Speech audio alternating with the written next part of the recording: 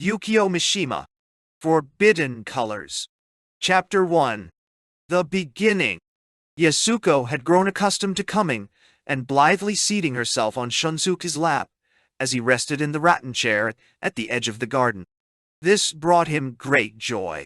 It was the summer of 1950. Mornings Shunsuke received no visitors. If he felt like it, he would work. If he didn't, he would write letters, or have his chair set out in the garden and stretch out in it with a book, or close his book on his lap and do nothing, or ring a bell and have a maid bring him tea, or if for some reason he had not had enough sleep the night before, he would pull his blanket up to his chin and drop off for a little while. Although he was 5 years past 60, he had no diversions, nothing worthy of being called a hobby. In fact, he didn't believe in them. He was entirely deficient in the qualities so important to a hobby: appreciation of the concrete relationships that tied him fast to other men.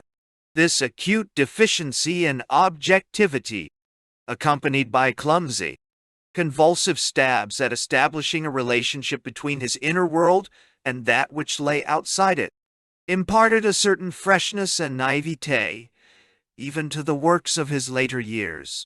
But they took their toll. They took the strength from the very vitals of his fiction, the dramatic incidents born of the collision of human wills, the humorous portrayals, the urge to limit human character, all nurtured by the rivalry between the human being and his world. On this score, 2 or 3 of the crustier critics still hesitated to acclaim him a great writer. Shunsuke's right knee was plagued by seizures of neuralgia. Before each onset he would feel a dim pain deep inside it. It was doubtful that his aging, brittle kneecaps could stand the warm weight of a young woman upon them for very long. As the pain increased, however, an expression of joy slyly stole across his features. Finally he said, "My knee hurts, Yasuko. Let me move my leg over like this, and you sit there. So." Yasuko opened her eyes wide and looked at Shunsuke with concern. He laughed. Yasuko loathed him. The old novelist understood this loathing. He stood up and grasped Yasuko by the shoulders. Then he took her chin in his hand, tipped it back, and kissed her on the lips. Then, his duty to her eyes hurriedly completed, he felt a sudden flash of pain in his right knee and slumped back in his chair. When he was finally able to lift up his face and look around him, Yasuko had disappeared. A week afterward he had still not heard from Yasuko. While taking a walk one day, he dropped by her house. She had gone with 2 or 3 school friends to a hot springs resort on the southern coast of the Izu Peninsula. After jotting down the name of the resort in his memo book, he returned home and began making preparations for a trip. There was a stack of proofs urgently calling for his attention, but he took care of them for the time being by saying that he suddenly felt the need to take a midsummer vacation. Concerned about the heat, he took an early morning train. Nevertheless, the back of his white suit was soon soaked with perspiration. He took a sip of the hot tea in his thermos bottle. Then he put his slender hand, dry as bamboo, into his pocket and took out some of the advertising brochures for his next collected works, given him by one of the people at his publishers. This new collection of the works of Shunsuke Hinoki would be his third. The first one was assembled when he was 45. At that point in time, I recall, he thought to himself, that in spite of the great accumulation of my works acclaimed by the world as the epitome of stability and unity, in a sense, having reached the pinnacle, as many predicted, I was quite given over to this foolishness. Foolishness? Nonsense. Foolishness could never be connected with my works, with my soul, with my thinking. My works are certainly not foolishness. Italics were often a sign that he was speaking ironically. Not only that, I was above using thought in mitigation of my foolishness. In order to maintain the purity of my thinking, I kept free from my foolish activities enough spirit to allow my thoughts to form. Sex was, however, not the only motivating force. My foolishness had nothing to do with sex or spirit. My foolishness lay in a wild ability to handle abstractions, which threatened to make me misanthrope. It still threatens, even now, in my 66th year.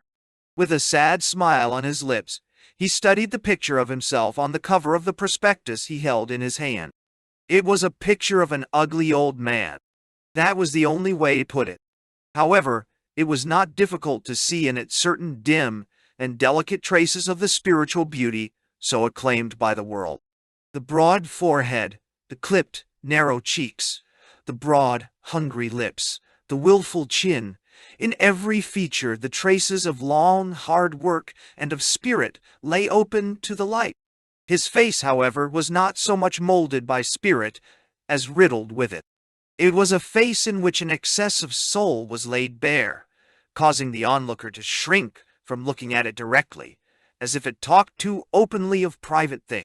In its ugliness, his face was a corpse emaciated of spirit, no longer possessing the power to retain its privacy. It was their doing.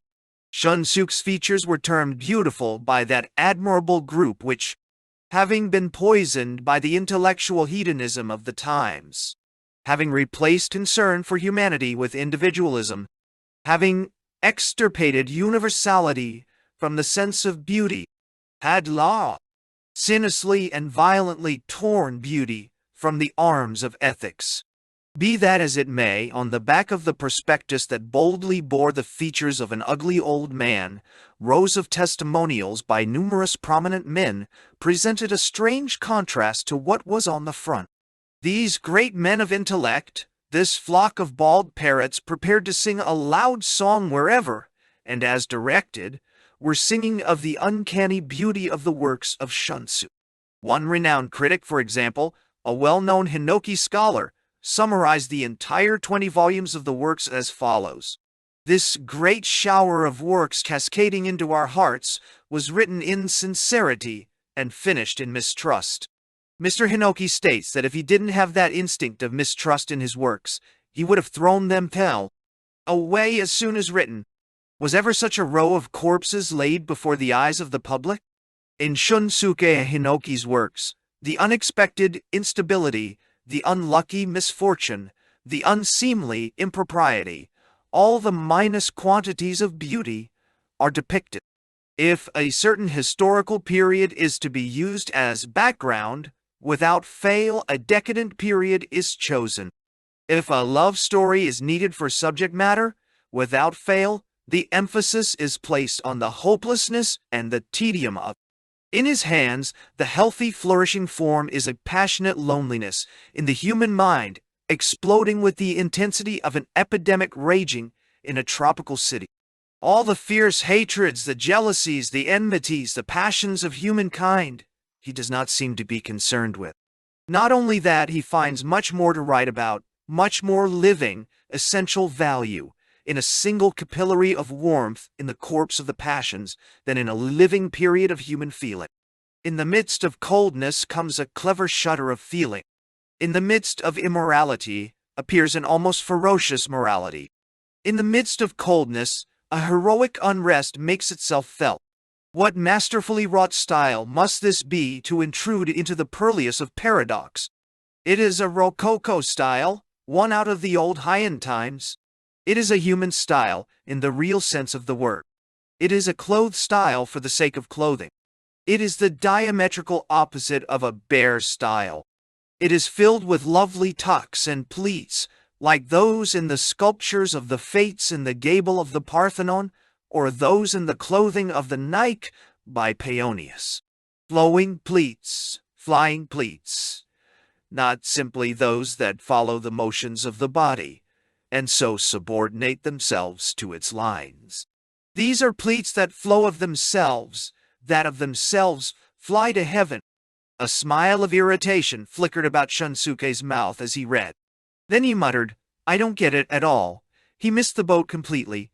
It's a fabricated, flowery eulogy. That's all it is. After 20 years, he turns out tripe like this. He turned to look out of the broad window of the second-class coach. The sea was in view, and a fishing boat, its sail spread, was heading for the open water. The white canvas, its womb not quite filled with wind, clung to the mast, languidly flirted with it. At that instant, a sliver of light glinted from the base of the mast. Then the train sliced into a grove of red pines, their trunks bright in the morning sun of summer. Then it entered a tunnel. Well, Shunsuke thought, I wouldn't be surprised if that glimmer of light came from a mirror. There must be a fisherwoman aboard that boat who's in the middle of making herself pretty. In her sunburnt hand, stronger than a man's, she is probably sending off sidelong signals toward the passengers of each passing train in order to retail her secrets. In Shunsuke's poetic fancy, the face of the fisherwoman changed to that of Yasuko. The aging writer shook his thin, sweaty frame. All the fierce hatreds, the jealousies, the enmities, the passions of humankind he does not seem to be concerned with. Lies! Lies! Lies! The process in which a writer is compelled to counterfeit his true feelings is exactly the opposite of that in which the man of society is compelled to counterfeit his. The artist disguises in order to reveal. The man of society disguises in order to conceal. Another result of Shunsuke's reticence was the attack on his lack of intellectuality by the people who sought to bring about the unity of the arts and the social sciences. It stood to reason that he would have no part of the silly display of philosophy in the epilogue of a work, much like a burlesque girl pulling up her skirt and exposing her thighs. Just the same, there was something in the thinking of Shunsuke, in his attitude toward art and life, that persistently invited sterility. What we call thought is not born before the fact, but after the fact. It enters as the defense attorney of an action born of accident and impulse. As defense attorney, it gives meaning and theory to that action. Necessity is substituted for chance, will for impulse. Thinking cannot heal the wounds of a blind man who has walked into a lamppost, but it can show that the lamppost and not the blindness was at fault. To one action after another, theory after the fact is applied until theory becomes the system. The agent of actions becomes nothing more than the probabilities within all actions. That's what threw the scrap of paper in the street. It thought, and threw the scrap of paper in the street. In this way, he who possesses the power of thinking, seeking to extend that power beyond all limits, becomes himself the prisoner of thought. Shunsuke drew a sharp line between thought and foolishness. As a result of this, he blamed his foolishness without extenuation. The ghost of his foolishness, rigidly excluded from his works, nightly stalked his rest. Surely his 3 disastrous marriages might be glimpsed once or more in his works. In his youth, that fellow Shunsuke's life had been a succession of debacles, a chain of miscalculations and failures. He knew nothing of hatreds? A lie. Nothing of jealousy? A lie.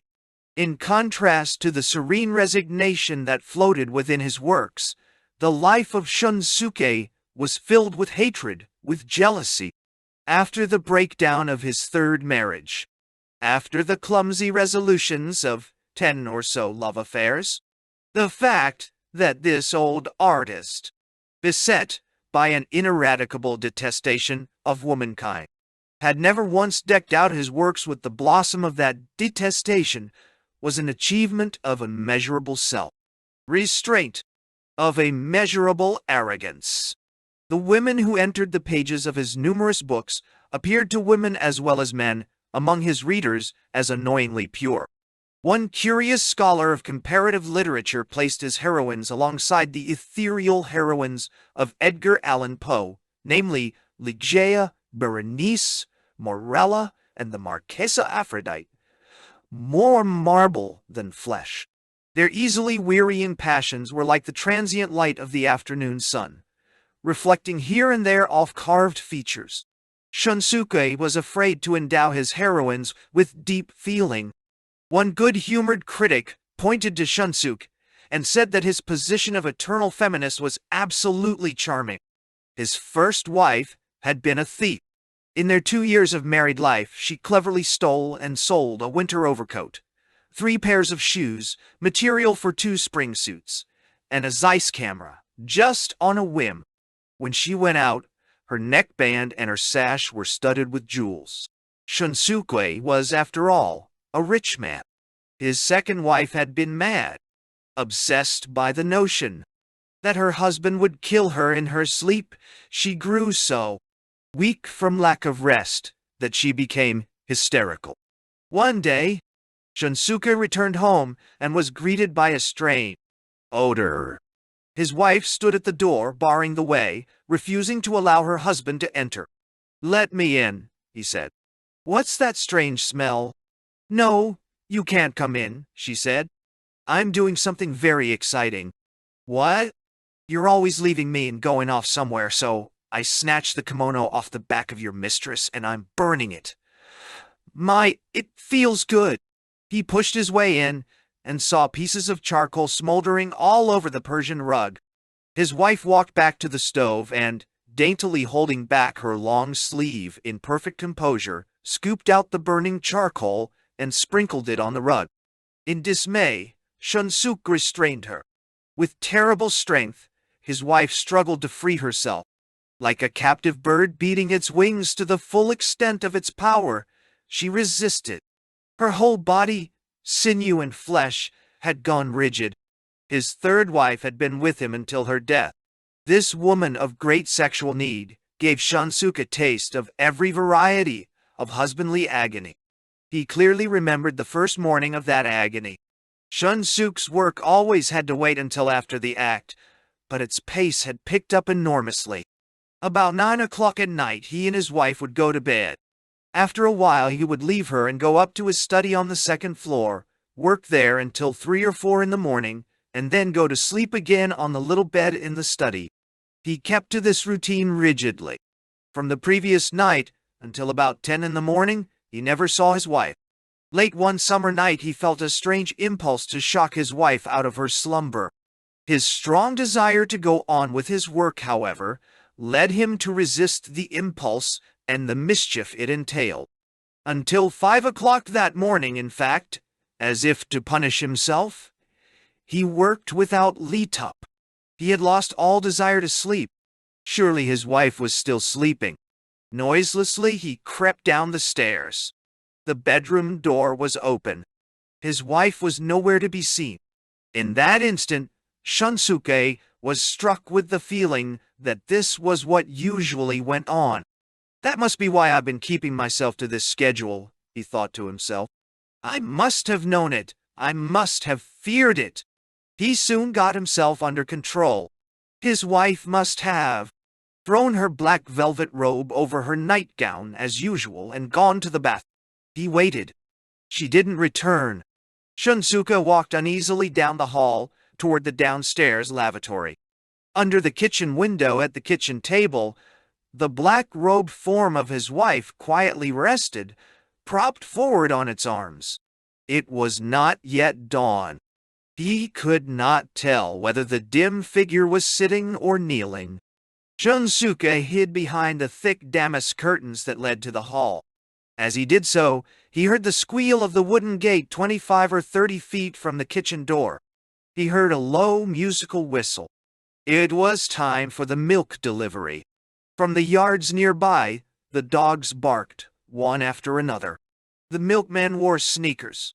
Over the stone walk, wet with the night's rain, he bounded joyously, his body flushed from labor, his bare arms extending from his blue polo shirt and brushing the wet leaves of the 8-finger shrubs, the cold wet stones passing behind him. The clear note of his whistle bespoke the freshness of his young lips in the morning. She stood up and opened the kitchen door. In the gray night, a black human shape could be seen. His teeth, white as he smiled, and his blue polo shirt showed faintly. The morning wind came in and shook the tassels of the curtain. "Thank you," said Shunsuke's wife. She took 2 bottles of milk.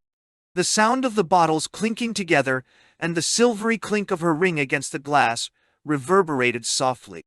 "You'll give me something for it, ma'am, won't you?" the young man said, insolently bantering. "Not today," she said. "How about tomorrow noon?" "No, That's out too. But only once in 10 days. Have you found somebody else? Don't talk so loud. Day after tomorrow. Day after tomorrow. Shunsuke's wife pronounced that day after tomorrow, as if she were coyly placing a piece of fragile china back on the shelf. In the evening, though, my husband is going to a meeting. It will be okay to come then. 5 o'clock? 5 o'clock.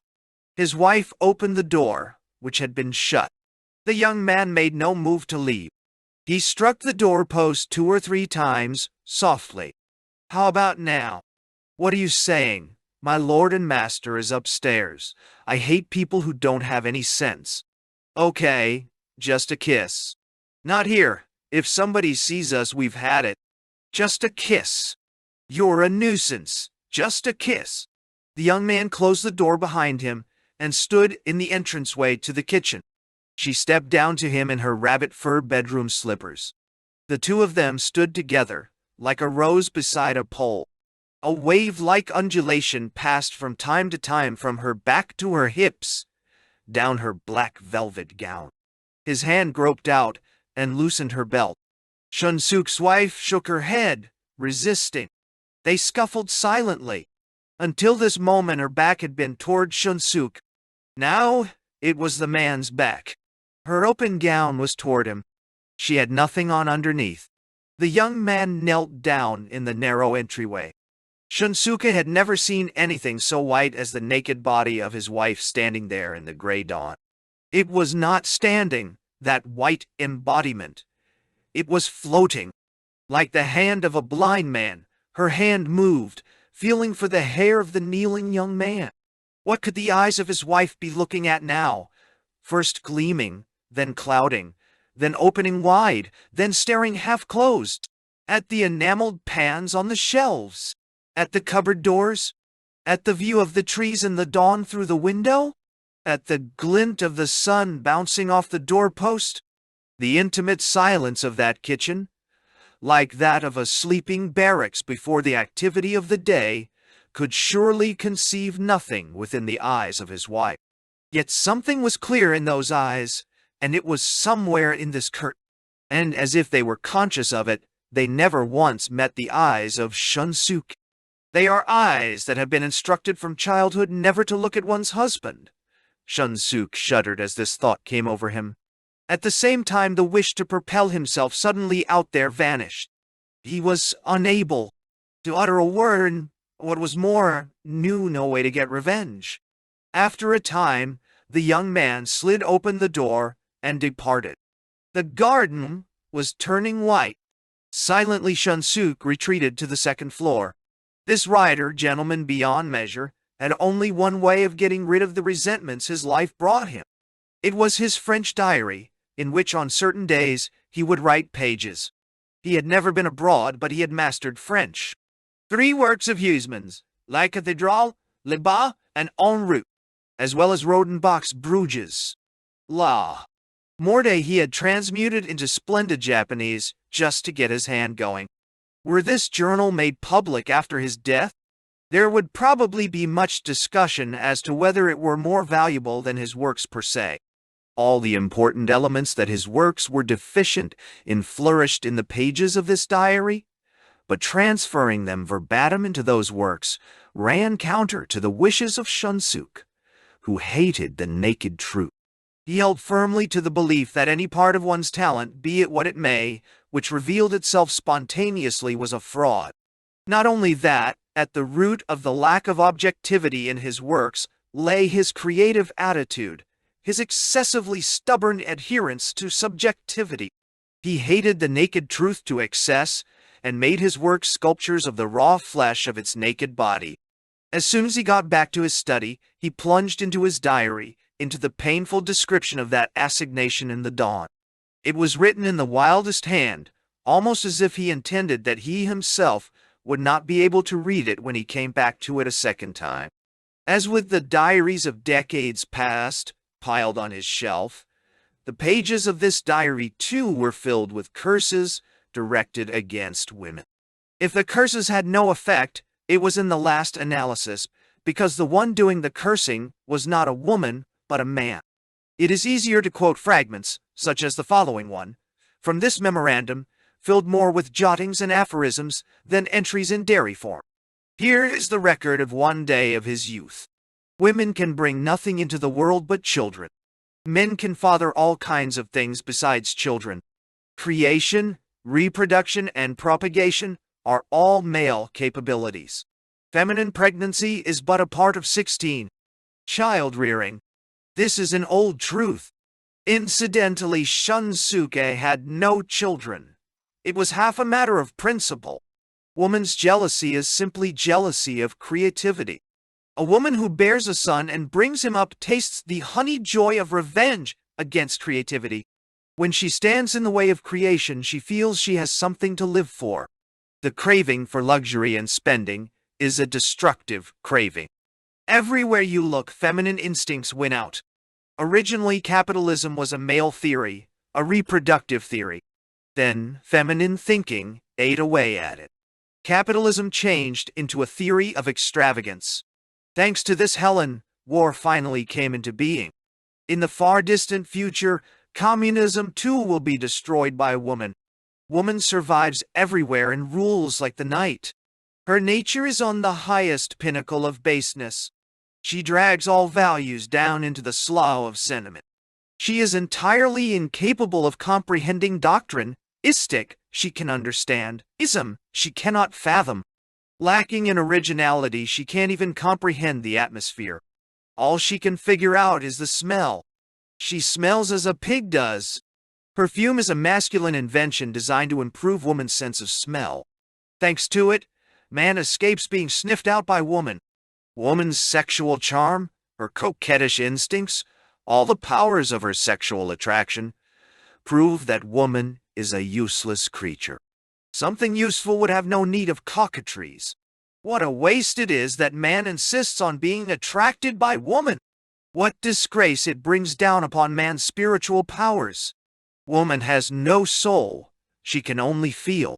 What is called majestic feeling is the most laughable of paradoxes, a self-made tapeworm. The majesty of motherhood that once in a while develops and shocks people has in truth no relation to spirit. It is no more than a physiological phenomenon, essentially no different from the self-sacrificing mother love seen in animals. In short, spirit must be viewed as the special characteristic that differentiates man from the animals. It is the only essential difference. Essential difference, it might be better to call it the peculiarly human capability of fictional creation. It might be discovered upon the features in the picture of the cell, 25-year-old Shunsuke, that was inserted in the diary. They were ugly features, yet there was in their aspect a certain man-made ugliness, the ugliness of a man who strove day by day to believe himself ugly. In that year's diary, carefully written in French, might be found various random, outrageous doodles. There were 2 or 3 rude sketches of the vagina, roughly scratched over with a canceling X. He was cursing the vagina. Shunsuke did not marry a thief and a madwoman because no other brides were available. There were enough spiritual women who could find this promising young man interesting. But the creature that was the spiritual woman was a monster and not really a woman. The only women who could be unfaithful to Shunsuke were the ones who refused to understand his lone strong point, his one beautiful feature, his soul. These, indeed, were the original, the true, the genuine women. Shunsuke could only love these beautiful Messalinas, sure of their beauty, who did not require spirit to round out their charms. The lovely face of his third wife, 3 years dead, floated into Shunsuke's mind. At 50, she and her lover not half her age had committed suicide. Shunsuke knew why she had taken her life. She feared the prospect of an ugly old age spent in his company. Their dead bodies were thrown up together on a Nubo point, deposited by the waves high on the rocks. It was no easy task to get them off. Fishermen fastened ropes to them and passed them from rock to rock in the white spume thrown up by the booming surf. Nor was it easy to separate their corpses. They had melted together like wet tissue paper, their skins seemingly shared in common.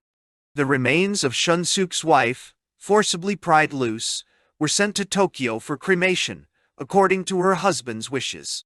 It was a magnificent funeral. The ceremony was over, and the time had come to start the procession. The aged husband took his leave of the deceased, who had been carried into another room. No one else entered, as he instructed. Above her tremendously swollen face, buried with lilies and pinks, the roots of her hair seemed to glisten in blue striations out of a semi-transparent hairline.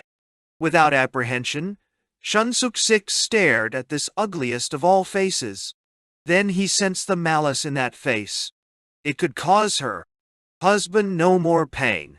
Her face no longer had to be beautiful. Was not this the reason it was ugly? He took his treasured no mask representing young womanhood and placed it over her face. Harder and harder he pressed against it, so that the face of the drowned woman buckled under the mask like so much ripe fruit. No one would know what Shunsuke had done. In an hour or so all traces of it would be consumed in flame. In pain and indignation, Shunsuke went through the period of mourning. When he recalled that dawning day that marked the beginning of his pain, his response was so fresh that he found it hard to believe his wife was not still alive. He had had more rivals than he had fingers, and their youthful arrogance, their hateful good looks. Shunsuke had taken a stick to one of them, and his wife had threatened to leave him. So he apologized to his wife and bought the boy a suit of clothes. Later the fellow was killed fighting in North China. Drunk with joy, Shunsuke wrote a long passage in his diary. Then, like one possessed, he went for a walk down the street. It was jammed with soldiers departing for the front, with all their well-wishers. He joined a crowd of people around a soldier saying goodbye to a lovely girl, obviously his fiancée. Somehow Shunsuke found himself joyfully waving a paper flag. A cameraman happened to be passing at the moment and caught him, so Shunsuke's picture appeared prominently in the newspapers, waving the flag. Who could have known? Here was this eccentric author waving a flag, sending off a soldier to die on the battlefield. The very battlefield on which had recently died the detested young soldier, whose death he was really celebrating. These were the thoughts passing through the mind of Shunsuke Noki during the hour-and-a-half bus trip that was the last leg of his journey to the shore where Yasuko was. Then the war ended, he thought. She committed suicide the second year afterward. The newspapers were polite. They called it a heart attack. Only a small number of my friends knew the real facts. After my mourning period was over, I fell in love with the wife of a former count. My life of 10+ love affairs was fulfilled, it seemed, with this love. At a critical moment, her husband appeared demanding 300,000 yen. The former count had a sideline with his wife as a partner, blackmail. The memory made him laugh. The blackmail episode was funny, though the humor made him uneasy. I wonder whether I am still capable of hating women as fiercely as when I was young. He thought of Yasuko, this 19-year-old girl who had come to see him several times since they met in Hakone in May. The old writer's breast heaved. In the middle of May, when Shunsuke was working at Nakagora, a girl staying in the same hotel asked, through the maid, for his autograph. He met the girl eventually near the garden. She was on her way to meet him, one of his works under her arm. It was a lovely evening. He had been out for a walk and met her on the way back, as he climbed the stone steps. "Is it you?" Shunsuke asked. "Yes, my last name is Sagawa," she said. "How do you do?" She was wearing a pink dress, the kind a child would wear. Her arms and legs were long and graceful, perhaps too long. The skin of her thighs were tight, like that of a freshwater fish. It was white skin, with gamboge depths, gleaming out from under the hem of her short skirt. Shunsuke guessed she was 17 or 18. From the expression around her eyes, though, one would guess her to be 20 or 21. She was wearing geta, revealing her trim heels, small, modest, firm, bird-like. "Where is your room?" "Way back there." "That's why I haven't seen you. Are you alone?" Yes, today it is. She was convalescing from a bout with pneumonia. It pleased Shunsuke that she was a girl who was only able to read novels for the story. Her companion, an elderly woman, had gone back to Tokyo for a day or two on business. He could have gone back to his room with Yasuko, autographed her book, and returned it to her at once, but he wanted to arrange to meet for the book the following day, so they sat down on one of the ugly benches by the garden. There they talked about this and that. There really was no topic that could speed intimacy between this shy old man and this proper young woman. "When did you come? What's your family like? Do you feel better now?" Things like that, Shunsuke asked, and she answered with a quiet smile. Thus it was surprising how soon the garden seemed to become wrapped in twilight. In front of them, the soft shapes of Myojo Peak and Tateyama to the right of it grew darker, and quietly sidled their way into the thoughts of those watching them. Between the two mountains sank the Otawara Sea. The flashing of the lighthouse glimmered like the evening star somewhere in the area, where the twilight sky and the narrow seascape dimly merged. The maid came to announce dinner and they parted. The next day, Yasuko and her elderly companion came to Shunsuke's room, bringing with them some sweets from Tokyo. He brought out the 2 volumes, which had already been signed. The old woman did all the talking, affording Yasuko and Shunsuke the luxury of silence. After Yasuko and the woman left, Shunsuke took it into his head to take a long walk. He panted as he scrambled irritably up the hill. "It doesn't matter how far. I can do it. I'm still not tired. See how I can walk," he told himself. Finally, he came to a grassy spot shaded by a tree. There he stretched out, as if unconscious. Suddenly a huge pheasant launched out of a bush at one side. Shunsuke started. Then he felt his heart leaping with a restless joy born of overexertion. "It's been a long time since I had this feeling. How many years?" Shunsuke thought to himself. He chose to forget that this feeling was for the most part of his own making, that in order to create this feeling, he had designedly taken this unusually vigorous hike.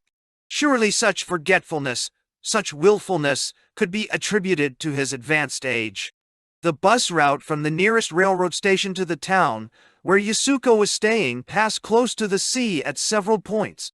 From the top of the cliffs one got a bird's-eye view of the flashing summer sea.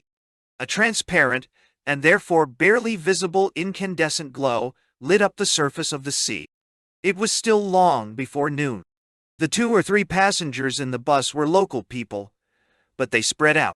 Side dishes wrapped in bamboo sheaths and started eating their boiled rice. Shunsuke barely knew what it was like to be conscious that his stomach was empty. When he was thinking, he would eat and then forget he had eaten, then wonder why his stomach was full. His viscera, as well as his mind, were oblivious to the vicissitudes of daily life. The K Park stop was 2 stations away from the gate.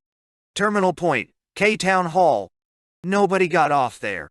The bus route sliced through the center of this great park, which covered about 1,000 hectares between the mountains and the sea. One side had the mountains as its focal point, the other side had the sea. Through the thick shrubbery, noisy in the wind, Shunsuke caught glimpses of the deserted, silent playground, and of the sea, its blue enamel expanse broken here and there in the distance, and of sundry park swings that threw motionless shadows on the shining sand. For no reason that he could fathom, that great park, silent in the midsummer morning, intrigued him. The bus stopped at a corner of the jumbled little town. Around the town hall there were no signs of life. Through the open windows, the white tops of the desks, on which nothing was piled, threw out gleams of light.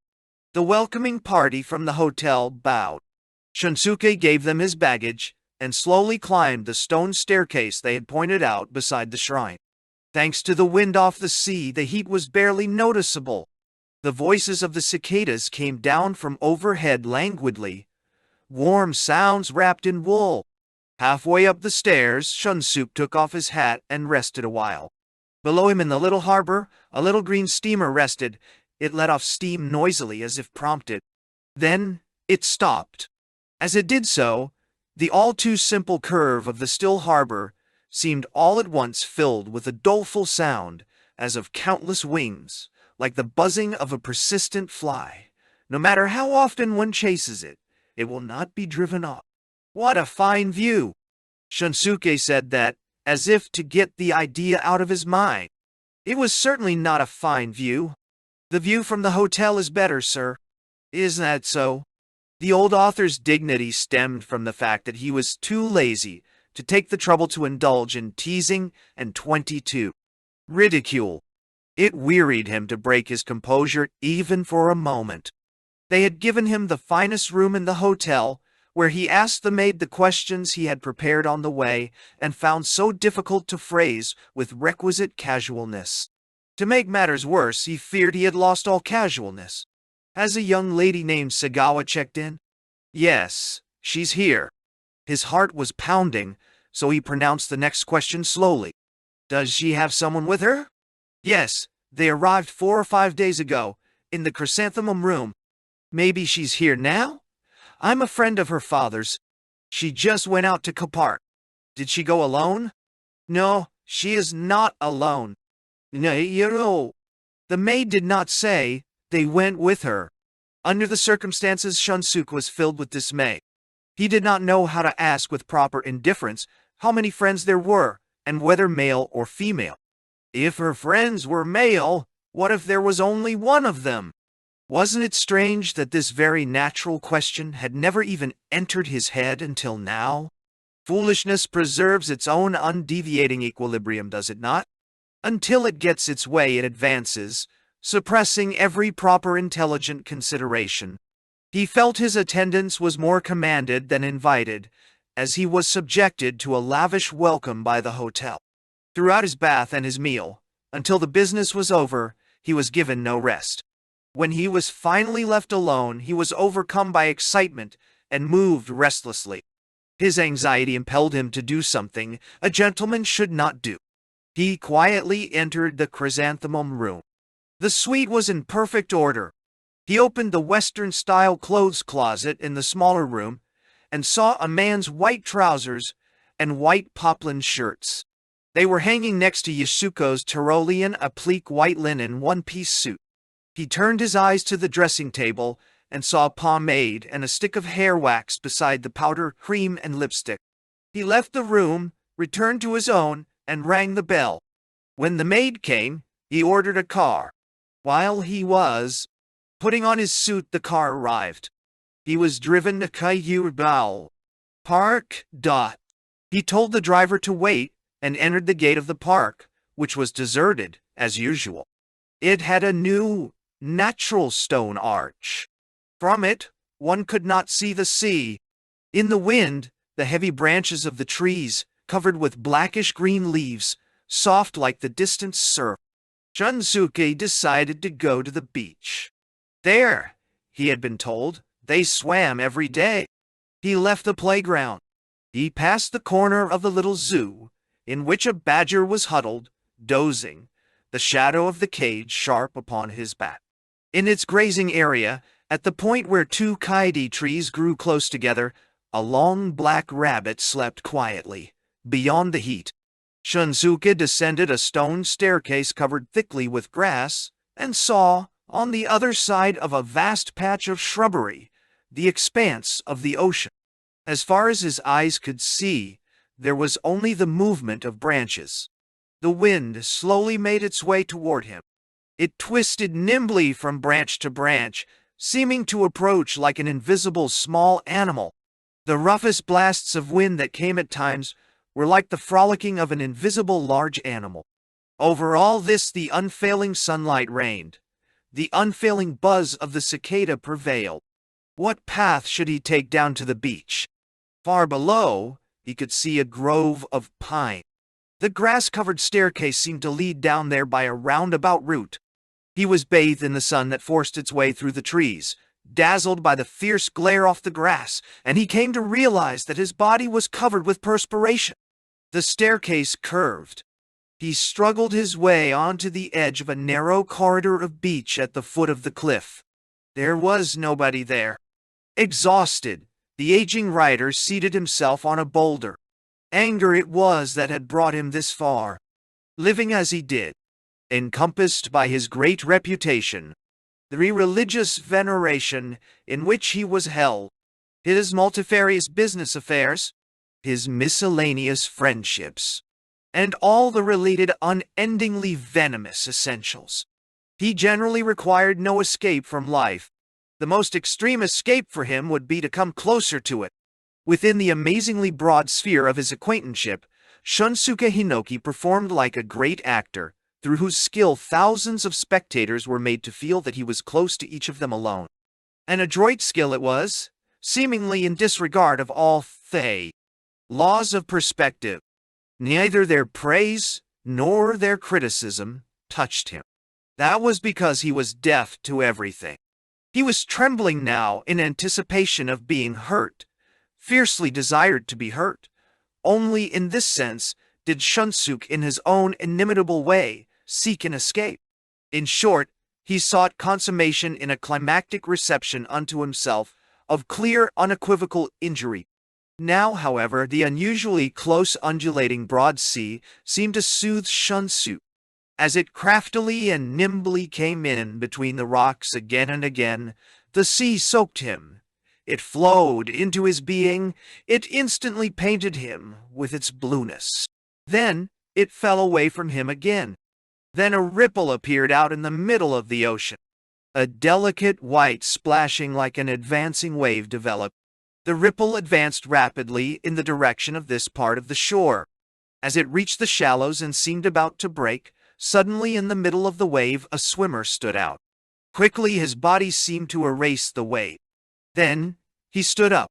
His sturdy legs kicked the ocean shallows as he walked forward.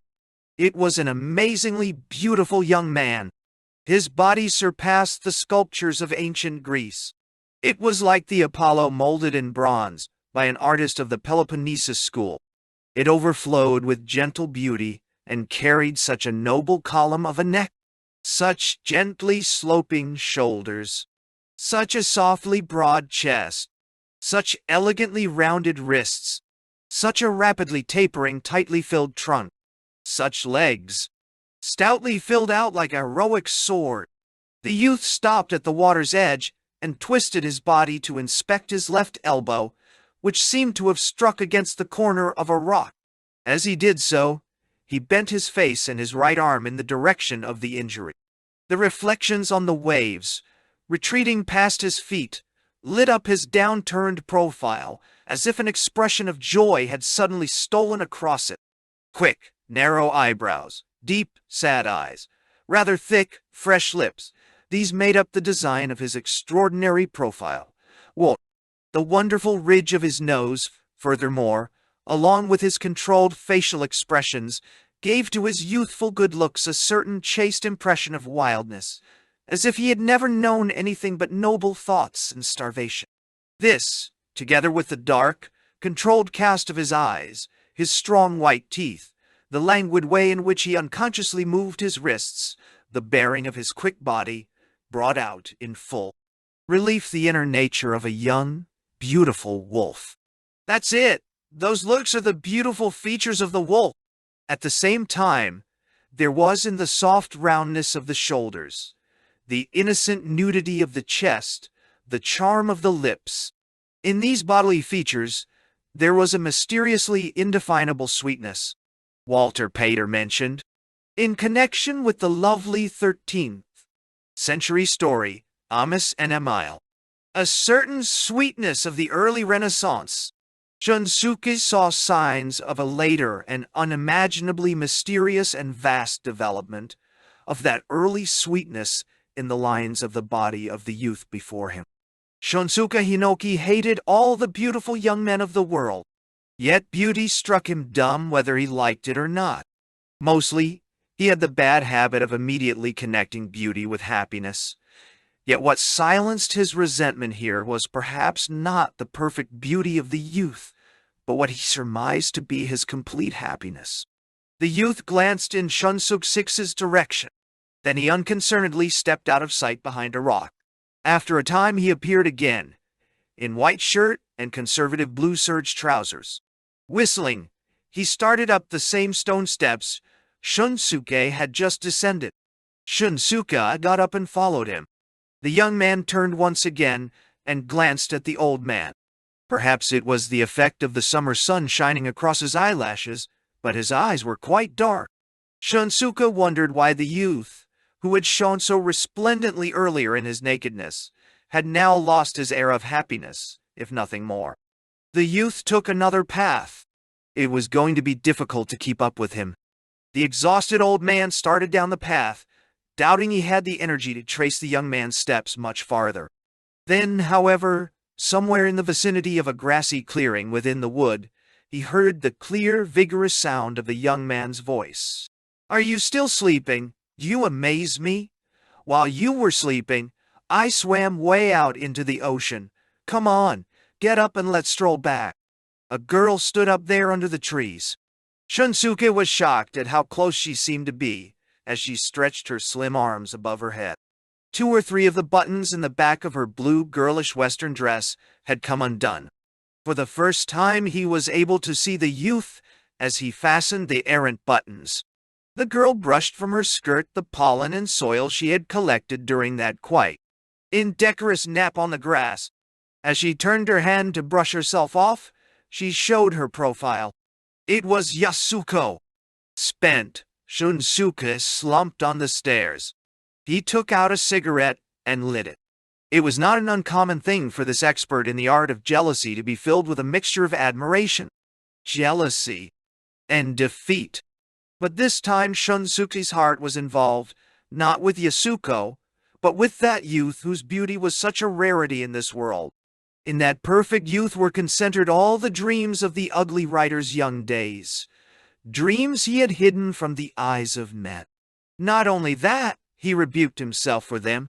The springtime of intellect, the time when it begins to grow, that was the poison, he felt, that caused the young man to lose his youth, even as he watched. Shunsuke's youth was spent in the frenzied pursuit of youthfulness.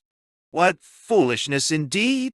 Youth tortures us with all kinds of hopes and despairs, but at least we do not realize that our pains are the normal agonies of youth. Shunsuke, however, spent his whole youth realizing it. He rigidly excluded from his thinking, from his consciousness, from his theorizing on literature and youth, everything connected with permanence, universality, common interest, everything unhappily subtle, in short, romantically immortal. To some extent, his foolishness lay in facetiously impulsive experimentation. At that time, his one fond hope was that he would be so fortunate as to be able to see in his own pain the perfect, consummate pain of youth. Not only that, he wished to see in his own joy the consummate joy. In sum, he saw in it a power indispensable to humankind. This time, being defeated won't bother me a bit, he thought to himself. He is the possessor of all the beauty of youth. He dwells in the sunshine of human existence. Never will he be polluted by the poisons of art or things of that sort. He is a man born to love and be loved by woman. For him, I shall gladly retire from the field. Not only that, I welcome it. So much of my life has been spent fighting against beauty, but the time is approaching that beauty, and I should shake hands in reconciliation. For all I can tell, heaven has sent these 2 people for me to see. The 2 lovers approached single file down the narrow path. Yasuko was the first to see Shunsuke. She and the old man confronted each other. His eyes showed pain, but his mouth was smiling. Yasuko grew white and dropped her glance. Still looking at the ground, she asked, "Have you come here to work?" "Yes, I just got here." The youth looked at Shunsuke inquiringly. Yasuko introduced them. "This is my friend Yūichi." "Oh, Minami," he said, supplying his surname. When he heard Shunsuke's name, the youth did not seem at all surprised. Shunsuke thought to himself, "He's probably heard about me from Yasuko. That's why he is not surprised." I would be delighted if he had never so much as looked at my complete works in 3 editions, and had never heard my name. The three climbed the stone park staircase in the dead calm, chatting idly about how deserted the resort seemed. Shunsuke 6 felt expansive. He wasn't one easily given to joking like a man of the world, but he was cheerful enough. The three got into his hired car and went back to the hotel. They ate supper de trois. It was Yūichi's idea. After the meal, they separated and went to their rooms.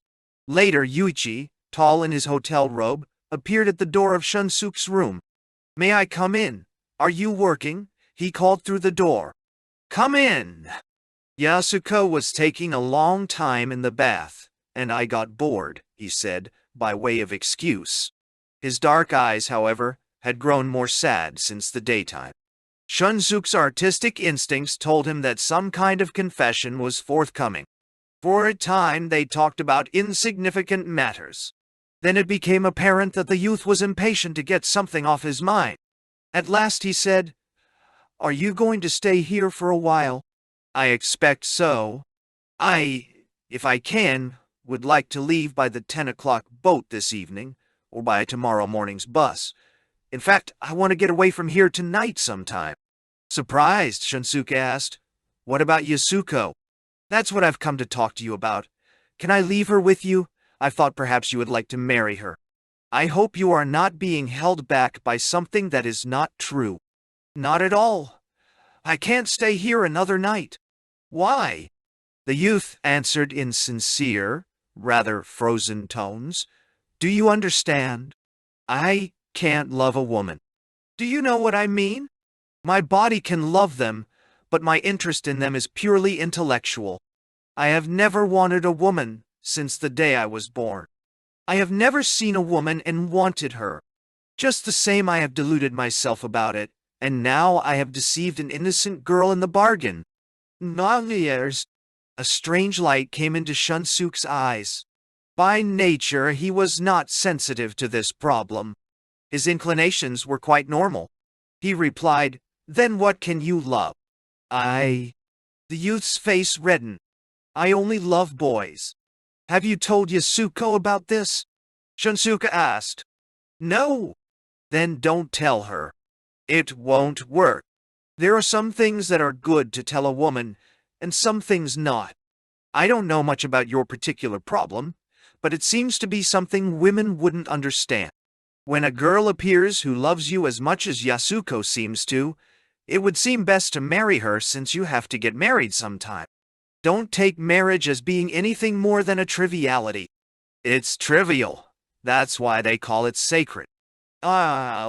Impossibly. Shunsuke began to take a fiendish delight in the encounter. Then he caught the young man's gaze and, out of deference to the world, decorously whispered, "And these 3 nights? Didn't anything happen?" "No." "Oh. That's fine. That's how women should be taught." Shunsuke's laugh was loud and clear. None of his friends had ever heard him laugh like this. "I can tell you from long experience that it never pays to teach a woman pleasure. Pleasure is a tragic masculine invention. Don't take it as anything more than that." An ecstatic parental affection floated in Shunsuke's eyes. "You two will have an ideal married life, I am sure." He didn't say happy. As far as Shunsuke was concerned, it was splendid that this marriage seemed to hold in store such complete unhappiness for the woman. With Yūichi's help, he felt he could send 100 still virgin women off to nunneries. In this way, Shunsuke, for the first time in his life, knew real passion. Chapter 10. Mirror Contract. "I can't," Yūichi said hopelessly. What man content with the advice he had been given would make so shamefaced a confession to a perfect stranger? The suggestion that he get married was pure cruelty, the young man felt. Now that he had told all, he felt a certain sense of regret. The mad impulse to confess had vanished. The pain of those 3 nights during which nothing happened had almost torn him to pieces. Yasuko would never make the first advances. If she had, he would have told her everything. Yet there in the darkness filled with the sound of waves, inside the pale green mosquito netting, shaken from time to time by the wind, the recumbent form of the girl at his side staring at the ceiling, holding back the sound of her breathing, was enough to cut his heart to pieces in a way he had never known. The window thrown open, the starlit sky, the shrill whistle of the steamboat. For a long time Yasuko and Yūichi lay awake, not daring to stir. They did not speak. They did not move. It was as if they feared that a movement of so much as an inch would provoke an entirely new situation. To tell the truth, they were both wearied with waiting for the same action, the same situation, in short, the same thing. But Yūichi's embarrassment was perhaps 100 times more fierce than the shyness under which Yasuko quivered. And He asked only to die. Her coal-black eyes wide open, hand to her breast, her body motionless and faintly perspiring, the horizontal figure of the girl beside him was death to Yūichi. If she moved 1 inch in his direction, that itself would be death. 30. He hated himself for having been ignominiously enticed to this point by Yasuko. Now I can die, he thought to himself over and over. Soon, I'll get up, rush down the stone staircase, and throw myself off the cliff overlooking the sea. When he thought of death, in that instant everything seemed possible. He was drunk with possibility, filled with cheer. He pretended a yawn and said aloud, I'm sleepy. He turned his back to Yasuko, curled up, and feigned sleep. After a time, he heard Yasuko emit a slight, delicate cough and knew she was not asleep. Then he got up courage to inquire, "Can't you sleep?" "Yes, I can," she answered, with a low voice like the sound of flowing water. With that, the two set about feigning sleep, hoping to fool one another. Doing so, they fooled themselves into falling asleep. He dreamed that God had turned over to the angels his plea that he be killed. It was such a happy dream that he burst out crying. Of course, the tears and sobs were not real. Then Yūichi realized that he was still ruled by vanity, and he felt better.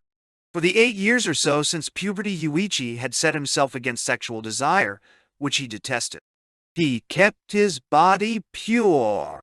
He involved himself in mathematics and sports, geometry and calculus, high jumping and swimming. He did not realize particularly that this option of his was a Greek option. Mathematics somehow kept his head clear, and athletic competition kept his energies in tune.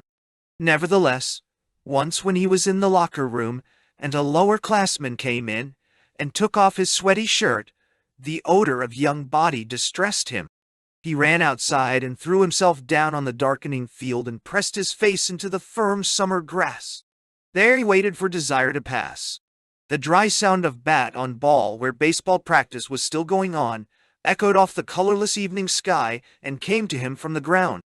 Yūichi felt something strike his bare shoulder. It was a towel. The white, rough, thorny threads bit into his flesh. "What are you doing? You'll catch cold."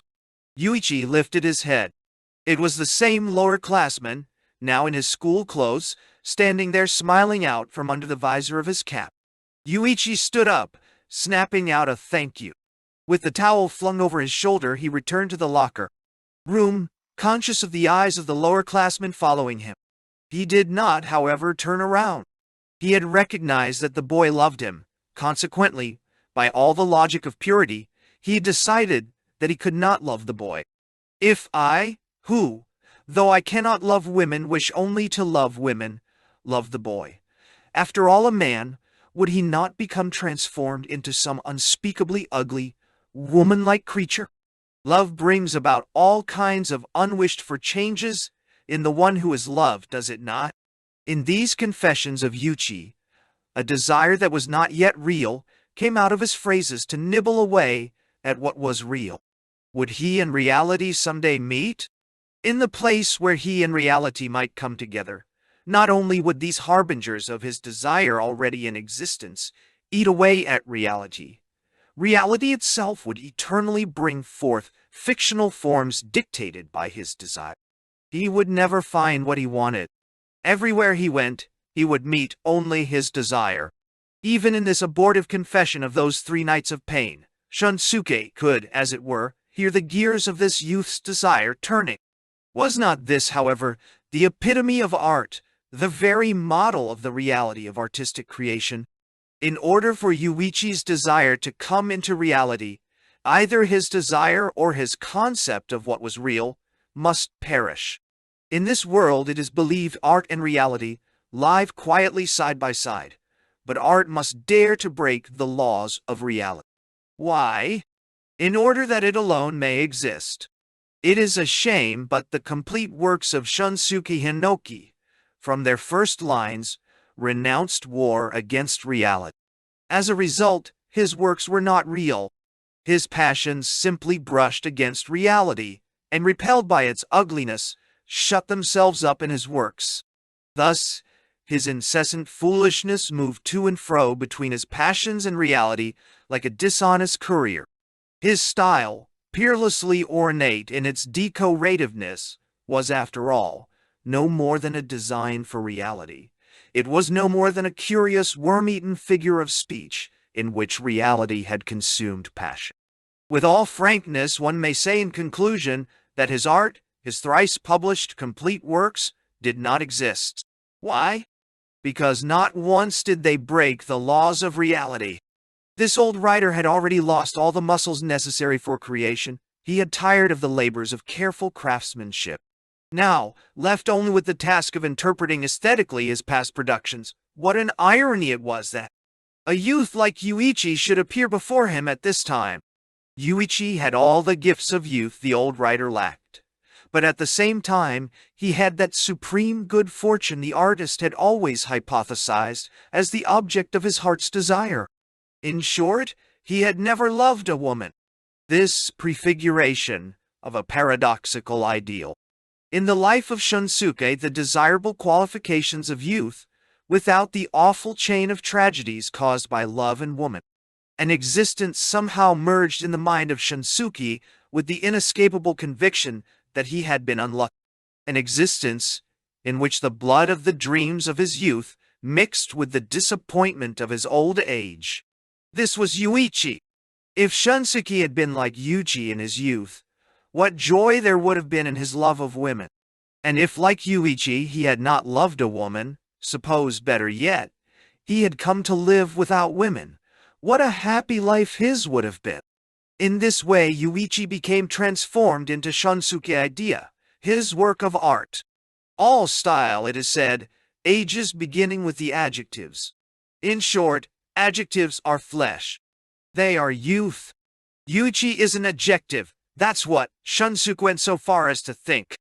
With a thin smile playing on his lips, as if he were a detective in the middle of an investigation, he propped his elbows on the table, raised one knee under his bathrobe, and listened to Yūichi's confession. When it was over, he insensitively said again, "Fine. Get married." But how can someone get married if he doesn't want to? I'm not joking. Men marry logs. They can even marry iceboxes. Marriage is man's own invention. It is something he can do. Desire isn't necessary. At least in the past, 100 years, mankind has forgotten how to act with passion. Just make believe she's a bundle of sticks, a cushion, a side of beef hanging from a beam in the butcher shop. You'll surely be able to conjure up a counterfeit Pausean to excite her and make her happy. Nevertheless, as I told you before, to teach a woman pleasure is to incur 100 liabilities and not one asset. The only thing to be careful about is never to acknowledge at any time that he has a soul. Even the dregs of a soul are out of the question here. All right? Never think of her as anything but inanimate matter. From my long and painful experience, let me tell Rue, as you take your wristwatch off when you take your bath, get rid of your soul when you come near a woman. If you don't, it will soon become so rusty you won't be able to use it. I didn't, and I lost countless watches. I was driven to making the manufacturing of watches my life's work. I've collected 20 rusty watches and have just brought them out under the title Collected Works. Have you read them? No, not yet. The youth's face grew red. But what you are saying makes sense, sir. I'm thinking it all over. About why I have never once desired a woman. Whenever I have thought I might be counterfeiting this spiritual love of mine, I have leaned toward believing that spirit itself is counterfeit. Even now it's always on my mind. Why am I not like everybody else? WTIE do none of my friends separate the flesh and the spirit the way I do. Everybody's the same. People are all the same. Shunsuke raised his voice, but it's the prerogative of youth to think it's not so. Just the same, I'm the only one who's different. All right, I'm catching hold of your conviction and becoming young again, said the old man slyly. As far as Yūichi was concerned, he was puzzled by the fact that Shunsuke was interested in fact, envious of. His secret tendencies, the tendencies that had tortured him with their ugliness. However, Yūichi was exhilarated by a sense of self-betrayal after this first confession of his life, this turning over to another of all his secrets. He felt the joy of one who, driven by a hated master to sell seedlings, happens to meet a customer he likes and betrays his master by selling all the seedlings he has at a bargain price. Briefly, he explained his relationship with Yasuko. Yūichi's father had been an old friend of Yasuko's father. He had studied engineering, had gone to work as a technician, had become a director, finally the head of a subsidiary of Kikui Zaibatsu, and had then died. That was in the summer of 1944. Yasuko's father had graduated from a business course and gone to work for a well-known department store, where he was now an executive. Thanks to an agreement made by the fathers, Yūichi and Yasuko were betrothed at the beginning of this year when he became 22. Yūichi's coldness filled Yasuko with yearning. Her periodic visits to Shunsuke's home were made at times when she had failed to induce the youth to respond to her advances. Finally, this summer, she got him to go with her on this trip to Ki. Yasuko suspected he was interested in someone else and suffered as any girl her age might. There was something ominous about such a suspicion harbored against a fiancé, but the fact was Yūichi loved no one else. He was now commuting to a certain private college.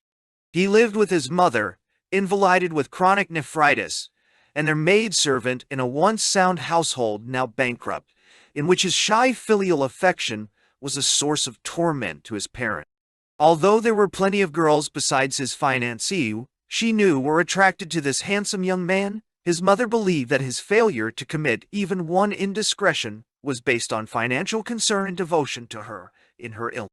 I never planned to make you into such a penny pincher, she said candidly. If your father were living, how he would grieve about it. From the time your father was in college, he ran after women constantly. Thanks to that, when maturity settled down, and with my help lived peacefully. You were so sober in your youth that I worry about the plight of Yasuko in her mature years.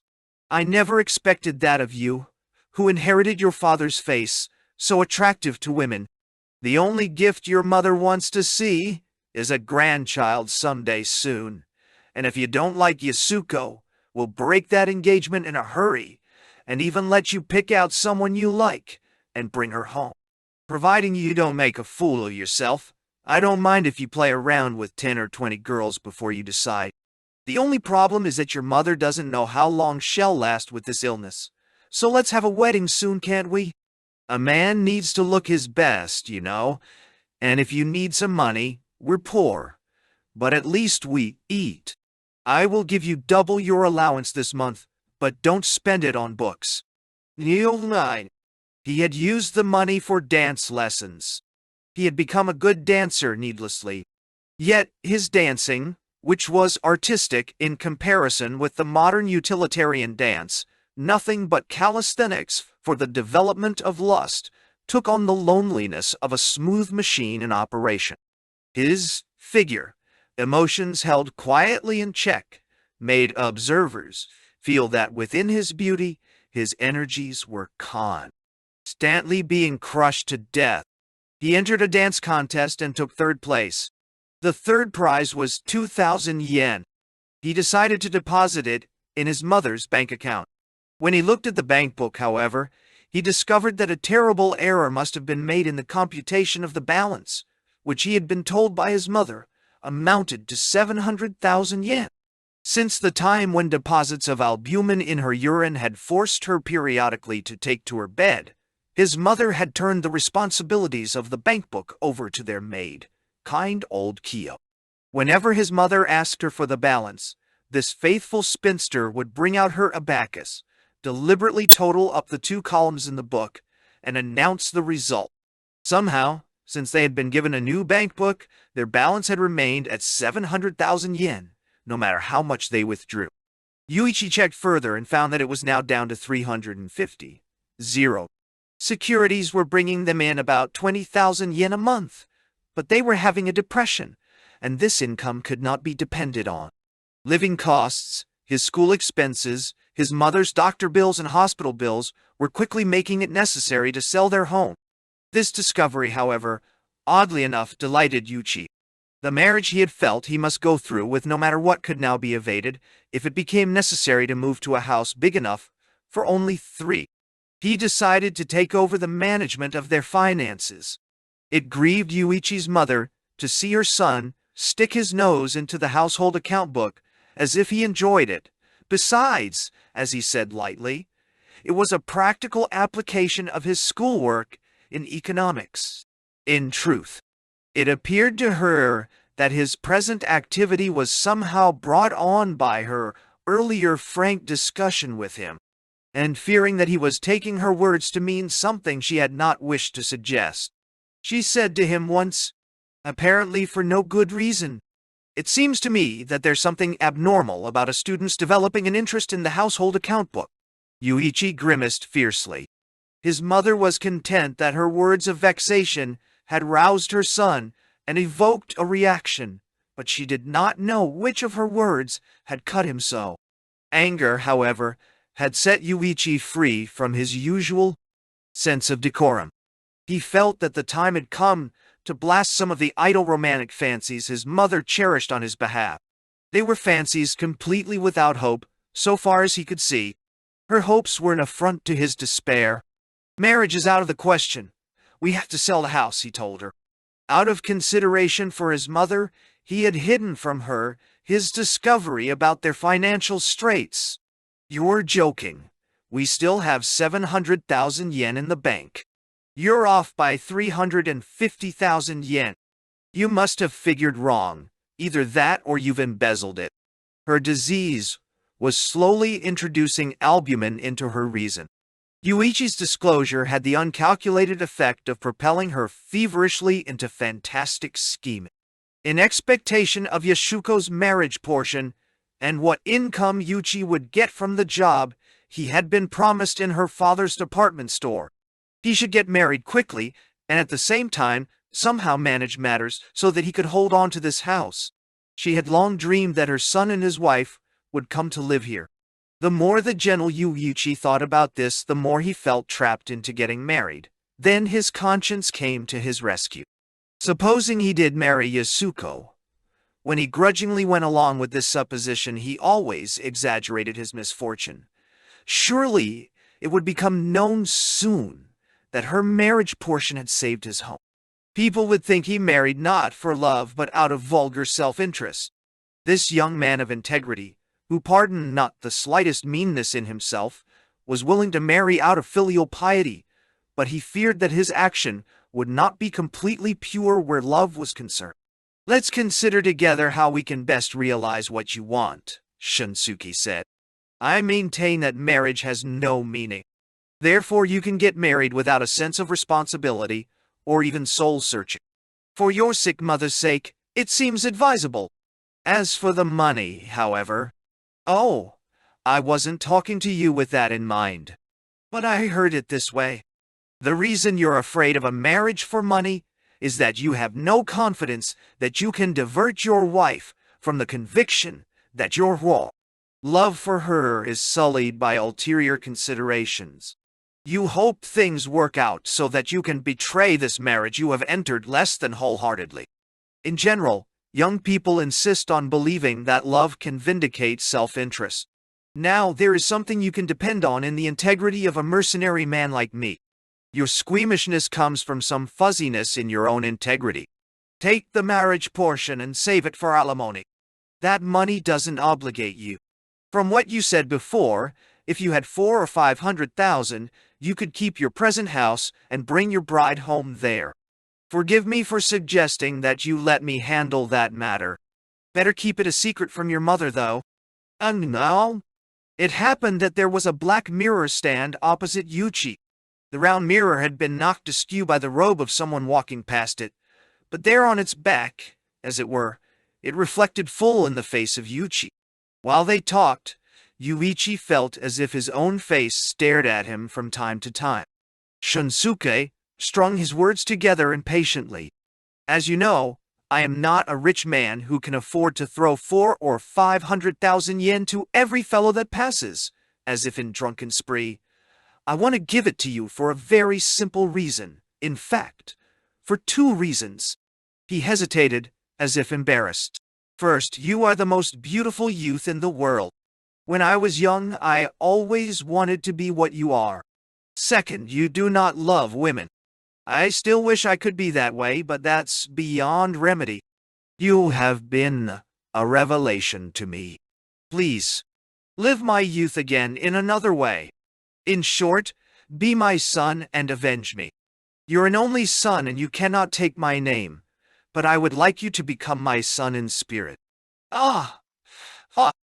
That was a forbidden word? Me. For countless foolish actions, my lost children, mourn for me. For this I will spend any amount of money. I didn't save it up so that I might be happy in my old age by any stretch of the imagination. In return for it, please don't tell anyone else your secret. When I ask you to make the acquaintance of some woman, do it. If ever there breathes a woman who won't fall in love with you at first sight, I'd like to see her. You can't feel desire for a woman. Desire behaves. I will teach you the coldness of a man who... I will teach you, point by point, how a man who has felt while he desires a woman lets her die yearning for him. At any rate, let's proceed according to orders. Will somebody see that you can't love women? Leave it to me. I will use all kinds of tricks to prevent anyone from finding you out. And lest by some mischance you settle down in a peaceful married existence, I wish you would look into the practice of masculine love. In that I shall provide opportunities for you to the very best of my small ability. Don't, however, give it away in the world of women. Don't confuse the stage with the dressing room. I shall introduce you to the world of women. I shall bring you before the sets freshly made up with cosmetics and eau de cologne, sets before which I have always performed my mimicries. You will play the part of a Don Juan who never touches a woman. From time immemorial, even the worst Don Juans don't get into bed on stage. Don't worry. I've served an apprenticeship in backstage machination. Yeah. The old man had just come to his real intention. He was outlining the plot of a novel he had not yet written. At the same time he was hiding the embarrassment he felt in his heart's core. This mad charity performance, costing 500 yen, was a memorial service held on behalf of what was perhaps his last love. The love that had propelled this home. Loving old man down to the southern tip of the Aizu Peninsula at the height of summer. The love which again out of sad foolishness had ended in pitiful disappointment. His 10th, stupid lyric of a love affair. He had loved Yasuko without intending to. In return for leading him into this blunder, for causing him to taste this affront, Yasuko must somehow become the loving wife of an unloving husband. Her marrying Yūichi sprang from a kind of ferocious logic that trapped Shunsuke's will. They had to marry. Now this unhappy writer, past 60, and still unable to find within himself the power to stand guard over his own will, was using money to eradicate the foolishness that could still cause him trouble under the delusion that he was spending it on beauty. Is there any intoxication more false? Was it not true that Shunsuke had anticipated this indirect betrayal he held against Yasuko now? This crime whose pain tore his heart so exquisitely? Poor Shunsuke, always unhappy, never once the party to blame. All the while Yūichi was taken with the face of the beautiful youth that stared at him out of the mirror in their lamplight dew. The deep mournful eyes under the intelligent brows stared fixedly in his direction. Yūichi Minami tasted the mystery of that beauty. The face he had always known, filled with the energy of youth, carved with the depth of masculinity, bearing the unhappy bronze substance of youth. It was his own. Until now, Yūichi had felt only loathing in his consciousness of his own beauty. The beauty of the boys he loved, on the other hand, filled him with longing. As men in general do, Yūichi forbade himself ever to believe that he was beautiful. But the fervent praise of this old man before him now rang in his ears, and that artistic poison, the powerful poison of his words, loosened those inhibitions that had persisted so long. He now permitted himself to believe that he himself was beautiful. Now, for the first time, Yūichi saw himself in all his beauty. Within that little round mirror appeared the face of a surpassingly beautiful youth he had never seen before. The manly lips exposed a row of white teeth that involuntarily broke into a smile. Yūichi could not have known the passion of Shunsuke's rankling, indeed poisonous vindictiveness. Nevertheless, his curious, hasty proposal demanded an answer. "What do you say? Will you make an agreement with me? Will you accept my help?" "I don't know. Right now there are some things I can't figure out that might cause trouble later." Yūichi said this as if out of a dream. "It won't hurt if you don't answer now. If you decide to accept my offer, just send me a telegram saying so. I'd like to get things going soon, and I wish you'd let me make one of the speeches at your wedding reception. Afterward, I want you to move in accordance with our plan. It will be all right. Not only will you never have any trouble, you'll also get the reputation of being a husband who runs after women." "Nay, if I'm married." "If so, then I shall be absolutely necessary," said the old man, cocksure of himself. "Is Yuchen here?" said Yasuko, from the other side of the sliding door. "Come in," said Shunsuke. Yasuko slid the door open and met the glance of Yūichi, who looked up without realizing he was doing so. She saw in his face the enchanting beauty of a young man's smile. Consciousness had changed his smile. Never before had Yūichi radiated such beauty as he did at this moment. Yasuko blinked as if dazzled. Then, in the manner of women who have been touched, in spite of herself she felt a presentiment of happiness. Yasuko had washed her hair in the bath, and while her hair was still wet, she had found it impossible to get Yūichi out of Shunsuke's room. Leaning out of the window, she had dried her hair. The passenger ferry, which started at O Island, then came to K, and tomorrow morning in the false light before dawn would dock at Tsukishima, was now entering the harbor, its lights gleaming off the water. There was not much music in the town of K. Every time a boat docked, the sound of a popular song could be heard through the summer air from the loudspeaker on the upper deck. The lights of the official greeters from the inns flocked about now, down on the docks. After a time, the sharp sound of the docking whistle pierced the night and entered Yasuko's ears like the cry of a startled bird. Her hair was drying rapidly and made her feel cold. A few stray strands of hair across her temple felt as if they were not hers, but were the touch of cold wet leaves. There was something frightening about the feel of her own hair. The touch of her hand against her drying hair gave her a startling sense of death. "I just can't figure out what Yu-chan is fretting about," Yasuko thought. "If he tells me about it, and it's something he must die for, I won't find it difficult at all to die with him. Surely that thought was part of my intention in getting him to come here with me." Thus, for a time, while doing her hair, her mind ranged over many things. Suddenly she was seized by the unhappy thought that Yūichi was not in Shunsuke's room, but in some place she was not aware of. She got up and hurried into the hall. She called and opened the door, and then she met that smile. It was natural that she feel a presentiment of happiness. "Aren't I interrupting anything?" she asked. The old man averted his gaze, conscious that her concern, her cocked-head coquetries, were clearly not intended for him. He imagined Yasuko at the age of 70. There was a stiffness in the air, as anyone might do it to you. Such a time! Yūichi glanced at his watch. It would soon be 9 o'clock. Suddenly, the house telephone in the alcove started ringing. All three stared at the instrument as if it had stabbed them. No one moved a finger. At last Shunsuke picked up the receiver. Then he looked in Yūichi's direction.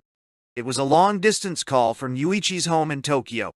He went down to the office in order to take the call. Yasuko went with him, not wishing to be alone with Shunsuke. After a time, the two returned. Yūichi's eyes had lost their composure. He explained quickly, without being asked, "My mother is suffering from atrophy of the kidney, they believe. Her heart is getting weaker and she's terribly thirsty, they tell me. Whether they take her to a hospital or not, they want me home right away." Excitement enabled him to deliver this news which ordinarily he could not have uttered. "She keeps repeating all day long that she'd be content to die after seeing my bride. Sick people are just like children, aren't they?" As he said these words, he realized that he had decided to marry. Shunsuke sensed this resolution. A dark joy floated in Shunsuke's eyes. "At any rate, you'd better get back, hadn't you? We can still make the 10 o'clock boat. I'll go with you," said Yasuko. She ran to her room to pack. There was joy in her steps. Mother love is an extraordinary thing, thought Shunsuke, whose mother had found it impossible to love him, ugly as he was. With all the power of her kidneys, she came to the rescue of her son in his moment of danger. Somehow, something told her that Yūichi wanted to return sometime tonight. As Shunsuke marveled, Yūichi was deep in reverie. Looking at his narrow, downturned brows, his eyebrows cast in graceful, masculine shadows, Shunsuke shuddered slightly. "This is really a strange night," he thought. "I must be careful about introducing a pressure that wouldn't go well with his concern over his mother. Never mind. The boy is coming around to my way of thinking. They barely made the 10 o'clock embarkation." The first-class cabins were taken, so they were given 2 places in a second-class cabin for 8, Japanese style.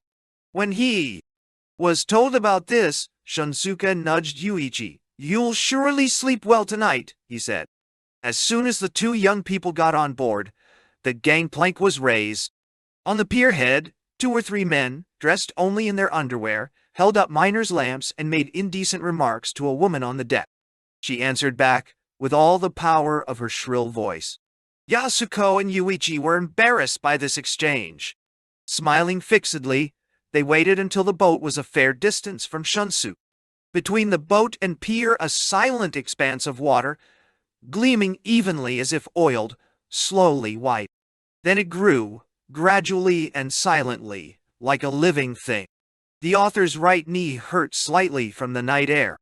The pain of neuralgic seizures provided the only passion of many of his months and days. He had hated those months and days. Now he did not hate them at all. The unpredictable pain in that right knee became for him at times a secret refuge for his passion. He sent the clerk with his lantern ahead and slowly returned to the inn. A week later, immediately after he got back to Tokyo, Shunsuke received Yūichi's wire consenting to their arrangement. Chapter 3. The Marriage of a Dutiful Son. The wedding date was set for a lucky day between the 20th and 30th of September. 2 or 3 days before the ceremony, Yūichi decided that once he was married, he would have no opportunities to eat alone. Actually, he almost never ate alone anyway, but on the half-formed pretext to do so, he walked down the street. On the second floor of a Western restaurant which gave off a back street, he took his supper. Surely this luxury was something a wealthy man with 500,000 yen could afford? It was 5 o'clock, rather an early hour to dine. The place was quiet, the waiters moved about sleepily. His glance fell on the street, bustling in the lingering afternoon heat. Half of the street was extremely bright across the way, under the awnings of the stores selling Western goods. He could see the rays of the sun extending into the back of the show windows. Like a shoplifter's hand, the sun's rays slowly approached the shelf on which jades seemed to be resting. While Yūichi waited for his food to arrive, that one point on the shelf, shimmering in the silence, struck his eye from time to time. The lone youth felt thirsty and sipped at his water continually. He was quite uncomfortable. Yūichi did not know the common truth that a multitude of men who love only men marry and become fathers. He did not know the truth that, though at some cost, they use their peculiar qualities in the interest of their marital welfare. Fed to satiety with the overflowing bounty of woman in a single wife, they don't so much as lay a hand on another woman. Among the world's devoted husbands, men of this kind are not few. If they have children, they be what? Come more mother than father to them. Women who have known the pain of being married to philanderers find it wise, should they marry again, to seek out such men. Their married lives are a kind of happy, peaceful, unstimulating, in short, essentially frightful self-desecration. Husbands of this sort find their ultimate justification in the fact that in all the human details of life, they rule with a sneer that proclaims their complete self-reliance. To their women, cruder husbands do not exist, even in their dreams. It takes age and experience to figure out these subtleties. In order to endure such a life, some breaking in is necessary. Yūichi was 22. Not only that, his utterly crazy patron was consumed by notions that were unworthy of his years. Yūichi had at least lost the tragic conviction that had lent intrepidity to his appearance. He didn't much care what happened.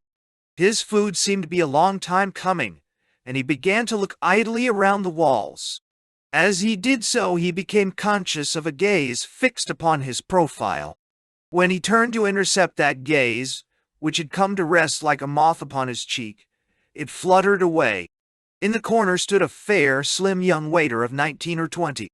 On his breast were 2 curving rows of buttons in the latest style. His hands were turned backward as if his fingers might have been tapping lightly on the wall. There was something abashed about the way he stood at attention, evidence that he had not been a waiter for long. His jet-black hair gleamed. The languid grace of his limbs went well with the innocence of his small features. His lips were like a doll's. The line of his hips showed that his legs had the streamlined purity of a boy's. Yūichi felt unmistakably the stirrings of desire. Someone called from the back and the boy left. Yūichi smoked a cigarette. Like a man who has received his draft notice and spends every effort to use the time until he is inducted in a riot of pleasure and finally ends up doing nothing, he was bored by the endless preliminaries his pleasure seemed to require. As on 10 or 20 occasions he had already known, on this one too Yūichi anticipated his desire would vanish without a trace. Some ash fell on the polished knives on his table. He blew it off, and a few flecks collected on the rose in the bud vase. His soup arrived. The boy he had noticed earlier, napkin on his forearm, brought it in a silver tureen. When the waiter removed the lid and held the tureen over his soup plate, Yūichi drew back from the cloud of steam rising from it. He lifted his head and looked the boy full in the face. They were extremely close. Yūichi smiled. The boy revealed a white canine tooth, and for an instant returned the smile. Then he left. Yūichi turned to the brimming bowl of soup before him. This brief episode, seemingly full of meaning, or perhaps void of any meaning, remained vivid in his memory. Afterward, its meaning would become clear. The wedding reception was held in the annex of the Tokyo Kaikiya. The bride and groom, as was customary, sat together in front of a gold screen. It was not fitting, to say the least, that a widower such as Shunsuke sit with them in the role of matchmaker. He was present as the famous and honored guest. The old man was smoking in the lounge when he was joined by a couple dressed like all the others in formal kimono and mourning clothes. The woman, however, stood out above all the others in the lounge, with her dignity of mien and her slender, coolly beautiful face. Her serious, clear eyes unconcernedly observed all that was going on around her. She was the wife of the former count who, with her as accomplice, had extorted 300,000 yen in blackmail from Shunsuke to one who was aware of this. The affected detachment of her glance had the aspect of a search for further quarrel. Her stout husband was beside her, squeezing, it seemed, a pair of white kid gloves in both hands. His sidelong glances lacked the quiet confidence of the philanderer as his eyes moved like wary predators about the room. Man and wife had the demeanor of explorers dropped by parachute in an unexplored region. This absurd mixture of pride and fear was a thing rarely encountered among pre-war nobility. The former Count Kaburagi saw Shunsuke and held out his hand. He fumbled with the other scoundrelly hand at one of the buttons of his suit, inclined his head slightly, and with a broad smile, said, "Go Kijin-yo, cheers." Since the institution of the estate tax, snobs had misappropriated this greeting, while it was the silly penchant of the middle class to avoid it completely. Since underhandedness was the outward evidence of the Count's noble arrogance, his "Go Kijin-yo" gave a perfectly natural impression to whoever heard it. In short, through charity, the snob becomes barely inhuman. Through crime, the nobleman becomes barely human. There was, however, something indefinably revolting in the looks of Kaburagi, something like a stain in a garment that will not come out no matter how often cleaned, a mixture of discomfiting weakness and audacity, along with a weird, tightly constrained voice, giving one the impression of a carefully planned naturalist. Shunsuke was suddenly filled with anger. He remembered the Kaburagi's blackmail scheme. He certainly had no reason to be obligated to Kaburagi because of the polite greeting. The old man barely acknowledged the greeting. Then he thought that response childish and decided to amend it. He got up from the sofa. Kaburagi was wearing spats over his patent leather shoes. When he saw Shunsuke stand up, he retreated 2 paces on the polished floor as if he were dancing. Then he remembered that he had not seen one of the ladies here for a long time, and greeted her as if sensible of having neglected her.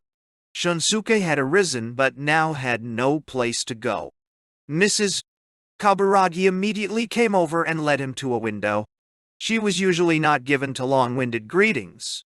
She moved briskly, her kimono moving in correct folds about her ankles.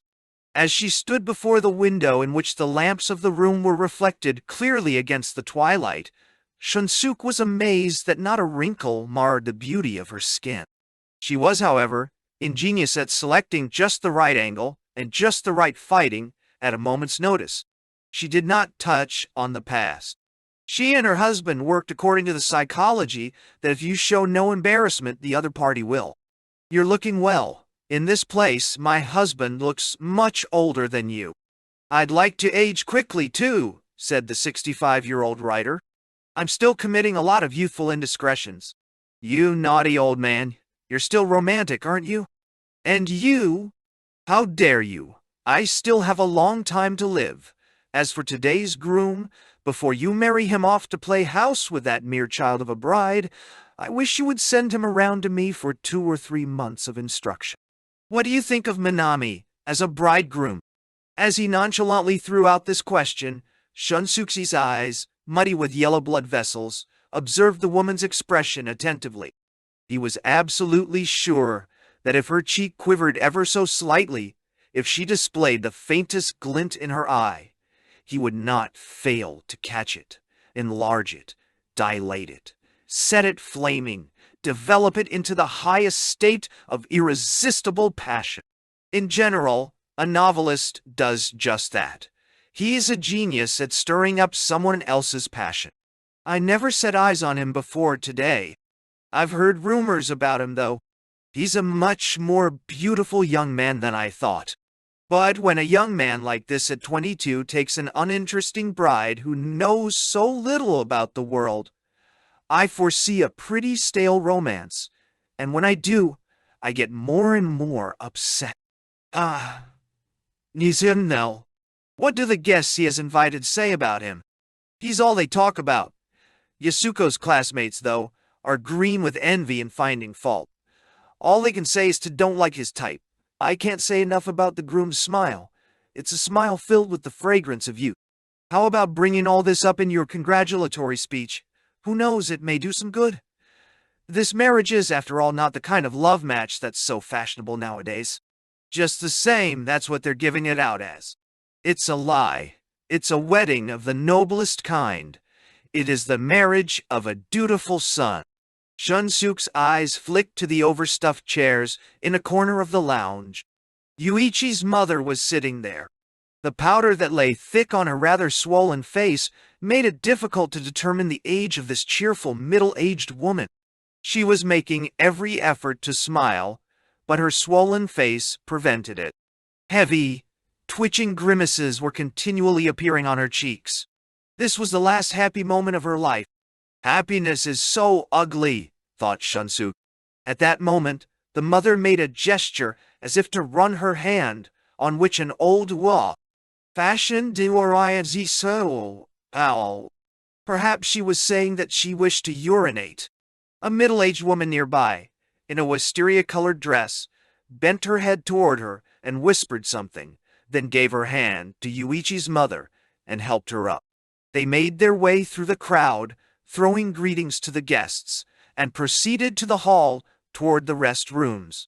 When he saw that swollen face so close by, Shunsuke was reminded of the dead face of his third wife, and he shuddered. "It's not something we see often nowadays," said Mrs. Kabaraji coldly. "Shall I arrange for you and Yūichi to meet sometime? It's rather difficult right after the wedding, isn't it? How about when he gets back from the honeymoon? Promise, I'd like to have one long talk with that bridegroom. You don't have any preconceived notions about marriage, do you? Other people's marriages. Even mine isn't my marriage, but someone else's. I don't have anything to do with it," said this coolly poised lady. The attendants at a signal began to announce dinner. The crowd of about 100 guests surged toward one of the dining rooms in a body. Shunsuke was placed at the main table with the honored guests. The old writer bitterly regretted that, from his seat, he could not watch the expression of discomfiture that had been flashing on Yūichi's face since the ceremonies began. Perceptive onlookers could tell that the dark eyes of the bridegroom were surely an outstanding feature of the evening. The banquet moved along without interruption. As was customary, the bride and groom were applauded as they rose from their seats. The couple serving as matchmakers spared no effort in helping this grown-up yet childish pair of newlyweds. Yūichi had great difficulty with the tie of his traveling suit and had to retie it several times. Finally, he and the matchmaker were standing near the car for them at the entrance, waiting for Yasuko, who was still getting ready. The matchmaker, a former cabinet minister, importuned Yūichi to have a cigar. The young bridegroom clumsily lit the cigar and looked down the street. They did not wish to wait in the car. It was too warm, and they were a little tipsy from the wine. So, the two men leaned against the shiny car, its surfaces lit intermittently by the headlights of passing traffic. They chatted idly. "Don't worry about your mother," said the matchmaker. "I'll take good care of her while you're away." Yūichi listened to these kindly words from this old friend of his father's with joy. Though he thought he had become altogether cold-hearted, he was still quite sentimental about his mother. At that moment, a slender man, not Japanese, crossed the sidewalk from a building opposite. He wore a suit of eggshell color and a bright bow tie. He approached what seemed to be his own late-model Ford, parked in the street, and inserted the key.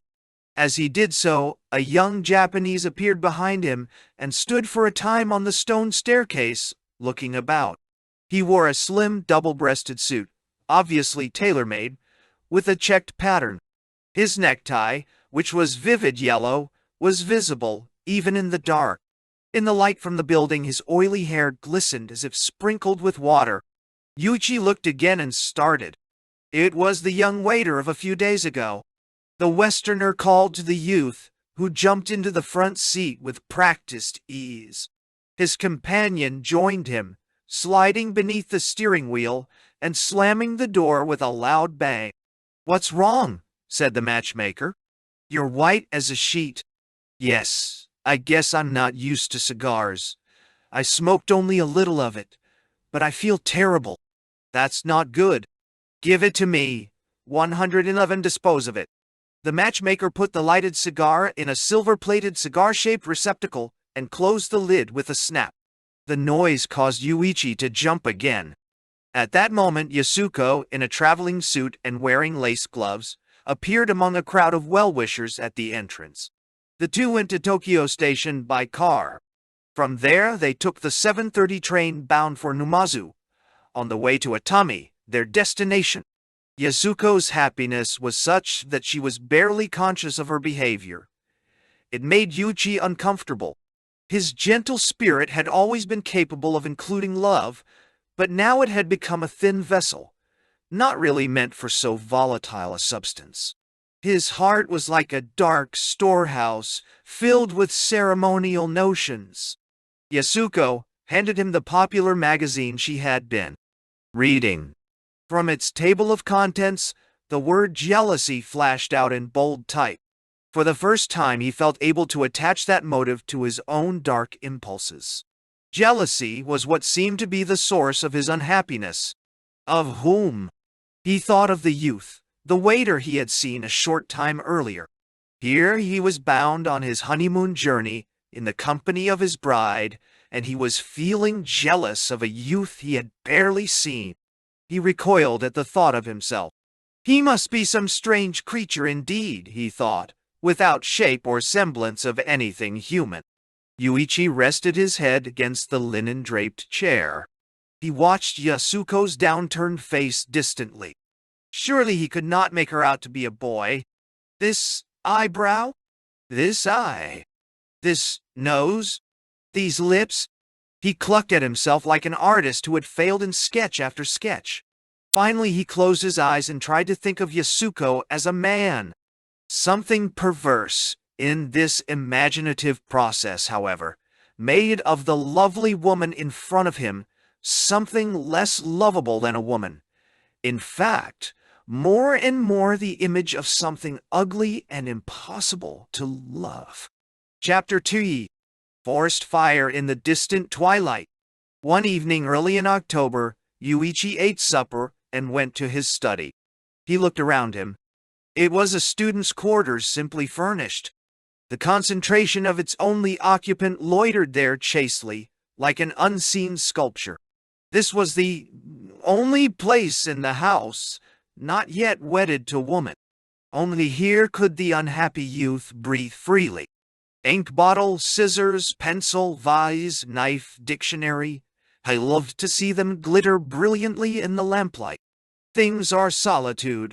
When in their happy circle, Payan hazily conjectured that surely this was what the world meant by family circle. The inca bottle looked at the dry scissors and said nothing about whether it had yet taken certain steps regarding their mutually independent reasons for being calm. The clear, inaudible laughter of that circle. The circle's only qualification for mutual security. When that word qualification entered his mind, it gave him pain. The outward peace of the Minami household was like an accusation leveled against him. The smiling face of his mother, who, fortunately, was not suffering because of her kidney condition and had not been hospitalized. Yasuko's misty smile that hovered on her face, night and day. This repose. Everybody was asleep. He was the only one awake. He felt uneasy that he should be living with a sleeping family. He was tempted to arouse them deliberately out of their sleep.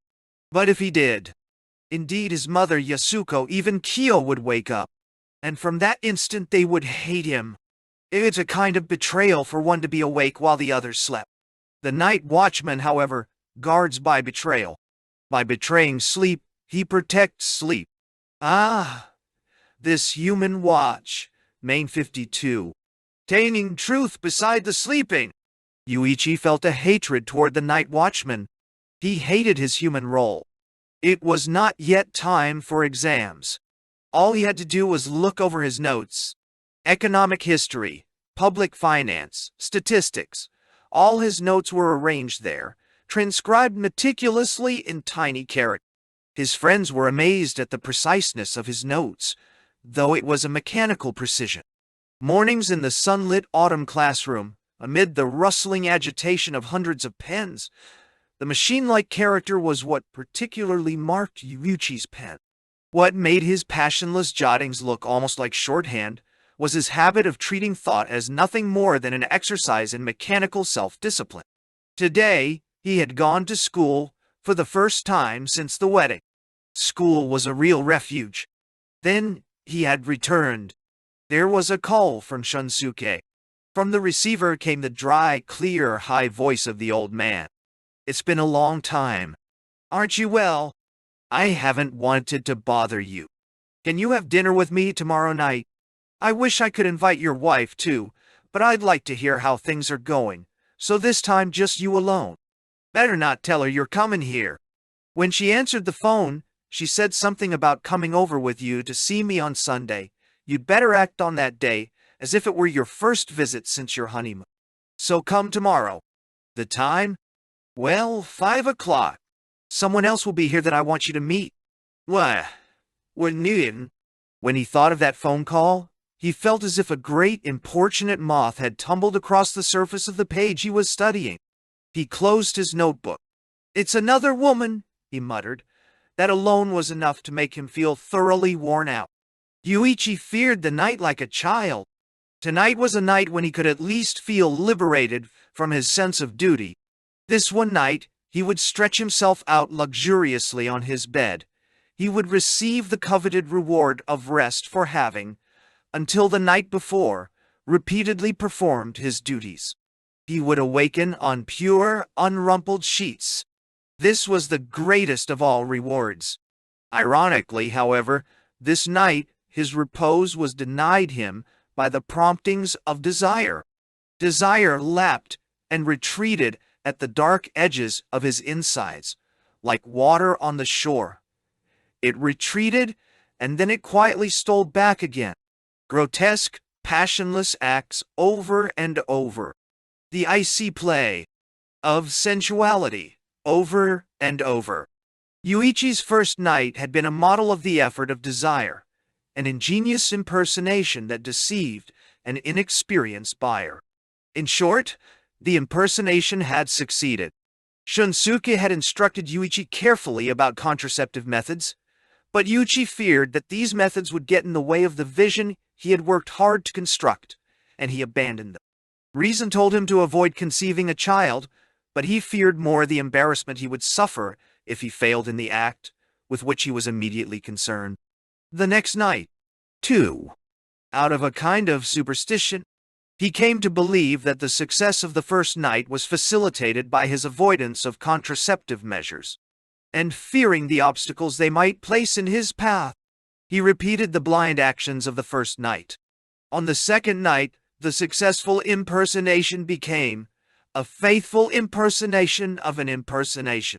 When he thought of those hazardous nights, cold from beginning to end, he had somehow struggled through, Yūichi shuddered. First night of mystery in that Atami hotel, bride and groom overcome by the same fear. While Yasuko was taking her bath, he went out on the balcony, far from calm. The hotel's dog barked in the night. There was a dance hall down below the hotel, where all the lights lit the vicinity of the station. He could clearly hear the music from it. When he looked carefully, he could see black human shapes within the windows, moving, stopping when the music stopped. When it stopped, he could feel his pulse quicken. He recited Shunsuke's words to himself as if invoking a charm. Just make believe she's a bundle of sticks, a cushion, a side of beef hanging from a beam in the butcher shop. Yūichi ripped off his necktie and laced it like a whip against the iron railing of the balcony. He needed to act, to use his power. Finally, when the lights were out, he had to fall back on his imaginative powers. Impersonation is a superlative act of creativity. While involved in impersonation, however, Yūichi felt that he had nothing to impersonate. Instinct intoxicates man with a commonplace originality, but his anti-instinctive, excruciating originality did not intoxicate him in the slightest. Guys who do this are never alone before or after. I am alone. I have to think it up, then do it. Every moment waits, holding its breath for the calm real. Man of my imagination, look at the cold scenery of another of my will's victories over instinct, at how a woman's joy blows up like a tiny, dusty whirlwind in the middle of this desolate landscape. No, Einen. For all that, it was not right that there was not another beautiful male in Yūichi's bed. A mirror was needed between him and the woman. Without help, success was doubtful for him. He closed his eyes and embraced the woman.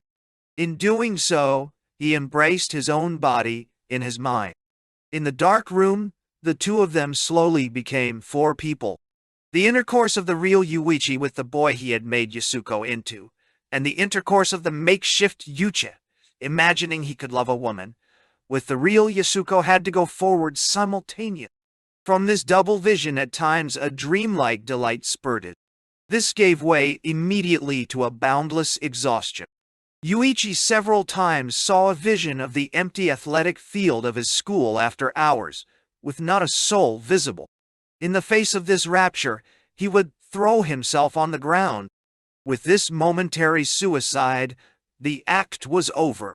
Beginning with the next day, however, suicide became a custom. Overwhelming weariness and nausea stalked their honeymoon's second day. They ascended toward the top of the town, which hung over the sea at a perilous angle. Yūichi felt as if he were displaying his good fortune before men. They went out on the wharf, and for amusement peered through the 3 minutes for 5 yen telescope. The sea was clear. On the top of the cape on the right they could see clearly an arbor in Nishikigura Park, bright in the morning sunlight. A tosum crossed the arbor and melted into the gleam of a patch of pampas grass. Another couple entered the arbor and drew close together. The forms of the two became one. Die. On turning the telescope to the right, they saw a stone-paved road sloping gently upward where, at various points, several groups were ascending. The shapes of each group were etched sharply on the stone pavement. Yūichi was overwhelmed with relief to see these identical shapes following his footsteps. "They're just like us, aren't they?" said Yasuko. Stepping away from the telescope, she leaned on the parapet, exposing her forehead to the sea breeze. Now, however, envious of his wife's certainty, Yūichi was silent. Returning from his unhappy thoughts to the present, Yūichi gazed from the window. The tower windows opened on a view of the Tokyo Borizon on the other side of the trolley tracks and the shanty towns, where the factory chimneys bristled. On clear days, that horizon seemed to ascend just a bit higher, thanks to the smoke. Nights, perhaps from the night shift, or perhaps, too, from the faint glow of neon lights, the skirts of the sky in that vicinity were tinged from time to time with red. Tonight's vermilion, however, was somehow different. The edge of the sky was quite clearly intoxicated. Since the moon had not yet risen, that drunkenness stood out in the light of the faint stars. Not only that, the faint vermilion was fluttering. Striped in smoggy apricot, it looked like a mysterious flag fluttering in the wind. Yūichi recognized it as a fire. At the same time, there was a darkening of the white smoke around the flame. The beautiful youth's eyes were cloudy with desire. His flesh throbbed languidly. He did not know why, but he could stay here no longer. He got up from his chair. He had to get out. He had to get rid of the feeling. He went out the front door and tied the belt of the light navy blue trench coat he wore over his school uniform. He told Yasuko that he had remembered a reference book he needed and was going to find it if he could. He went down the hill. On the trolley street, into which the feeble light filtered from the meager shanties, he waited for the car. He would go into the center of town with no particular destination in mind. Soon the glaring streetcar staggered around the corner. There was not a seat to be had. The dozen or so standing passengers were distributed along the aisle, leaning against the windows or hanging on straps. Yūichi leaned against a window and lifted his glowing face directly into the night wind. The distant fire was invisible from here. Was it really a fire? Was it, on the other hand, the glow of a worse, even more unfortunate catastrophe? There was nobody by the window adjacent to Yūichi's. At the next stop, two men got on and moved in beside him.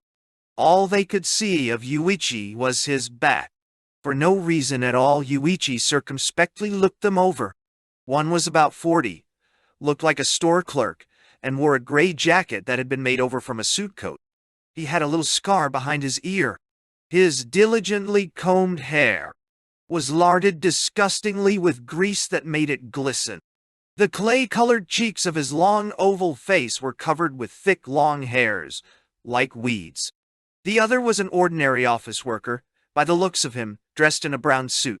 His face reminded one of a rat, though he was extremely fair, even pallid. His shrimp-brown imitation tortoise-shell glasses accentuated his pallor all the more. His age Yūichi could not estimate. The two conversed in low tones. Their voices buzzed with a nameless, sticky intimacy and a lip-licking, joyful secrecy. Their conversation entered Yūichi's ears relentlessly. "Where are you going now?" said the man in the brown suit. "Men have been pretty scarce lately," said the clerk. "I really need one. When such a time comes, I just walk around." "Are you going to H Park today?" "That has a bad reputation. Call it the Park, in English." "Oh, excuse me. Do nice boys come around?" "Once in a while. The best time is right now. Later on, there are only foreigners." "I haven't been there in a long time. I'd like to go again sometime. Today's out, though. You and I won't be looked at suspiciously by professionals. They are jealous of those who are younger and prettier than we are because they stand in the way of their business." The squeal of wheels broke in on their conversation. Yūichi's breast was turbulent with curiosity. The ugliness of these kindred spirits he was seeing for the first time, however, wounded his self-respect. Their ugliness struck him right where his long-cultivated agony at being different festered. Compared with them, he thought, Hinoki's face is venerable, and at least his is a masculine ugliness. The trolley had arrived at the transfer point for center-bound cars. The man in the jacket parted from his companion and stood at the door. Yūichi followed him and got out. He was moved more by a sense of duty to himself than by curiosity. The intersection was fairly busy. He waited for the next car, as far away as possible from the man in the jacket. In a fruit store in front of him, the autumn fruits were piled in abundance under the over-bright lamps. Here were grapes, purple under their darkish bloom. They mingled sunny autumn brilliance with the Fuyu persimmons nearby. Pears also, along with early green mandarin oranges. There were apples. The heaps of fruit, however, were as cold as corpses. The man in the jacket looked toward Yūichi. Their eyes met. Yūichi looked away unconcernedly. The man's gaze, intolerably persistent, did not falter. "Will it be my fate to sleep with this man? Perhaps I don't have any choice." Yūichi shuddered at the thought. Mingled with the shudder was an unclean, putrescent sweetness. The trolley arrived, and Yūichi swiftly boarded it. Perhaps during their earlier conversation, they had not seen his face. It wouldn't do for them to think him one of their sort. In the eyes of the man in the gray jacket, however, desire burned. Standing on tiptoe, he stared intently, searching Yūichi's face. Complete face, intrepid, young wolf's face, ideal face. Yūichi, however, turned the broad back of his navy blue trench coat and looked at the placard painted in fall colors. Golden hot spring in the fall. The advertisements were all like that. Hot springs, hotels, rooms by day or week.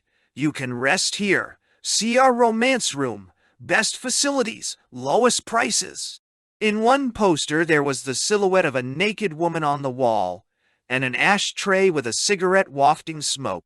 For a souvenir of one night this fall, stay at this hotel, the caption read.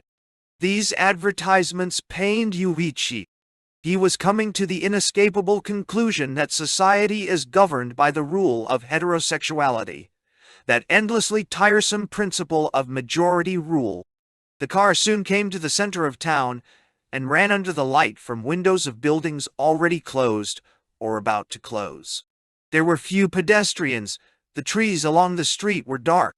The park shrubbery, fading into blackness, came in sight. There's a car stop in front of the park. Yūichi got off first. Fortunately, there were many others getting off with him. The other man was behind them all. Yūichi crossed the street with the others and went into a little corner store across from the park. Picking up a magazine as if to read it, he studied the park. The man was standing rest 58. Leslie in front of the public restroom just off the sidewalk. Clearly he was searching for Yūichi. The man went into the restroom. Yūichi left the store and, cutting through a tide of flowing traffic, swiftly crossed the street. The restroom was dark under the trees. There was, however, a suggestion of a multitude walking softly, a stealthy bustling, a certain unseen assemblage. It was, for instance, as if at a public banquet, when all the doors and windows were tight shut, and the faint sound of music, the clatter of dishes, the plop of corks being pulled, all issued indistinctly. This was how it seemed. Actually, it was a toilet under a cloud of evil odors. As far as Yūichi could observe, no one was in sight. He entered the dim, clammy lamplight of the restroom and saw what is called an office among the fellowship. There are 4 or 5 such important places in Tokyo. It was an office where the tacit office procedure is based on winks instead of documents, tiny gestures instead of print, code communication in place of a telephone. This was the dimly lighted, silent office whose activities here greeted Yūichi's eyes.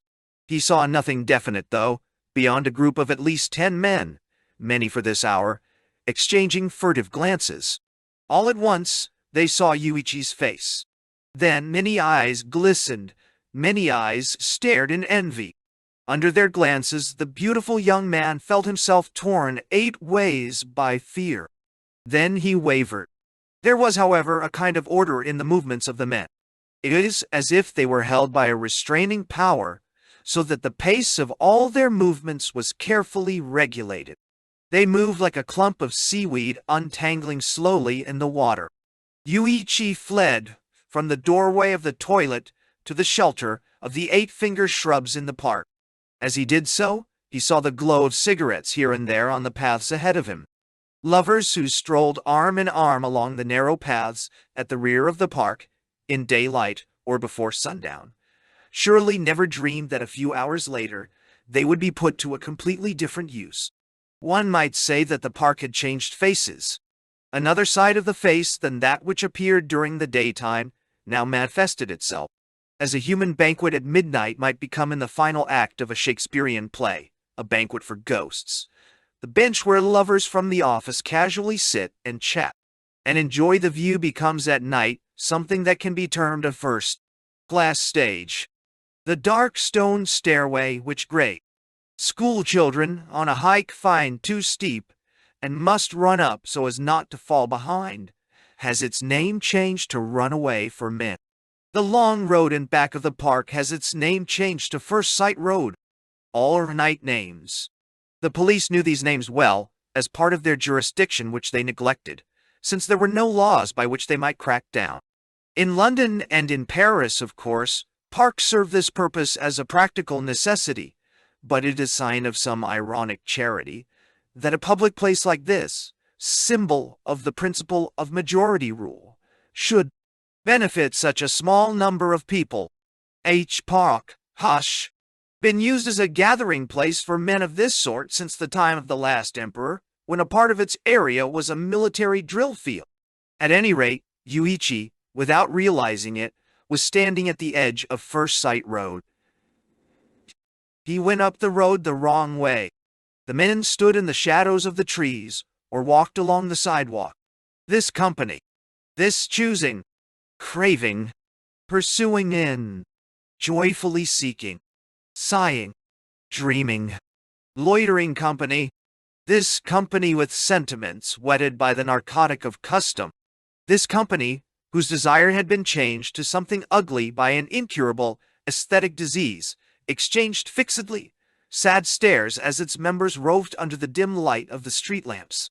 In the night many, many wide-open, thirsty glances met and melted into each other. At the bend of the path, hand in hand, shoulder against shoulder, eyes over shoulders, while the night breeze softly rustled the branches. Now coming, now going again, the appraising looks sharply cast crossed in the same place. Insects sang under the bushes where either the moon or the street lamps formed patches of light and shadow under the trees. The sound of the insects and the light from the cigarettes blinking on and off here and there in the darkness deepened the silence so heavy with feeling. At times the headlights of automobiles zipping by, beyond or within the park, set the shadows of the trees shivering and momentarily launched into view the shapes of hitherto unseen men standing there. They are all my comrades, Yūichi thought as he walked. Rank, occupation, age, beauty notwithstanding, they are a fellowship welded by the same emotion, by their private parts, let us say. What a bond! These men do not have to sleep together. From the day we were born, we have slept together. In hatred, in jealousy, in scorn, coming together for a short moment of love just to keep warm. What is there about the walk of that man over there?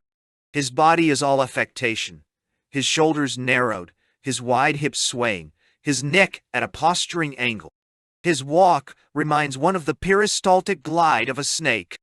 Closer than parent or child, more than wife, brother, or sister, they are my comrade. Hopelessness is a kind of repose. Yūichi's despair had lightened a little. It was partly because, even in so large a group of his own kind, none displayed a beauty that surpassed his. Still, he thought, I wonder what happened to that fellow in the jacket. I don't know whether he was still in the toilet. I got so scared I took off without seeing him. Is that him I see standing around under the tree? The superstitious fear came back, the frightening conviction that having encountered that man, he must end up sleeping with him. To settle his agitation, he lit a cigarette. At that moment a youth approached, with an unlighted, perhaps deliberately pinched-out cigarette, saying, "Excuse me, can you give me a light?" He was dressed in a well-tailored gray double-breasted suit, a fine felt hat, necktie in the best of taste. Silently, Yūichi handed him his cigarette. The youth turned his oval face. Seeing that face more distinctly, Yūichi shuddered. The veins in the man's hand, the deep wrinkles at the corners of his eyes, were those of a person well past 40. The eyebrows were meticulously blackened. The aging skin lay masked beneath the theatrical makeup. His unnaturally long eyelashes, too, could not possibly be genuine. The aged youth lifted his round eyes as if about to say something. Yūichi, however, turned his back and walked away. As he did so, slowly, so as not to appear to be escaping the man, who had aroused his pity, the other men, who had seemed intent on approaching him, also turned. There were 5 or more. Separately, each nonchalantly changed direction. One, Yūichi perceived clearly, was the man in the jacket. Unconsciously, he walked faster. These silent admirers, however, followed closely, as if bent on gazing at that beautiful face. When he reached the stone staircase, Yūichi estimated the distance and counted on finding an escape route at the top. He did not know its nighttime name. The moonlit night glittered at the head of the stairway. As he climbed, he saw someone coming toward him, whistling carelessly as he descended. It was a boy in a tight white sweater. Yūichi looked at his face. It was the same boy he had seen in the restaurant. "Oh, big brother," the boy said, extending his hand as he moved impulsively toward Yūichi. The uneven surface of the stones caused him to sway momentarily. Yūichi grasped his slim, firm waist. This physical encounter had a strange effect upon him. "Do you remember me?" the boy asked. "Yes, I remember you," Yūichi replied. He held back the memory of the pain that had troubled him at seeing the boy on his wedding day. Their hands were still clasped in greeting. Yūichi could feel the rough setting of the ring on the boy's little finger. It recalled the sensation of coarse fibers of the towel thrown against his shoulder by a schoolmate back in high school. Hand in hand, the two hurried out of the park. Yūichi's breast heaved. He drew the boy, with whom he had somehow locked arms, along with him. There on that quiet night path, where lovers often strolled, they ran. "Why are you hurrying so?" the boy said, gasping for breath. Yūichi flushed and stopped short. "There's nothing to be afraid of. You're just not used to it, big brother, are you?" the boy said. The 3 hours they spent soon afterward, in a hotel of doubtful reputation, was to Yūichi like a bath in a hot waterfall. He divested himself of every human restraint. His soul was stripped naked in those 3 drunken hours. How delicious is it to strip the body to nakedness! In that moment when his soul doffed and discarded its robe and stood naked, Yūichi's ecstasy was lifted by a fierceness so intense that it seemed almost as if there was no room left for his body.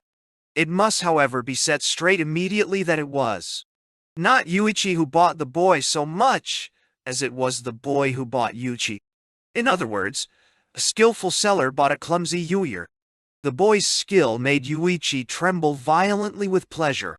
The reflection of the neon signs against the window curtains was like a fire.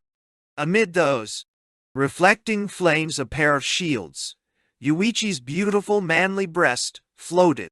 Somehow in the night a strange chill affected his allergy-sensitive constitution, and in several places on his breast, hives appeared in red lumps. With a sigh, the boy kissed the spots one by one. Sitting on the edge of the bed, drawing on his trousers, the boy pleaded, "When will I see you again?" Yūichi was to see Shunsuke the following day. "The day after tomorrow is all right. Not in the park, though." "You're right. We don't have to do that. Ever since I was a child, I have yearned for the man whom I met for the first time tonight. I have never seen a man so lovely as you, big brother. Surely God sent you, didn't he? Didn't he? Please don't ever get tired of me." "Ow! Ow!" The boy rubbed the nape of his slim neck against Yūichi's shoulder. Yūichi rubbed the boy's neck with his fingertips and closed his eyes. At this time he took pleasure in the anticipation that he might someday discard his first lover. "Day after tomorrow, as soon as the restaurant closes, I'll come. Near here there is a coffee house where only the fellows come around. It looks like a club, though, and some regular people who know no better come in for coffee. So it's all right if you go there. Now let me draw you a map." "All right, you'll find it right away, I think. Oh, from now on my name is Iken. What's yours?" "Yu-chan. What?" "That's a nice name." Yūichi was slightly irritated by the compliment. He was shocked that the boy was much more at ease than he. They parted at the street corner. Yūichi caught the last trolley and went on home. Neither his mother nor Yasuko asked where he had been. Asleep beside Yasuko in his bed, Yūichi felt relaxed for the first time. He had already scored a victory. Having been thrown to curiously sinful pleasures, he compared himself to a prostitute who had come to the end of a happy holiday and was now returning to her daily employment. There was, however, a deeper meaning in the comparison he had formed, half in fun. It was a first impression of the unexpected influence that the modest power were less Yasuko would someday exert on her husband, In fact, it conveyed a presentiment of its eventual domination. When I compare my body stretched out beside that boy, thought Yūichi, with my body now stretched out beside Yasuko, I feel so cheap. Yasuko does not give her body to me. I give mine to her, and I do it free. I am an unpaid prostitute. These self-deprecating thoughts did not hurt him as before. Somehow they delighted him. Tired, he slowly sank into slumber, like a lazy prostitute. Chapter J. The first steps toward salvation. The smiling face of Yūichi, brimming with happiness, that appeared at the door the next day disconcerted Shunsuke first of all, and later the woman caller whom Shunsuke had. Each had anticipated that the badge of misfortune would fit this youth best. It must be said they were wrong. Yūichi's beauty was universal. There was no badge, as it were, that did not become him. With a woman's quick, appraising glance, Mrs. Kaburagi saw this immediately. This youth is cut out for happiness, she thought. A youth who can wear happiness as one might wear a black suit is a being that must be termed precious in our day. Yūichi paid the lady the courtesy of thanking her for her presence at his wedding reception. The artless cheerfulness of his manners was enough to make any friendly woman affect mincing familiarities with a young man. His smiling face, she told him, was enough to set the flag of just married fluttering from his forehead. She warned him of her fear that if that flag were not removed when he left the house, he would not be able to see where he was going and be hit by a trolley or car. The old man listened to his answer with an open smile. Yūichi seemed oblivious of her banter. Shunsuke's perplexity revealed the foolish look of a man trying to hide the fact that he had been betrayed. For the first time, Yūichi began to despise this pompous ancient man. Not only that, he tasted the joy of the swindler in the fantasy that he had bilked him of 500,000 yen. Thus, the meal shared by the three was unexpectedly animated. Shunsuke Hinoki had a long-standing admirer who was a skillful chef. His culinary art filled the china collected by Shunsuke's father with delicacies that became them. Out of his constitutional lack of interest, Shunsuke was fastidious about neither the style of his china nor his cookery. But when he had people over, he usually sought the aid of this man, who begged to be of service. This is what this second son of a Kyoto textile merchant, a pupil of Kitsu Isai in the Kaiseki school, prepared for this evening's board. A la Kaiseki, a hassoon tray of hors d'oeuvre made of mushrooms with pine needles, fried lily roots, Hakkia persimmons sent by a friend in Gifu, soybeans from the Daitokuji, and calico, fried crab, followed by red miso broth combined with the flesh of small birds, ground with mustard. And then, in elegant Sung Dynasty red plates in a peony pattern, sliced raw flatheads prepared blowfish. Style. The fried course was spawning sweetfish broiled in soy, served with hatsutake mushrooms in a blue aoe dressing and arc shellfish in white sesame and bean paste dressing. The boiled course was pickled bracken in green bean curd, served with a steaming broth containing red matters. After the meal they were served morihachi, little rising monks, white and pink dolls, individually wrapped in tissue paper. Even these rare delicacies, however, did not serve to loosen the youthful tongue of Yūichi. It was an omelette he craved. "This meal isn't much to your liking, is it, Yūichi?" said Shunsuke, noting the youth's lack of appetite. He asked him what he would prefer. Yūichi simply answered what was on the top of his mind. That single, artless word omelette, however, went straight to the heart of Mrs. Kaburagi. Yūichi was deceived by his own joy. He forgot that he was incapable of loving women. The exposure of fixed ideas sometimes cures fixed ideas, but it was only the idea and not its cause that was cured. His false sense of being cured, however, left him free for the first time to revel drunkenly among hypotheses. "Assuming everything I've said is a lie," Yūichi thought to himself, with more or less euphoric gaiety. Suppose I really loved Yasuko, and, strapped for cash, had cooked up a cock. And she. Bull's story for this philanthropic old novelist. Then I'd really be in a fine position now. Then my triumph, my lovely spot in the country happiness, might boast that it was built on an unquiet grave. My unborn children would hear stories of an old skeleton buried beneath the dining room floor. Now Yūichi felt embarrassed by the excess of truth that comes with confession. Last night's 3 hours had changed the quality of his sincerity. Shunsuke filled the lady's sake cup. The sake overflowed and ran over onto her shiny jacket. Yūichi drew a handkerchief out of his coat pocket and wiped it. The bright white gleam of the handkerchief somehow made her feel a delicious tenseness. Shunsuke wondered what it was that had made his old hand shake so. He had frozen in his jealousy of the woman, whose eyes did not stray from Yūichi's face. Even though self-indulgence would spoil everything for Shunsuke, and it was necessary for him to suppress all emotion, Yūichi's unexpected cheerfulness made the old man act irrationally. He reflected about it for a moment.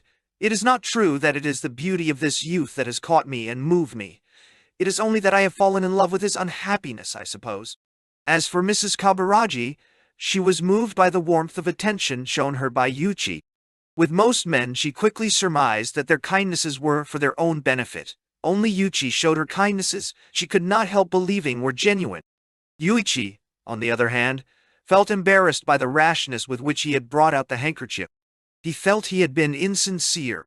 It was as if he were becoming sober after a period of drunkenness, and was now struck by the thought that his words and actions might be taken as flirtatious. The habit of reflection had at last reconciled him with his unhappy self. His eyes darkened, as usual. Shunsuke noticed it, and felt relieved at the joy of seeing something to which he had been accustomed.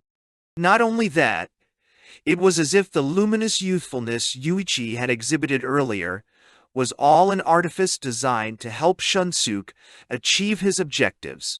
The look the old man now turned toward Yūichi had in it a mixture of gratefulness and of understanding. The original mistake occurred when Mrs. Kaburaji visited the Hinoki home an hour before the time at which Shunsuke had invited her. That hour Shunsuke had set aside to find out how things had gone with Yūichi. She purloined in her usual offhand way, greeting Shunsuke nonchalantly with, "I didn't have anything to do, so I thought I'd come over right away." 2 or 3 days later she would write Shunsuke a letter. One line would bring a smile to his face. At any rate, that young man was elegant. This was not the reaction he expected from a well-bred lady who admired Wilde. Was Yūichi frail? Never. It seemed likely, therefore, that what she wanted to convey with the word elegant was her objection to what she perceived as a courteous indifference in the way Yūichi treated women. Now, away from his women, alone with Shunsuke, he was obviously relaxed. Shunsuke, long accustomed to stiff, polite young admirers, enjoyed watching him. This was what Shunsuke would have called elegant. When it came time for Mrs. Kaburaji and Yūichi to go home, Shunsuke suggested that Yūichi come with him to his study to help find the book he had promised to lend him. Yūichi looked mystified for a moment. Shunsuke winked. It was his method of getting the youth away from the woman without being rude. Mrs. Kaburaji had never read so much as one book. The 16 by 16-foot library, whose windows were festooned outside with masses of the hard armor, like magnolia leaves, was next to the study wherein the diary, once filled with hatred, and the works overflowing with magnanimity, were still being turned out. Few people were ever admitted here. The beautiful youth followed unconcernedly into the very heart of the odor of mildew and leather and dust and gold foil.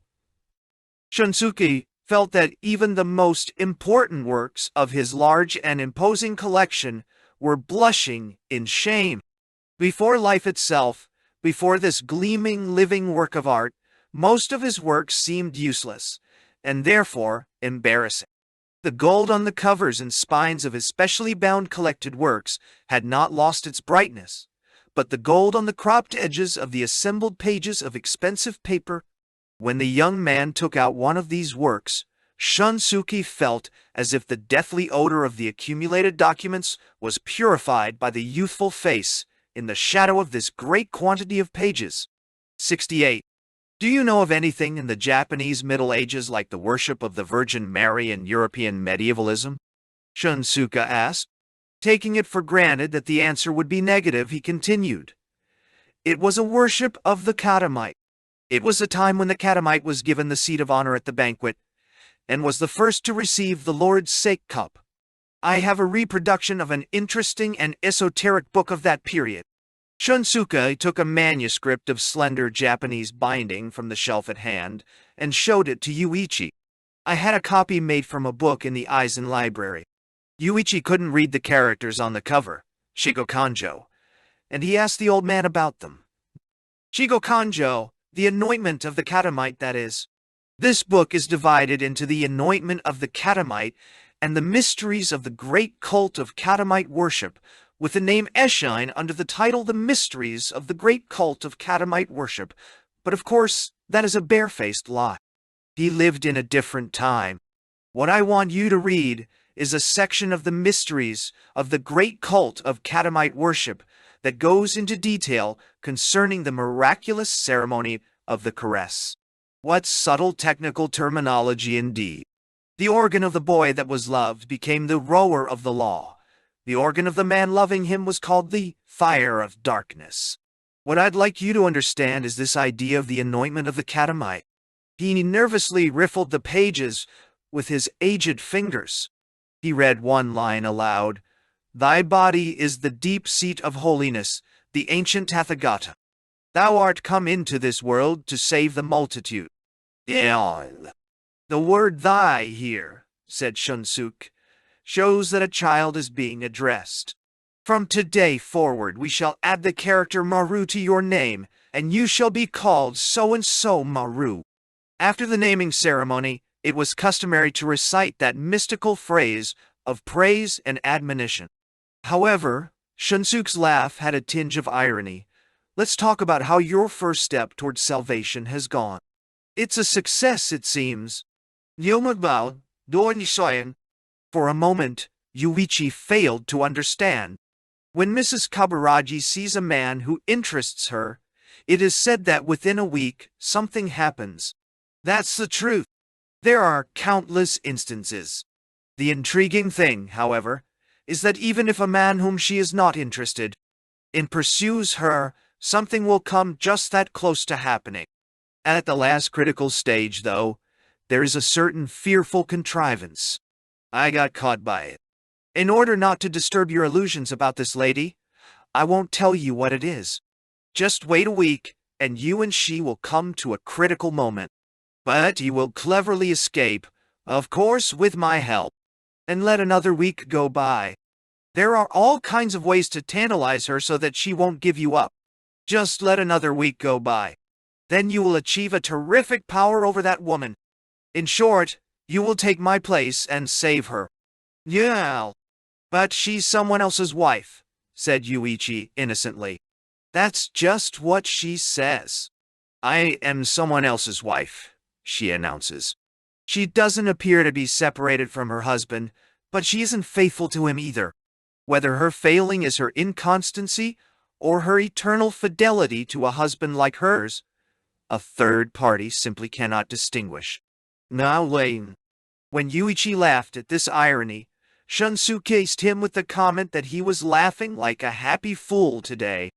Since marriage had worked out well, surely he now liked women, the highly suspicious man probed. Yūichi told him what had happened. Shunsuke was amazed. As the two descended to the Japanese room, Mrs. Kaburagi was whiling away the time by smoking. Her cigarette was held tightly between her fingers as she pondered. She was thinking about the large young hands she had just been looking at. He had told her stories about sports, about swimming and high jumping, both solitary sports. If the word solitary was not right, they were at least sports that could be participated in without a partner. Why did this youth choose such sports?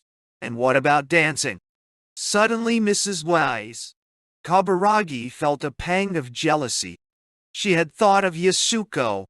She forced herself to concentrate upon the solitary image of Yūichi. Somehow, she thought, that man is like a wolf that avoids the pack. It is not that he is like a renegade. Surely the energy locked up inside him is not rebellious or subversive. What is he made for? Surely for some intense, vast, deep, absolutely dark, useless something. Beneath that man's clear, transparent laughter, a metallic despair lies submerged like a weight. That simple, warm palm, enfolding security like a farmhouse chair. I'd like to sit on it. Those brows like narrow-bladed swords. His double-breasted blue suit becomes him. His movements, like those of a graceful, alert wolf, when he senses danger, twists his body and points up his ears. That innocent drunkenness. As a sign that he couldn't drink any more, he put his hand over his cup, and as he twisted his face at an angle and looked down drunkenly, his glossy hair fell right over his eyes. I felt the wild urge to reach out and grasp that hair. I wanted his hair oil to cling to my hand. My hand seemed as if it would suddenly reach out. She lifted the languid gaze that had become second nature to her toward the two men who had just come down. On the table stood a bowl filled with grapes and half-filled coffee cups. She felt too independent to say, "You have been away a long time," or "Would you help me get home?" or words of that sort. So, she greeted the two of them without a word. Yūichi looked at the solitary figure of the woman so engulfed by rumor. He felt for some reason that this woman and he were doubles. With nimble fingers she stubbed out her cigarette in the tray, peered a moment in the mirror in her handbag, and stood up. When she left, Yūichi followed her. The woman's actions amazed Yūichi. She never said a word to him. She took the liberty of calling a cab. She took the liberty of ordering it to the Ginza. She took the liberty of escorting him to a bar. She took the liberty of entertaining him with the help of the waitresses. And she took the liberty of escorting him back toward his home. At the bar, she deliberately took a seat apart from him, and stared at him as he sat in the midst of a swarm of women. Unused to a place like this, unused also to his suit, Yūichi now and then with a charming gesture pulled from his coat sleeves the white cuffs that kept hiding themselves. Mrs. Vyal's Kaburagi enjoyed it greatly. In the narrow space between the chairs, the two danced for the first time. Under a palm in the corner of the bar, the hired musicians played. Dance that threaded its way through the chairs, dance that threaded its way through the cigarette smoke and the endless laughter of the drunks. The woman touched the back of Yūichi's neck with her fingers. Her fingers brushed against his hair, tough as summer grass. She lifted her eyes. Yūichi's eyes were turned away. She was excited by that. For a long time she sought. Those haughty eyes that never would look at a woman unless she fell on her knees. When a week had gone by, he had received no word from her. Shunsuke, who had got that elegant note 2 or 3 days later, heard of this miscalculation from Yūichi, and was appalled. On the 8th day, however, Yūichi received a long letter from her. Chapter Oh, the vexations of womanhood. Mrs. Kaburagi looked at her husband beside her. Not once in the past 10 years had she slept with him. What he did nobody knew, least of all his wife. The income of the Kaburagi household was the natural result of his laziness and his villainy. He was a member of the board of directors of the Racing Society. He was a member of the Council for the Protection of Natural Wonders. He was the president of the Far East Marine Products Corporation, which produced moire leather for handbags. He was the titular head of a dressmaking school. On the side, he speculated in dollars. When his funds ran short, he took advantage of harmless suckers like Shunsuke and practiced some gentlemanly villainy. To him it was a kind of sport. From his wife's foreign lovers, he exacted consolation money on a sliding scale. Some who feared scandal, like a certain buyer, produced 200,000 yen without being asked. The love that joined this couple together was a model of connubial affection. It was the love of partners in crime. The sexual loathing, in which she held her husband, was an old story. Her present transparent hatred, born of worn-out sexuality, was no more than the tightly knotted bond of criminals. Since chicanery constantly isolated them, it was necessary that they lived together as they lived in air, by random, long-term habit. Nevertheless, at the bottom of their hearts, the two longed to be divorced.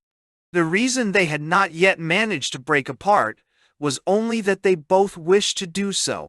For the most part, divorce occurs only when one side does not want it. The former Count Kaburagi always labored to maintain his fine complexion. His too meticulously groomed face and mustache gave the unwitting impression of man-made filth. His somnolent eyes moved restlessly under their double lids. His cheek rippled now and then like water in the wind, so he was in the habit of clutching the skin of his smooth cheek with a white hand. He prattled to his acquaintances with a cloying aloofness. When he addressed people he did not know well, his high and mighty attitude put them off. Mrs. Urel? Kaburagi looked at her husband again. It was a bad habit. She never looked at his face. When she was thinking, when she was attacked by boredom, when she was visited by disgust, she looked at her husband as an invalid stares at a wasted hand. One blockhead who noticed this look, however, started the rumor that she was still as crazy about her husband as ever. They were in the lounge that gave off the ballroom of the Industrial Club. 500 members of the monthly charity ball society were gathered there. In accordance with the false splendor of the occasion, Mrs. Kaburagi wore over the bodice of her white chiffon evening gown a necklace of imitation pearls. She had invited Yūichi and his wife to the ball. In the bulky letter that accompanied the 2 tickets were 10 or so sheets of blank paper. She wondered just how he must have reacted on seeing those blank pages. He would not have known that she had inserted in the envelope the same number of sheets that made up the passionate letter she had written first and then burnt. Mrs. Kaburagi was an impetuous woman. She did not believe in the vexations of womankind. Like the heroine of Sade's novel Juliet, who it was predicted would come to no good end. Thanks to the indolence of vice, she unfortunately arrived at the opinion that she was somehow loafing on the job since that uneventful evening spent with Yūichi. She was in fact indignant. She had wasted so many hours with that boring young man. Not only that, she rationalized that her laziness was to be ascribed to the fact that Yūichi was quite deficient in charm. This way of thinking set her free to some extent. She was shocked to realize, though, that all the other men of the world seemed to have lost their charm. When we fall in love, we are filled with the sense of how defenseless human beings are, and we tremble at the daily existence we have led in blissful obliviousness, until this time. For this reason, people are occasionally made virtuous by love. As the world sees it, Mrs. Kaburagi was almost old enough to be Yūichi's mother. Perhaps for this reason she was conscious that Yūichi might be held back by the taboo against love between mother and son. She thought of Yūichi in the same way the world's women might think of their dead sons. Were not these symptoms evidence that her intuition had perceived in his haughty eyes how impossible were her wishes, and that she had fallen in love with that impossibility? Mrs. Kaburagi, proud that she never dreamed about men, saw in her dreams the innocent lips of Yūichi speaking and shaping themselves as if in complaint. She interpreted those dreams to mean that she was to be unlucky. For the first time she felt the need to protect herself. This was the only reason that this woman, who had the reputation of becoming sexually intimate with any man within a week's time, had accorded Yūichi such exceptional treatment. In the effort to forget him, she had made up her mind not to see him. On a whim, she wrote him a long letter she had no intention of mailing. She wrote it with a smile on her face, stringing together half-jesting, seductive phrases. When she read it over, her hand began to tremble. Afraid to read more, she struck a match and set fire to the pages. They flamed up more violently than she had expected, so she hastily threw open the window and cast them into the rain in the garden below. The flaming letter fell halfway on the baked earth, unthreer the eaves, and halfway in a puddle. It burned for a while longer. It seemed a long, long time. For some reason or other, she put her hand to her hair. A white substance came away on her fingertips. The fine ash from the burning paper had tinged her hair, as does remorse. Rain? She wondered. The music had stopped while the bands changed. The sound of countless approaching feet advanced like rain. Through the wide-open doors leading to the balcony, one had a quite ordinary view of a city spinning, the starlit sky, and the sprinkle of lights from the windows of tall buildings. The white shoulders of crowds of women, warmed by dancing and wine despite the night air, moved smoothly and imperturbably back and forth. "It's young Minami, Mr. and Mrs. Minami over there," said Mr. Kaburagi. His wife picked them out at the kawaii-gested threshold where they stood scanning the lounge. "I invited them," she said. Yasuko led the way as they threaded through the crowd and approached the table Mrs. Wreak. Kaburagi greeted them with perfect composure when she had seen Yūichi without Yasuko. She had fey jealousy toward her. Why she breathed easier when Yasuko stood beside him? "Mrs.?" Kaburagi could not explain. She barely looked toward Yūichi. She directed Yasuko to the chair beside her and praised her charming couture. Yasuko had secured the imported cloth cheaply from the buying office of her father's department store and had ordered it early for her fall wardrobe. Her evening gown was of an ivory-colored taffeta, the billowing skirt de justice to the effect of the stiff, cold, voluminous taffeta, o'er which the grain of shifting light flowed and opened up ill-quiet silver, dead-long, slender eyes. Color was provided by a cattleya pinned to her bodice. The faint yellow, pinel and purple vellum, surrounded by violet petals, impart the coquetry and shyness peculiar to members of the orchid family. From her necklace of little Indian nut, strung on a yellow-gold chain, from her loose lavender elbow-length gloves, from the orchid on her bodice, fresh odor of perfume like the air after a rain, wafted its charms. Yūichi was shocked that Mrs. Kaburagi had not looked at him once. He greeted the Count. The Count, whose eyes were fairly light for a Japanese, greeted Yūichi as if H were reviewing troops. The music began. There were not enough chairs at the table. Young people from the other tables had taken a while, all those not in use. Someone had to stand. Naturally, Yūichi stood, sipping at the highball Kaburagi had ordered for him. The two women had creamed a cacao. The music overflowed from the ballroom. Like a mist I pervaded the hall and the lounge, restricting the conversation of the guests. The four said nothing for a time. Suddenly Mrs. Kaburagi stood up. "Oh, I'm sorry. There you are standing up alone. Shall we dance?" Count Kaburagi languidly shook his head. He was amazed that his wife could propose such a thing. They never danced at these dances. Her invitation was fairly clearly directed to her husband. But Yūichi noticed that her husband refused as a matter of course. He could only surmise that Mrs. Kaburagi must have anticipated that refusal. Must he not out of politeness immediately ask her himself? It was clear that she wished to dance with him. Perplexed, he looked toward Yasuko.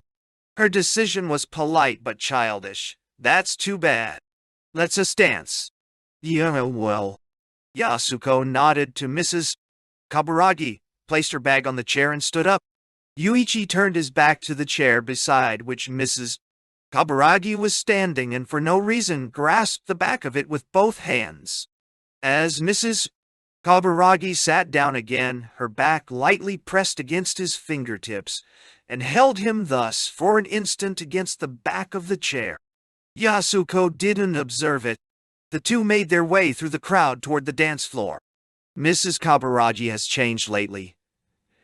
She has never been subdued like that, Yasuko said. Yūichi remained silent.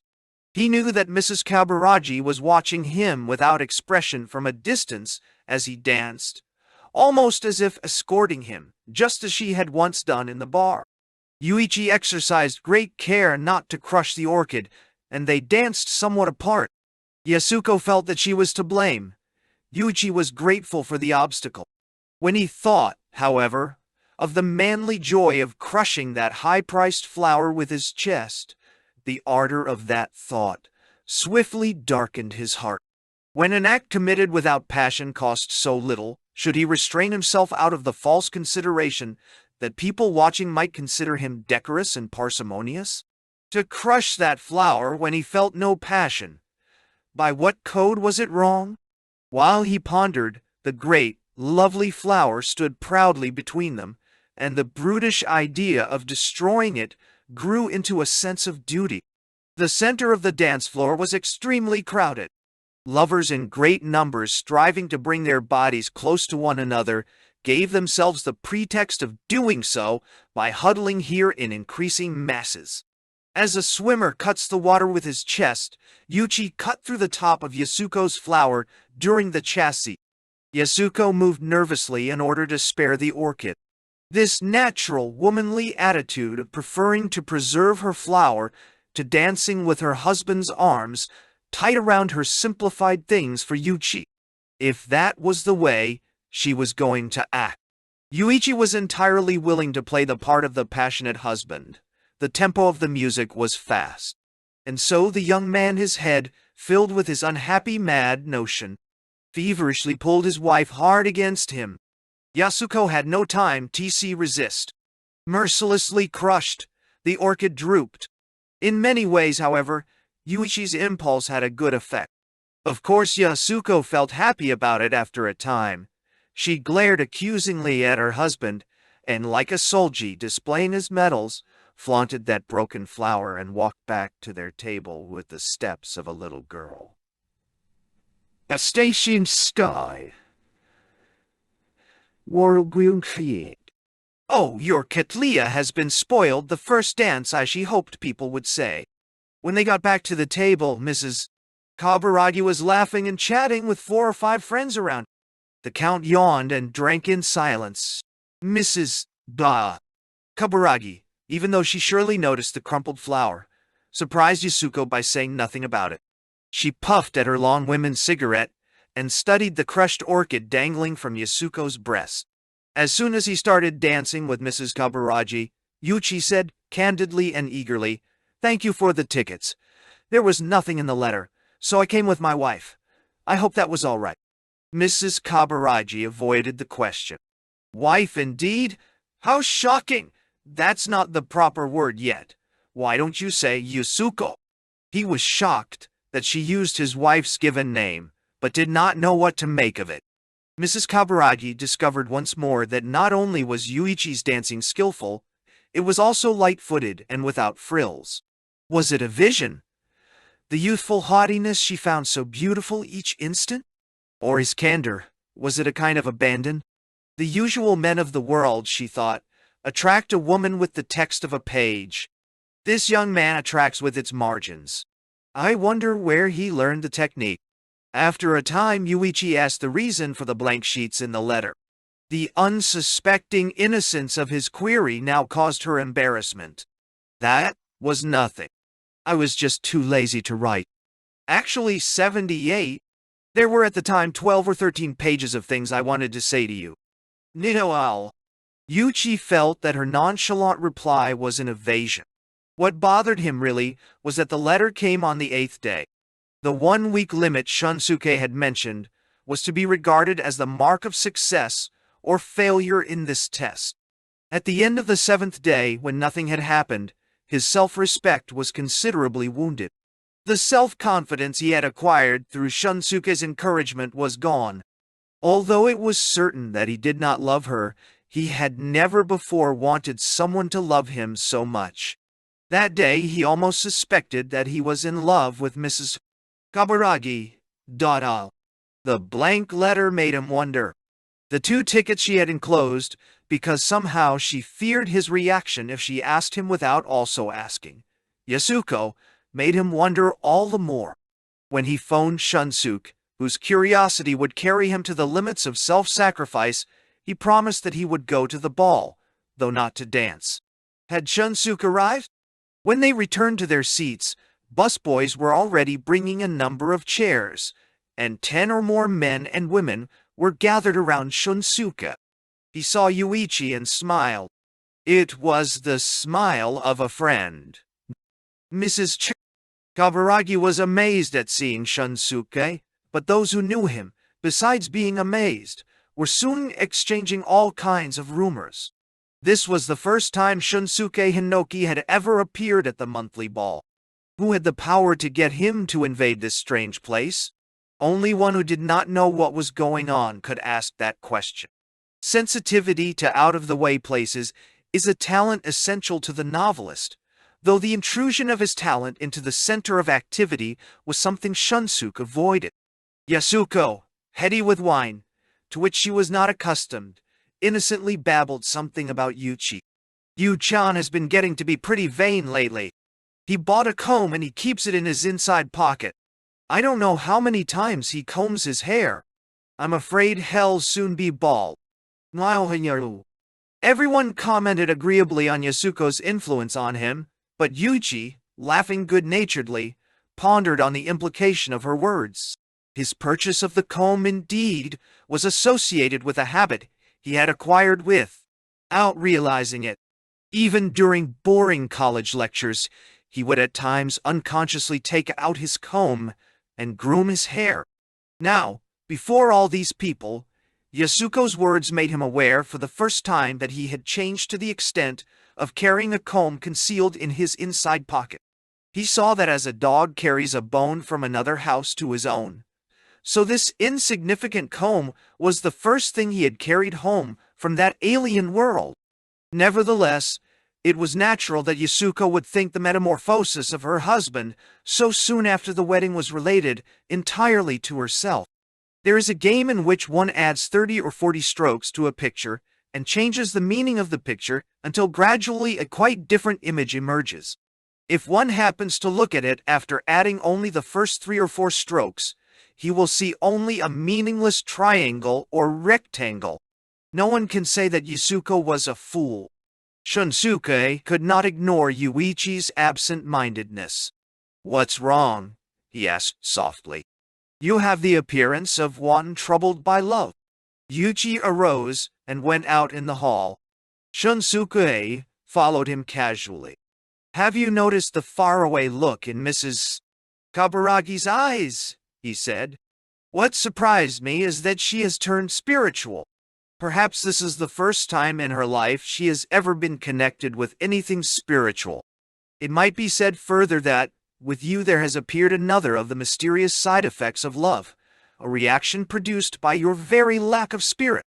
It has gradually occurred to me that although you think you can love women spiritually, that is not true.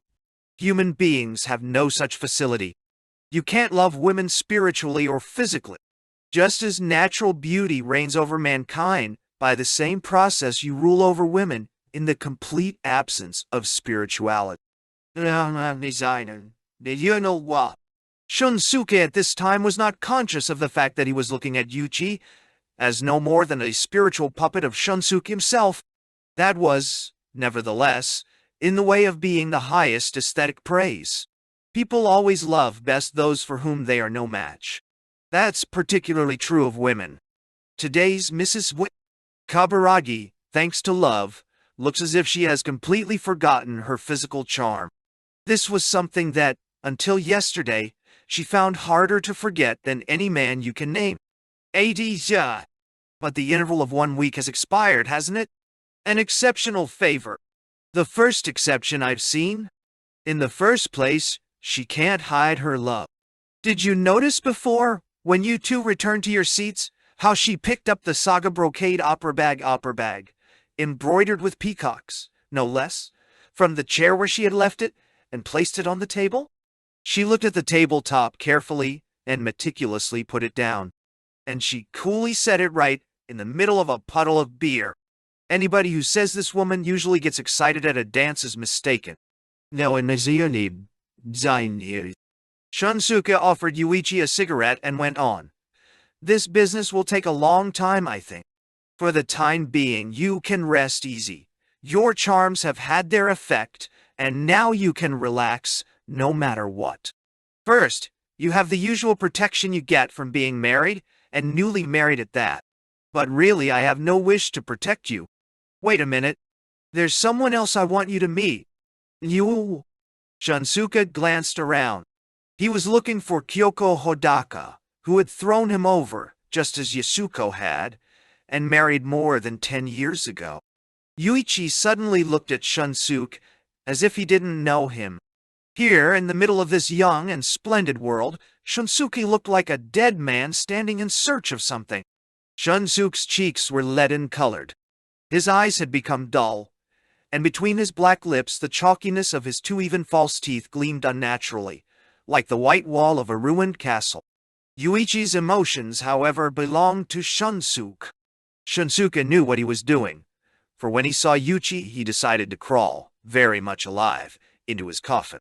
When he was involved in creation, the world seemed clear, and men's affairs transparent, because in such moments he was undoubtedly dead. Shunsuke's many foolish actions were nothing more than the products of the clumsy efforts of a dead man trying again and again to return to the mainstream of life. As he did in his works, he was taking Yūichi's body and populating it with a spirit, and with it he had decided to cure all his gloomy jealousies and grudges. He sought perfect rehabilitation. In short, he wished to be reborn in the world as a corpse. When one looks at the world with a dead man's eyes, with what clarity the sublunary world bears its activities. With what accuracy one can see through the loves of one's fellows. In this unprejudice-free condition, how the world becomes transformed into a little glass mechanism. Within this dead man, ugly with age, however, certain nagging things were in motion, battering at his self-imposed restraints. At the time he heard that Yūichi had nothing to report after 7 days, within his fear of failure, and in his confusion over missing the mark, he took a certain slight joy. It had the same root as the unhappy pain that seized his heart when at that earlier time Mrs. Kaburagi's face displayed the unmistakable signs of love. Shunsuke got a glimpse of Kyoko. A publisher and his wife approached him, however, and their polite effusions prevented him from reaching Kyoko's side. Kyoko was the beautiful woman in Chinese dress beside a desk heaped with raffle prizes to be given out during the entertainment. She was engaged in a lively, indeed effervescent, conversation with an elderly white-haired foreigner. Whenever she laughed, her lips softly swelled and contracted like waves around her white teeth. Her Chinese dress was satin, with a dragon pattern embossed on a white background. The collar clasp and buttons were gold. The dancing slippers under the trailing skirt were gold also. Her jade earrings trembled, each a flash of green. When Shunsuke tried to approach her, another middle-aged woman in evening gown detained him. She kept bringing up artistic topics, but Shunsuke extricated himself without so much as paying her the courtesy of being impolite. As she walked off, Shunsuke's gaze followed her retreating figure. On her plain naked back, the unhealthy hue of a grindstone, her shoulder blades protruded gray under a plaster of white powder. Why, Shunsuke wondered, do those people always talk about art just to cover up their ugliness and their offenses against the world? Yūichi approached uncomfortably.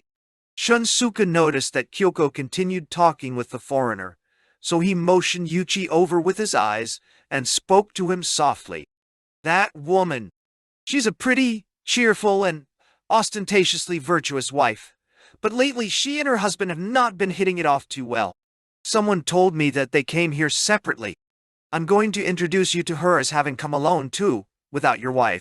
Now you must dance 5 numbers in a row with her. No more, no less. When you finish those and leave, Tell her apologetically that your wife actually came, but that you lied to her because you thought if you told the truth, she wouldn't have danced all this time with you. Put all the sentiment you can into it. She'll forgive you. The impression you make is a miracle, surely. Also, it's wise to flatter her a little. The most effective flattery is to tell her she has a beautiful smile. When she got out of girls' school, her gums used to show when she smiled. It was pretty funny. About 10 years after that, though, years filled with practice, she had trained herself so that no matter how she laughed, she never showed her gums. Praise her jade earrings. She thinks they set off the white skin on the nape of her neck. Don't pay her erotic compliments. She likes clean men. And when it comes to that, it's because her breasts are small. That lovely bosom is a contrivance. It's made of fine sponge. Deceiving men's eyes seems to be good form among beautiful things, isn't it? The foreign gentleman engaged himself in conversation with a group of other foreigners, so Shunsuke came forward and presented Yūichi to her. This is Minamai. He asked me to introduce him to you long ago, but I never had the opportunity. He's still a student. What's more, he's married, unfortunately. Really? And so young? Everybody's getting married early these days. Shunsuke went on in that vein. He asked me for an introduction to you before he got married, and now Minami is pretty upset with me about it. But he told me that he saw you for the first time at the earliest party of the fall season. If so, Yūichi watched Shunsuke's face while Kyoko hesitated over her words. If so, he's only been married 3 weeks. That party was held on a hot day, isn't that so? That's when he saw you for the first time, Shunsuke said, in a peremptory tone. And that's when this man was seized with a childish whim. Before he got married, he wanted to dance 5 numbers in a row with you. That's right, with you. Don't blush. If he could accomplish that, he felt he could get married without regret. Finally, he married his fiancée without fulfilling his ambition. But he has never got over it, and so he has been after me now. He has been saying, I have forgotten I know you. Today, you see, he has come here alone, without his wife. Won't you grant him his wish? If you dance 5 numbers in succession with him, he'll be content. That's an easy request, Kyoko said, consenting magnanimously in a tone that concealed the riot of her emotions. But I hope you haven't chosen the wrong partner. All right, Yūichi, dance! Shunsuke urged, conscious of the people in the lounge. The couple walked into the dimness of the ballroom. At a table in a corner of the lounge, Shunsuke was stopped by a friend and his family. There he sat in a chair that offered a direct view of Mrs. Kaburagi, 3 or 4 tables off. Just then, he saw Mrs. Wade. Kaburagi returned to her table from the ballroom, escorted by a foreigner. She nodded to Yasuko and sat down facing her. The picture these 2 unhappy women made, when seen from a distance, had all the elegance of an old tale. There was now no catlia on Yasuko's breast. The woman in the black dress and the woman in ivory, with nothing to do, exchanged silent glances. The unhappiness of other people when viewed through a window is more beautiful than when viewed from within. This is because unhappiness seldom crosses the window frame and springs upon us. The despotism of music reached out to the gathered throng. Its disciplined work. The music, like a deep-seated sense of fatigue, moved them indefatigably. In the flow of this music, there was a kind of vacuum that the music could not infringe upon. Through the window of that vacuum Shunsuke now felt. He watched Yasuko and Mrs. Kaburagi. At the table where a family sat, with Shunsuke, the youngsters were discussing the movies. The eldest son, who had been with the Special Attack Forces, was dressed in a becoming suit, and was explaining to his fiancée the difference between the automobile motor and the airplane engine. His mother was telling a friend about an ingenious widow who took orders for dyeing rugs and made stylish shopping bags. The friend was the wife of a former zaibatsu, who, since her only son had died in the war, had immersed herself in psychic phenomena. The head of the family was insistently filling Shunsuke's beer glass and repeating, "How about that? My family could be made into 84. A novel, couldn't it? If you took it and described it just as it is, as you can see, beginning with my wife, we're a fine set of characters." Liana. Shunsuke smiled faintly and looked around at this run-of-the-mill family. Unfortunately, the father's pride was misguided. There are many such families so much alike that there is nothing they can do but read detective stories avidly in order to cure themselves of the sickness of humdrum health. He must get back to his own table. If he stayed away too long, people would suspect him of being in collusion with Yūichi. When Shunsuke reached the table, he found that Yasuko and Mrs. Kaburagi had risen in response to requests to dance.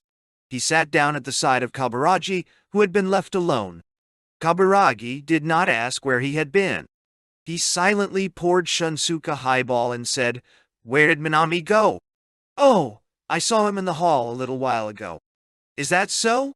Kaburagi folded his hands on the table and stared at the tips of his index fingers, which he held up vertically. "Look at this, won't you? They don't tremble at all, do they?" he said, referring to his hands. Shunsuke didn't answer but looked at his watch.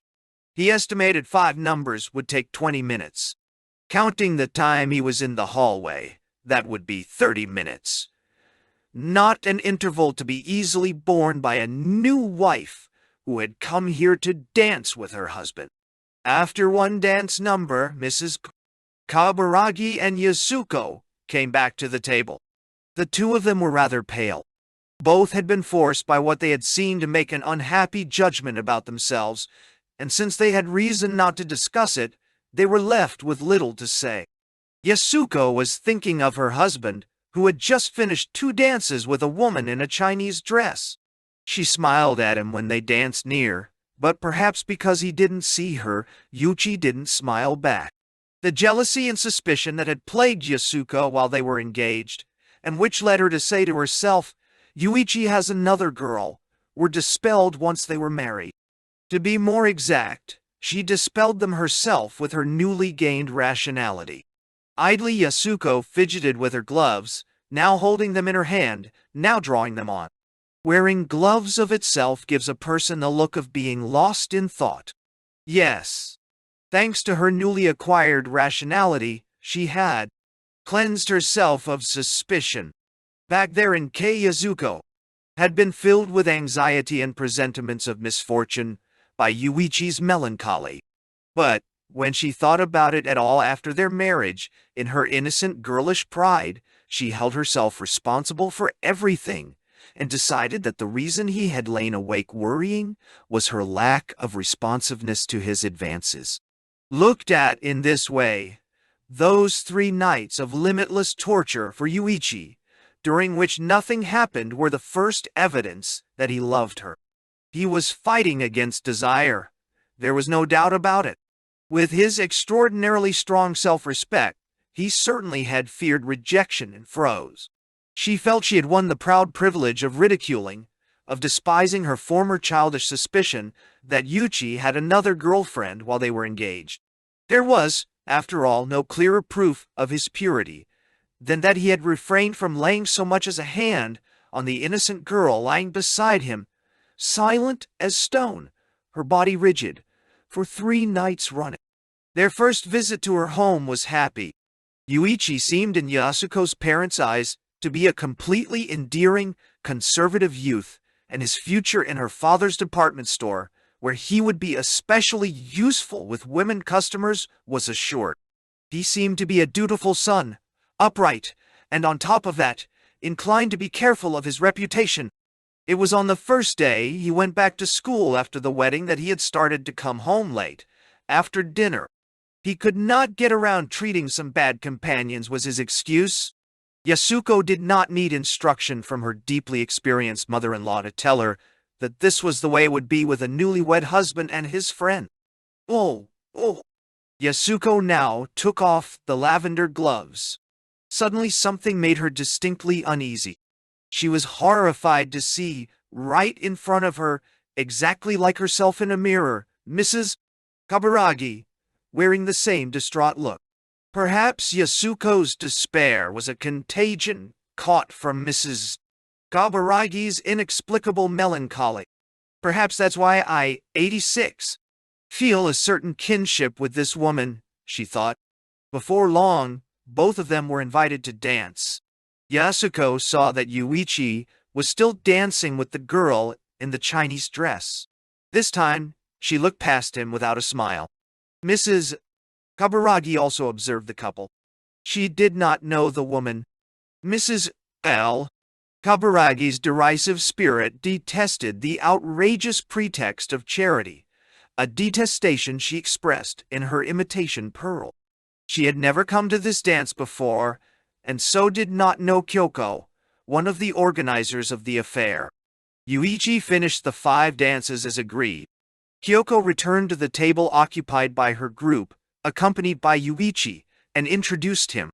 He was plainly fidgety, because he had not yet made up his mind when it would be well to confess to the lie that his wife had not come. Then, a school friend, a cheerful young man who had talked with him at the Kaburagas' table, came by and, catching his eye, settled matters by saying, "Oh, you deserter! Your wife has been sitting for the longest time alone at that table." "Nah, but Yūichi looked at Kyoko's face. She returned his look, then she averted her eyes. "Go, I humbly beg of you." "The poor thing," she said. This counsel, given courteously and in a quiet tone, made Yūichi turn beet red with humiliation. Once in a while a sense of honor serves in place of passion. Impelled by a vigor that surprised himself, he ran to Kyoko's side. "I want to talk to you," he said, and led her to a corner. Kyoko was filled with a cold fury. However, if Yūichi had been aware of the weight of passion the fierceness of his actions indicated, he would have known why this beautiful woman got up from her chair and followed him as if she had surrendered. His black eyes accentuating the impression of sincerity, and with the air of one deeply in love, Yūichi said, "I lied. I have no words to apologize for it. I couldn't help it. I thought if I told the truth you'd never dance 5 numbers in a row with me." "Nee." Kyoko's eyes opened wide at his forthrightness, moved almost to tears out of the womanly generosity that makes for self-sacrifice. She quickly forgave Yūichi, and while she watched his retreating form hurrying off to the table where his wife waited, this impressionable woman memorized the shape of his back, down to the tiniest wrinkle in his suit. Back where he had left them, Yūichi found Mrs. Kaburagi exchanging jokes with the men with newfound hilarity, and Yasuko half-heartedly joining in, along with Shunsuke, who was preparing to leave. Shunsuke wished at all costs to avoid a confrontation with Kyoko before these people. When he saw Yūichi returning, therefore, he hastened his departure. Yūichi felt uncomfortable there and offered to accompany Shunsuke as far as the stairs. Shunsuke laughed with delight when he heard how Kyoko had acted. He tapped Yūichi on the shoulder and said, "Tonight, please forget about playing around with your boy. This is a night when you had better do your husbandly duty and get your wife in a good humor. Kyoko is going to meet you somewhere again in a few days completely by accident. I'll let you know when." The old man gave him a youthful handshake. He descended the red-carpeted staircase leading to the main exit, and on the way put his hand in his pocket, where he felt something jab his finger. It was an old-fashioned opal necktie pin. Earlier he had dropped by the Minami home in order to give Yūichi and his wife a ride. They had already departed, but Yūichi's mother invited this famous friend into the living room and courteously gave him a memento of her dead husband. Shunsuke happily accepted this gift from a bygone era. He imagined the motherly sentiments she would probably pass on to Yūichi later on. When you give something like that away, you can look at people with pride. He looked at his finger. A drop of blood had congealed there like a jewel. It had been a long time since so much color had appeared on his body. He was amazed at the trick of fate that permitted an old person with kidney disease to do him so unwitting a bodily injury just because she was a woman. Chapter 7. Entrance to the stage. In that place, nobody asked Yūichi Minami his address or his station. They called him Yu-chan. It was the place where he went to meet Icon, who had drawn him the childish map. It was an ordinary tea shop named Rudon's, opened after the war on a corner of Yurakucho. Sometime later, it became a club for men of this persuasion. Men who didn't know what it was came in there in groups, drank coffee, and left none the wiser. The proprietor was a second-generation Eurasian, a small, neat man of 40. Everyone called this clever businessman Rudy Daiwid. Yūichi started calling him Rudy the third time he visited there, imitating Icon. Rudy had been around the Ginza area for 20 years. Before the war, he had a place in West Ginza called the Blues. He had girls there and 2 or 3 beautiful young waiters. Homosexuals, therefore, came to Rudy's place from time to time. The men who were in the know had the instinct of animals to smell out their own kind, and as an ant is attracted to sugar, so they did not miss a place that had the slightest sign that what they were after was brewing there. It is hard to believe, but not until after the war did Rudy know that a secret world of this sort existed. He had a wife and children, but when it came to other objects of affection, he felt that nothing more than his own peculiar aberration existed. He simply indulged a penchant for installing beautiful boys in his restaurant. When he opened Rudon's in Yurakucho immediately after the war, he arranged matters so it was always possible to see 5 or 6 such waiters there. Thus the place became very popular among the people of that world and finally became a kind of club. When he realized this, Rudy refined his business tactics.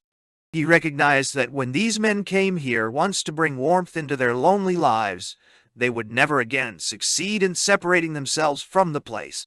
He divided his guests into 2 types: the young, charming, magnetic guests, whose appearance there could bring him success, and the generous, wealthy guests, drawn by the magnetism of the place, to spend money like fools.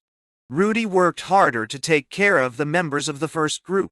But once, when one of the regular young guests was invited by one of the well-paying guests to go to a hotel, and fled after going only as far as the hotel door, Yūichi heard with his own ears Rudy's imprecations. "You're giving Rudy a bad name, aren't you? All right, right. You just see if I ever help you to meet any nice men now." It was said, Rudy took 2 hours to put on his makeup every morning. He too had the homosexual's peculiar public habit not to be condemned of boasting. Men made eyes at me and embarrassed me. Rudy took it for granted that men who gazed at him were all homosexual. Even kindergarten children, seeing him on the street, must have turned around in amazement. This man of 40 wore circus suits, and his Ronald Colman mustache changed its width and its direction with his mood whenever he trimmed it. The crowd got together as a rule at sundown. There were always dance records on the restaurant jukebox. It was important that private matters not be noised around for all to hear. When a flashy guest had been served, Rudy would move from the corner table, where he always stationed himself, to the counter in order to look at the check. Then, in respectful tones, the proprietor himself would intone, "Your check, sir?" With such courtly practice, the guest had better be prepared to pay double. Whenever a man entered, all the guests would look up. The man coming in would instantly be bathed in glances. Who could guarantee that the ideal sought for so long would not suddenly take shape and appear through that glass door? Much of the time, however, the light in those glances suddenly faded and went out in disappointment. Appraisal ended in the first moment. When a young guest who knew nothing about the place entered, he would be startled to hear, if the jukebox happened to be silent, appraisals of his person murmured at every table. "What's he?" "Not much," they would say. Or, "That one, he's been rolled everywhere." Or, "His nose is small. Probably his tool is too." Ors, "I don't like the way his lower lip sticks out." Or, "He has good taste in neckties." or his sex appeal, though, is he, in short, zero. Well? Every night these box seats looked out on the stage of an empty night street, on which some miraculous manifestation was sure to be seen. Religious, one might call it, for it was not far different. One might savor in purer, more direct form the atmosphere of piety and expectation of miracles in the cigarette haze of a homosexual club than in one of today's indifferent churches. Spreading outside that glass door was their ideal society, a great city conceived in accordance with their outlook. Like the many roads that lead to and from Rome, so countless invisible streets lead from individual beautiful youths, scattered like stars in a night sky, to clubs like Rudy's. According to Ellis, women are fascinated by male strength, but they have no opinions about male beauty. Insensitive almost to the point of being blind, they have a discerning eye for male beauty, not greatly different from that of the normal male. Sensitivity to the peculiar beauties of the male is the exclusive property of the homosexual.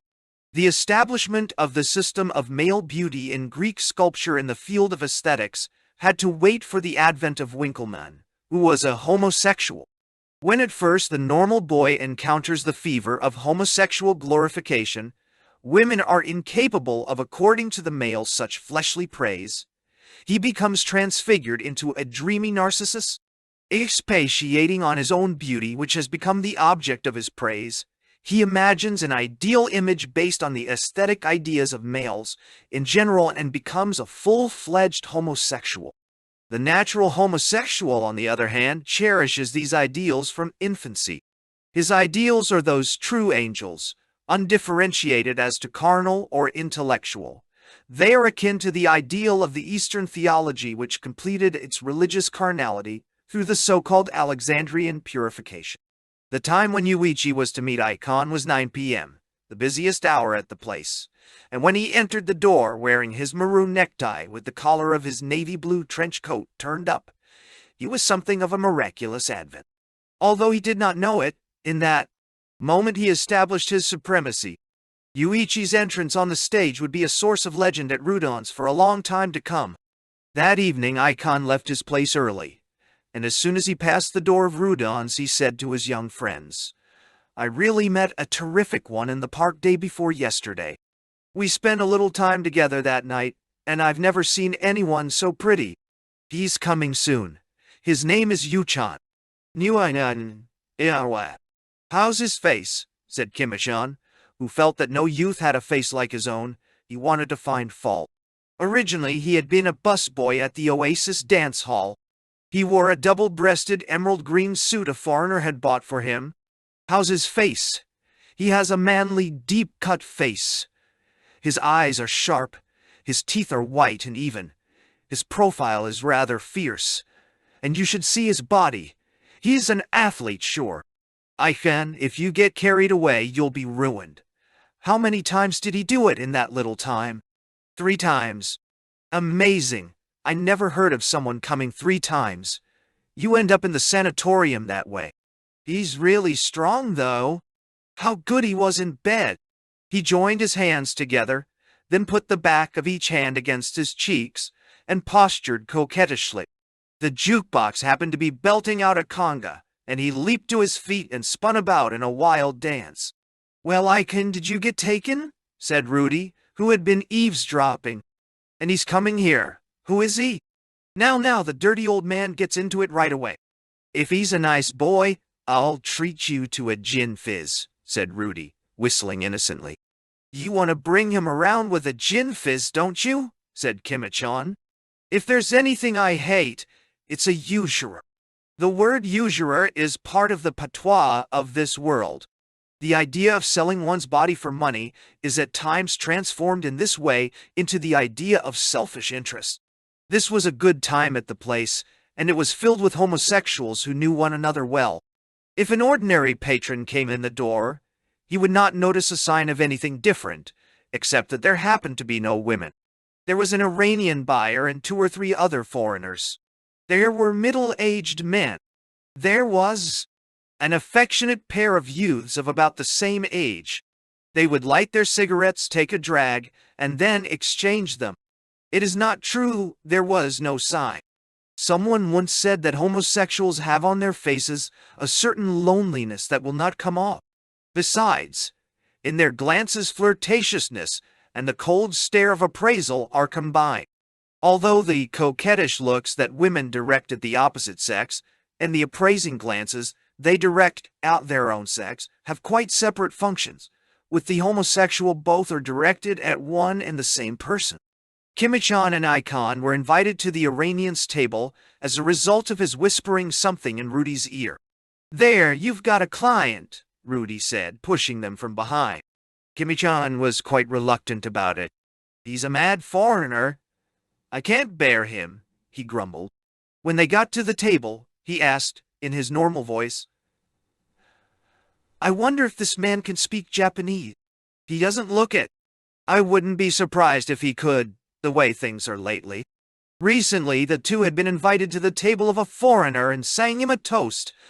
"Harrow, daring blockhead. Harrow, daring dirty old man," they sang in chorus, with the insulting words in Japanese.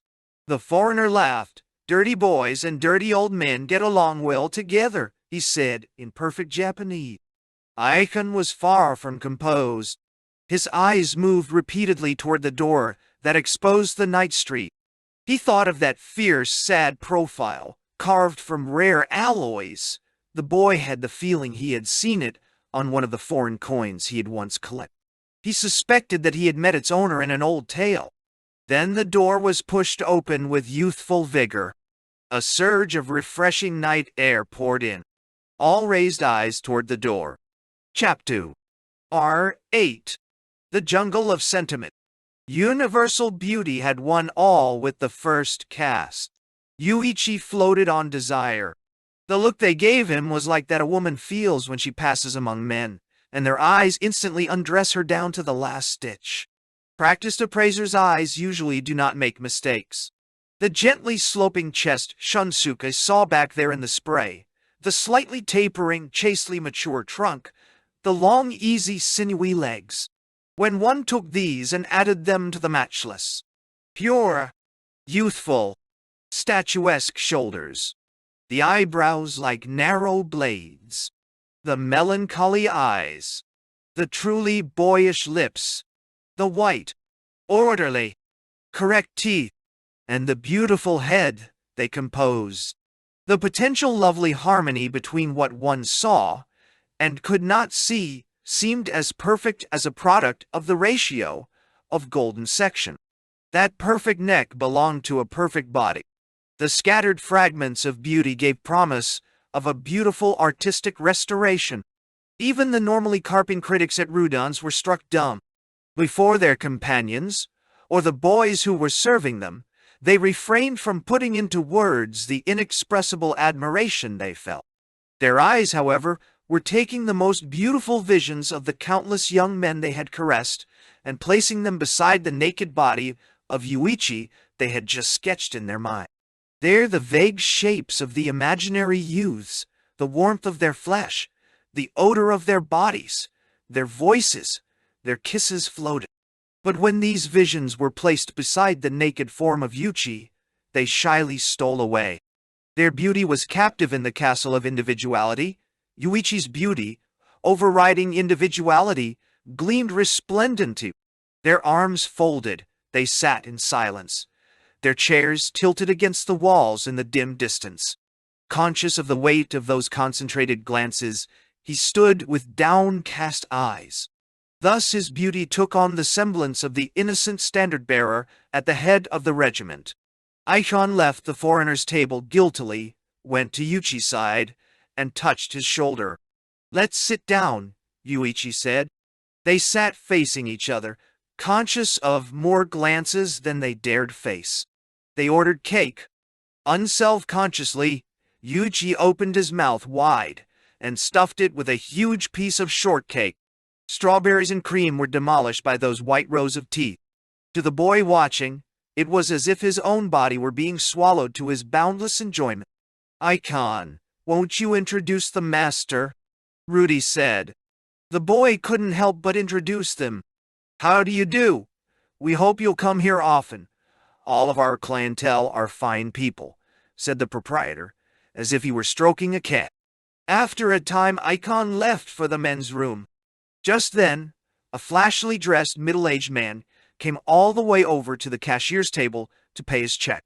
In his face, a certain indefinable childishness, a pent-up childishness was evident.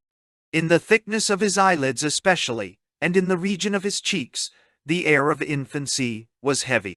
Bloated, isn't he? Thought Yūichi. The man acted as if intoxicated. The distinctness of the raw lust that gleamed in his eyes contrasted strongly with his assumed role. As if he were groping for the wall, he let his hand fall on the youth's shoulder. "Oh, excuse me," he said, removing his hand. Between these words and the act of taking away his hand, however, in that instant's hesitation, there was what could be called a kind of groping. The somewhat unpleasant hiatus between word and action left an imprint on the youth's shoulder like a muscular stiffness. The older man looked toward the youth a second time. Then, like a fox in flight, he broke off his gaze and departed. When Aishan returned from the men's room, Yūichi told him what had happened. The boy was dumbfounded. "What? Already? That's quickle, that fellow was making a pass at you." To Yūichi, this staid restaurant was rather like the park. He was shocked at how soon it went through its formality. At that moment a small, dark, dimpled youth entered, arm in arm with a handsome foreigner. The youth was a ballet dancer who had recently been given a wide audience. His companion was his teacher, a Frenchman. They had met just after the war. The youth's reputation at present was largely due to the work of that teacher. For several years the sunny, golden-haired Frenchman had shared his quarters with this companion, 20 years his junior. It was rumored that the Frenchman had recently fallen victim to a terrible whim, which came on him while drunk. He climbed the roof and tried to lay an egg. This golden-haired chicken instructed his protégé to stand beneath the eaves with a basket, and then asked all his invited guests to step out into the moonlit garden. Then he climbed a ladder and went out on the roof, bent over like a chicken. He turned up his tail, flapped his wings, and cackled and cackled. As he did so, an egg dropped into the basket. Then he flapped again and cackled. A second egg fell. His guests held their sides with laughter. Then they clapped their hands in applause. When the scene ended, however, and the host escorted them to the door, they saw a fifth egg, which he had forgotten to lay, rolling from the cuff of his trousers and splash its contents on the stone step. This chicken's cloaco is capable of holding 5 eggs, no mean feat. When Yūichi heard the story, he laughed and laughed. Then, as if someone had frowned at his mirth, he was silent.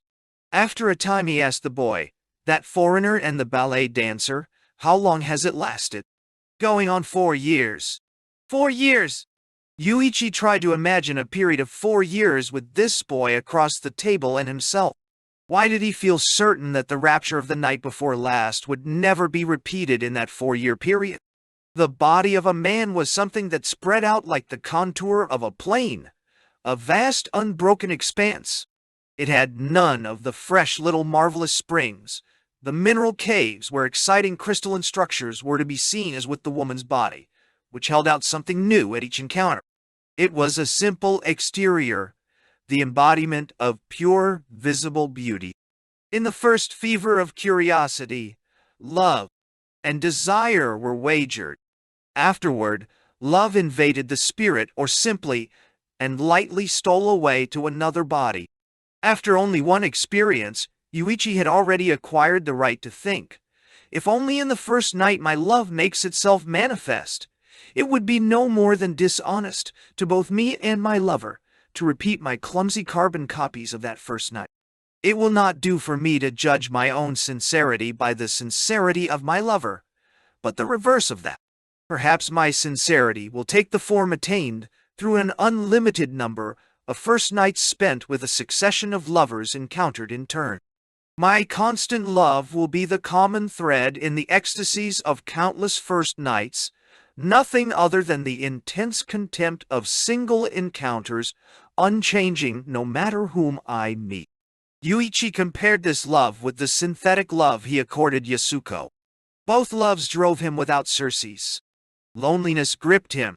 While Yūichi sat silent, Aikon looked idly over at the table occupied by a group of youths. They sat leaning against each other. They seemed to be conscious of the transience of the ties that held them together, and rubbing shoulders and touching hands, to be barely resisting this sense of uneasiness. The tie that bound them seemed like the mutual affection of comrades in arms, who sense they will die on the morrow. As if this was too much to bear, one kissed another on the neck. After a time they hurriedly departed, their smooth-shaven napes alongside each other. Seated in his double-breasted checked suit and toying with his lemon-colored tie, Aikon opened his mouth slightly and watched. Yūichi's lips had once searched his brows, his eyelids, even his mouth like that of a male doll. Yūichi had looked him over. Looking was cruel in the extreme. Every corner of the boy's body, even to the little mole on his back, Yūichi felt he knew. Once having entered this simple, lovely room, he remembered how it was made. There was a vase, and over there was a bookcase. Surely, until the room crumbled, the vase and the bookcase would remain in the same places, unmoved. The boy took in that cool gaze. He suddenly grasped Yūichi's hand under the table. Cruelly, Yūichi wrenched his hand away. The cruelty was to a certain degree intentional. Overburdened by the resentment against his wife, which he would not reveal, Yūichi yearned for the right to be unequivocally cruel to someone he had loved. Tears mounted in the boy's eyes. "I know how you feel, Yu-chan," he said. "You're tired of me already, aren't you?" Yūichi denied it vehemently, but Aikon, as if speaking from experience of a different level from that of his older friend, went on maturely and decisively. "Yes, I knew it from the moment you came in. That's the way it must be. That's the way we are, one-step men. I'm used to it and can take it, but I hope that you above all would continue to be my big brother for the rest of our lives. Now I'll be satisfied forever that I was your first lover. You won't forget me, will you?" Yūichi was greatly moved by this tender entreaty. In his eyes, too, tears welled. He sought the boy's hand under the table and gently squeezed it. At this moment, the door opened and 3 foreigners entered. Yūichi remembered having seen the face of one of them. It was the slender foreigner who had come out of the building across the street at the time of his wedding reception. His suit was different, but he wore the same polka-dot bow tie. His hawk's eye roved the room. He seemed to be drunk. He clapped his hands smartly and called, "Aikon! Aikon!" His pleasant, sweet voice reverberated from the walls. The boy looked down so that his face could not be seen. Then he clicked his tongue maturely and professionally. "Oh my! I told him I wasn't coming here tonight." Rudon flapped the hem of his sky-blue jacket and leaned over the table. Then he said in a peremptory voice, "Aikon, get over there. It's your gentleman, you know." The atmosphere of the place was filled with sadness. Rudy's insistent plea added to it. Yūichi was ashamed of the tears he had just shed. The boy glanced at Rudy and stood up, motioning as if he were going to throw something at him. Moments of decision sometimes provide balm for the soul's hurts. Yūichi now felt pride in the composure with which he could watch Aikon. His gaze collided with the boy's uncertainly. Then, as if to try again and mend all, their eyes met again, but to no avail. The boy walked away. Yūichi looked in another direction, where he noticed the beautiful eye of a youth winking at him. His heart moved without hindrance, as easily as a butterfly to meet that look. The youth was leaning against the wall opposite. He was dressed in dungarees and a navy blue corduroy jacket. He wore a dark red necktie of coarse netting. He seemed to be a year or 2 younger than Yūichi. The flowing line of his brows and the wavy richness of his hair imparted a legendary cast to his face. Sad as a one-eyed jack, he winked in Yūichi's direction. "Who is he?" "Oh, that's Shijkan. He's the son of a grocer over by Nakano. He's rather pretty. Shall I call him over?" said Rudy. He signaled, and that prince of the working classes rose nimbly from his chair. He alertly saw that Yūichi had just taken out a cigarette, and he struck a match with practiced grace and held it within his palm. Translucent in the light of the match, his hand glowed like agate. It was a big, honest hand, however, legacy of his father's toil, one might surmise. Oh, the dislocation in the thinking of the men who visited this place was subtle and deep. From his second day there, Yūichi was called Yu-chan. Rudy treated him more like a close friend than a customer. The patronage of Rudon S. had increased suddenly, after all, the day after he showed up there, as if word of this new face had been deliberately broadcast. On the third day, something happened to swell Yūichi's reputation even more. Shikan appeared at Toe Place, shaved bald as a monk. Since Yūichi had shared his bed with him the night before, he had, with no regret, cut off his beautiful, abundant hair as a token of his love. Numerous fantastic stories of this kind circulated rapidly in the world of this persuasion. By the code of the secret society, stories were not carried one step outside, but once a miraculous story got started on the inside, it replaced all earlier secrets of the boudoir. For, after all, 9/10 of the daily conversation was taken up with erotic reports of one's own and others' experiences in the bedroom.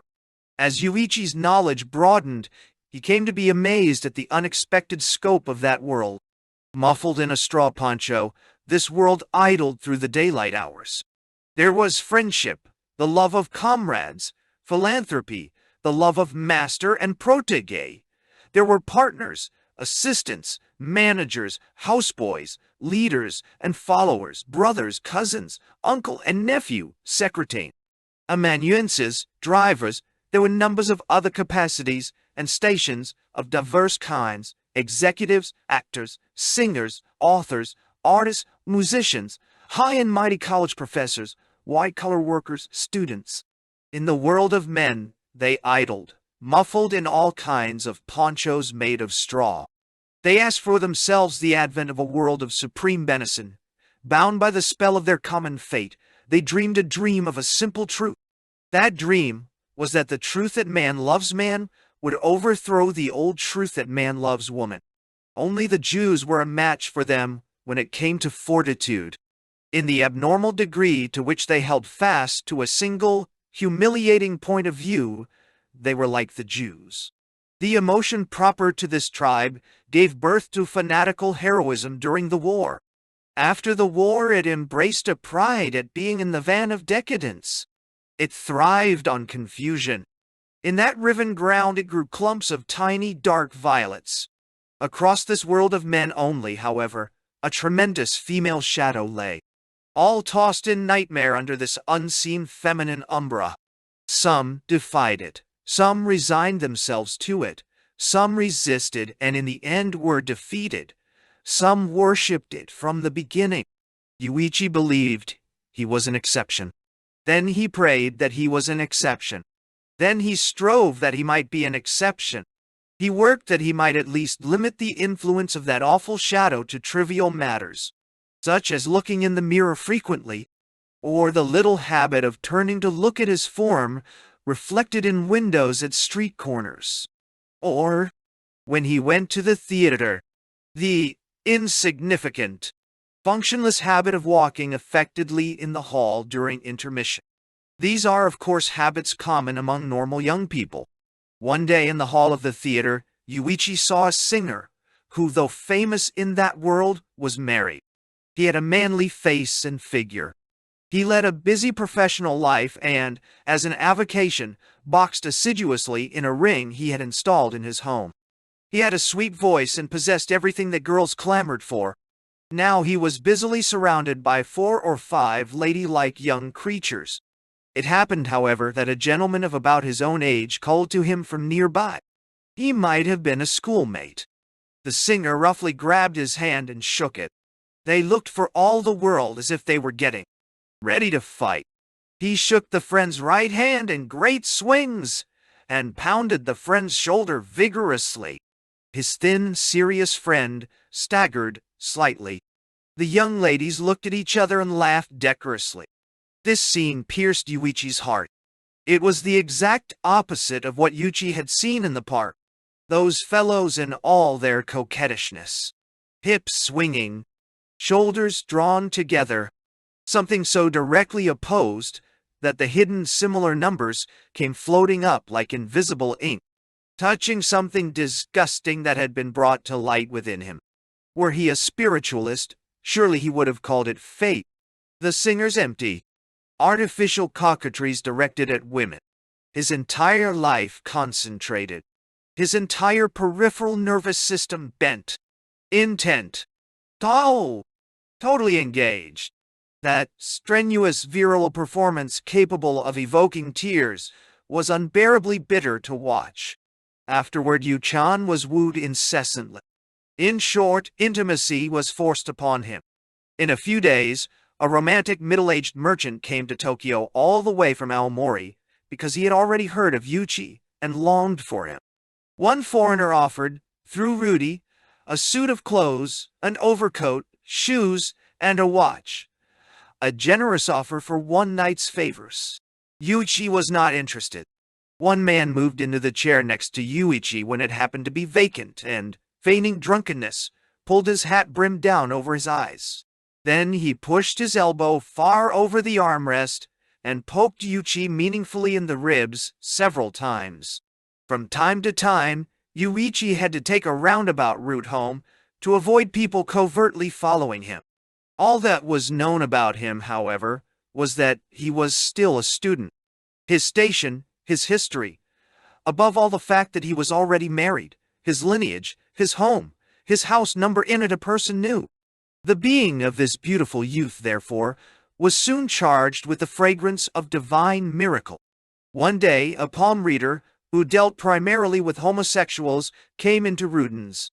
He was an old man, wearing a threadbare overcoat of the old Japanese style. He scanned Yūichi's palm and said, "You have two choices, see? Like the two swords of Musashi Miyamoto, see? Somewhere away from here you have left a woman in tears, and you are here acting as if you don't know about it, right?" Yūichi shuddered slightly. Revealed before his eyes was a certain pettiness, cheapness in his exotic charm. It lacked a frame in real life. That was true enough. The world that gathered at Ruden supported no more life than the torrid zone, a life like that of practically exiled colonial administrative employees. In short, there was nothing more than the bare essentials of sentiment, the violent discipline of sentiment in that world. And if this was the political fate of the tribe, who could resist it? There, plants of extraordinary tenacity grew. It was the jungle of sentiment. The man who lost his way in that jungle became affected by noxious exhalations and eventually turned into a kind of unsightly monster. No one has a right to laugh. The difference is only a matter of degree. In the world of homosexuality, no man has the power to resist the mysterious force that drags people down willy-nilly into the wallow of sentiment. A man might, for instance, resist by turning to a busy occupation or intellectual pursuit or art and cling to the higher intellectual levels of the masculine world. No man, however, can withstand the flood of emotion that cascades into his life. No man has been able to forget the connection that somehow exists between his body and this morass. No man has been able to cut his hand away summarily from the damp familiarity he has with the creatures of his kind. There have been countless attempts. The outcome of each, however, has been only this damp handshake again, only this sticky winking come around once more. Men like this, who essentially are incapable of maintaining a home, can find something like a household fire only in the gloomy eyes that say, "You too are one of our kind." One day, Yūichi's early morning lecture had ended, and in the interval before the next one began, he strolled around the fountain in the university garden. Paths stretched out in a grid pattern enclosing patches of lawn. The fountain stood out against a background of trees, eloquent with the loneliness of autumn, As the wind changed, it drooped to leeward and wet the grass. Its fan, fluttering in the sky, at times seemed to have lost its pivot. Outside the gate, the superannuated intracity trolleys sent the sound of their passing echoing off the mosaic walls of the lecture halls under the cloudy sky. He did not choose one friend above another, and as far as the world was concerned, he had no need of anyone to relieve his constant loneliness, other than a few incorruptible souls with whom he could exchange notes. Among these steadfast friends, Yūichi was envied for his lovely wife, and the question as to whether marriage would cure his philandering was seriously argued. It was an argument that seemed to know what it was driving at, and it arrived at the conclusion that Yūichi was a woman chaser. As a result, when he suddenly heard himself called by the name Yu-chan, his pulse quickened like that of a fugitive. It was a student sitting on a stone bench caught up in ivy beside one of the paths where the sun now gently slanted. Bent over a large electrical engineering textbook open on his knees, the student had not been in Yūichi's field of vision until he called. Yūichi stopped and regretted that he had done so. It would have been better to act as if it were not his name. Again the student called, Yu-chan, and stood up. He slapped the dust from his trousers carefully. He had a cheerful, round face, an animated face. His pants looked as if they got their crease by being placed under his mattress nightly. They stood straight and stiff as if they had been cut and hung up. He pulled up his trousers at the waist, and as he adjusted his belt, he exposed the broad pleats of his bright, immaculate white shirt. "Are you speaking to me?" said Yūichi, pausing. "Yes. I met you at Rudon's. My name is Suzuki." Yūichi looked at the face again. He didn't recall it. "I guess you've forgotten. There are a lot of kids that wink at Yu-chan. Even kids who have come there with their gentlemen wink at him. I haven't winked yet, though." "What do you want?" "What do I want? Yu-chan, of all people, don't be uncouth. How'd you like to play around now?" "Play around? You don't understand, eh?" The two youths slowly drew closer. "But it's still broad daylight. Even in the daylight there are loads of places to go." "Yes, for a man and a woman." "No, not that. I'll show you." "But I don't have anything on me." "I do. And if Yu-chan will come play around with me, it's my pleasure." Yūichi cut that afternoon's lecture. With what he got from working somewhere or other, the younger student treated to cab fare. The cab went through a dreary, burned-out mansion district of Takagicho in Aoyama. Inside a gate of which only the stone wall had not burned down, before a house bearing the name Kusaka and a barely visible new temporary roof, Suzuki ordered the cab to stop. There was a wicket gate in the entrance and an old-fashioned door that was shut tight. Suzuki rang the bell, and for no apparent reason unhooked the neckband of his student uniform. He turned to Yūichi and smiled. In a short time, the sound of Garden Geta moving with short, quick steps approached the entrance. A voice that was either a man's or a woman's. One could not tell which. Asked who was there. "It's Suzuki. Open up," the student said. The door opened. A middle-aged man in a bright red jacket greeted the two youths. The garden was strange to look at. It was possible to go to the outbuildings, connected with the main house by a covered way on a path of stepping stones. The garden trees, however, were practically all gone. The spring had dried up. As if part of a wilderness in microcosm, fall plants were flourishing luxuriously everywhere and anywhere. Among the plants, foundation stones, remnants of a fire, gleamed whitely. The two stood and stepped up into a new 4.5 mat outbuilding that still smelled of lumber. "Shall I heat your bath?"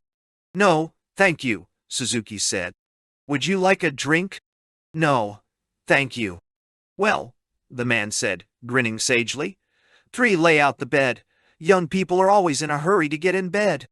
The two waited in the adjoining 2-mat room until the futon was laid out. They said nothing. Suzuki offered Yūichi a cigarette. He accepted. With that, Suzuki put 2 cigarettes in his mouth, lit them, and gave Yūichi one with a smile. In the exaggerated composure of this student, Yūichi could not help but think there were traces of a childish innocence. There was a sound as of distant thunder. The storm doors in the other room were being closed, even though it was daytime. They were called into the bedroom. A light was burning in the lamp by the bed. From the other side of the sliding doors, the man said, "Rest well." His retreating footsteps sounded from the covered passageway. It was a daytime sound, the creaking of the boards in the passageway, yet they made one think a feeble sun was shining.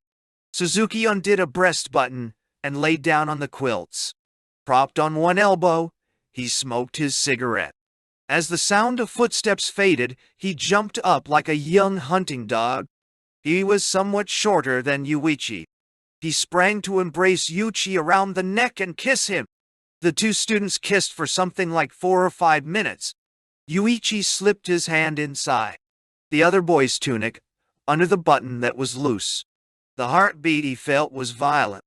The two separated, turned from each other, and hastily tore off their clothing.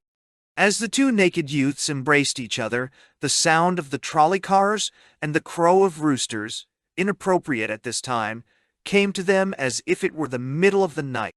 Through a gap in the storm doors, however, a ray of the westering sun made the dust dance. Spots of coagulated resin in the center of the knots in the wood were turned by the sun's rays into the color of blood. A thin ray of light glinted off the muddy water that filled the vase in the alcove. Yūichi sank his face into Suzuki's hair. His hair was slicked down by lotion instead of oil, and the smell was agreeable.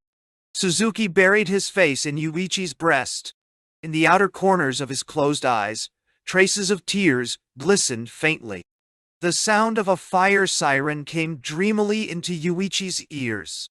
As it faded in the distance, it was followed by a second. Finally, he heard a third, heading somewhere in the distance. Another fire. He pursued the slippery train of thought. Like the first day, I went to the park. In a big city, there are always fires somewhere. And there are always crimes somewhere too. God, despairing of burning away crime with fire, perhaps distributed crime and fire in equal quantities. Thus crime is never consumed by fire, while innocence can be burnt up. That's why insurance companies prosper. My guilt, however, in order that it might become a pure thing immune to fire, must not my innocence first pass through the fire? My complete sense where Yasuko is concerned. Didn't I once ask to be born again for Yasuko's sake?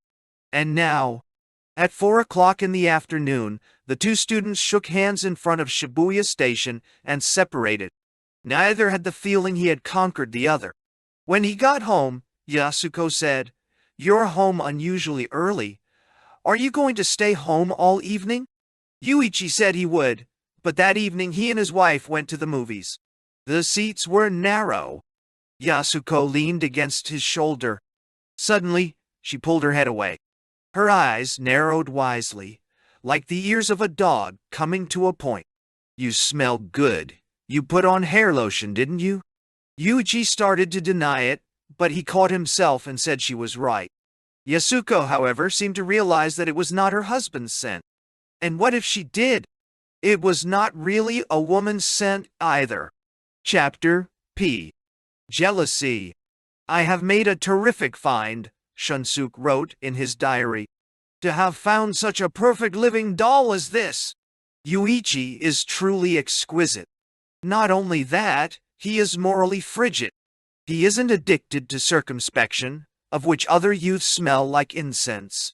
He doesn't take responsibility for his actions in the slightest. The morality of this youth says, in short, don't do anything. Thus, once he starts to do something, he rules out morality. This youth decays like radioactive material. He is truly the thing I had long wearied of searching for. Yūichi does not believe in the modern distress. Nay." A few days after the charity ball, Shunsuke laid plans to have Kyokushi and Yūichi meet accidentally. He heard the story of Rudons from Yūichi. It was his suggestion that they meet there in the evening. That afternoon, Shunsuke Hinoki delivered a speech which he hated to do. He was reduced to it by the necessity of promoting his complete works. It was an afternoon in which the coolness of early autumn was noticeable. The gloomy figure of the old writer in his western suit, lined with silk floss, intimidated the people assisting with the lecture. He stood at the rostrum, still wearing his cashmere gloves. He had no reason for doing so. The impudent young man running the lecture had been careful to inform Shunsuke that he had forgotten to take off his gloves, so he went ahead with them on, just to annoy. The audience that filled the hall numbered about 2,000. Shunsuke looked at lecture audiences with contempt. Among the members of lecture audiences, there are the same fads that are current on modern photography.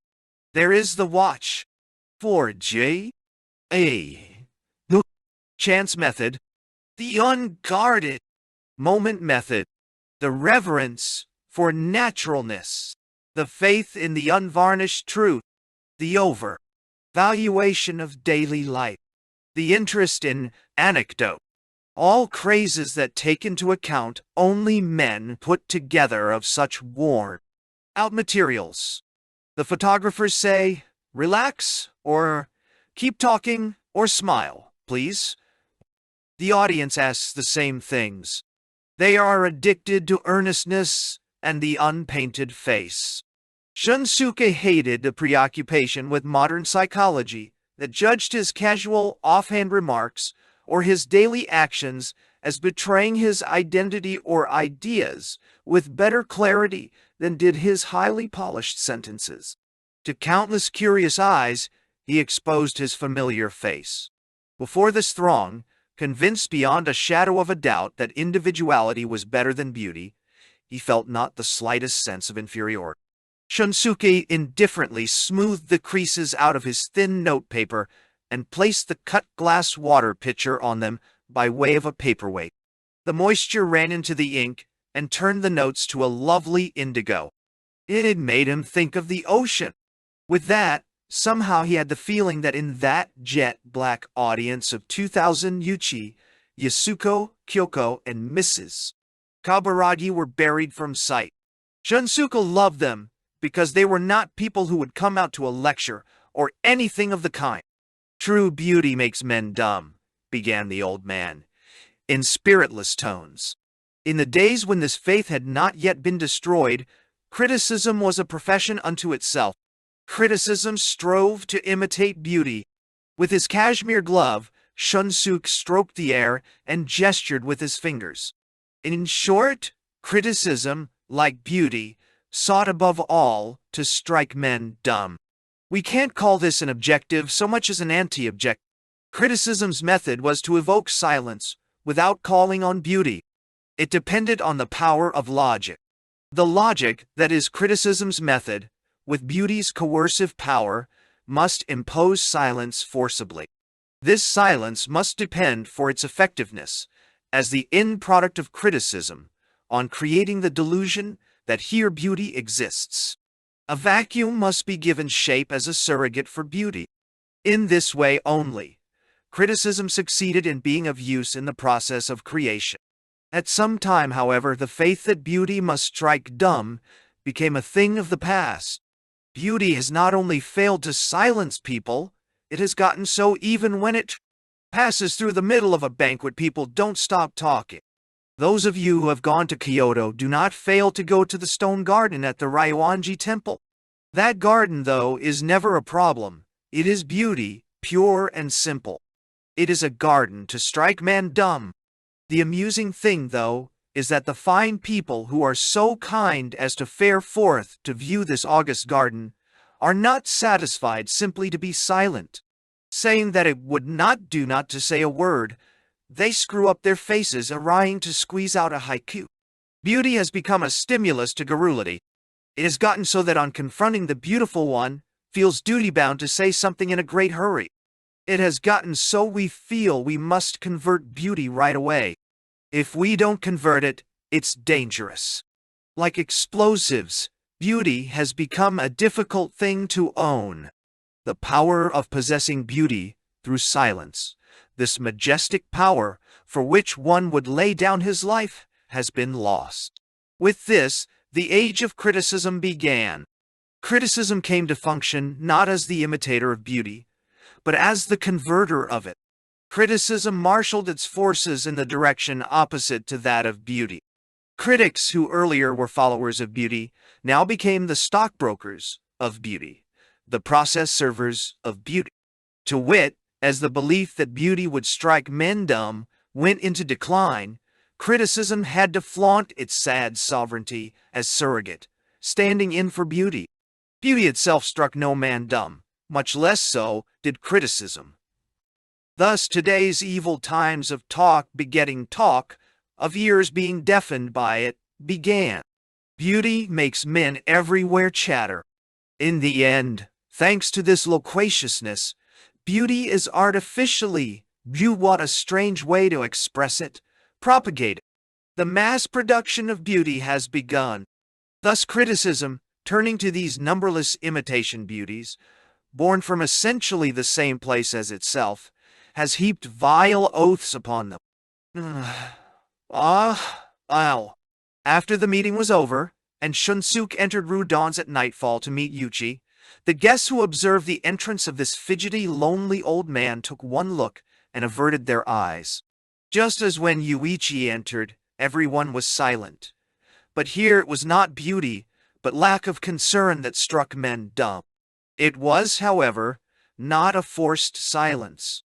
As if he knew him well, the old man bowed to Yūichi, who sat in a corner talking to the young men. He found a place at the somewhat isolated table to which he had invited Yūichi. Every eye showed unusual interest. Yūichi joined Shunsuke, exchanged a few words, then excused himself for a moment. When he returned to Shunsuke, he said, "It seems that everybody thinks I'm your boyfriend. They asked me if that was so. I told them it was. That way you'll have no trouble coming around here. Since you're a novelist, you must surely find much of interest in a place like this." Shunsuke was shocked, but because he preferred to let matters in this place take their course, he did not reprove him for his rashness. "If you are my boyfriend, how am I supposed to act toward you? That's a problem, isn't it? If you just look quietly happy, it will be fine." "Me? Happy?" It was uncanny. Shunsuke, the dead man, portraying happiness. He was perplexed by this strange role he had been pressed into by this unexpectedly forceful director. Taking the opposite tack, he tried to make a wry face. That was difficult, however. Thinking he was making a fool of himself, he gave up trying to act anything. He was unaware that now an expression of happiness radiated his countenance. Since he could think of no proper explanation for his lightness of heart, Shunsuke assumed it was from his customary professional curiosity. Long deprived of his literary powers, he was embarrassed by his false fervor. For 10 years now, how many times the impulse to create had flooded over him like a tide, but when he took brush in hand, the brush would not write so much as a line. The artistic impulse that in his young days nagged at him like an illness in everything he did now was only a barren, half-starved curiosity. How beautiful Yūichi is, the old author thought, watching him from a distance when he left his seat again. Among these 4 or 5 beautiful boys, he alone stands out. Beauty is something that burns the hand when you touch it. Thanks to him, there must surely be a lot of burned homosexuals. Now, before his eyes, a rather tense scene began.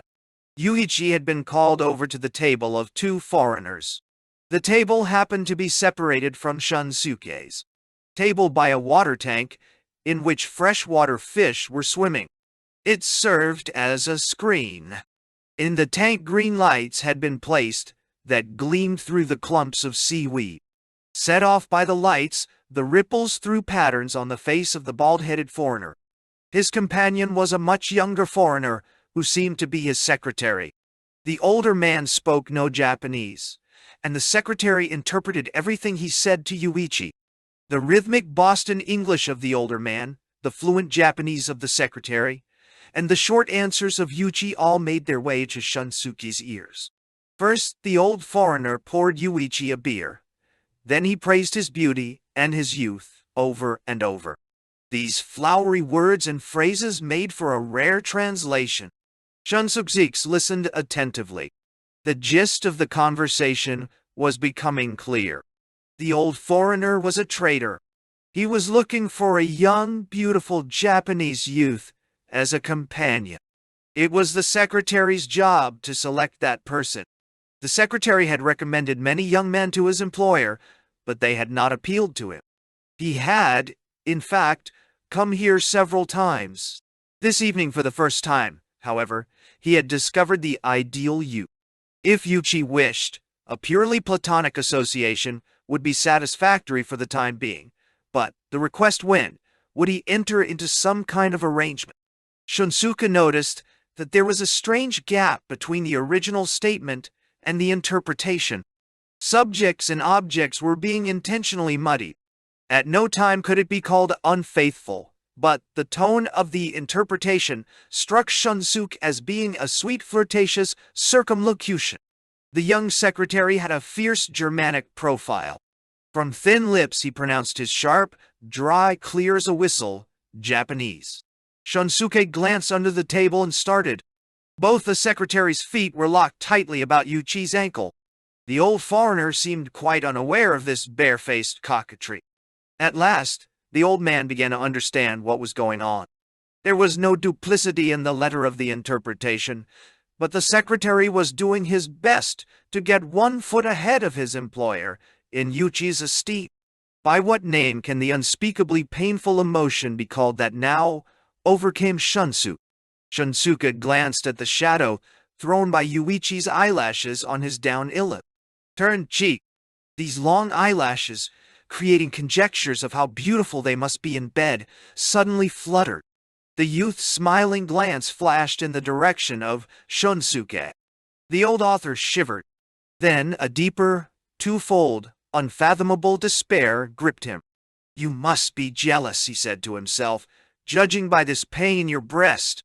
He was reminded of each detail of the feeling that tortured him when long ago he was shown the prurience of his wanton wife in the kitchen door in the dawn. There was the same pain in his breast, an emotion that had no outlet. In this feeling, the only thing that was worth all the emotions of the world, the only prize, was his ugliness. That was jealousy. In shame, anger, this dead man's face flushed. In a piercing voice, he called, "Check!" He stood up. "Well, that old man is singing in jealousy's flame," whispered Kimi-chan to Shig-chan. "What does Yu-chan see in him? How many years, I wonder, has Yūichi been hooked up with that old guy?" "He even followed Yūichi here, didn't he?" said Shig-chan, his voice ringing with hostility. "He's really a shameless old man. He looks like a profitable client. What does he do? He looks as if he's got a penny or two. Maybe he's an alderman or something?" At the door, Shunsuke realized that Yūichi had arisen and was coming quietly after him. On the street, Shunsuke stretched himself, then pounded himself over and over on the shoulders, alternating hands. "Are your shoulders stiff?" Yūichi spoke in a gentle, reassuring tone, giving the old man the feeling that his inner depths were open to view. "The same thing will happen to you someday. The shame gradually gets inside you. When young people are embarrassed, their skin turns red. We feel embarrassment in the flesh, particularly the bones. My bones hurt because I was taken for one of the fraternity." No. The two strolled about for a time, side by side through the crowds. "You don't like youth, do you?" Yūichi came out with this suddenly. They were words Shunsuke had not anticipated. "What do you mean?" he said, affronted. "If I don't like youth, how did I ever beat my old bones into coming down here?" "Just the same, you don't like youth." Yūichi said it again with finality. "Youth that is not beautiful. Beautiful youth is an annoying twist of phrase. My youth was ugly. That's something you can't imagine. I spent my youth wishing to be born again." "Me too." "You mustn't say that. When you say that, you violate a taboo or something. It is your fate never to be able to say that. By the way, I hope I didn't get you into trouble with that foreigner by walking out so suddenly just now. No, not at all, said the youth unconcernedly. It was close to 7 o'clock. The throng was at its height on the street at this time, which had been the hour of early closing during the war. It was a very misty evening, and the outline of the distant shops was like a copperplate lithograph. The smell of the twilight street busily teased the nostrils. It was the best time of the year for subtle olfactory excitement. The smells of fruits, flannels, newly printed books, evening papers, kitchens, coffee, shoe polish, gasoline, and pickles mingled and created a translucent picture of the business of the street. The noise of the elevated train battered at their conversation. There's a shoe store, Shunsuke said, pointing to a brightly decorated window. It's a high-priced shop called Korea. Tonight that store is going to have the dancing shoes ready that Kyoko ordered. Kyoko is coming for them at 7. At that time, I want you to be going in and out, looking at men's shoes. Kyoko is a fairly punctual woman. When she comes, act surprised and say, "Oh!" Then invite her for tea. She'll take care of the rest. No. And you? I'll be at the little restaurant over there having tea, the old man said. Yūichi was perplexed by the strangely narrow and twisted view this old man had of youth. He supposed it came from the poverty of his own youth. Yūichi imagined the tiny bit of youthful ugliness that might have come back into Shunsuke's cheek while he walked about checking the time of Kyoko's appointment at the shoe store.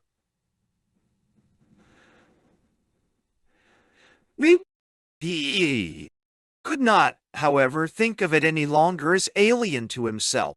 At the same time, thanks to his abnormally close contact with the self in his mirror, he was already slave to the habit of taking his own beauty into account on every occasion. Chapter I.O. The False Accident and the True. For the past 24 hours, Kyoko Hodaka had thought of nothing but her chartreuse dancing slippers. Nothing else in the world mattered to her. Whoever looked at Kyoko would think fate had surely touched her lightly. Like a person who had thrown himself into a salt lake and then found himself buoyed up and rescued in spite of himself, Kyoko never ever under any circumstances got to the bottom of her emotion. For that reason, although her sunny disposition was instinctive, it seemed to be something imposed upon her by conscious policy. There were times when Kyoko was feverish. People were always seeing the calm hand of her husband in the background, fanning this false passion. In truth, she was like a well-trained dog, an intelligence built up from nothing more than force of habit. Those impressions gave to her own natural beauty the beautiful aspect of a plant made painstakingly by hand. Kyoko's husband was tired of her complete lack of sincerity. In order to increase the heat of his wife's passion, he resorted to every technique of lovemaking. In order to make her serious, he played philanderer, very much against his inclinations. Kyoko wept often. Her tears, however, were only showers. Start a serious story, and Kyoko would giggle as if tickled. Just the same, she lacked the superabundance of wit and humor that could have redeemed her womanliness. In her bed in the morning, if 10 great ideas occurred to Kyoko, by nightfall, it would be surprising if she remembered 1 or 2. Her plan to change the picture in her living room might thus be put off for 10 days. The few things that did happen to remain in her mind had to wait until they became nagging nuisances before they got done. The fold of her rather Caucasian eyelids would sometimes show an extra fold. Her husband hated to see this, for it became shockingly evident at those moments that there was not a thing on her mind. That day Kyoko had gone to the nearby store shopping with a former servant. In the afternoon, she entertained 2 of her husband's female cousins. The cousins played the piano and Kyoko merely sat, not listening. When it was over, she clapped and meted out effusive compliments. Then they talked about some shop in the Ginza where Western pastries were cheap and delicious, or how a watch that one of them bought with dollars was selling at 3 times the price in a store in the Ginza. Then they talked about the fabrics they were getting ready for winter, and after that, they came to the best-selling novel.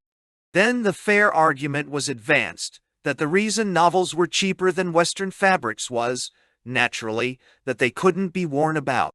All Kyoko was thinking about then was her dancing slippers, but the cousins who noticed her absent-mindedness thought she must be in love. It was doubtful, however, that Kyoko was capable of loving anything more than dancing slippers. For this reason, Shunsuke's expectations notwithstanding, Kyoko had cleanly forgotten about the beautiful youth who had made such a fuss about her at the last ball. When Kyoko came face to face with Yūichi on her way into the shoe store, her mind was full of the idea that she would soon see her shoes. She was not particularly surprised at running into him, and she greeted him perfunctorily. Yūichi suddenly realized the meanness of the part he was playing. He decided to leave, but anger held him back for the time being. He hated that woman. He had even forgotten his hatred of Shunsuke, evidence that the passion of Shunsuke now possessed him. He whistled unconcernedly as he passed inside and looked at the window displays from that vantage point. His whistle reverberated with his disappointment. Occasionally his eyes flicked back to the woman behind him, trying on her shoes, and as he did so, a dark, competitive spirit developed in him. All right, I'll really make that woman unhappy. The style of the dancing slippers was exactly what Kyoko wanted. She had the clerk wrap them up. Her fever slowly subsided. 116. She turned and smiled. Then she became really aware of the lone, beautiful youth for the first time. This evening her good fortune was like a faultless bill of fare. Though it was not her way to extend an invitation to a man she did not know well, she went up to Yūichi and ever so gently said, "Would you like to go somewhere for a cup of tea?" Yūichi nodded in silence. It was past 7, and a great number of shops had already closed. The tea shop in which Shunsuke was sitting was still brightly lighted. As they passed it, Kyoko started to enter, but Yūichi headed her off. After that they passed 2 places with drawn curtains. Then at last they came to one that looked as if it might be open. They sat down at a table in the corner, and Kyoko casually pulled off her lace glove. Her eyes were glowing. She looked at Yūichi steadily and inquired, "Is your wife well?" "Yes." "Are you all alone today?" "Yes." "I see. You're going to meet your wife here, and it'll be nice if I keep you company until she comes." "I'm really alone. I just came over here on a little business at a friend's office." "Is that so?" The note of caution vanished from her voice. "I haven't seen you since that time." It came back to Kyoko slowly. The way that youth's body, like an animal, filled with majesty, had pressed her body into the corner. The way his fierce eyes, begging her pardon, seemed more intent on some design of their own. His rather long sideburns forming a point under the temples. His passionate cheeks. His simple child's lips, pouting as if caught in the midst of a complaint. Then another definite recollection insisted on returning. She decided to test it with a trick. She pulled the ashtray toward her. Now when the youth wanted to tap off his ashes, he had to bend his head before her, like that of a young bull. She inhaled the aroma of his hair cream. It was a scent throbbing with youth. That was the scent. That scent she had caught again and again, even in her dreams, since the evening of the ball. One morning, this scent of her dreams enveloped her tenaciously, even after she had awakened. She had some shopping to do in the Buu city, and about an hour after her husband went to his job at the Foreign Office, she boarded a bus jammed with people who started work later than most. There she got a strong whiff of that same pomade. Her breast was in tumult. When she got a look at the profile of the youth wearing it, however, she was disappointed to realize that though the pomade had the same scent as in her dream, the face bore no relation to it. She didn't know the name of the pomade, but from time to time in crowded trolleys or stores, the aroma was wafted to her from she knew not where, overpowering her, she knew not what. That's it. That's the scent. Kyoko looked at Yūichi unwaveringly with new eyes. She had discovered in this youth the dangerous power he was plotting to wield over her, a dazzling power. Yet here was a truly frivolous woman, and she found amusing the power that every man worthy of the name exerted. Be they ugly or handsome, men all had in common this master-slave absurdity they call desire. For instance, the man does not exist who, from the time he ceases being a boy, is not ruled by the theme of those stories. The trite theme that goes, woman is never intoxicated by her own happiness at any time so much as when she sees desire in a man's eyes. How ordinary is this young man's youthfulness, thought Kyoko, still full of self-reliance in her own youthfulness. It's a youthfulness you find everywhere. It's a youthfulness aware that it is at the age most prone to confuse sincerity with desire. In perfect consonance with the misapprehensions Kyoko was thus arriving at, Yūichi's eyes brimmed with the cloudiness of a somewhat dissipated passion. Those eyes had not forgotten, however, their natural blackness, and when she looked at them, she felt as if a torrent was roaring through a conduit. Have you been dancing anywhere since I saw you last? No, I haven't. Doesn't you wife like dancing? She rather likes it. How noisy it was. This restaurant was really a quiet place. Nevertheless, the low sound of records, of shoes, of plates, of laughter from the patrons at infrequent intervals, as well as the telephone, all commingled and amplified, irritating the ear. As if bearing them ill will, the sound drove a wedge into their already stilted conversation. Kyoko felt as if she and Yūichi were talking underwater. When she tried to approach him in their conversation, he seemed to move away. Happy-go-lucky person that she was, Kyoko was just beginning to realize the great gulf that lay between her and this youth who seemed to desire her so much. I wonder if my words are getting across to him, she thought. Maybe it's because the table is too big. Without realizing it, Kyoko was exaggerating her own emotions. Now that you've danced with me, you don't seem to want anything more to do with me, do you? Yūichi's expression seemed to be one of discomfort. If this sort of give and take, this unpremeditated acting and departure from the script, had become second nature with him, it was largely attributable to the power of that wordless youth in the mirror. The mirror had schooled him in the expression of the various emotions that all the angles and shades of his beauty spoke of. After a time, his beauty had, by conscious effort, become independent of Yūichi himself, and thus made itself freely available to him. Perhaps for this reason, Yūichi no longer felt the constraint as with Yasuko before they were married. In fact, he succeeded by this time in freely reveling, with almost sensual gusto, in the presence of women. A vague, abstract sensuality. It was the feeling that had intrigued him once in swimming and high jumping. In possession of this freedom unfettered by the great adversary that is sexuality, he felt that his own existence was like a delicately versatile mechanism. For want of something better, Kyoko gossiped about people she knew. She mentioned various names, but Yūichi didn't recognize any. Kyoko thought that amazing. As far as Kyoko knew, romance was a thing that could only happen to her or her acquaintances. Even they, however, were always paired in perfectly predictable patterns.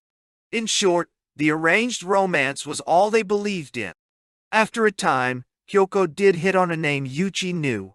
Did you know Reiko Kiora, who died 3 or 4 years ago? Yes, she was my cousin. Why, then you're called Yu-chan by your relatives, aren't you? Yūichi started, then he smiled calmly. I guess I am. So you're Yu-chan. Kyoko looked at him so fixedly that Yūichi felt uncomfortable. She explained why. Of her classmates, Riko had been her closest friend. Before she died, Reiko had entrusted her diary to Kyoko. It was a diary in which she had written up, till a few days before the end. The only thing this poor, long-suffering woman had felt that mattered in her life was the occasional sight of her young cousin's beautiful face. She loved this youth, who visited at infrequent and irregular intervals. She would ask to kiss him, but he, fearing contagion, would shudder and hold back. After all, Reiko's husband had passed his own infection on to his wife before he died. Reiko tried to let the youth know how she felt, but she never succeeded. Now a fit of coughing, now reticence stood in the way of her confession. To her, this young 18-year-old cousin was like a young tree catching the sun in the garden just outside her sick room. She saw in him all that shone, all that stood opposed to sickness and death. His health, his bright laughter, his beautiful white teeth, his freedom from pain and misery, his naivete, the way vernal youth touched him in dazzling brightness, all she seized upon. She feared, however, that her confession of love, if it awakened sympathy in him, or if it made him begin to love her, would mark his cheek with pain and misery. She preferred to go to her grave remembering only the fierceness in his profile and his almost unconscious youthful capriciousness. Every day's entry in her diary began with the invocation, Yu-chan. She took an apple he had brought one day, cut his initial out of it, and kept it hidden under her pillow. She also teased him for his picture. He modestly turned her down. Kyoko had reason to find the name Yu-chan more appealing than Yūichi. Not only that, she had come to love this name, as she had built it up in her fancy since Reiko's death. Listening to her, Yūichi toyed with his silver-plated spoon. Her revelation stirred him. He was learning for the first time that his bedridden cousin, 10 years his senior, had loved him. Also, he was amazed at how far mistaken her idea of him had been.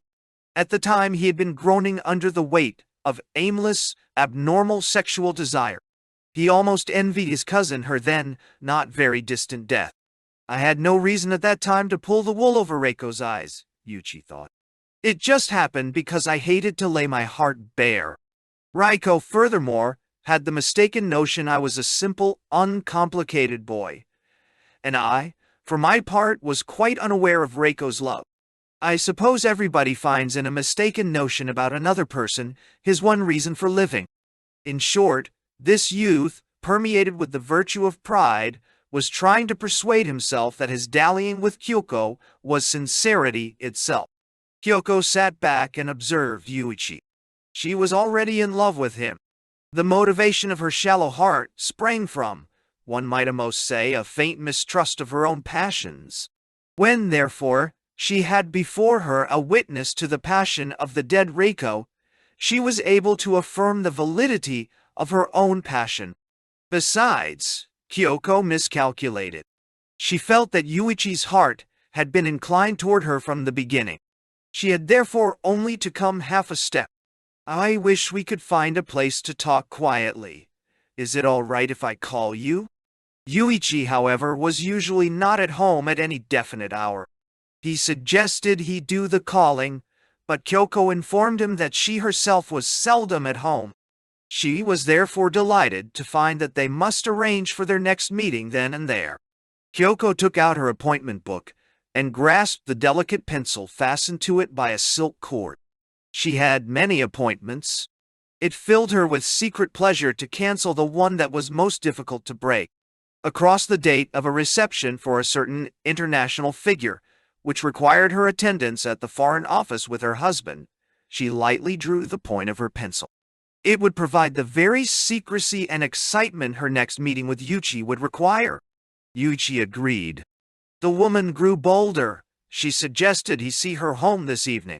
The youth hesitated, and she told him that she only said it to see the troubled look on his face. Then she gazed at his shoulders, much as one would gaze at a mountain peak. Hoping he would speak, she kept quiet for a time. Then she started chattering again. She went so far as to demean herself by saying, "Your wife is lucky. You're really considerate of her." "Yay, and Rylan." Having said this, she slumped in her chair as if worn out completely. Suddenly a thrill went through Kyoko. She had guests coming to the house this evening. They were waiting for her. She decided not to meet them. She got up to telephone an excuse. The call went right through, but the voice came from far away. She could not hear the maid's words distinctly. Interfering with their exchange was a sound in the phone like that of falling rain. She looked out of the great plate glass window. It was raining. Unfortunately, she had not brought any rain gear with her. She felt very daring. On the way back to her place, she saw a middle-aged woman sitting beside Yūichi. Kyoko drew her chair away as she sat down. Yūichi introduced the woman. "For this is Mrs. Kaburagi." Each woman perceived the hostility of the other at a glance. This accidental meeting was something Shunsuke had not reckoned with. Mrs. Kaburagi had, in fact, been watching the two from a distant corner for some time. "I came a little early for our appointment. I didn't want to interfere until you'd finished with your business." "I beg your pardon, Mrs. Kaburagi said, "Monsieur." In that instant, in the act of telling that little girl fib, Mrs. Kaburagi showed her age as infallibly as did her too youthful makeup. Kyoko saw the ugliness of those years with relief. Convinced of her advantage, she saw through the lie. She smiled in Yūichi's direction, with a wink to indicate that she understood. What prevented Mrs.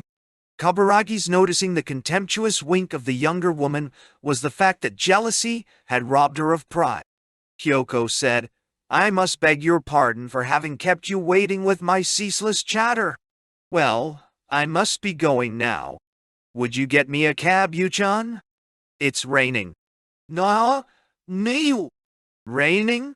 Embarrassed at being addressed as Yu-chan, he pretended to be astonished by the rain, as if it were a momentous event.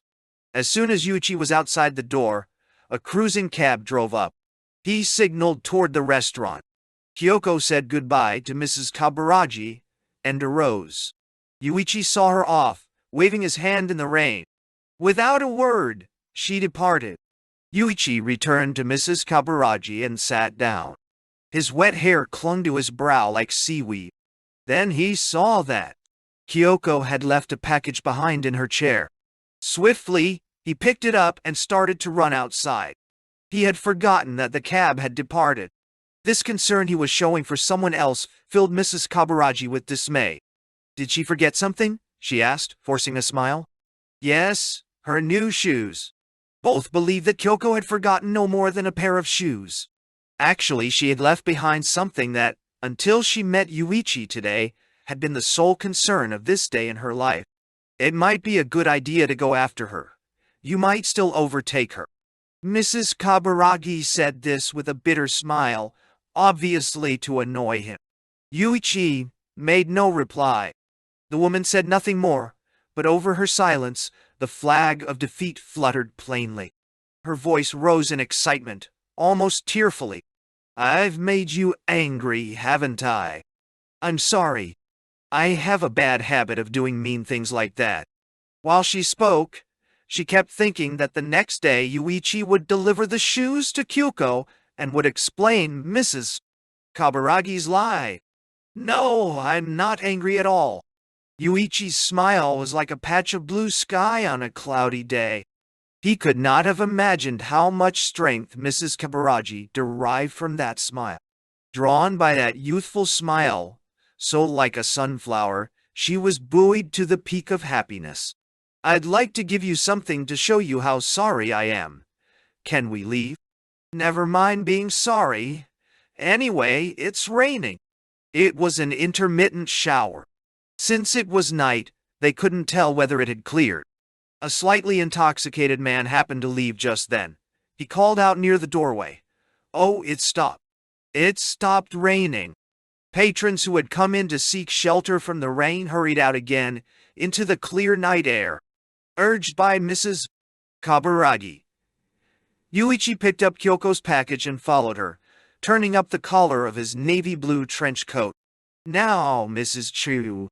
Kaburagi's mind busied itself, blowing up out of all proportion the bit of luck that had led her to this happy encounter. Since that last time she had struggled with jealousy. Her self-restraint was stronger than that of most men, and it gave her the power to keep her resolve not to make advances to him. She started going out for walks all alone. She went to the movies alone. She ate her meals alone. She had tea alone. She was alone, but, paradoxically, she felt that she was gaining freedom from her emotions. Nevertheless, wherever she went, Mrs. Kaburagi felt the gaze of Yūichi's proud contempt following her. That gaze would say, "Get on your knees, at once, down on your knees before me." One day she went to the theater, alone. During intermission she witnessed the awful crowding in front of the mirror in the ladies' room. The ladies' faces were almost in collision. Every woman for herself. They pushed out their cheeks. They pouted their lips. They protruded their foreheads. They stroked out their eyebrows, so as to apply their rouge, their lipstick, their eyebrow pencil, to rearrange a stray hair, to make sure that the curls so carefully rolled this morning had not committed the unspeakable sin of coming undone. One woman had shamelessly taken out her teeth. Another, choking on powder, was making a terrible face. If one were to put that mirror in a painting, he would certainly hear the dying screams of slaughtered women coming from the canvas. Mrs. Kaburagi saw that in all this pitiable turmoil, her face alone was cool, white, and composed. "Get on your knees! Down on your knees!" Blood gushed from her pride's wounds. Now, however, drunk with the nectar of submission, pathetically going so far as to believe that this sweetness was the boon of her own cunning, she cut into the rain-wet tracks of the automobiles and across the street. A broad yellow leaf fallen from one of the trees along the street clung to the trunk and fluttered like a moth. A wind had sprung up. Silent, as she had been on the evening she first met Yūichi at the Hinoki home, she led him into a certain tailor's. The clerks in the store treated Mrs. Kaburagi with deference. She had them bring out winter materials and place them over Yūichi's shoulders. Thus she was able to inspect him with care. "It's uncanny. Any pattern goes well with you," she said, holding piece after piece of material across his chest.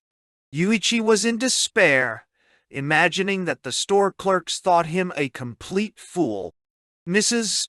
Kaburagi chose one pattern and had them take his measurements. The old and experienced owner of the firm was amazed at the youth's ideal measurements. Yūichi thought uneasily of Shunsuke. The old man was surely still in that tea shop patiently waiting.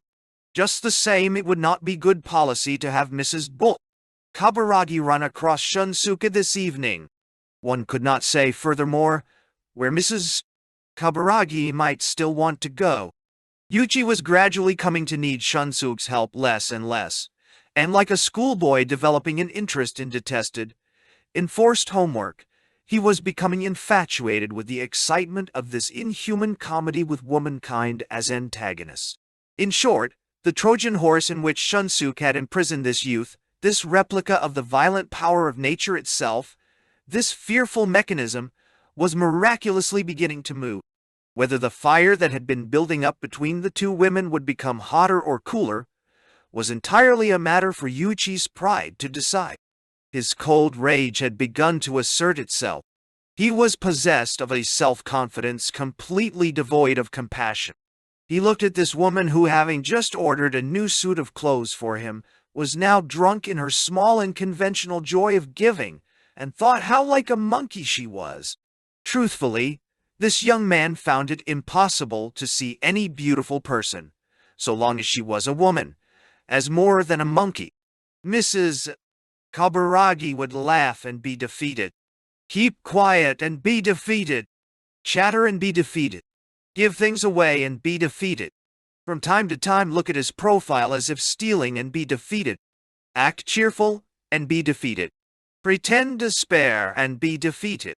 Before long, this woman who never cried would even be defeated in tears. Of this there was no doubt. Yūichi flung his coat on roughly. The comb fell out of his pocket. Before Yūichi or the tailors could retrieve it, Mrs. Kaburagi nimbly stooped for it.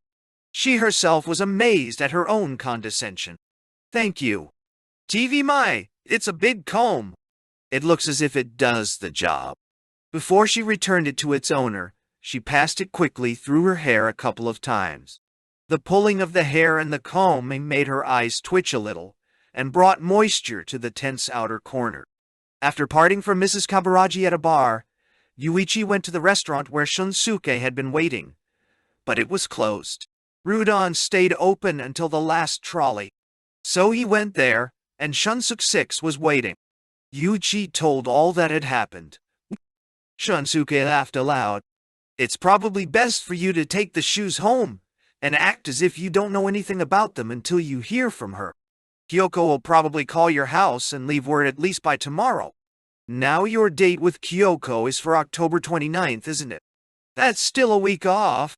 Before that, you'd better see her again, return the shoes, and explain what happened this evening.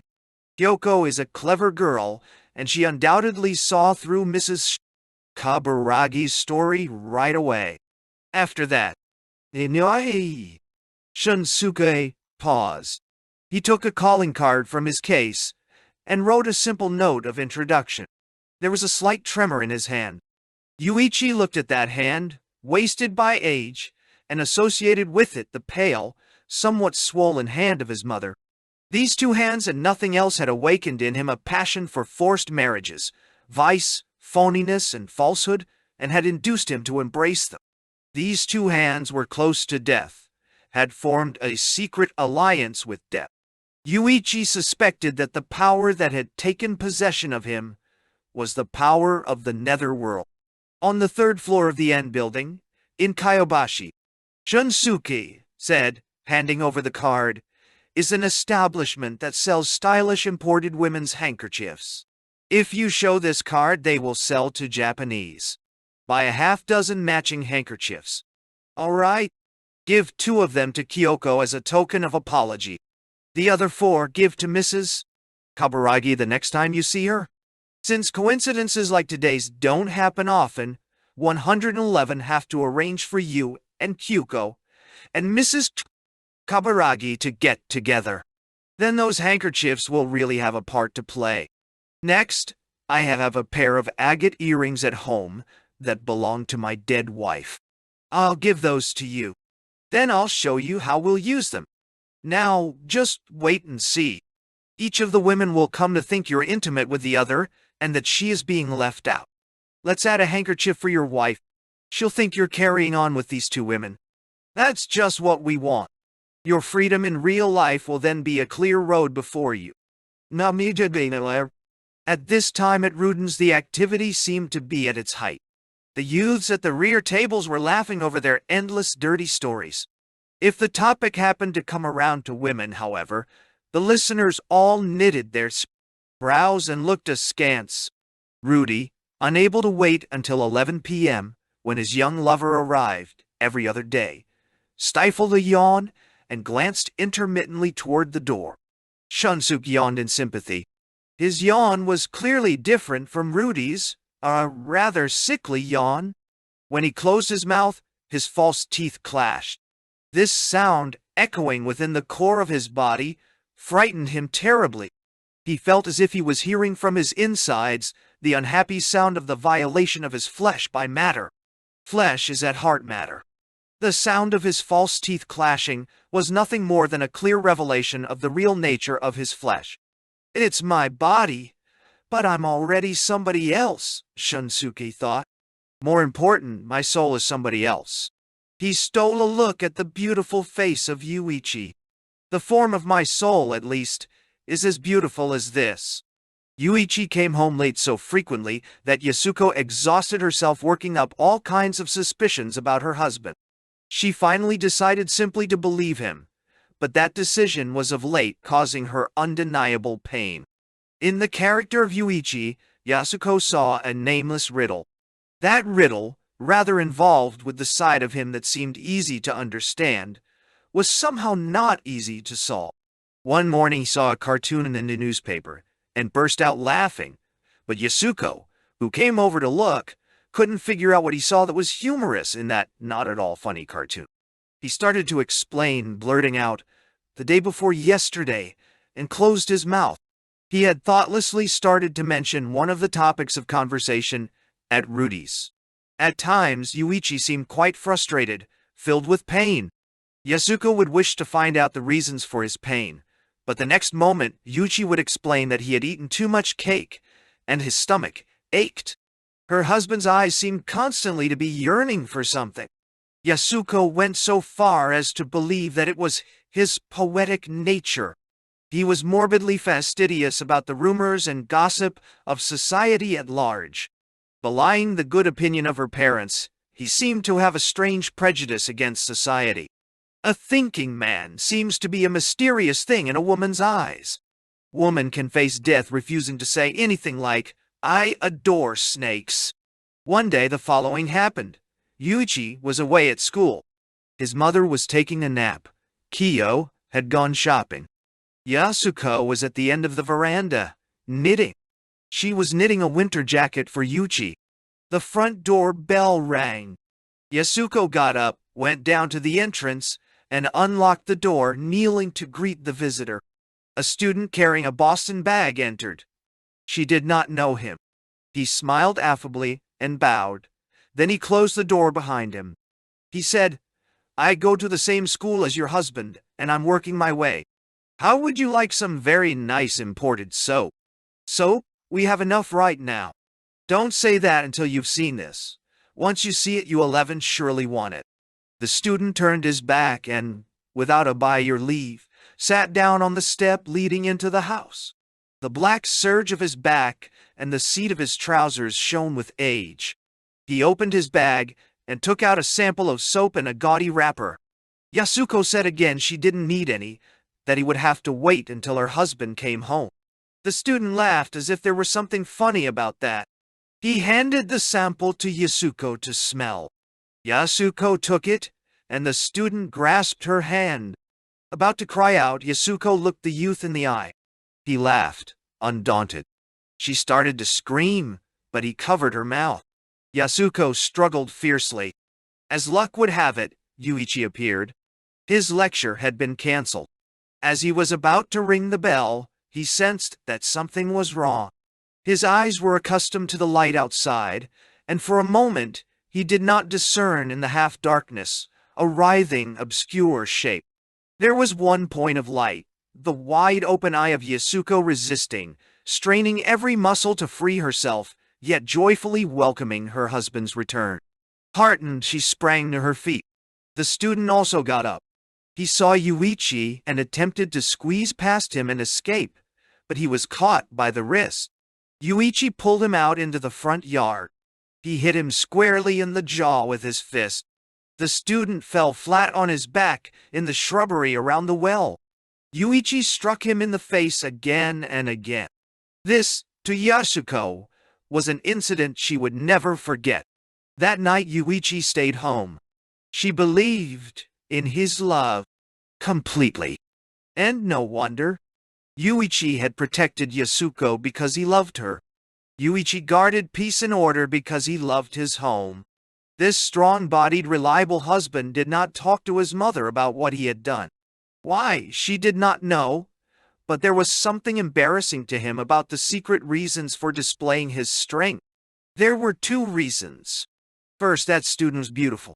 Second, and to Yūichi this was the most difficult reason to assert, that student had offended him by revealing at close quarters the painful truth of how much he desired woman. It so happened that Yasuko did not menstruate during October. Chapter 2. Family Ritual. Tea with Rice. On the 10th of November, when his classes were done, Yūichi took the suburban car and met his wife at one of the stations. Because they had a visit to make, he had worn a suit to school. Through the introduction of his mother's attending physician, they were going to the home of a famous gynecologist, a man in the early autumn of his years, head of the gynecology department, who went to the university hospital 4 days a week. On Wednesdays and Fridays he was at home, where he had a fully equipped examination room. Yūichi hesitated for a long time over whether he would do any good by coming along. Her mother should have been the one to accompany her. Yasuko, however, wheedled him into coming, and he didn't see how he could refuse. Cars were parked in front of the doctor's quietly elegant Western-style home. In the dim living room, by the fireplace, they waited their turn. It had been a frosty morning. The afternoon was particularly cold. The fireplace had been lit. The air smelled faintly of the white bearskin on the hearth. On a table, a large cloisonne vase overflowed with yellow chrysanthemums. The room was quite dark, and the flames of the fire came warmly off the dark green surface of the vase. 4 people were seated in the living room when they entered. A middle-aged lady, accompanied by her servant, and a young woman with her mother. The middle-aged lady's hair looked as if she had just come from the beauty parlor, and she held her face as if she was afraid to disturb her heavy makeup. This face, encased in white powder, looked as if cracks would open up on the skin if she so much as smiled. Her little eyes peered from behind a wall threef powder. Her lacquer kimono spattered with blue shells, her sash, her jacket, her huge diamond ring were all slightly suggestive of a costume in accord with the current notion of what was extravagant. She had a copy of Life open in her lap. Ostentatiously, she brought her eyes close to the small type of the captions and moved her lips as she read. She had a habit of flicking away non-existent stray hairs as if she were brushing cobwebs. In the chair behind her waited her maid, who, when addressed by her mistress, would answer, "Yes," with a look as if her life depended on it. The members of the other party glanced at these two every once in a while as if they despised them. The daughter was wearing a large purple arrow feather pattern, the mother, a striped crepe in a waterfall design. The girl, one could not tell whether she was married, frequently exposed a white arm, poised a fist like the paw of a young fox, tilted her head to the side, and glanced at her tiny gold watch. Yasuko saw and heard nothing. Though she strained her eyes to look at the gas flame in the fireplace, it cannot be said she saw it.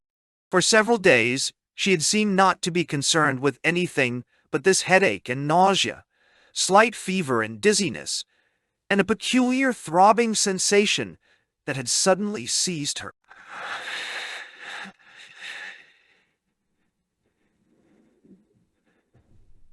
Oh. Engrossed in this welter of symptoms, her expression seemed artless and earnest, like a rabbit with its nose buried in its feed trough. When the 2 earlier patients had left, and Yasuko's turn had come, she pleaded with Yūichi to accompany her to the examination room. They passed down the hallway heavy with disinfectant. A cold breeze drifting in from the hall made Yasuko shiver. "Come in," called a calm, professorial voice from within. The doctor had the look of a figure in a portrait as he sat in his chair, leaning toward the door. With a hand white and dehydrated from being dipped in disinfectant, bony and abstract, as it were, he indicated where his visitors might sit down. Yūichi gave the name of their mutual friend and introduced himself. Shining in a row on the table like a dentist's tools were forceps used in curettage. The first thing that struck the eye on entering, however, was the examination table, its form designed with a special cruelty. It was an abnormal, unnatural form. The bed was higher than usual, with the lower half raised. On each side, swinging up diagonally right and left, leather stirrups had been fitted. Yūichi thought of the acrobatic figures of the young lady and the affected middle-aged woman which had just before occupied that machine. That odd bed took the form of destiny, one might say. Why? Because in the presence of that shape, the diamond ring, the perfume, the kimono splattered with shiny blue shells, the purple arrow feather pattern were useless, powerless to resist it. Yūichi shuddered, thinking of Yasuko being fitted to the cold obscenity that unfeeling, implacable iron contrivance was charged with. He thought that he himself was like that bed. Yasuko deliberately kept her eyes from the bed and sat down. Yūichi offered a word now and then as she described her symptoms. The doctor signaled to him with his eyes. Yūichi left Yasuko in the examination room and returned to the reception room. It was empty. He sat down in an easy chair. He was not comfortable. He sat down in a wooden armchair. He was still not comfortable. He could not rid his mind of the idea of Yasuko lying on her back on the table. He leaned his elbow on the mantelpiece. Then he took from his inside pocket 2 letters that had come to him this morning and that he had previously read at school. One was from Kyoko. The other was from Mrs. Kaburagi. It happened that both letters, with roughly the same contents, were delivered at the same time. He read them a second time. Since that rainy day, Yūichi had met Kyoko 3 times and Mrs. Kaburagi twice. On the most recent occasion, he had seen them both at the same time. Of course, neither of the women knew the other would be there. It was all Shunsuke's idea. Yūichi reread Kyoko's letter first. The lines overflowed with an indignation that gave a mannish strength to the handwriting. "You are teasing me," Kyoko wrote. "I have managed to keep myself from believing that you are deceiving me. When you returned my shoes, you gave me 2 rare handkerchiefs. I was very happy, and have had them washed over and over, and always carry one in my handbag. Nevertheless, when I saw Mrs. Kaburagi again the other day, that person was using one of the same handkerchiefs. Xiao. And I recognized this immediately, but we said nothing. Women are quick to notice what other members of their yukeks own. Besides, handkerchiefs are bought a half dozen or a dozen at a time. Did you give her 4 and me 2? DT, did you give her 2 and some other unknown person too? Regardless, I am not thinking about the business of the handkerchiefs particularly now. What I am going to say is very difficult to express, but since the other day when Mrs. Kaburagi and I, the 3 of us, happened accidentally to come together, the second time I had run in. Oh, Mrs. Kaburagi, since the day, whenever it was, I bought nice shoes. An amazing coincidence. I have been tortured by something to the extent that I can't even eat. When I met you at that time, I should have been at the Foreign Office reception, and we were in the dining room at the Fugu restaurant. You lit my cigarette. When you took your lighter out of your pocket, an earring dropped on the tatami. Is that your wife's earring? I said immediately. You said, and put it back in your docket without opening your mouth. What? I soon came to regret the carelessness and the haste with which I commented on that discovery. Why? Because I was very much aware that my tone was filled with jealousy. Thus, when I saw Mrs. Kaburagi the second time, how shocked I was when I saw that person with the same earring hanging from her ear. After that, I didn't open my mouth again, no matter what people may have thought, which must have put you out. I suffered terribly before I made up my mind to send this letter. If it had been a glove or a compact, it wouldn't have been so bad. But for one earring to get into a gentleman's pocket is a serious thing, as far as I can see. I am a woman who has come to be praised for not letting annoying things get on her nerves, and I don't know why I am suffering so much as I am in this instance. Won't you please do something right away to dispel my childish doubts? Even if not out of love, out of friendship at least, will you please not overlook the pain of this woman, carried away by terrible doubt? It is in this hope that I have written. As soon as you get this letter, won't you call me? Until you call me, I shall stay home every day, pleading a headache. Wow. Mrs. Kaburagi's letter went as follows. That practical joke of the other day was in bad taste. I did some quick figuring. If you gave me 4 handkerchiefs, and you gave Kyoko 4, that leaves 4. I would like to think you gave them to your wife, but I am not sure about you. I was sad, however, to see that the affair of the handkerchiefs took all the joy out of Kyoko. She's a sweet girl, isn't she? Her dream that she is the only person in the world loved by Yūichi was broken. Thank you for the expensive gift you gave me the other day. It's a little old-fashioned, but that agate is a lovely stone. Thanks to it, everybody praises the earring, and goes from that to praising the shape of my ear. If you gave it to me in return for the suit, you're pretty old-fashioned too. All a man like you has to do to make a woman happy is simply take what she gives him. The tailors will finish the suit in 2 or 3 days, won't they? Please show it to me the first day you put it on. And let me pick out a necktie too. P.S. Since the other day, for no reason at all, I have developed some self-confidence where Kyoko is concerned. Why? It may be annoying to you, but I foresee that I am going to win this shogi game I'm playing. When I compare these two letters, I understand, Yūichi said to himself. Kyoko, who seems to have no confidence, is confident. Mrs. Kaburagi, who seems so confident, has none. Kyoko does not hide her misgivings, but it's plain as day that Mrs. Kaburagi is hiding hers. It's just as Shunsuke said. Kyoko is gradually becoming more confident that Mrs. Kaburagi and I are having an affair. Mrs. Kaburagi is gradually becoming more confident that Kyoko and I are having an affair. Each is afraid that she will be the one whose body won't be touched. I did a great job.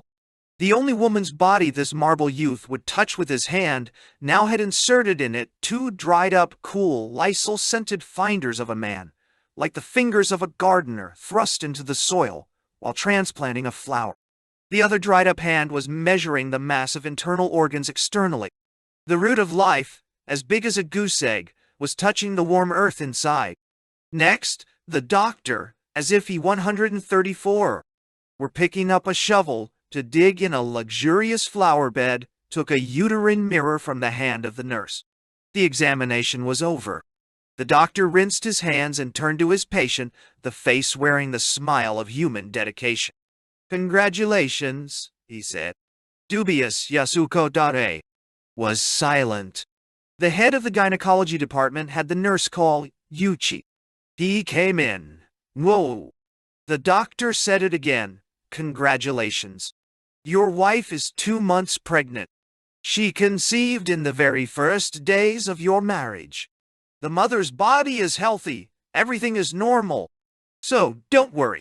But even if she doesn't want to eat, she will have to. If she doesn't eat, she's apt to get constipated. And if she gets constipated, toxins will accumulate, and that's not good. So I want her to have every IEA a shot of vitamin B in a grape sugar base. Don't worry about morning sickness. Get as much rest as possible. After that he winked at Yūichi, adding that business doesn't hurt at all. At any rate, congratulations, the doctor went on, comparing the two with his eyes. You're a model couple, as the eugenicists would see it. Eugenics is the only branch of study that has hope for the future of mankind. I shall be delighted to see your child. Yasuko was calm. It was a curious calm. Like an Inno and husband, Yūichi looked at the area of his wife's womb bewilderedly. A strange vision made his body quiver. His wife was holding a mirror in the region of her abdomen. From that mirror he felt his own face was looking fixedly out at him. It wasn't a mirror. It happened that the western sun was beaming through the window, falling on her deep red skirt and reflecting from it. That was all. Yūichi's fear was like fear of a husband who had made his wife sick. Congratulations! On the way back he fancied he eared that greeting again and again. Up to now it had been repeated countless times. After this it would be repeated countless times. He felt as if he was hearing the hollow sound of it like a litany. It would be better to say that what was ringing in his ears was not a congratulatory message, but a droning of curses. Even without desire, a child is born. In the illegitimate child, born only from desire, there appears a paradoxical unity, but in the child born from lack of desire, how lucky must the features be? In artificial insemination, the sperm is that of a heterosexual man. Eugenics, the idea of social improvement that disregards desire. Yūichi hated the chairman of the gynecology department's beautiful white hair, showered with experience. The humble, healthy attitude Yūichi had toward society was based on the fact that his special society had no sense of reality. The couple shrank from the wind that gathered in the westering sun and walked with coat collars turned up, leaning toward each other. Yasuko linked her arm in Yūichi's. The warmth of their arms mingled through layers of clothing. What was it that was now keeping their hearts apart? The heart has no body. It has no way of linking arms. Yūichi and Yasuko feared the moment when their nameless accusations would be shouted out. In womanish haste, Yasuko rebelled against this mutual taboo. Well, should I be happy? Yūichi could not bear to look directly at his wife's face when she said that. All he had to do, he knew, was shout loudly and cheerfully, without looking at Yasuko, of course. Congratulations. A figure happened to be approaching them, however, and he lapsed into silence. There were very few pedestrians on the suburban street. On the pebbly white roadbed, the jutting and sinking shadows of the rooftops continued as far as the black and white grade crossing, mounting off at an angle. Toward them came a Spitz led by a boy in a sweater. Half the boy's white face glowed red from the rays of the setting sun, but as he came nearer, it was plain that purplish-red fire scars covered that cheek.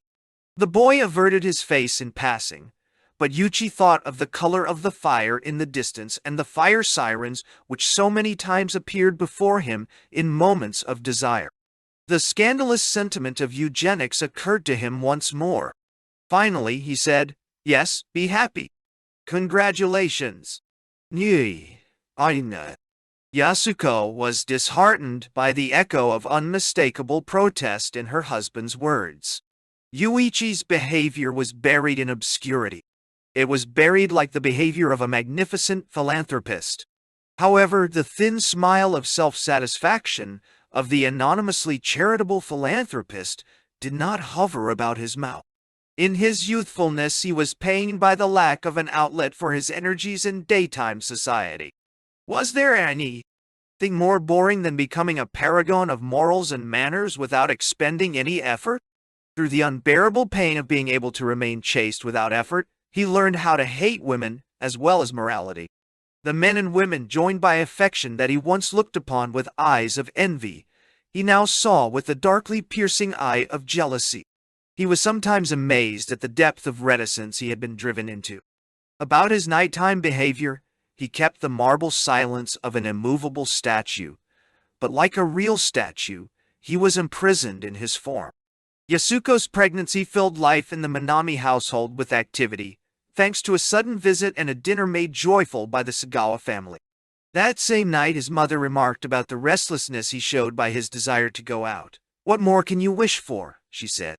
"You have a beautiful, sweet bride. And tonight, we're going to celebrate the conception of your first child." Yūichi answered somewhat cheerfully that he had everything he wanted, which made his good-tempered mother feel that her son was being sarcastic. What's causing it? Before he got married, he never went out, so that his mother worried about it. Since he got married, on the other hand, he's always walking off, having a good time. No, it's not your doing, Yasuko. It's surely so many bad friends he's made. Look how his friends never come around here. Keeping Yasuko's family in mind, she half blamed, half defended her son before his wife. Needless to say, the happiness of her son took most of the attention of his outspoken mother. When we plot the happiness of another, we unconsciously impute to the other person what is in another form the dream in which our own happiness is fulfilled. Thus, by not thinking of our own happiness, we make it possible for ourselves to become egotistic. She thought Yasuko was to blame for the life of dissipation Yūichi led immediately after his marriage. With the news of Yasuko's pregnancy, all her doubts were cleared away. "From now on, he'll quiet down," she said, even to Yasuko. "That child is becoming a father." Her kidneys had mended somewhat, but now various cares caused her again to wish for death. Now, however, the fatal illness refused to come. What tortured her was not Yasuko's unhappiness so much as, thanks to her maternal egoism, the unhappiness of her son. But the fear that this marriage based on impulses of duty was to Yūichi a forced marriage was the deepest root of the mother's anxiety and remorse. She decided that before some catastrophe occurred in the household, she must act as peacemaker. She therefore gently instructed the bride not to let them hear at home about Yūichi's philandering and attempted simply to skirt the subject with her son. "Now, if there's anything bothering you that you can't tell anybody about, any sexual problem, please tell me, and see, it's all right. I won't tell Yasuko. I foresee that if we keep on as we are, something terrible is going to happen. These words, spoken before the news of Yasuko's pregnancy, made his mother look like a sorceress in Yūichi's eyes. Every household is surely pregnant with some misfortune. The fair wind that propels the sailing ship along the sea lanes is basically the same as the terrible gale that leads it to destruction. The home and the family are propelled by neutralized misfortune as by a favorable wind. In the corner of so many famous family portraits, the hand of misfortune is sharply outlined like a signature. In this way, my family perhaps enters the class of healthy families, Yūichi thought, when he was in an optimistic mood. As usual, the management of the Minami fortunes was placed in the hands of Yūichi. His mother, who never in her wildest dreams suspected that Shunsuke had presented them with 500,000 yen, was continually ashamed of the marriage portion given by the Sagawa family. How could she know that not a cent of their own 350,000 yen had been touched? Oddly enough, Yūichi had a good head for business. He had a high school friend who worked in a bank. The 200,000 yen of Shunsuke's money that Yūichi invested with him for under-the-table loans was bringing in 12,000 yen a month interest. At present, there was nothing dangerous about investments of this kind. A school friend of Yasuko's had become a mother at a young age the year before, but she lost the child, Yasuko was informed, because of polio. Yūichi's joy when he heard about this made Yasuko's steps heavy when she went to pay her condolences. She felt that the beautiful but 138 dark eyes of her husband had a hint of raillery in them, as if to say, See! How often another's misfortune is our good fortune. The alterations from time to time and moment to moment in ardent love show this formula in its purest form. Yet even so, in Yasuko's passionate head, there was the suspicion that nothing consoled her husband so much as misfortune. Yūichi's thinking about fortune was quite unsystematic. He did not believe in what is called lasting happiness. In his heart, it seemed, he secretly feared it. When he saw something supposed to be lasting, terror gripped him. One day they went shopping in Yasuko's father's department store, and Yasuko stopped for a fairly long time at the baby carriage section on the 4th floor. Bored, Yūichi prodded his wife by applying a slightly urgent pressure to her arm, which she obstinately disregarded. He pretended not to see the look of anger that Yasuko flashed at him. In the bus on the way home, she cooed incessantly at the infant who leaned toward her affectionately from the next seat. There was nothing pretty about this poor, dirty, slobbering child. Children are cute, aren't they? Yasuko said to Yūichi, inclining her head coquettishly closer to him as the mother got off. What's the rush?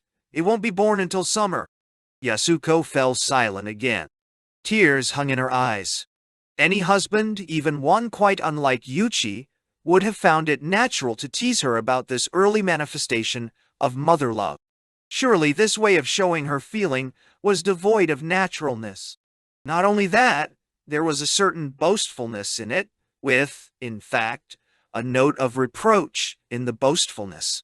One evening she was seized by a terrible headache and took to her bed. Yūichi stayed home with her. She felt nauseous, and her heart was palpitating.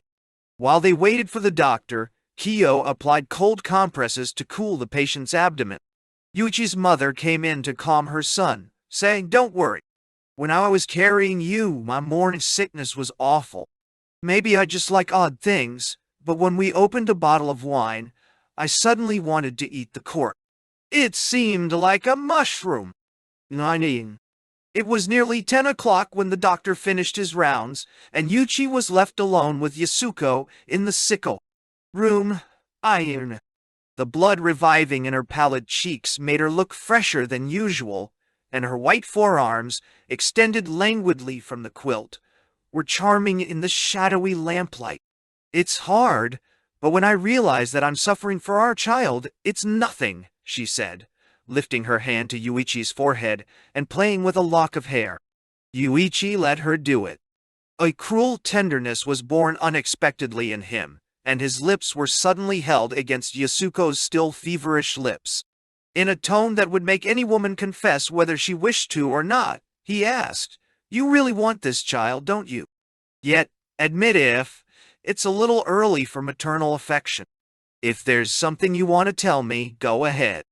"No." Yasuko's tired, pain-filled eyes overflowed with tears, as if they had been waiting long for this opportunity. Nothing moves a man like a woman's self-indulgent tears, accompanied by certain sentimentally evoked confessions. "If we have a baby," Yasuko said, hesitantly at first, "if we have a baby, I don't think you'll leave me." It was at this time that Yūichi arrived at the idea of an abortion.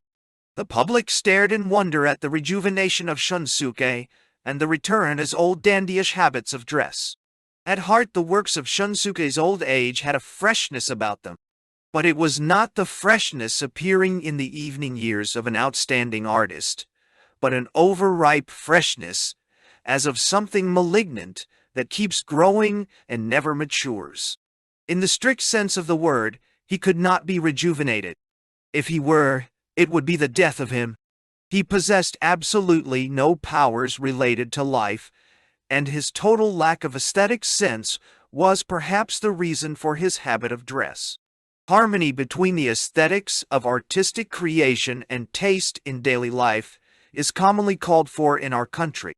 This nonsense to which Shunsuke had lent himself made the public, unaware of the influence of the morals of Rudens, just a little suspicious of the old man's sanity. Moreover, in Shunsuke's life, a nameless evanescent aura had come into being. From his speech and conduct that had formerly been far from humorous, a false lightness, to be exact, a light-headedness, seemed to show itself. The self-induced pains of rejuvenation were greeted with joy by his readers. His works were in steady demand.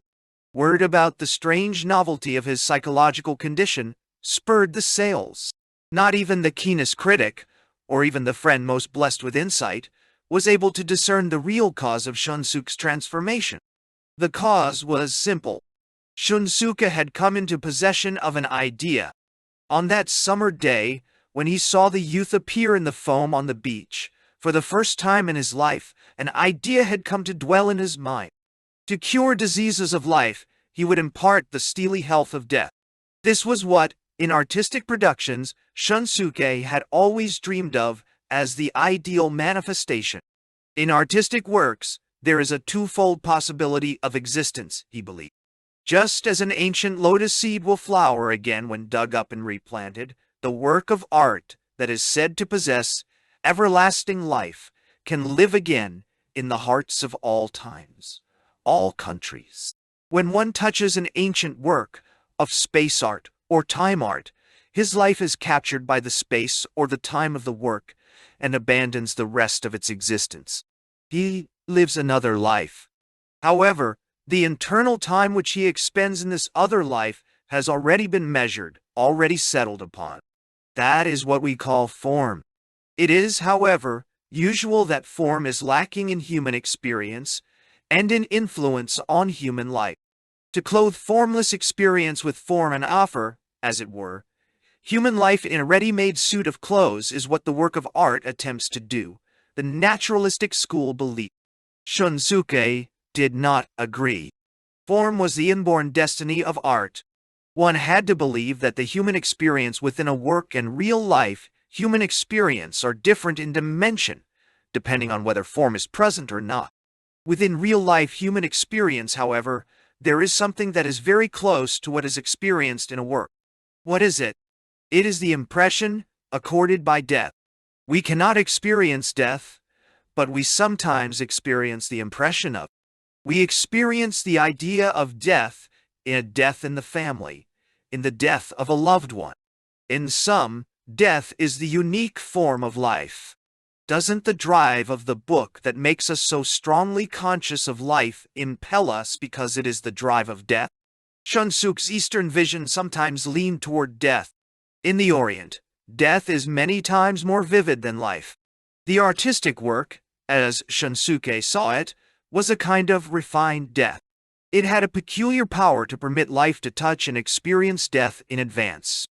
Internal existence is life. Objective existence is nothing but death or nothingness. These two forms of existence bring the work of art terribly close to natural beauty. He was convinced that a work of art, like nature, absolutely must not have soul, much less thought. Through lack of soul, soul is verified. Through the absence of thought, thought is verified. Through the lack of life, life is verified. This indeed is the paradoxical mission of the work of art. In turn, it is the mission-making characteristic of beauty. Therefore, is not creativity nothing more than the imitation of the creative powers of nature? For this question, Shunsuke had a bitter reply in readiness. Nature is a living thing. It is not a created thing. Creativity is that action that exists in order to make nature doubt its own birth. For creativity is, in the final analysis, a method of nature. That was his answer. That's right. Shunsuke was method personified. What Shunsuke asked of Yūichi was that he be permitted to take the beautiful young man's natural youth and make it into a work of art, to take the various weaknesses of youth and to make them something stronger, like death, to take the various powers by which he influenced his environment and make them into destructive powers like the power of nature. Inorganic powers, devoid of anything human. Yūichi's existence, like a work in process of creation, never left the thoughts of the writer. It had got so that a day that went by when he didn't hear that clear, youthful voice, if only over the phone, was an unhappy, cloudy day. Yūichi's voice, filled with clarity and golden grace, was like a brilliant ray filtering through the clouds. It poured into the desolate soil of his genuus. It brightened the configurations of those stones, that overgrown vegetation. It made it a slightly less unbearable place to reside in. Using rudons as a means of getting in touch with Yūichi from time to time, Shunsuke pretended, as at first, to be one of the denizens of that street. He became conversant in the patois. He learned all the subtleties of the wink. A small, unexpected romance pleased him. One melancholy-featured young man confessed to being in love with him. 142.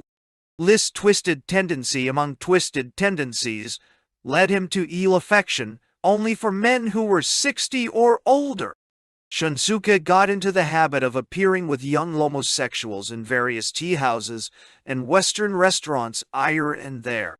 He became aware of the subtle shift in ears from adolescence to maturity, with momentary changes in color like the evening sky. Maturity was the onset of beauty.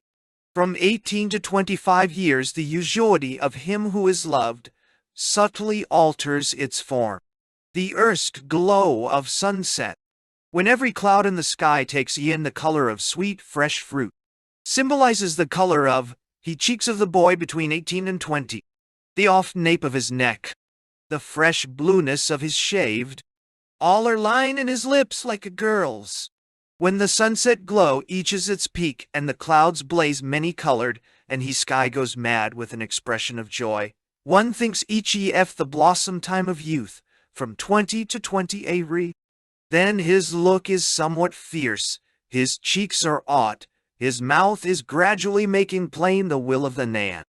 At the same time, in the color still glowing shyly in his cheek, and in the soft streamlining of his brows, races of the evanescent moment of a boy's beauty can be seen. Finally, the time when the burnt-out clouds take in a grave complexion and the setting sun tosses its renaming beams like hair is comparable to age 24 or 25, when, though his eyes are replete with azure gleams, in his cheeks are seen a beauty transcending the severity of its stern masculine will.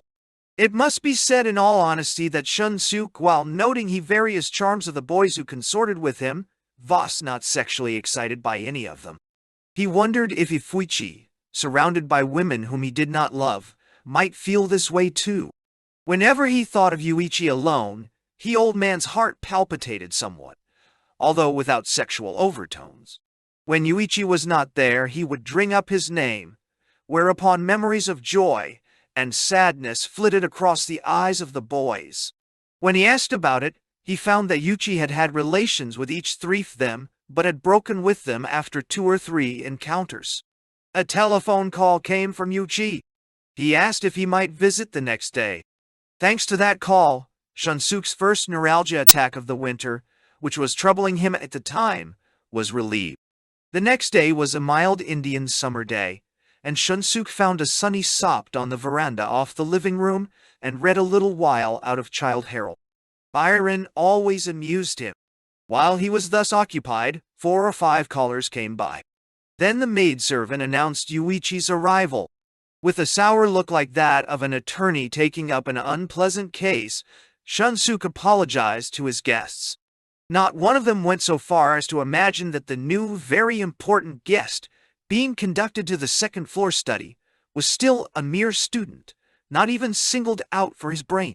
In the study, there was a sofa that served also as a window seat, with 5 cushions painted in Ryukyu style in a continuous pattern. On the knick-knack shelves lining the 3 sides of the bay window, a collection of old ceramics was haphazardly assembled. In one compartment stood a truly beautiful totem doll of ancient craftsmanship. The collection had no visible order or discipline, being made up altogether of gifts. Yūichi sat in the bay window wearing the new suit given him by Mrs. Kaburagi, and the early winter sun coming through the windows like steaming water made the black lacquered waves of his hair glisten. He saw no seasonal flowers in the room. Not a sign of life anywhere. There was only a black marble mantel clock, gloomily keeping time. Yūichi reached for the old leather-bound foreign book on the table at hand. It was a volume of Pater's Miscellaneous Studies, published by Macmillan. Here and there in the Apollo of Picardy were Shunsuke's underlinings. Beside it were the 2 volumes of the Ojoyo Shu, the texts on death, and an oversized edition of Aubrey Beardsley Prince. When Shunsuke looked at Yūichi standing to greet him in front of the bay window, he almost shuddered. He felt that his heart was undoubtedly in love with this beautiful youth. Might his performances at Ruden's have deceived him, just as Yūichi's acting led him at times to feel he was in love with a woman, and forced him into some improbable delusion? Somewhat dazzled, he blinked. There was something abrupt about what he then imparted to Yūichi, as he sank down beside him. He said that his neuralgia had been bothering him, but perhaps because of the change in the weather it caused no pain today. It was as if he had a barometer hanging at his right knee. He could tell in the morning whether it was going to snow. Yūichi found it difficult to continue the conversation, so Shunsuke complimented him on his suit. When he heard who had given it to him, he said, "Well, that woman blackmailed me for 300,000 yen. If you got her to give you a suit, my books are coming remarkably into balance. Next time, give her a kiss for good measure." This remark, coming from Shunsuke's habit of never missing an opportunity to spit upon mankind, was always good medicine for Yūichi, who for a long time had feared mankind. "Now what was your business?" "It's about Yasuko." "Yes, you told me she's pregnant." "Yes, and..." The youth hesitated. "I wanted to get your advice." "And you want an abortion, don't you?" This straightforward question made Yūichi's eyes open wide. "But why, after all?" "I spoke to a psychiatrist who told me that tendencies like yours are not felt to be hereditary. You have nothing to fear on that score." "And no." Yūichi was silent. He hadn't even told himself his real reasons for considering an abortion. If his wife really wanted a child, perhaps he would not have hit upon this stratagem. There was no doubt that his present motivation was the fear that she wanted something more. From this fear, Yūichi wished to free himself. To accomplish that, he must first free his wife. Pregnancy and maternity were binding. They denied liberation. The youth said, half in anger, "That's not so. That's not the reason." "Then why?"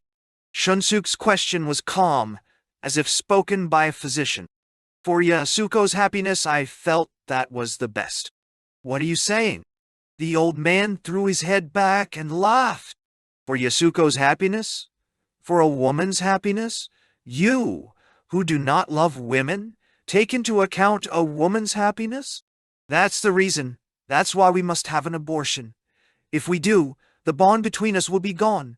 If Yasuko wants a divorce, she'll always be able to divorce me. That will bring her happiness in the end. Is your feeling based on human kindness? On benevolence? Or on egoism? On weakness of will? I'm amazed. I never thought I'd hear such trite sentiments from you. The old man was ugly in his anger. His hands trembled more violently than usual. He rubbed his palms together uneasily. As he did so, they made a dry, gritty sound. He nervously riffled through the pages of the text on death, which he had been holding all the time, and closed the volume. You've forgotten what I said. This is what I told you. You must think of a woman as inanimate matter. Never acknowledge that a woman has a soul. That's what made me lose out. I refuse to believe you're going to make the same mistake I made. You, who do not love women. You should have been ready for that when you got married. A woman's happiness? Nonsense. You feel sorry for her? Nonsense. How can you feel sorry for a bundle of sticks? By looking at her as a bundle of sticks, you managed to get married, didn't you? Listen to me, Yu-chan. This spiritual father looked earnestly at his beautiful son. His old eyes were faded. When they attempted to look fixedly at something, anguished wrinkles stood out beneath them. You must not fear life. You must make up your mind that pain and unhappiness will never come to you. Never to take on responsibility or duty is the moral code of beauty. Beauty has no time to assume responsibility for each and every unforeseen effect of its powers. Beauty has no time to think of happiness or things of that sort, particularly not the happiness of other people. For that reason, however, beauty has the power to make suffering, even dying men, happy. Oh, I now understand, said Yūichi, why you are against an abortion. That way you think Yasuko won't suffer enough, don't you? In order to get her into a predicament where she cannot divorce me, even if she wants to, the best way you think is for her to have a child. I think Yasuko has suffered enough now. She is my wife. I'll return you the 500,000 yen. No. Warren, no. Again you're contradicting yourself. What do you mean by saying Yasuko is my wife? I must take pains to see that she can divorce me with ease. You are afraid to see Yasuko suffering at your side all your life. How about my suffering? I am suffering now. I am certainly not happy. Forget about what makes you feel guilty. What makes you feel pain and remorse. Yu-chan, open your eyes. You are absolutely innocent. You didn't act out of desire. Guilt is the seasoning of desire. You only tasted the seasoning and now you make a sour face. Why do you want to divorce Yasuko? I'd like to be free. To tell the truth, I myself don't know why I am acting, as you say I do. When I see myself as a person without a will, I feel desolate. This tritely innocent statement gushed out and gradually rose to a shout. He continued, I want to become something. I want a real existence. Shunsuke listened intently. He felt he was hearing the first wail from one of his artistic productions. Yūichi went on, sadly, I'm tired of secrecy. This was the first time Shunsuke's works had been given a tongue. The terrible voice of this youth made Shunsuke feel as if a groan of the awful labor expended in the construction of a bell had become the diapason of a well-wrought masterpiece. At the same time, Yūichi's childish fretfulness made him smile. It was no longer the voice of his creation. I am not at all happy to be called beautiful. I would be much happier to have everybody call me that nice, interesting fellow Yu-chan. But Shunsuke's tone had become somewhat placid. It looks as if it is the destiny of you fellows not to be able to attain a real existence. In place of that, within the limitations of art, your fellowship can become a terrifically heroic antagonist to reality. The men of your street seem to be vested with the mission of representation when they are born. At least that's the way I see it. The action called representation straddles reality and pricks it to a halt. It is action that stops the root of reality's breath. Through this process, representation always becomes the heir of reality. This joker, reality, is moved by those whom it moves, and is controlled by those whom it controls. For instance, those who are directly in charge of reality, who push reality and control reality, are the masses, you know. When it comes to representation, though, that is hard to push. Nothing on earth can force it to act. The person in charge of it is the artist. Only representation can give reality to reality. Realism does not exist in reality, but in representation. Compared with representation, reality is tremendously abstract. In the real world, mankind, men, women, lovers, the home, and so on, live higgledy-piggledy, and that is all. The world of representation, on the contrary, presents humanity, manhood, womanhood, lovers that are worthy of being lovers, homes that have been made home-like, and the like. Representation seizes the nucleus of reality, but it is not carried away by reality. Representation reflects its image in the surface of the water like a dragonfly. It skims that surface. Before one knows, it has laid eggs on the water. Those larvae are brought up in the water in preparation for the day they will fly about in the sky. They become conversant with the secrets of the water, but they hold the world of the water in contempt. This, indeed, is the mission of your fellowship. Once you told me of your annoyance over the principle of majority rule. Right now I don't believe in your annoyance. What is so original about men and women being in love? In modern society, institutions based on the instinct of love are becoming increasingly rare. Customs and models have permeated even the first impulses. What models do you think? Shallow, artistic models. Many young men and women are stupidly convinced that only the artistic love is the true love, and their own loves are only clumsy copies. The other day, I saw a romantic ballet performed by a dancer, who I am told is a man of that street. As the lover, expressing in marvelous detail the emotions of a man in love, he was incomparable.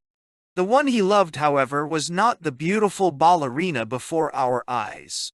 It was the boy apprentice who played an insignificant part and appeared only briefly on the stage. What intoxicated the audience so in his performance was the complete artificiality of it, for the reason that he did not desire the beautiful ballerina who was playing his lover on the stage.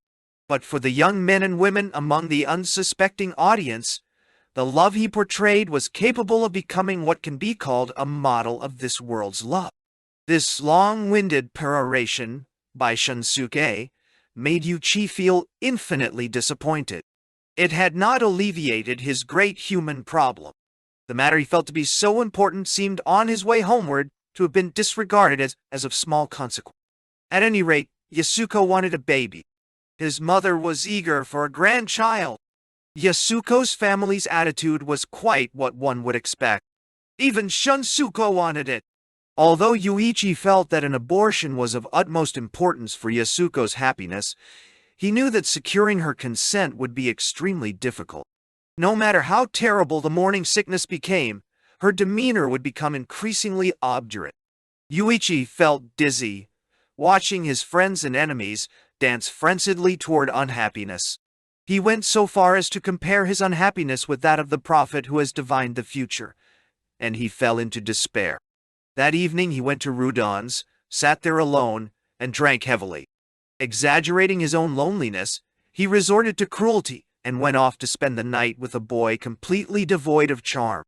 Play-acting at drunken roistering, he poured whiskey down the boy's back.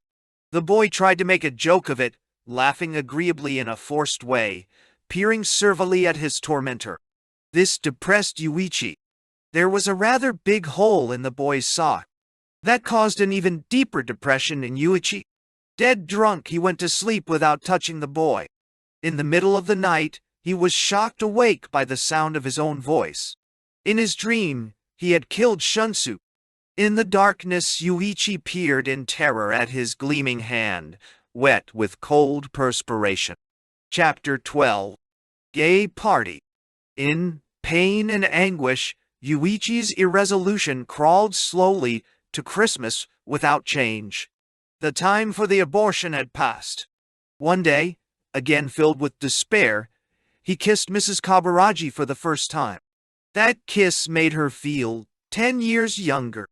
"Where are you going to spend Christmas?" she asked. "I'm afraid I must play the dutiful husband and spend Christmas Eve at least with my wife. Goodness, my husband hasn't spent Christmas Eve with me once. This year we're stepping out separately again, I suppose."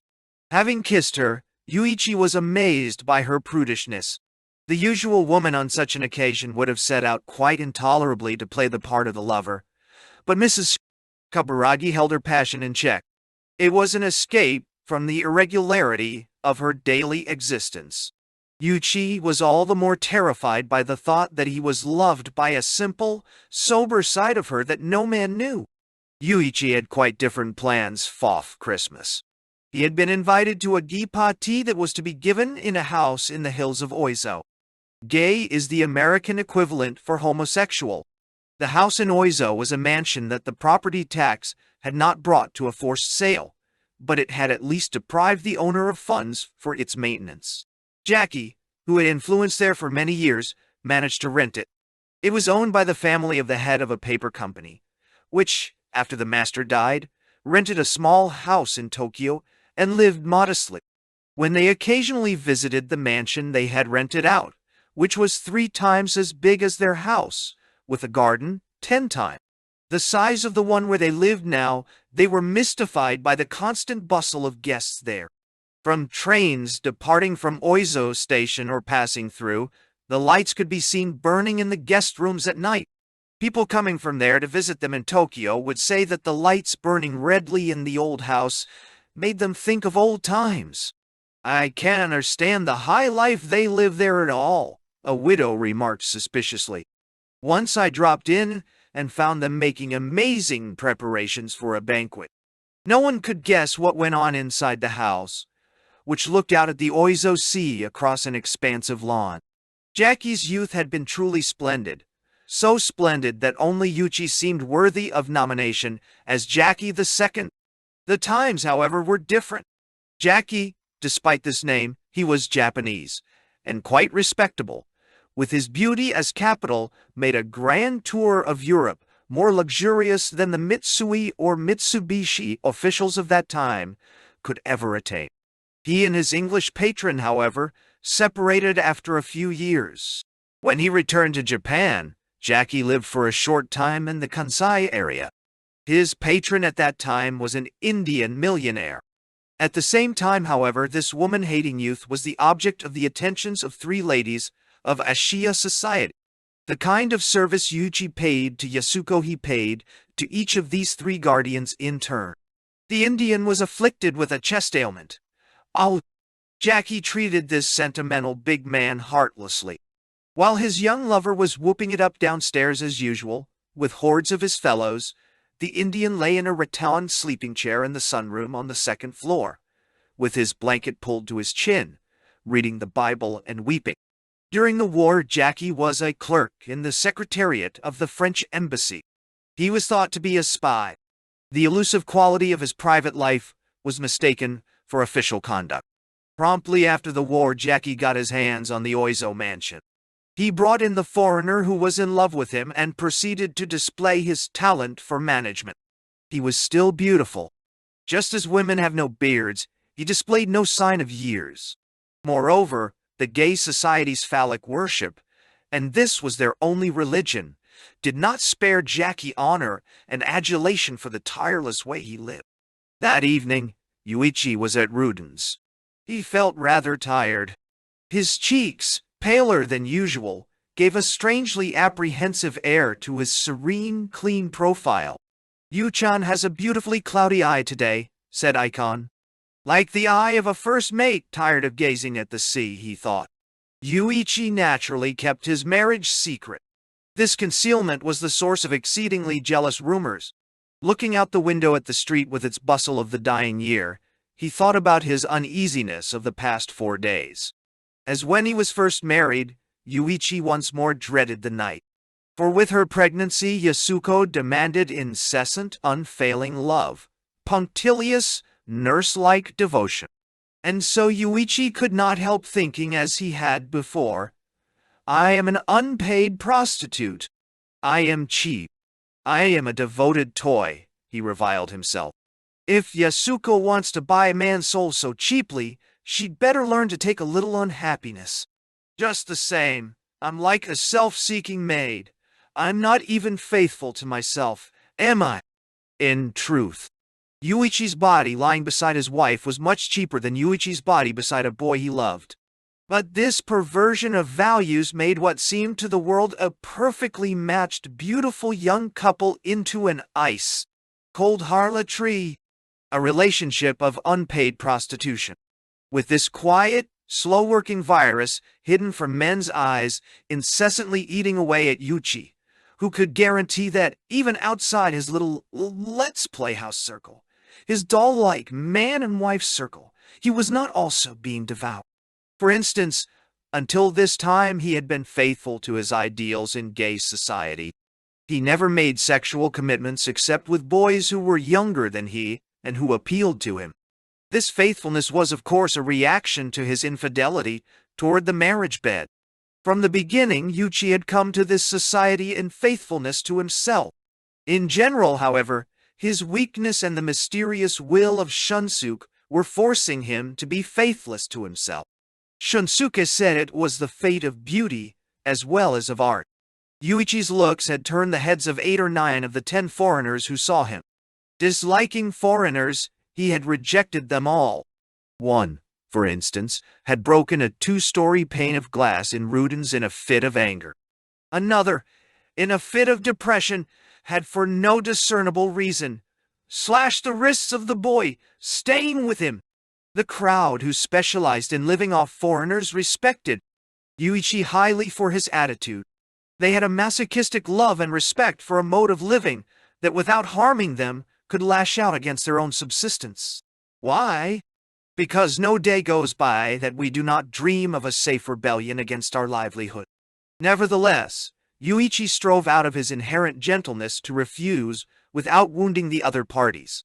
When he looked at these pitiful beings who wanted him when he did not want them, Yūichi could not help viewing them with the same eyes he turned on his pathetic wife. The impulses of compassion and sympathy condoned a mood of acceptance not unmixed with disdain for these men, and in this mood of acceptance, oddly, an easy, worry-free coquetry flowered. It was a completely relaxed, aged coquetry, like the kind seen in the gentle maternal instincts of old women visiting orphanages.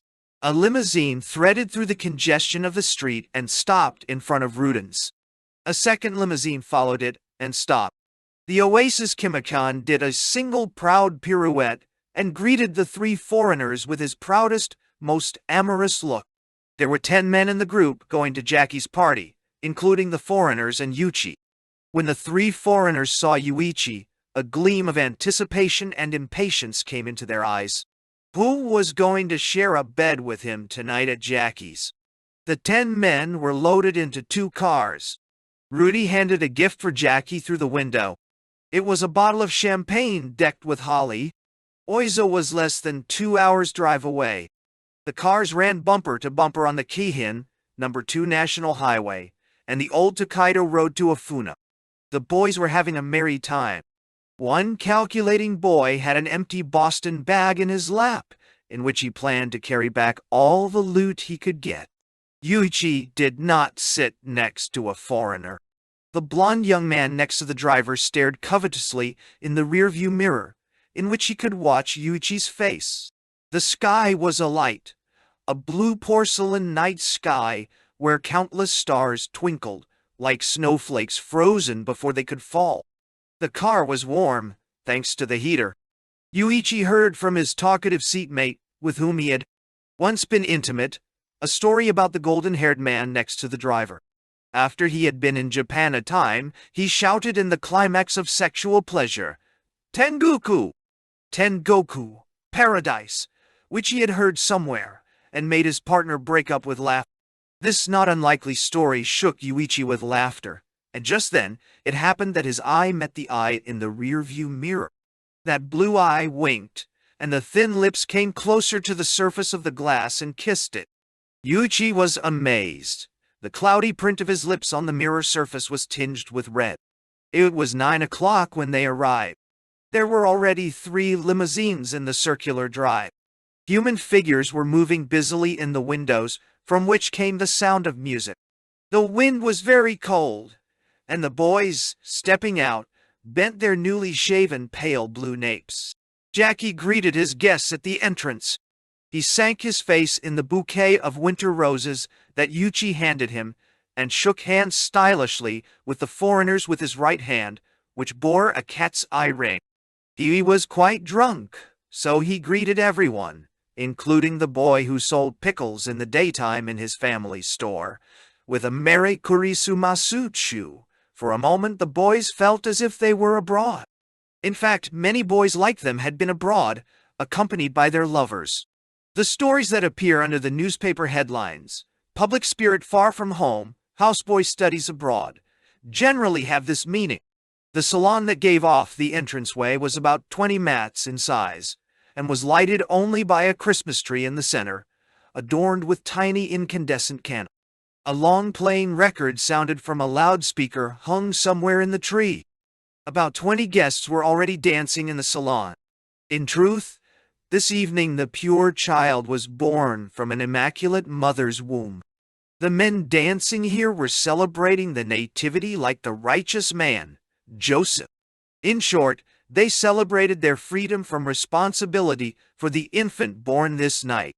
Men dancing together, this uncommon joke. As they danced, the rebellious smiles beaming from their faces said, "We aren't doing this because we are forced to.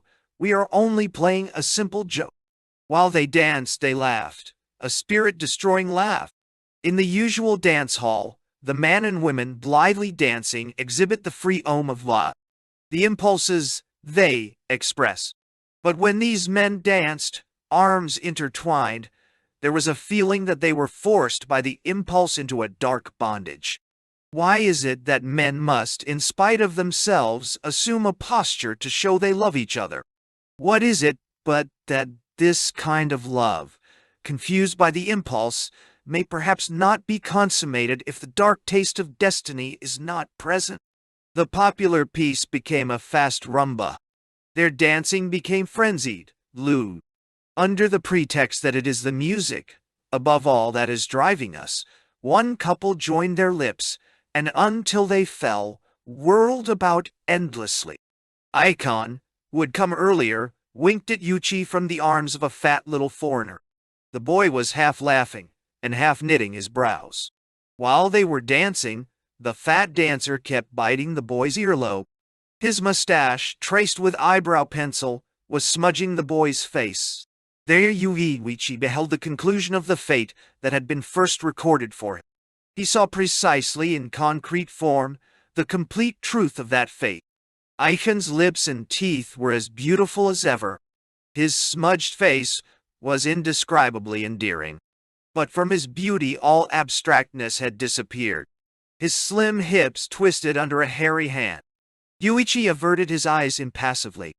On the sofa and on the divan that ringed the fireplace, drunks and lovers were stretched out, uttering languid noises and giggles of delight. About 7 or 8 men were in close embrace, rubbing against various parts of each other's bodies. 2 were joined at the shoulders, giving their backs to the caresses of another. Another man had his leg locked over that of the man beside him. At the same time, his left hand was deep in the pit of the stomach of the man at his left. Like the evening haze, the sound of low, sweetly murmured caresses wafted. A dignified gentleman on the rug beneath their feet, solid gold cufflinks protruding from his sleeves, had removed the sock from a boy's foot. The boy was meanwhile being squeezed by 3 men on the divan, and was holding the foot to his lips. When the sole of his foot was kissed, the boy suddenly emitted a giggle of delight, and the impetus of his body being shoved backward affected those behind him. The others, however, seemed hardly to move at all. Like creatures native to the depths of the sea, they settled sluggishly. Jackie came to Yūichi's side and gave him a cocktail. "It's a swinging party. I can't say how happy I am now about it," he said. Even in his choice of words, there was the trace of youth. "Oh, Yu-chan, tonight somebody's coming who really wants to meet you. He's an old friend, so don't be too cruel to him. He has the Prince Genji name of Pope." Saying this, he looked toward the entrance, and his eyes lit up. "Oh, here he is!" An affected-looking individual appeared in the dark doorway. One hand fumbling with the buttons on his overcoat showed white in the gloom.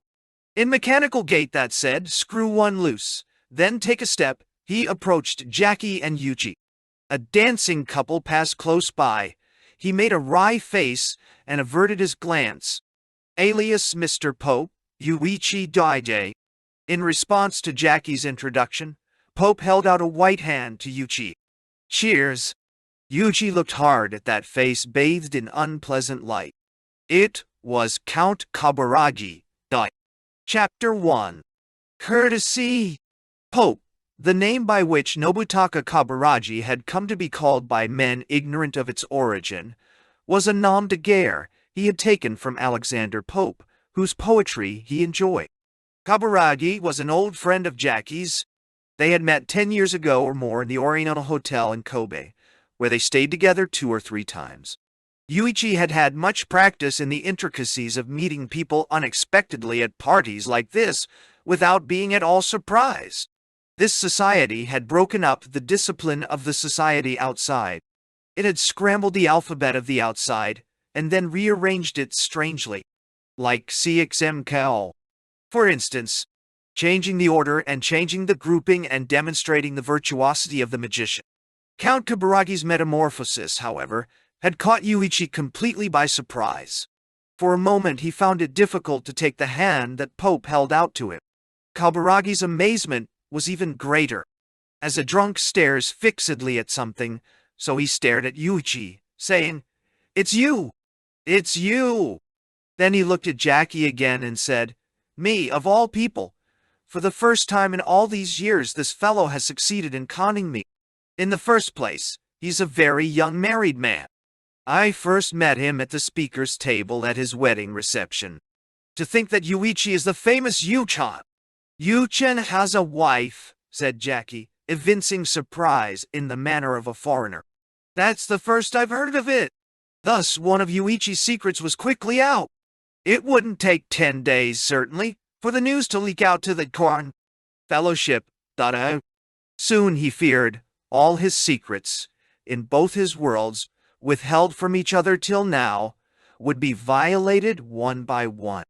In search for a means of escaping these fears, he now turned to the task of regarding the former Count Kaburagi as Pope. That restless, craving look, he now understood, was caused by the desperate urge continually to seek out beautiful fellows. That disgusting something that hung about Kaburagi's features, like a stain in a garment that refuses to come out. That nameless, unpleasant mixture of effeminacy and impudence. That absurd, forced, squeezed voice. That ever so carefully planned naturalness. All were the seal of the fellowship and its compensatory endeavors. All the fragmentary impressions remaining in Yūichi's memory thus suddenly formed themselves along a single thread, a definite pattern. Of the 2 methods peculiar to this society, analysis and synthesis, he had worked the latter out completely. Just as a wanted man might alter his looks by surgery, Nobutaka Kaburagi had learned to conceal under his public face a portrait that he did not want seen. The nobility especially excel at concealment. A penchant for hiding vice comes before a penchant for committing vicious acts. It may therefore be said that Nobutaka Kaburagi had discovered the joy of being a nobleman. He nudged Yūichi's back. Jackie led them to a sofa. 5 boys in white made their way through the crowd, bearing glasses of wine and plates of canapes. All 5 were Jackie's lovers. It was uncanny. Each was in some way like Jackie. They all looked like brothers. One had Jackie's eyes, another one had his nose. One had his lips, another looked like Jackie from behind. The last had inherited his forehead. Put together, they formed a matchless likeness of Jackie in his younger days. His portrait hung above the mantel, adorned by the gift flowers and holly leaves and a pair of candles. It was bordered by a splendid gold frame, and due to dingy pigments, exhibited a highly sensual, olive-colored nude figure. It was the spring of Jackie's 19th year. Using him as a model, an Englishman who worshipped Jackie had painted this. It was a young Bacchus holding high a glass of champagne and smiling mischievously.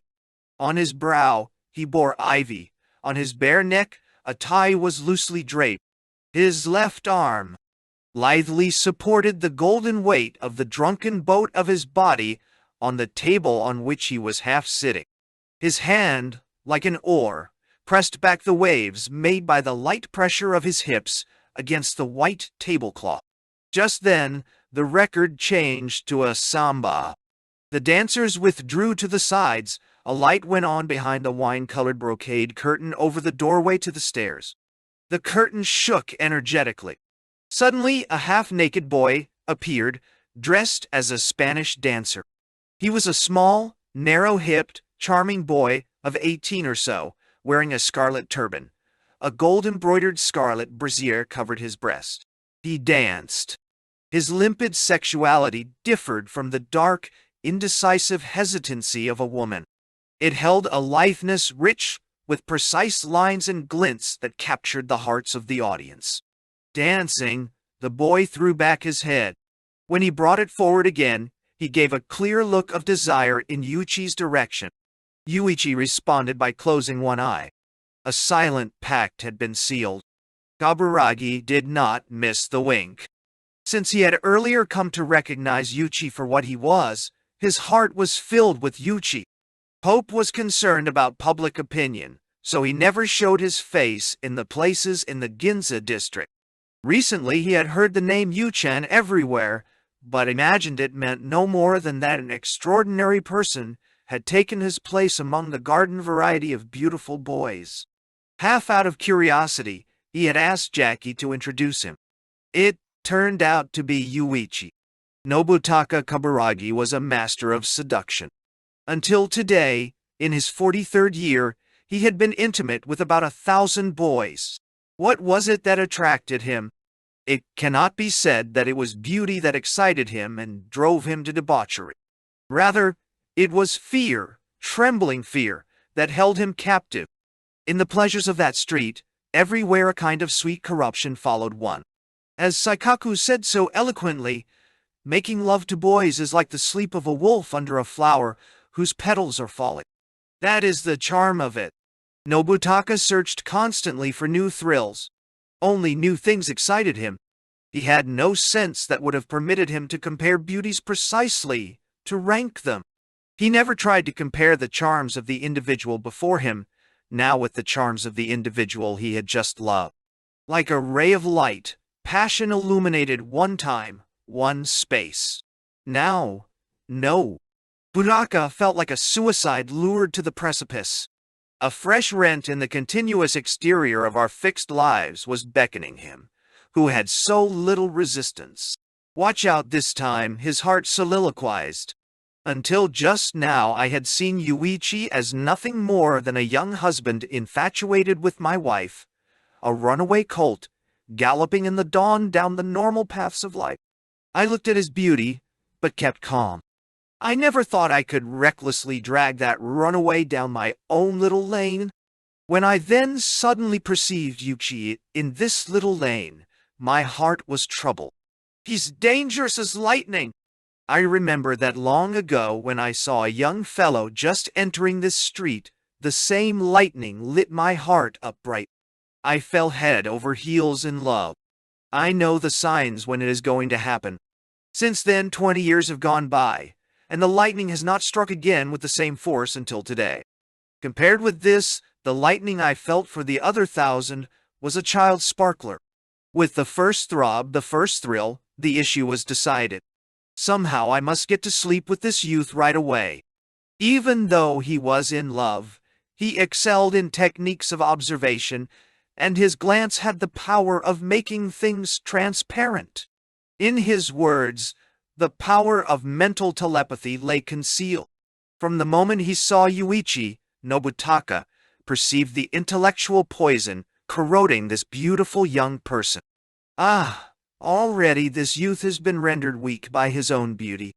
His weakness is his beauty. He has recognized the power of his beauty, and the prints of the leaves are still on his back. That's what I'll aim at.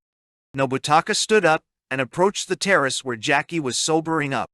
As he did so, the blonde foreigner who had come over with Yūichi asked Yūichi to dance. Another foreigner made the same request at almost the same moment. Nobutaka motioned to Jackie, who then came in. The cold air struck Nobutaka's neck.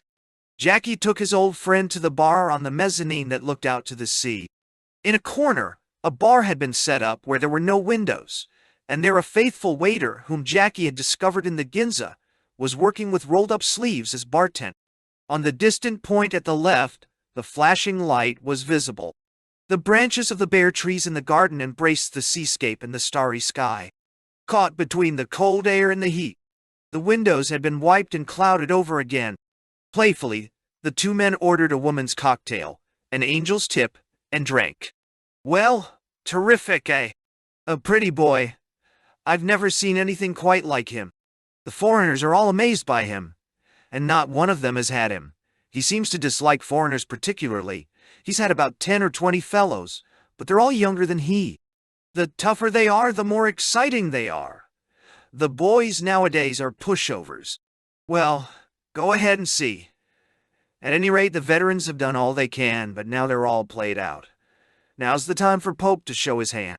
What I want to know is, said the former count, transferring his cocktail to the palm of his left hand and staring fixedly at it. Whenever he looked at something, he put on an air of being observed. In short, he continually played the dual role of actor and audience.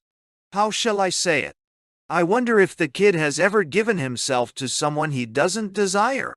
Whether, how shall I say it, he has given himself completely to his own beauty.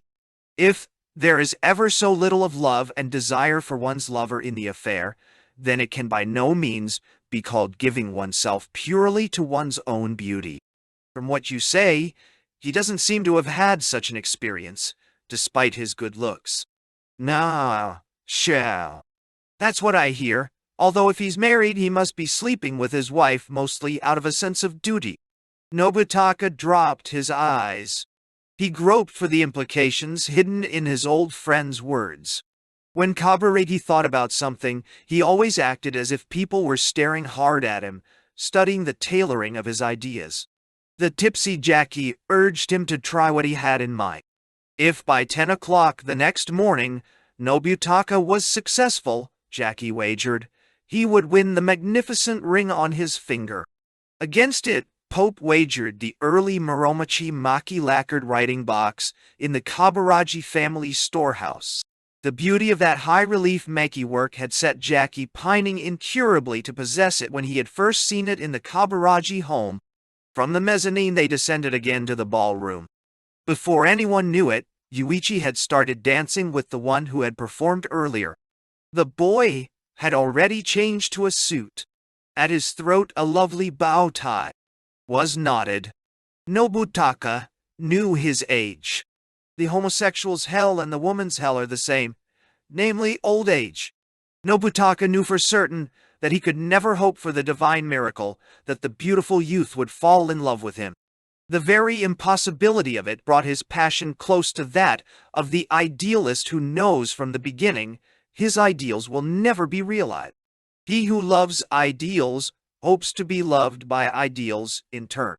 In the middle of the number, Yūichi and the boy abruptly stopped dancing. The two disappeared from sight behind the wine-colored curtain. With a sigh, Pope said, Well, they've gone to the second floor. On the floor above, there were 3 or 4 little rooms that could be used at any time, all furnished casually with sleeping alcoves and couches. You'll have to allow him 1 or 2 lovers, Pope. When you're young as he is, it doesn't make any difference. Jackie said it in a comforting tone. He was looking over the shelves in the corner, deciding where to put the writing box he would get from Nobutaka. Nobutaka was waiting. Even after Yūichi reappeared in an hour, his opportunity didn't come. Night was deepening. People were losing interest in dancing. Like alternately dying and reviving embers, however, several couples were continually exchanging partners and dancing on. Against the wall in a little chair, one of Jackie's favorites, his face innocent in slumber, was taking a nap. One of the foreigners winked at Jackie. Ever the generous host, he smiled and nodded. The foreigner grasped the sleeping boy very lightly. He carried him to a sofa on the other side of the curtain, leading to the mezzanine. The boy's lips were slightly open as he slept. His eyes, hidden by long lashes, trembled as, out of curiosity, he stealthily looked at the breast of the husky person carrying him. He saw the golden hair of the man's chest protruding from a gap in his shirt, and felt as if he were being embraced by a great hornet. Nobutaka awaited his chance. The men there were mainly old acquaintances, and they had all sorts of things to talk about. Nobutaka, however, wanted Yūichi. All kinds of sweet and lewd imaginings tortured him. He was confident, moreover, that no expression of his would betray so much as a particle of his emotions.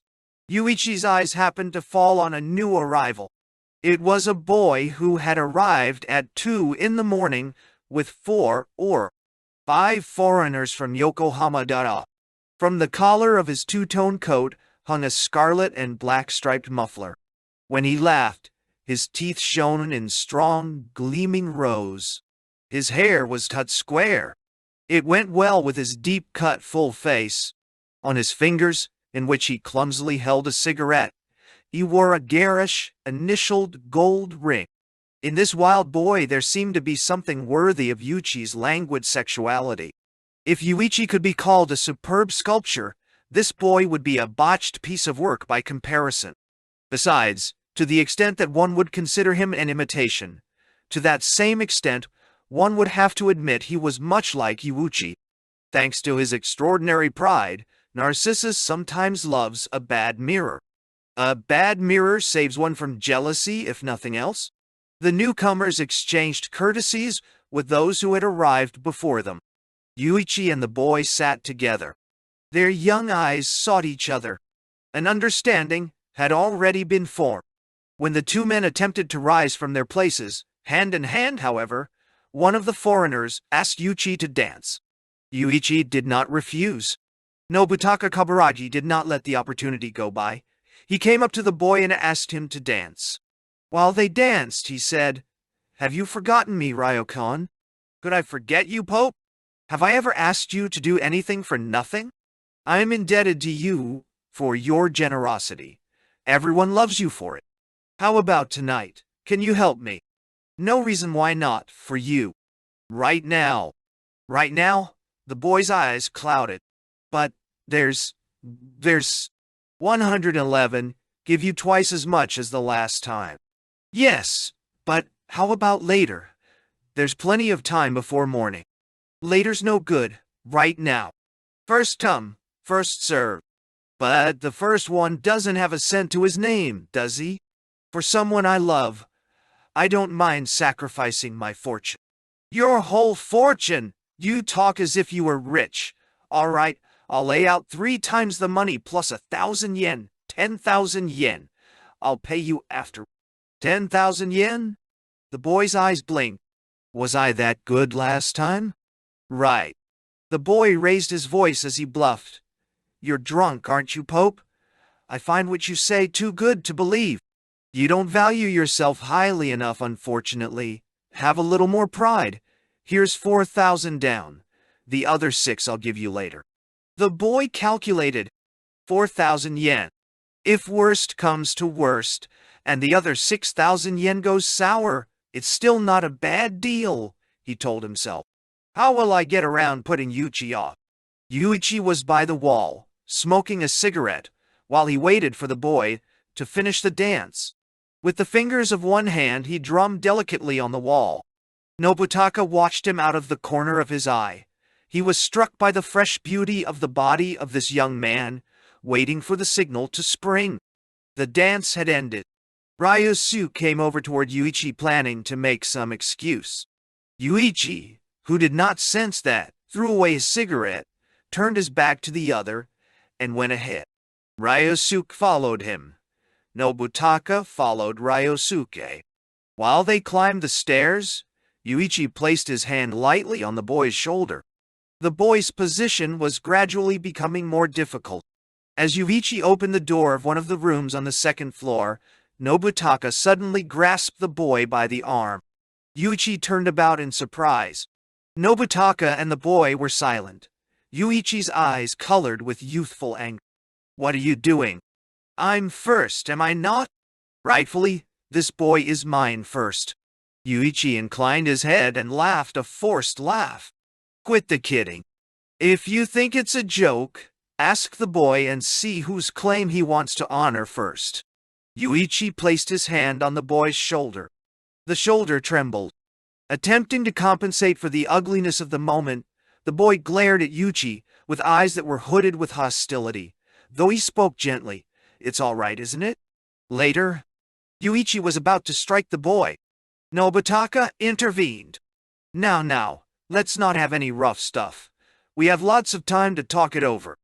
Nobutaka put his arm around Yūichi's shoulders and led him into the room.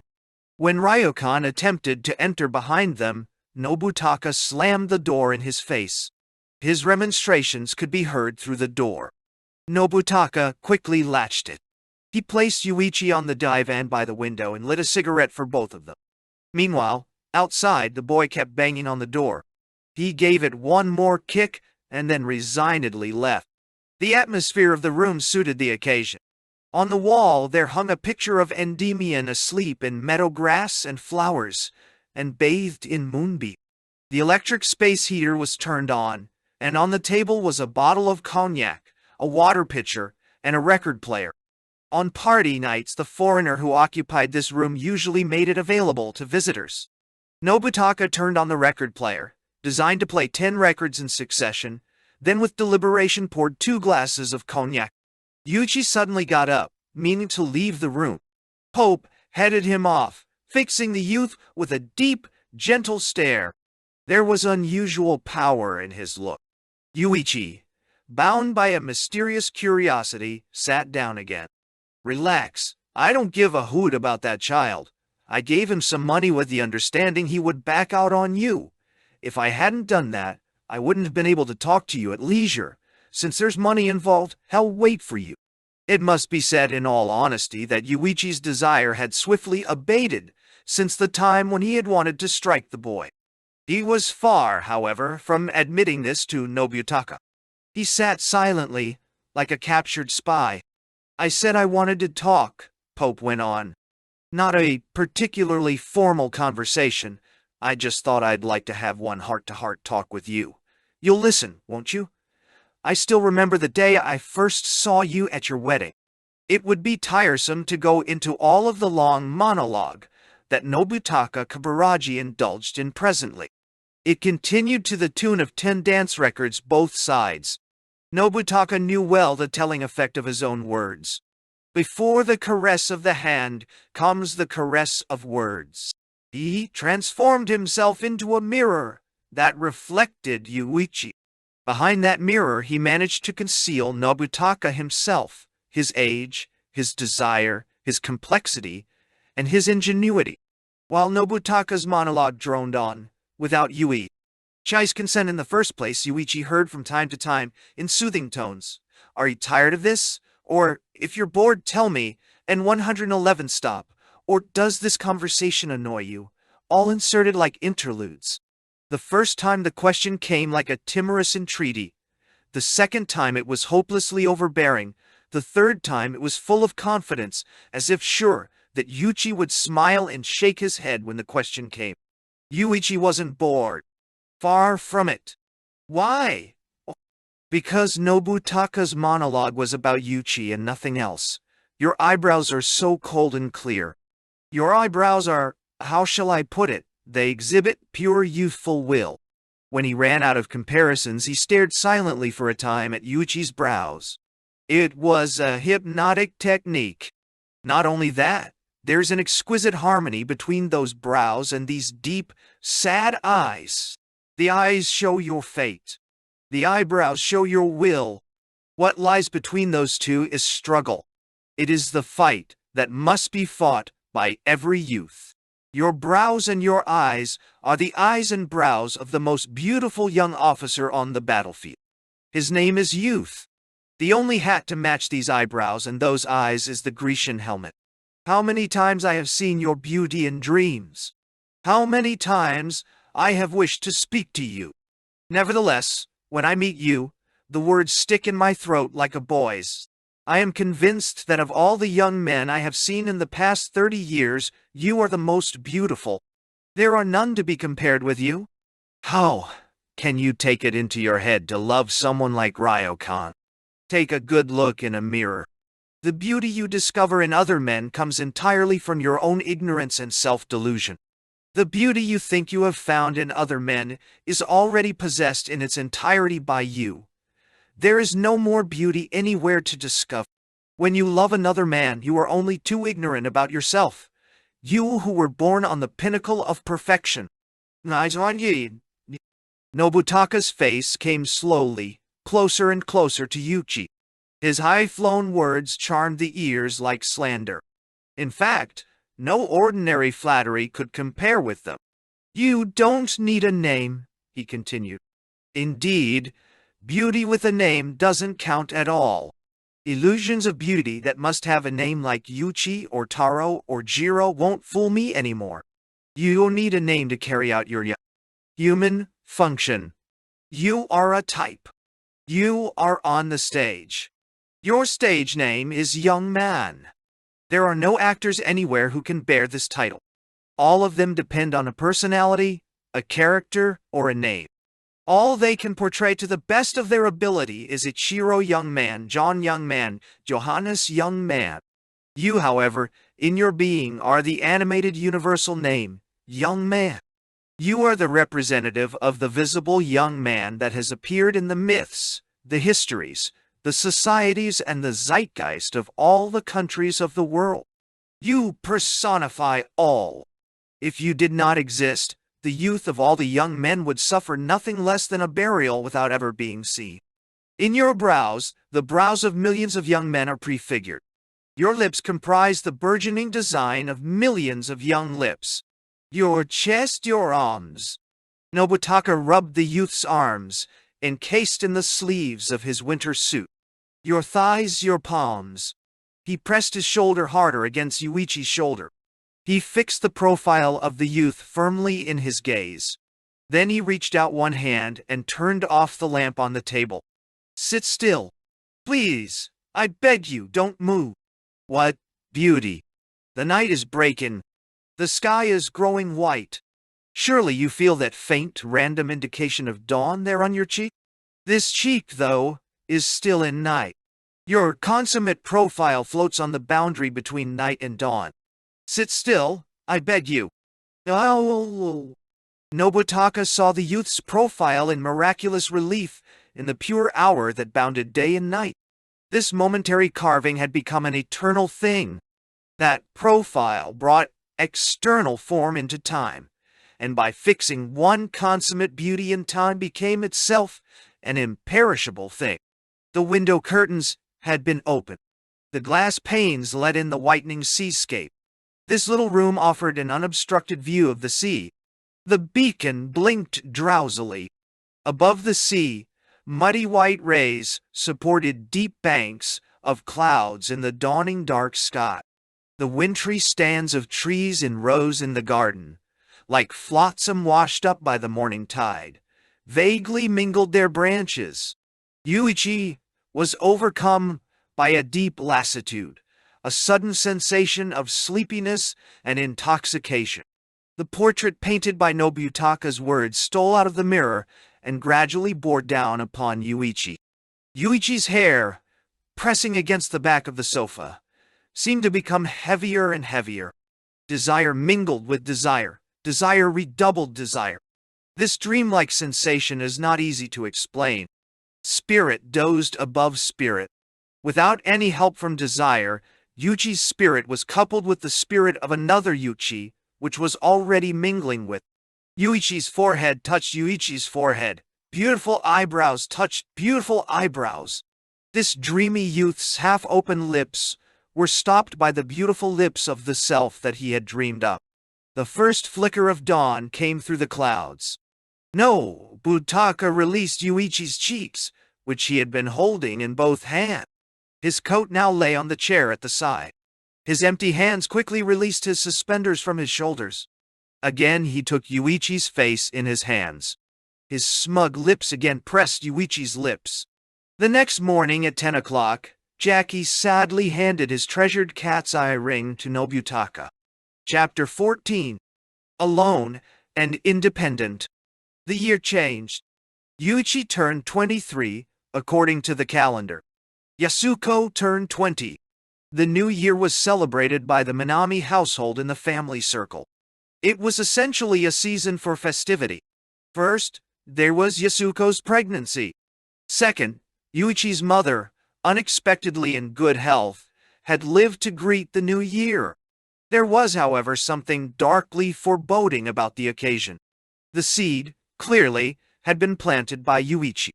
His frequent overnight absences and, worse, his increasing dereliction of connubial duty, Yasuko at times could, on reflection, ascribe to her own possessiveness, but just the same they tortured her. From what was said in the homes of her friends or her relatives, many a wife returned to her family when her husband stayed out only one night. Yūichi, furthermore, seemed to have lost somewhere the gentleness of spirit that was his nature, and though he stayed away overnight repeatedly without notice, he paid no heed to his mother's advice or the appeals of Yasuko. He was becoming more and more silent. His white teeth were seldom shown. It would not do, however, to imagine that Yūichi's pride was a Byronic isolation. It was not an act of contemplation. His pride was a veritable necessity springing from his way of life. He was no different from the incompetent captain who silently affects a scowl as he watches the destruction of the ship in which he is sailing. At the same time, the speed of this shipwreck was too orderly. The culprit, Yūichi, was not entirely to blame. It was a case that must be considered as nothing more than the simple action of self-disintegration. After the holidays, Yūichi suddenly announced that he was becoming private secretary to the chairman of the board of a nameless company. Neither his mother nor Yasuko took him seriously until he mentioned that the chairman and his wife were coming to visit. This threw his mother into a panic. Yūichi had mischievously kept silent the name of the chairman, so when his mother saw none other than the Kaburaga standing in the doorway that day, she was doubly surprised. That morning a light snow had fallen, and the afternoon was cloudy and extremely cold. The former count sat with his legs crossed in front of the living room gas heater, hands held up before it, as if he were about to engage it in conversation. His wife was ebullient. The couple had never gotten along so well. When a funny story was told, they both looked at each other and laughed. Yasuko heard the lady's somewhat shrill laughter when she was in the hall, on her way to greet the guests in the living room. Her intuitions had told her long ago that this woman was among those in love with Yūichi. But unnatural and uncanny insights engendered by her pregnancy, if nothing else, told her that the person driving Yūichi to exhaustion was neither Mrs. Kaburagi nor Kyoko. It was without doubt someone she had not yet seen. Whenever she tried to imagine the woman Yūichi was hiding, Yasuko felt, aside from jealousy, a mysterious fear. So when Mrs. Kaburagi's high-pitched laughter struck her ears, she felt not the least jealousy. In fact, her composure was hardly disturbed. Worn out with anxiety, Yasuko had reached a point where she was inured to the habitude of pain and became like a shrewd small animal, its ears up and alert.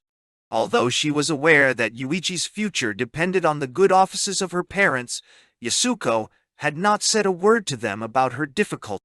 Yūichi's mother was filled with admiration at this demonstration of a forbearance beyond her years.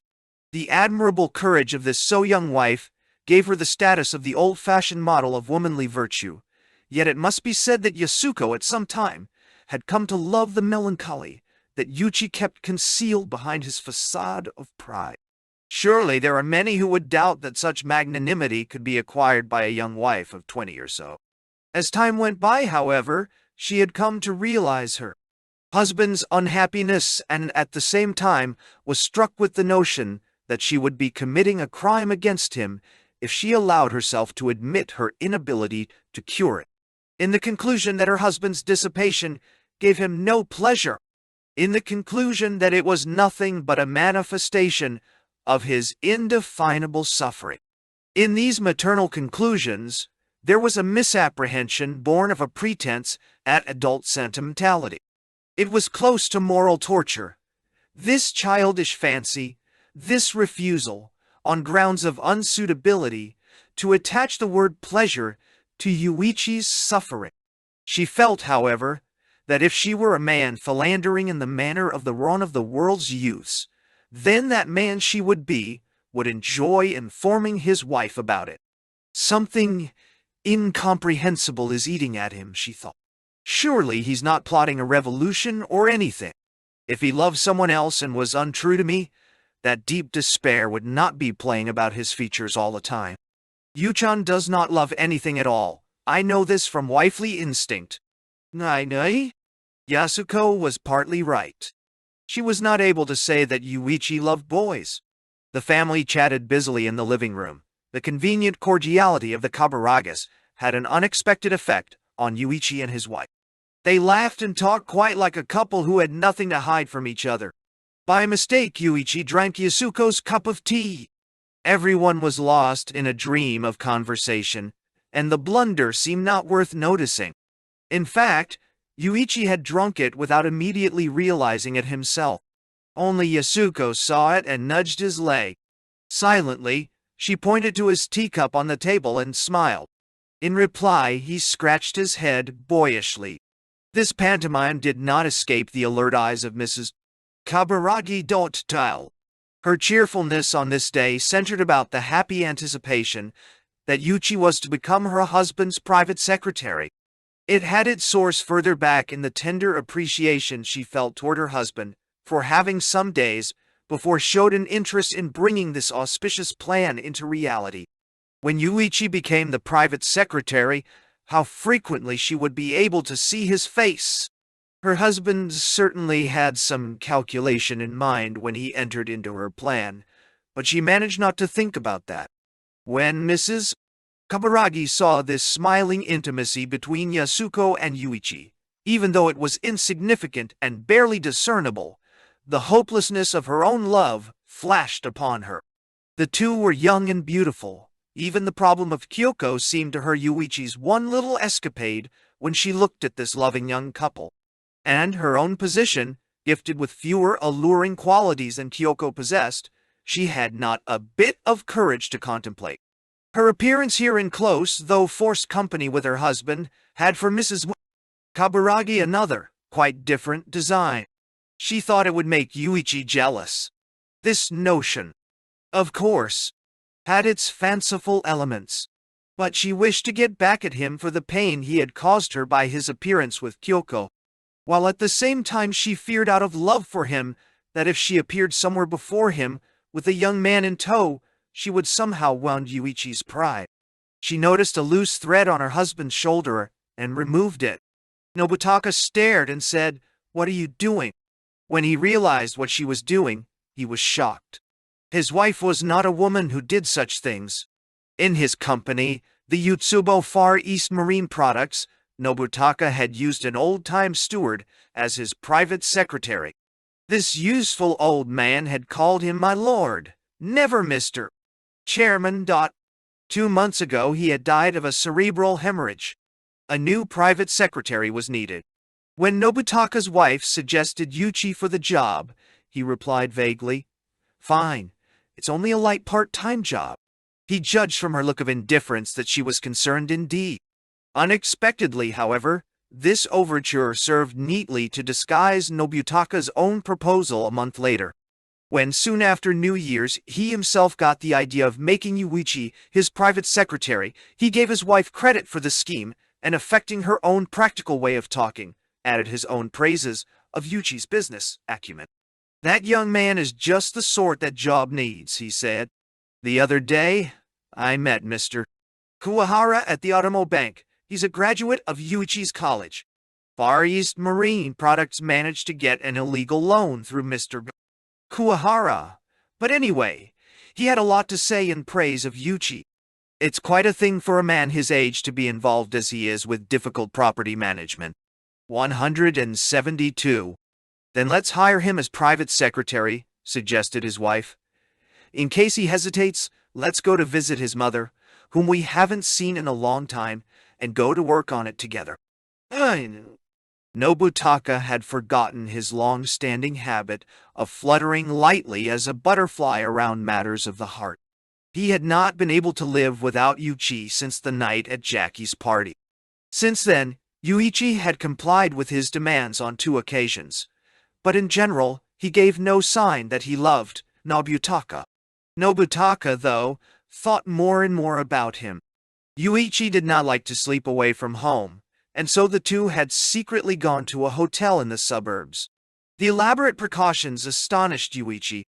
In order to meet him, Nobutaka would make a reservation for 1 or 2 days for himself.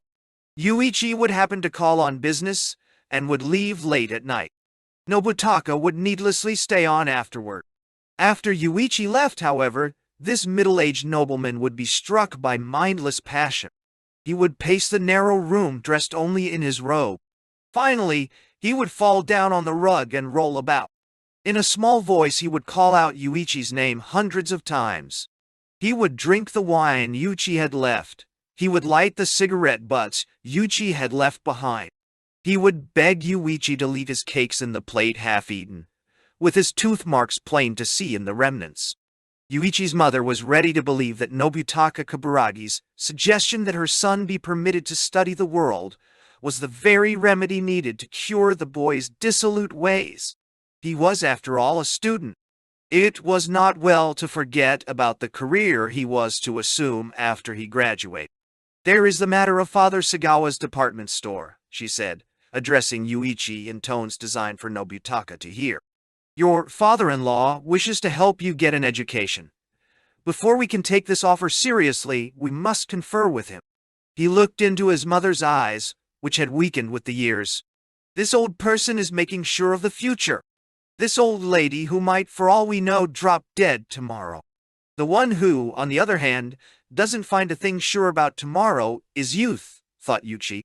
"In general, old people believe in the future through force of habit, but young people don't have years of habit behind them. That's the only difference between them." Yūichi lifted his beautiful brows. He set forth strong yet childish arguments. "It's all right. After all, they didn't adopt me." Yasuko looked at Yūichi's profile as he spoke these words. She wondered if he was being cruel to her because of his wounded pride. It was time for her to speak on his behalf. "I can tell my father anything. You do exactly as you please." Yūichi then set forth what he and Nobutaka had agreed on earlier, how he might help out without interfering with his studies. His mother earnestly pleaded with Nobutaka in the matter of Yūichi's development. These pleas were far too earnest, and would certainly have sounded strange to a bystander. Nobutaka, it seemed, was going to work a miraculous education upon this precious, prodigal son. The talk had just about ended. Nobutaka Kaburagi invited everyone out to dinner. The mother declined at first, but gave in when she was told she would be taken and brought back by car. She got up to get ready. It was evening, and snow was falling again, so she put on a flannel stomach band and slipped a pocket heater inside it to protect her kidney. The 5 of them went out in Nobutaka's hired car to a restaurant in the Ginza. After dinner, Nobutaka suggested they go to a dance hall. Even Yūichi's mother was willing to go. She wanted to see the worst. She even wanted to see a strip show, but this evening there was none. She modestly admired the dancers' revealing costumes. How pretty! Really becoming. That blue diagonal line is absolutely charming. Yūichi felt a freedom in his whole body that he could not easily explain. He suddenly realized he had forgotten Shunsuke's existence. He made up his mind that he would not tell Shunsuke about this new private secretary arrangement, nor about his relationship with Nobutaka. This small resolution cheered him. It made him ask Mrs. Kaburagi to dance. When she complied, he asked, "What makes you so happy?" Then he added, looking deep in the woman's eyes, "Don't you even know?" In that moment, Mrs. Kaburagi's happiness barely left her, free to breathe. 174. Blue Sunday. On a Sunday long before spring, at 11 in the morning, Yūichi and Nobutaka Kaburagi, who had spent the night together, parted at the ticket gate of the Kanda station. The night before, they had had a little quarrel. Nobutaka had reserved a hotel room without consulting Yūichi, and Yūichi had angrily made him cancel it. Nobutaka strove to mollify him, and in the end they went to a Kanda neighborhood hotel and took whatever room was available. They hesitated at staying at any of the usual assignation houses. This was a miserable night. Since the regular rooms were taken, they were given a tasteless 10-mat room that was sometimes used for parties. There was no heat, and it was cold as a temple sanctuary. It was a rundown, ice-cold room in the middle of a concrete building. The two sat by a hibachi containing embers dim as fireflies and an ashtray filled with stale butts, their overcoats hanging from their shoulders as if they intended to stay here without seeing each other's misery. They idly watched the fat legs of the unceremonious maid who came in kicking the dust and made up the bed. "My, you awful men, don't look at me like that," the maid said. Her hair was reddish and sparse. The hotel was called the Tourist Hotel. If a guest opened the window, he had a view of the toilet and the dressing room and back of the dance hall next door. The windows appeared red and blue by the neon light.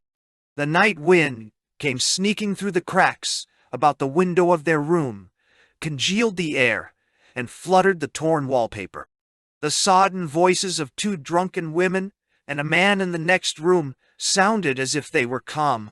175. Eating out of a drain pipe, they droned on till 3 in the morning.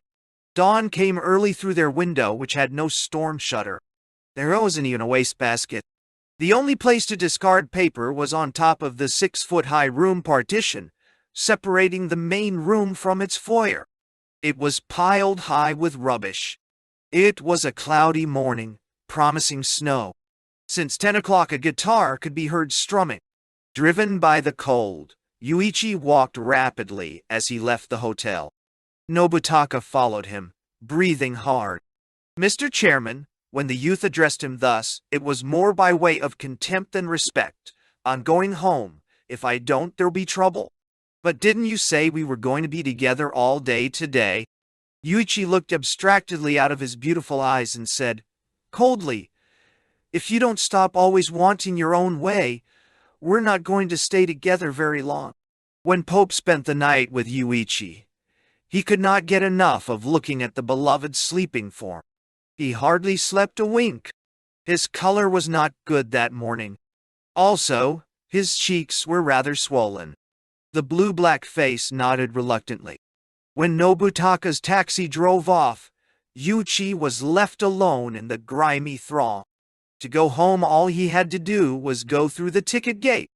Instead, he tore up the ticket he had purchased, turned about, and strode along a row of restaurants that stood adjacent to each other behind the station. The drinking places were silent, bearing "closed today" signs. At an inconspicuous door among them, Yūichi rapped. A voice sounded from inside. "It's me," Yūichi said. "Ah, Yu-chan," the voice said. The frosted glass door slid open. In the narrow shop, There were 4 or 5 men in a circle hunched over a gas stove. All turned and greeted Yūichi. There was, however, no note of surprise in their eyes. Yūichi was already one of them. The proprietor was a man of about 40, gaunt as wire. Around his neck, he wore a checkered muffler. Beneath the coat he wore like a cloak, his pajama trousers could be seen. The employees were 3 young chattering men, each in a garish ski sweater. One customer was present, an old man in a Japanese overcoat. 176. Ooh, it's cold. What a chilly day. And the sun shining like that. With these words, all looked toward the frosted glass door through which the weak sun angled dispiritedly. "You-chan, are you going skiing?" said one young fellow. "No, I'm not," he replied. When Yūichi came in the door, he was aware that these men had assembled here because they had no place to go on a Sunday. A homosexual Sunday is pitiful. On that day, all day, no territory is theirs. The daytime world, they feel, takes over completely. Go to the theater, go to a coffee house, go to the zoo, go to an amusement park, go to town, go out to the suburbs even. Everywhere the principle of majority rule is lording about in pride. Old couples, middle-aged couples, young couples, lovers, families, children, children, children, children, children, children. Top it off. Those blasted baby carriages. All of these things in procession. A cheering, advancing time. It was easy for Yūichi, too, to imitate them and go out walking with Yasuko. But above his head, somewhere in the shining sky, was God's eye, seeing through all sham. Yūichi thought, the only way I can be myself on a bright Sunday is to lock myself up in a smoke-glass jail like this. The men gathered here were already sick of each other's company. Exercising care not to look at each other, they would do nothing but cling to the topics of long years past. The gossip about a Hollywood star, the report that a certain high dignitary was one of their kind, talk about one's own amours, even more lewd funny stories from broad daylight, these were the topics. Yūichi had no wish to be here, but he didn't want to be anywhere else. We human beings sometimes steer off in a direction in which we hope to find something a little bit better. With the satisfaction of that moment is combined joy. This is a little bit better, that revives the impossible wild hopes we hold in our heart of hearts. For that reason indeed, Yūichi had just given Nobutaka the slip so that it could be somewhere like this. If he went home, Yasuko's lamb's eyes would fasten upon his, as if in a refrain. I love you, I love you. Her morning sickness ended when January was over. Only a sharp pain in her breasts remained. With these sensitive, easily hurt, purple antennae, Yasuko reminded him on an insect maintaining contact with the outside world. That sharp pain in the breasts that without difficulty felt out all the doings 10 miles around filled Yūichi with indefinable fear. Now, whenever Yasuko went downstairs rapidly, a sudden faint pulsation reached her breasts, and she felt twinges of sharp pain. If her slip so much as touched her breasts, they hurt. One night when Yūichi tried to embrace her, she pleaded pain and pushed him away. This rejection was in truth unexpected even for Yasuko. It must have been that instinct had induced a subtle vengeance within her. Yūichi's fear of Yasuko had gradually evolved into a complicated, paradoxical thing. Seen as a mere woman, his wife was much younger than Mrs. Kaburagi and Kyoko, and doubtless had much more sex appeal. Objectively considered, Yūichi's fickleness was irrational. When Yasuko seemed too sure of herself, he became uncomfortable, and sometimes deliberately and awkwardly hinted that he was having an affair with another woman. When Yasuko heard that, a smile that said how ridiculous started at the corners of her mouth. Her composure deeply wounded Yūichi's self-respect. At such times, Yūichi was threatened by the fear and the unprotected feeling that if anyone knew he could not love women, Yasuko above all would be that person. With that, in strange cruelty, he evolved a selfish theory. If Yasuko came face to face with the truth that her husband did not love women altogether, and believed that she had been hoodwinked from the start, there was nothing he could do. However, there were many husbands around who were able to love anyone but their wives. In those cases, the circumstance in which the wives were then not being loved was evidence working against the truth that at some time earlier they had been loved. It was essential that Yasuko learn that he could not love her, for the love of Yasuko. To achieve it, Yūichi must now indulge in a little more debauchery. He must act proud of his refusal to sleep with his wife, and he must do it without fear if he could. At the same time, there was no doubt that Yūichi loved Yasuko. The young wife beside him usually fell asleep after her husband did, but on nights when she was unusually tired and the sound of her breathing came to him, Yūichi could relax and look at her beautiful sleeping face. At such times, happiness in possessing such a lovely creature flooded his breast. It was a commendable possessiveness, accompanied by no wish to harm. He thought it strange that in this world he could never, under any circumstances, be forgiven. "What are you thinking about, Yu-chan?" one of the employees asked. All three employees here had already had relations with Yūichi. "He's probably thinking about last night's sex," remarked the oldest of the three, a man wearing a Japanese overcoat. He looked toward the door again. "He's late, my sex. We're not of an age, though, to give each other a hard time." They all laughed, but Yūichi shivered. This man of 60-plus had a lover of 60-plus. Yūichi wanted to get away. If he went home, Yasuko might greet him with joy. If he called Kyoko on the phone, she would come flying anywhere. If he went to the Kaburaji home, an almost painful smile of pleasure would flood over Mrs. Kaburagi's face. If he met Nobutaka again today, all day, just to give Yūichi joy, he would stand on his head in the middle of the Ginza. If he called Shunsuke, that's right, he hadn't met this old man in a long time. His aged voice would rise in eagerness in the telephone receiver. Nevertheless, Yūichi could not help thinking that he had a certain virtuous duty to stay here, cut off from all else.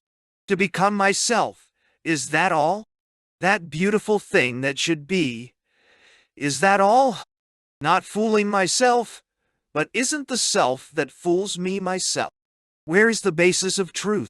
Is it in the moment when Yūichi, for the sake of his outward beauty, for the sake of the self that exists merely to be seen by people, forfeits everything that is his own? Or is it in the moments like this, isolated from everything, giving up nothing? In the moment he loves boys, he is close to the last. Right. He himself is a thing like the sea. The sea's exact depth is the depth of the sea. At what time? Had his identity sunk to its lowest tide there in the dawn at that gay party? Or at a time like this lazy high tide, asking for nothing when anything is too much? Again he was seized by the wish to see Shunsuke. He wished to go now and tell that trusting old man the most barefaced lies. It no longer satisfied him to withhold only the story of Nobutaka. Shunsuke had spent the whole morning of this day reading. He read the Sokanshu and the tale of Shotetsu. The authors, collectively called Shotetsu, were medieval priests who, tradition has it, were reincarnations of Taika Fujiwara. Of all the vast literature of the Middle Ages and the works that have attained world renown, Shunsuke found to his taste only 2 or 3 poets, 2 or 3 works. Scenic poems, from which mankind is completely absent. Like that about the peaceful garden of the recluse of the Ifuku Gate, or the extraordinary tale of virtue about the prince who took on himself the guilt of the retainer Shuta, and was beheaded by his own father. The fairy tale called The Broken Inkstone once nourished Shunsuke's poetic instincts. In the tale of Shotetsu, Section 23 says that if someone asks where Mount Yoshino is, a person should answer that when one writes poems about cherry blossoms, he recalls Mount Yoshino. If about maple leaves, the river Tatsuda. That's all. Whether it's in eyes or Hyuga, one doesn't know. The information as to where it may be is useless to remember. Even though one makes no effort to remember, however, the fact keeps being remembered of itself that Yoshino was in Yamato. That's what it says. When put into words, youth is a thing like that, the old man thought. For cherry blossoms, Yoshino. For maple leaves, Tatsuta. Other than that, can there be any definition of youth? The artist spends the half of his life, after his youth is over, searching for the meaning of youth. He explores the native land of youth. What does that amount to? Cognition has already ruptured the sensual harmony existing between cherry blossoms and Yoshino. Yoshino has lost its universal meaning. It has become a point on a map, or a period in past time. Yoshino in Yamato, nothing more. While absorbed in these random reflections, no doubt Shunsuke, without realizing it, began to think about Yūichi. He read the tersely beautiful poem by Shotetsu. In that moment when the crowd on the riverbank sees the boat come in, and every heart among them beats with the same emotion, Shunsuke imagined that moment when the hearts of the crowd waiting for the boat to come into the shore purely blended and crystallized, and he felt a strange palpitation. He expected 4 or 5 guests this Sunday. He had these guests in because he wished to demonstrate to himself that this amiability unsuited to his years was mixed with considerable contempt. But he also did it so that he could confirm the continuing youthfulness of his emotions. His complete works were coming off the press in ever-new editions. The disciples who were making revisions for him were coming in for conferences. And what did that amount to? What good did it do to edit slightly something that was one great error from beginning to end? Shunsuke wanted to take a trip. He found this piling up of blue Sundays hard to endure. Yūichi's long silence had made him quite miserable. He thought he might take a trip alone to Kyoto. This very lyrical sadness, the frustrating sadness of having his writings interrupted by Yūichi's silence, this groan over things unfinished, as it must be called, was something Shunsuke completely forgotten since his days of literary apprenticeship over 40 years earlier. This groan was a harking back to the most awkward part of youth, the most unpleasant, least valuable part. That was a fatalistic incompleteness going far beyond the usual interruption, a ridiculous incompleteness filled with humiliation. Every time one reached out one's hand, all the branches and fruit would be carried high in the wind. No fruit ever reached the mouth of Tantalus. In this incompleteness, his thirst was never assuaged. In that period, one day, that was now over 30 years in the past, the artist in Shunsuke was born. The disease of incompleteness left him. In its place, perfection came to threaten. Perfectionism became his chronic complaint. It was an illness that showed no wound. It was an illness with no affected part. It was an illness without bacteria, fever, accelerating pulse, headache, or twitches. It was an illness like death, above all. He knew that nothing would cure this disease except death, unless his work died before his body did. The natural death of creativity paid a visit. He became moody. He was, to the same degree, cheerful. As he no longer turned out books, his forehead became carved with artistic wrinkles. His neuralgia seized his knee in romantic twinges. His stomach periodically knew artistic cramps. Then his hair began to change to the white hair of the artist. Since he met Yūichi, the work he had dreamed about had to be crammed with a perfection cured of the disease of perfectionism, a health of death cured of the sickness of life. It had to be the recovery from everything, from youth, from old age, from art, from life, from venerableness, from world knowledge, from madness. Through decay, victory over decay. Through artistic death, victory over death. Through perfection, victory over perfection. All these things the old man dreamed of through Yūichi. At that time, suddenly, that strange illness of his youth returned.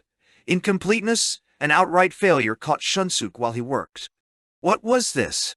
He hesitated to give it a name. The horror of giving it a name made him hesitate. In truth, was it not a peculiar quality of love? Yūichi's face never left Shunsuke's heart day or night. In his torture he reviled him. By all the mean names he knew, he cursed this false youth in his heart. Only then was he at ease in the knowledge that he clearly detested this young scoundrel. With the same mouth he had used to sing praises of Yūichi's complete absence of intellect, he now ridiculed him for his lack of intellect. Yūichi's inexperience, his annoying lady, killer pose, his self-centeredness, his intolerable self-love, his outbursts of sincerity, his capricious naivete, those tears, all the rubbish of his character. Shunsuke took them up and tried to laugh at them. But whenever he realized that he, in his own youth, had not a single one of them, he sank into abysmal jealousy. The character of the youth called Yūichi, that he had once grasped, was now a will-o'-the-wisp. He realized that he had until now not known one thing about the youth. Yes, he didn't know a thing. To begin with, where was the evidence that he did not love women? Where was the evidence that he loved boys? Had Shunsuke been on the spot so much as one time? But then, after all, what did it matter? Wasn't Yūichi supposed to have no actual existence? If he was real, his meaningless changeability would be tricking Shunsuke's eyes. How could something so unreal put it over on the artist? Nevertheless, Yūichi was gradually, above all through this silence, at least as far as Shunsuke was concerned, attaining the state Yūichi himself had so dearly wished for. Other words, the real existence. He now appeared before Shunsuke's eyes in his uncertain, untrue, yet real, beautiful form. In the middle of the night, Shunsuke started to ponder, somewhere in this great city now, whom is Yūichi embracing? Yasuko? Kyoko? Mrs. Kabaraji? Or some nameless boy? He did not go back to sleep. On the day after such nights he would go to Ruden's. Yūichi, however, would not appear. It went against Shunsuke's grain to meet Yūichi accidentally at Ruden's. It would be particularly horrible to receive a distant nod from this lone youth who had slipped his traces. This Sunday was especially hard to take. He looked out of the window of his study at the withered tufty lawn of the garden. There was a hint of snow. The color of the dry grass seemed faintly bright with warmth. It made him think a weak sun was shining. He strained his eyes.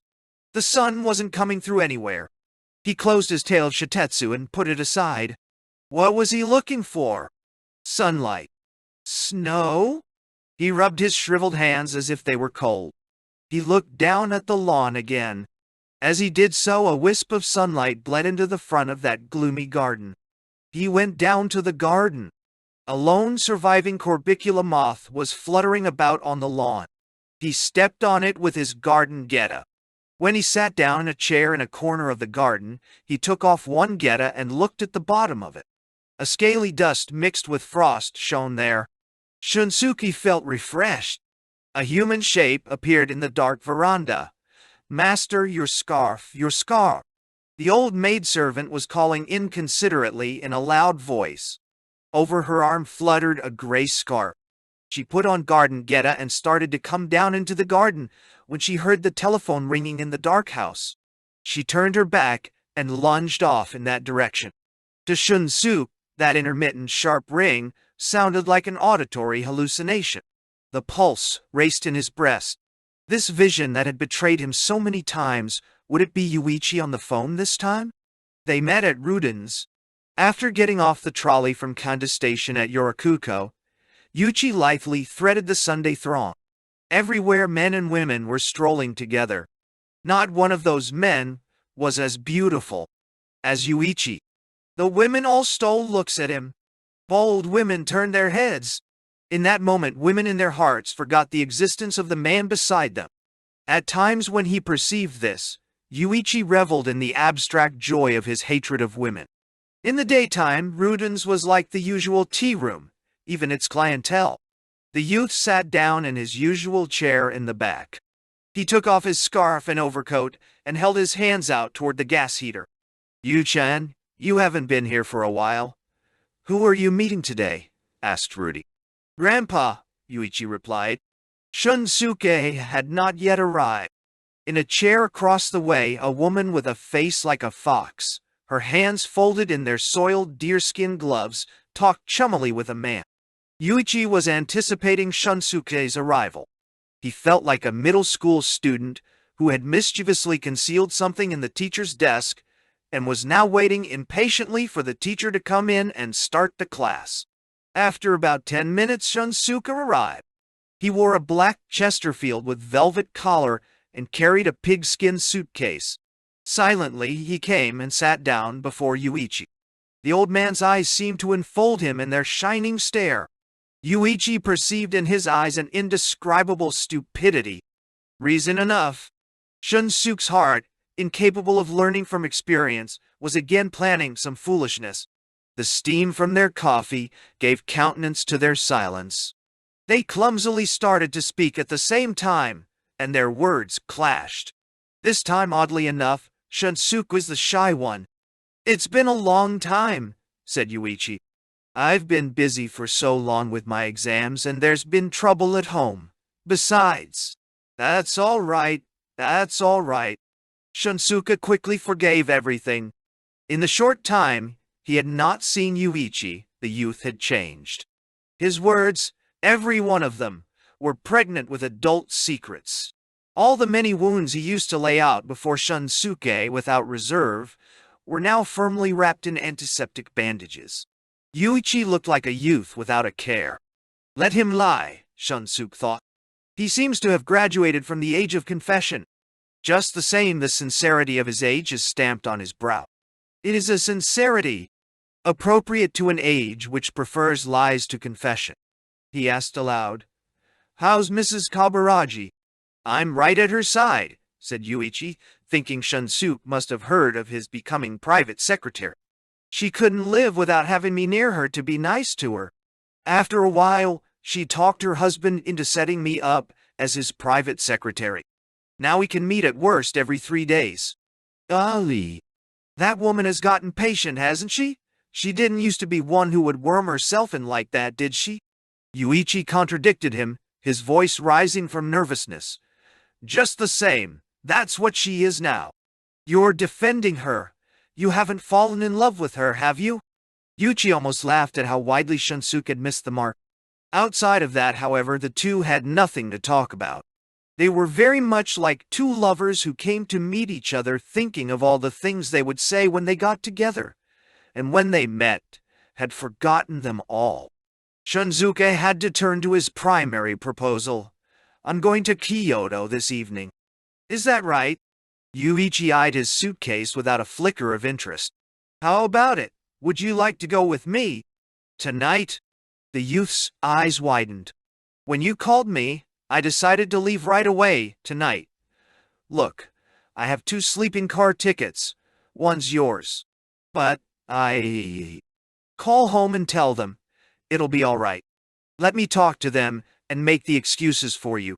We'll be staying at the Rakuyo Hotel, in front of the station. Call Mrs. Kaburagi too. She can fix things up with the Count. She trusts me, at least. Stay with me this evening until it's time to go. We'll go anywhere you like." "But my job. It pays to let jobs go once in a while. But my exams. 111 buy you the books you need for your exams. In 2 or 3 days traveling, you'd be lucky to read one. All right, Yu-chan? Your face looks tired. Travel is the best medicine. In Kyoto, you won't have a care in the world." Yūichi again felt himself powerless before this strange force. He thought a moment and consented. In truth, although he did not know it, a hurried departure on a trip was just what his heart had been crying for. If this opportunity hadn't come along, this blue Sunday would surely have driven him to take off for somewhere. Shunsuke quickly took care of the 2 telephone calls. Passion drove him to more than ordinary powers. There were still 8 hours until the night train departed. He thought of the guests who were being kept waiting, and for Yūichi's edification alone, used up the time at the movies, the dance hall, and restaurants. Yūichi paid no attention to his aged patron. Shunsuke was happy enough. After they had managed to sample the town's ordinary pleasures, they walked the streets with happy, mild intoxication. Yūi carried Shunsuke's bag. Shunsuke walked with the long strides of a young man, his breathing animated. Both were drunk on the freedom of having nowhere to go back to that night. "Today, I didn't want to go back home, no matter what," said Yūichi. "There are days like that when you're young. There are days when everybody seems to be living a rat's life, and on those days you hate living like a rat more than ever. On days like that, what can you do? You can at least gnaw the time up as would a rat. When you do that, you make a little hole. Even though you still can't escape, you can at least stick your nose out." They watched for a new cab, stopped it, and directed it to the station. Chapter R16. Lie information. In the afternoon of the day they arrived in Kyoto, Shunsuke hired a cab and introduced Yūichi to the Daigo Temple. When the car passed the wintry fields of the Yamashina Valley, some convicts from the prison in that area were repairing the roads. It was like unrolling the scroll of a dark tale of the Middle Ages. The convicts stood clearly visible outside the window, and 2 or 3 of them craned their necks to peer inside the car. Their work clothes were dark blue, reminiscent of the Northern Sea. "Poor fellows," said the young man, usually moved only by the pleasures of human existence. "I don't feel a thing," said the old man. "When you get to be my age, you'll become like that, I expect. Immune even to the fear of having that happen to your imagination. Not only that, fame has an odd effect. Countless people I don't recall ever having seen before storm up looking as if I owe them something.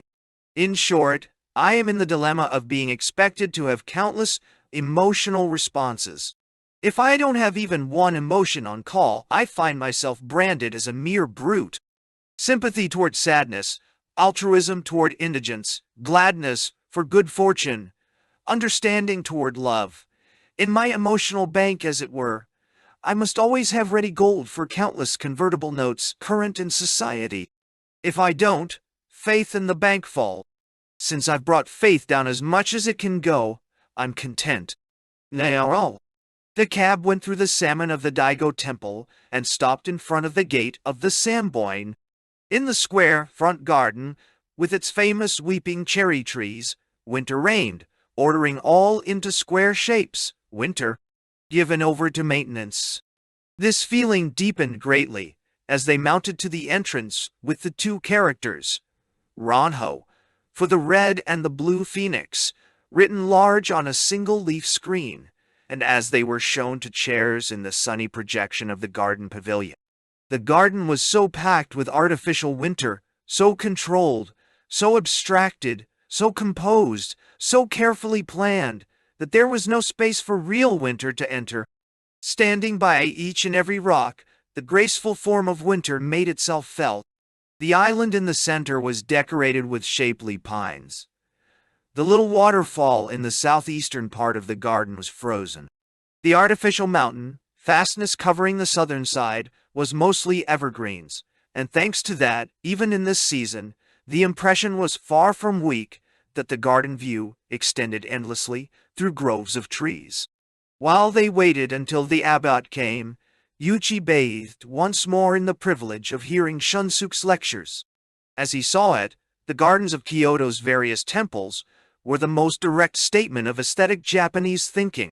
The craftsmanship of this garden, the view from the moon, viewing platform of the Katsura, detached palace, the most representative example, as well as the copying shown in the glen of the mountains in the background of the Katsura's Shokati. In the extreme artificiality of their skillful copying of nature, they attempted to betray nature. Between nature and the work of art, there's a secret rebellion brewing. The revolt of the work of art against nature is like the intellectual defilement of a woman who gives her body away. These famous old gardens are fastened by the cord of a passion for the invisibly faithless female known as the work of art. They are men who have forgotten their basic warlike mission. We look at them and see alliances of never-ending despair, marital lives filled with fatigue. The abbot appeared then. He expressed regret that he and Shunsuke saw so little of each other. Then he ushered the two into another room. At Shunsuke's insistence, he showed them a document that was kept hidden in the most esoteric precincts of the temple. The old writer wanted to show it to Yūichi. In the back of the book, the date was given as the first year of Jinkyo, 1321. It was a secret book of the time of the Emperor Go-Daigo. They rolled the scroll out on the tatami lit by the winter sun. Its name was the copybook on the catamite. Yūichi couldn't read the foreword, but Shunsuke put on his glasses and read it flawlessly. About the time the Nina temple was established, it seems, there was in that place a priest well respected in the world. As he grew older, he became distinguished for his knowledge of the 3 laws, his virtues, and his experience, but he could not refrain from certain practices. Among the many boys serving there was one whom he loved dearly, with whom he slept. When a man grows old, no matter how high or low his birth, his body will not continue to do what he wishes. Though the priest's desires mounted, his body was like a scene of the moon sinking into the earth, or the dying fall of an arrow shot over a mountain. The unhappy boy wrote letters every night to Shuta, the son of his governess, and with him did. The homosexual pictures that were shown following this simple, frank foreword were filled with a pleasant, artless sensuality. As Yūichi studied excitedly every scene, Shunsuke's mind was drawn to the name of the son, Shuta, the very name of the retainer in the broken inkstone. The innocent prince had taken the blame of the family retainer on himself. The strength of character that led him to keep silent, even until death led one to imagine some kind of pact, in the terse, simple description. As a result was not just the sound of the name Shuta, one given to the person fulfilling that particular function, enough to bring a dark smile to the faces of the men of that age. This scholarly problem did not leave Shunsuke's mind as they rode back in the cab. When they ran into Mr. and Mrs. Kaburagi in the hotel lobby, all his leisurely contemplations went out the window. "Are you surprised?" said Mrs. Kaburagi, holding out her hand from her mink jacket. Nobutaka, looking strangely composed, got up from the chair behind her. For a moment, the older people behaved quite awkwardly. Only Yūichi was relaxed, keenly aware of his extraordinary youthful power. For a moment, Shunsuke could not grasp what the Kaburagis were up to. He put on the formal scowl he assumed when he had his mind fixed on something else. The professional discernment of the novelist led him, however, to ponder the first impression the couple had given him. "This is the first time I've ever seen this pair so close. It makes you feel they've got their heads together in some plot." In fact, the Kaburagis had been pretty close lately. Perhaps from contrition over the fact that each was using the other to gain something from Yūichi, or perhaps from gratitude, the couple were treating each other with much more consideration than ever before. Whoa! Theirs was a marvelous meeting of minds. This calm and collected couple would face each other across the kotatsu and read newspapers and magazines far into the night. Should there be a sound in the direction of the ceiling, they would look up at the same time. Their eyes would meet, and they would smile. "You're pretty jumpy lately." "So are you." After that, they would sit for a time, unable to control the inexplicable surgings in their hearts. Another unbelievable change was Mrs. Kaburagi's transformation into a housewife. She stayed home, so that when Yūichi had to come to the house on company business, she could feast him on cakes of her own making. She was even knitting him a pair of socks. To Nobutaka, his wife's knitting was an utter absurdity. Fascinated by it, he bought a great quantity of imported wool, and knowing that she would sooner or later use it to make Yūichi a sweater, he played the part of the doting husband and held the skeins while his wife rolled the yarn. The calm satisfaction he felt in this task was incomparable. Although Mrs. Kabaragi's love was thus becoming so obvious, when it occurred to her that she had as yet received not a single reward from it, she remained serene. There was something unnatural about this relationship between her and her husband, but she felt that even though her love had not been consummated, her husband was not looking down on her because of it. At first, Nobutaka had been offended by his wife's stolid composure. He had felt that she and Yūichi were probably intimate. After a time, he realized that these fears were imaginary. Her unwanted action in hiding this love from her husband, something she did intuitively for no other reason than that it was true love, sprang from the sister of Nobutaka's emotion, which had to be carefully hidden because of its forbidding aspects. Nobutaka was sometimes perilously tempted by it to talk about Yūichi with his wife. Yet when she praised Yūichi's beauty too highly, he would be struck again by anxiety over what Yūichi was up to each day, and he would end up maligning Yūichi like a normal husband jealous of his wife's lover. When they heard of his going off on a trip, they were brought even closer together. "Let's go to Kyoto right after the two of them," Nobutaka said. Oddly enough, his wife had felt that he would say such a thing. Early the next morning they departed. Thus the Kabaragis ran into Shunsuke and Yūichi in the lobby of the Rakuyo Hotel. Yūichi saw a servile look gleaming in Nobutaka's eyes. Thanks to this first impression, Nobutaka's reprimand had no authority. "What kind of private secretary are you? Who ever heard of a company where the private secretary goes off and the chairman of the board and his wife have to pursue him? Better watch out!" Nobutaka abruptly shifted his gaze to Shunsuke, and with an inoffensive smile, full of social banter, he added, "Mr. Hinoki must really be captivating." Mrs. Kabaragi and Shunsuke each defended Yūichi, but he made no apology, and simply cast a cool glance toward Nobutaka, filling that poor man with anger and chagrin that left him speechless. It was time for supper. Nobutaka wanted to go out to eat, but everyone was tired and did not relish traipsing about the frigid street. So they went to the restaurant on the 6th floor and huddled around a single table. Mrs. Kabaragi's stylish checkered suit of fabric designed for men fitted her well, and the slight fatigue of the trip made her somehow extremely attractive.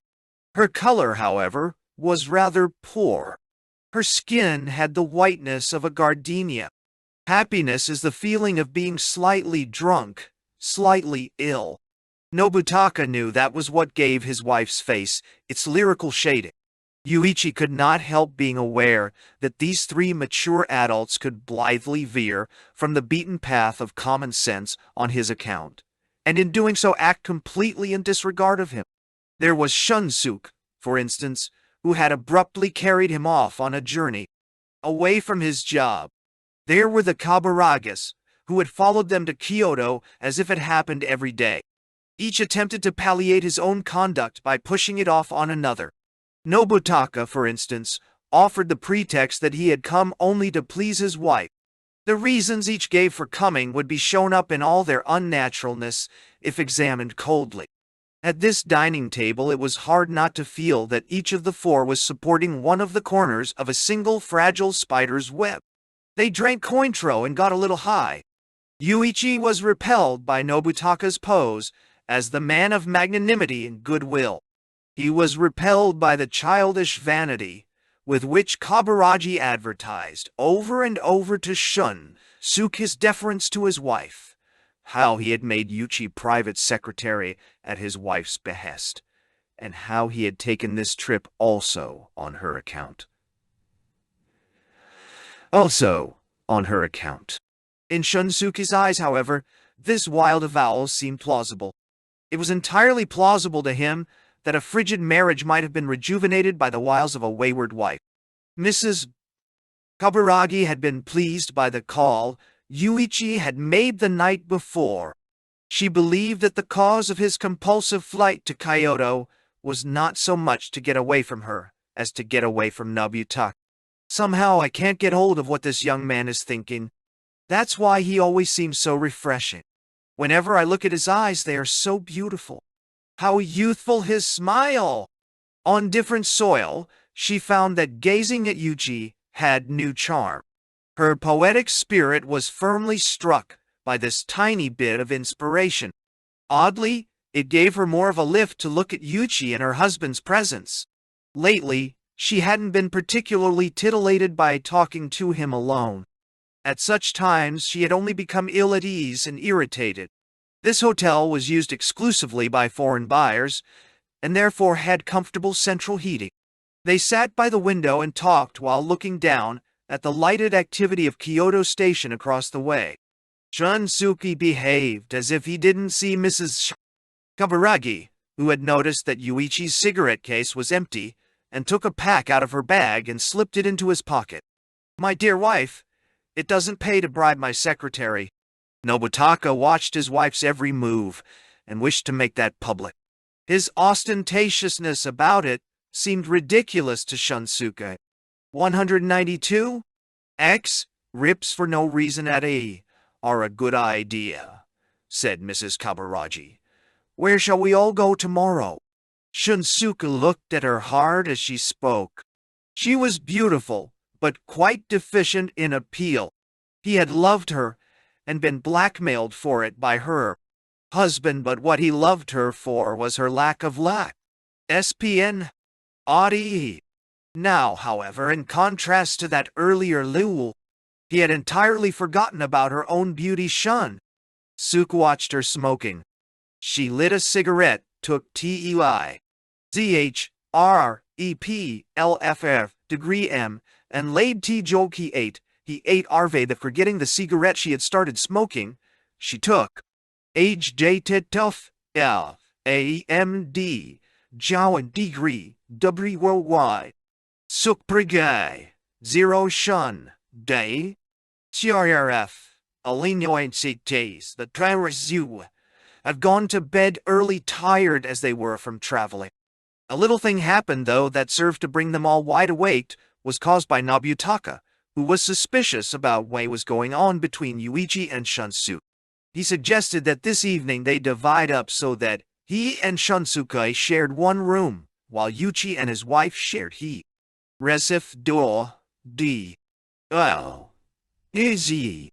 Proposing this cynical scheme reminded Shunsuke of the man's past trickery.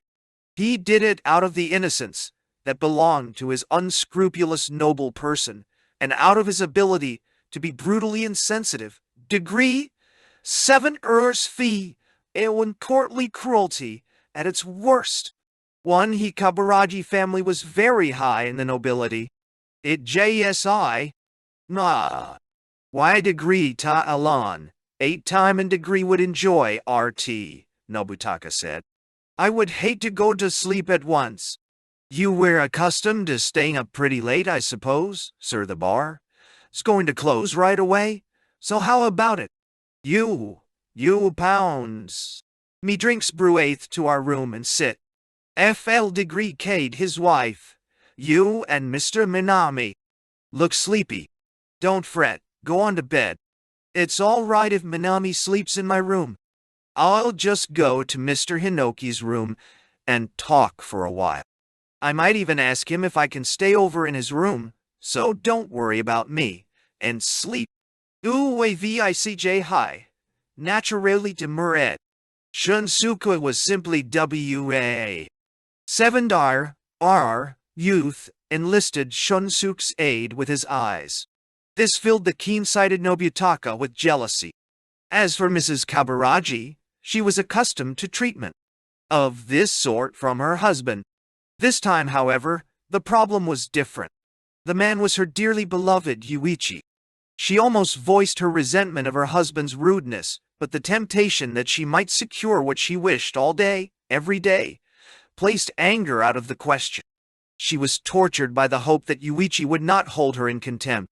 The power of that lofty emotion had led her to this point, but now for the first time, she had the opportunity of separating herself from it. If she did not, she might not be able by her own efforts alone to devise a second opportunity. This inward battle only raged for a few seconds in time, but the unwillingness and yet the joy in the feeling which accompanied her decision, I seemed like the result of a battle that took years. She turned to the youth she loved and smiled as gently as a whore. In Yūichi's eyes, however, Mrs. Kaburagi had never looked so gentle and so maternal as now. He listened while she said, "All right, you old men enjoy yourselves. If I have another day without enough sleep, 111 get bags under my eye. Those who can't possibly get any more wrinkles can sit up all night or whatever they like." Now, she looked at Yūichi and said, "Yu-chan, don't you think it's time to go to sleep?" Yes. Yūichi immediately made a great show of being overcome by sleepiness. Mrs. Kaburagi was fascinated by the crudeness of the performance.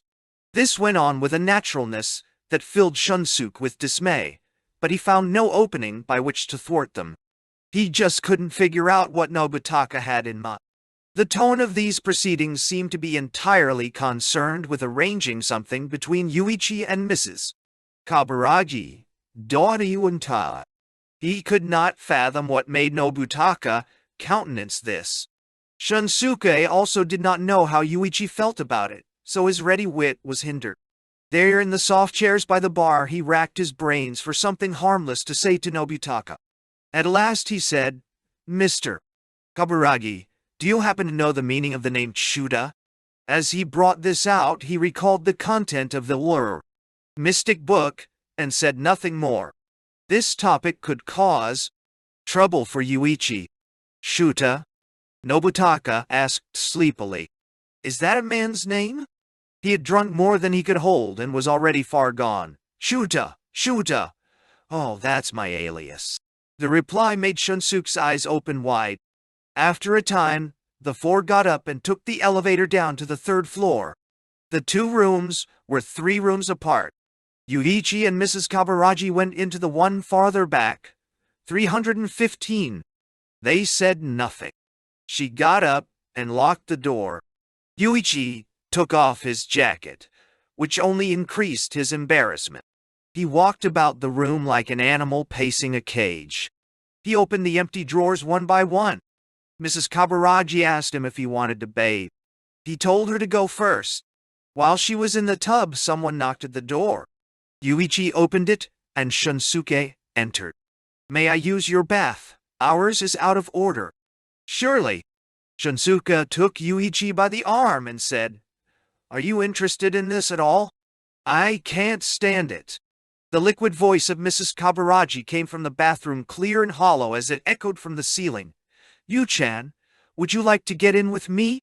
"Oh." I left the door open. Shunsuke pushed past Yūichi and turned the doorknob. He passed through the dressing room and opened the inner door a crack. Mrs. Kaburagi's face went white. "At your age?" she said, lightly touching the surface of the water. "A long time ago your husband came into our bedroom in just this way," Shunsuke said. Chapter 17. One's Heart's Desire. Mrs. Kaburagi was not a woman to be overly shaken by happenings. Rising from the soap bubbles in the bathtub, she stood erect. She looked at Shunsuke without wavering. "If you wish to come in, please do." That naked body, deterred by not a trace of shyness, treated the old man standing there as if he were little more than a stone by the roadside. The wet breasts glowed, for all the world unmoved.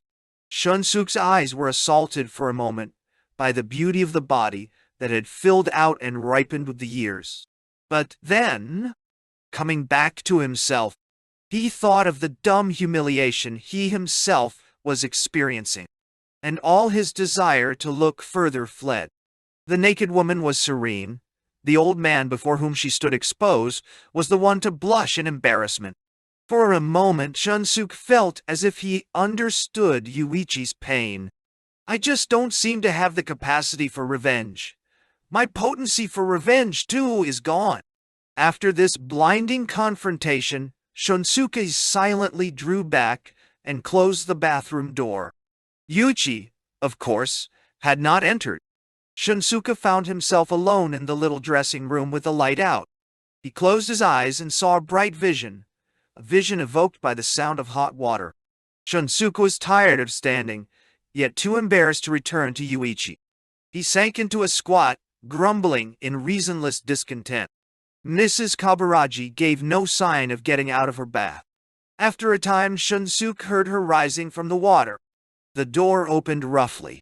A wet hand turned on the light in the dressing room. Mrs. Kaburagi looked at Shunsuke, who had risen suddenly from the dog-like crouch he had assumed. She said with no surprise in her voice, "Are you still there?" She was wearing a slip. Shunsuke helped her like a lackey. When the two came out into the room, Yūichi was quietly smoking a cigarette and looking out of the window into the night. He turned to ask, "Have you finished with your bath, sir?" "Yes, he has," said Mrs. Kaburagi, answering for him. "You were pretty fast." "You go now," she said brusquely. "We'll be in the other room." Yūichi went to take his turn in the bath, and Mrs. Kaburagi hurried Shunsuke to his own room, where Nobutaka was waiting. "You didn't have to act so short with Yūichi," Shunsuke said in the hall. "You two had it all worked out, didn't you?" she replied. She did not realize that he had come to Yūichi's rescue. Kaburagi had passed the time playing solitaire. Seeing his wife enter, he said, absolutely without feeling, "You're back, eh?" The three played poker listlessly. Yūichi came back from his bath. His skin, refreshed from the bath, glowed with youthful loveliness. His cheeks were flushed like a boy's. He smiled at Mrs. Kaburagi. Teased by his innocent grin, the corners of her mouth arched. She nudged her husband, who stood up. "It's your turn to bathe. We'll sleep over in that room. Mr. Hinoki and Yu-chan will stay here." Perhaps because this announcement sounded so decisive, Nobutaka did not demur. Good nights were exchanged all around. Mrs. Kaburagi went 2 or 3 steps, and then turned, and as if to apologize for her earlier brusqueness, squeezed Yūichi's hand tenderly. Her rejection, she felt, had taught him enough of a lesson. Thus, in the end, only Shunsuke had made a bad draw. Only he had not taken a bath. He and Yūichi got into their beds and turned off the lights. In a somewhat jesting tone, Yūichi spoke in the darkness. "Thanks for what you did." Shunsuke turned over contentedly. A recollection of friendship in his youth, a memory of his dormitory life in high school, came back to him. It had been a time when Shunsuke was writing poetry. His vices had managed to go no further. Regret was in his voice as he spoke in the darkness. "Yu-chan, I have lost the power to avenge myself. Only you can get revenge against that woman." The voice, filled with the tension of youth, came back from the dark. "She certainly got short-tempered fast, didn't she?" "Never mind." Her eyes flatly contradict her coldness. "It's really a good opportunity. All you have to do is give her a jumbled childish explanation, and she'll sweeten up. She'll be dreaming about you more than ever. Tell her this. Even though that old man introduced us, he became fiendishly jealous when we got attached to each other. The bathroom incident was caused by his jealousy entirely. Tell her that, and everything will fit together." "All right." The extreme docility in his voice made Shunsuke feel that the arrogant Yūichi he had met after so long had changed since yesterday to the Yūichi of old. He decided to use the momentum he had gained and said, "How's Kyoko doing lately, do you know?" "No, lazy. My, you're a peck of trouble. Kyoko has gone right off and found herself another lover. One here she tells everybody she meets that she's forgotten Yu-chan exists. It's gotten so bad. There are rumors she's separating from her husband so she can go off with this fellow." "No war." Shunsuke stopped talking, alert to the effect his words would have. The effect was pronounced. Yūichi's conceit was pierced. The blood ran.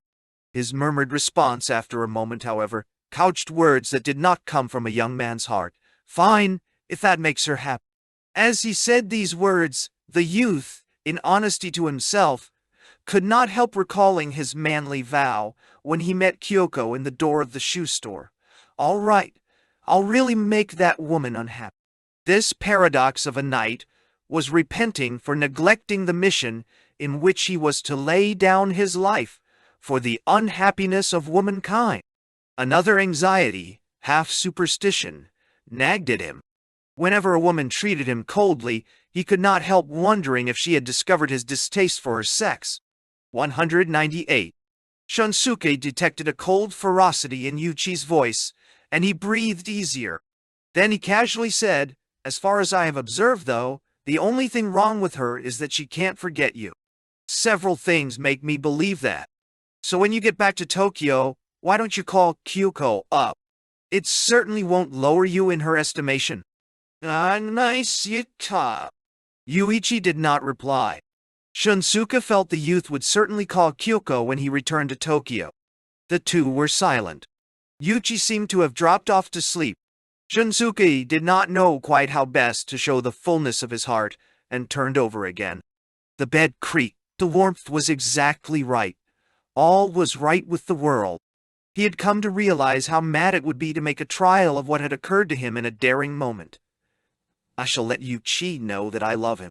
Was anything more required between them? Someone knocked at the door.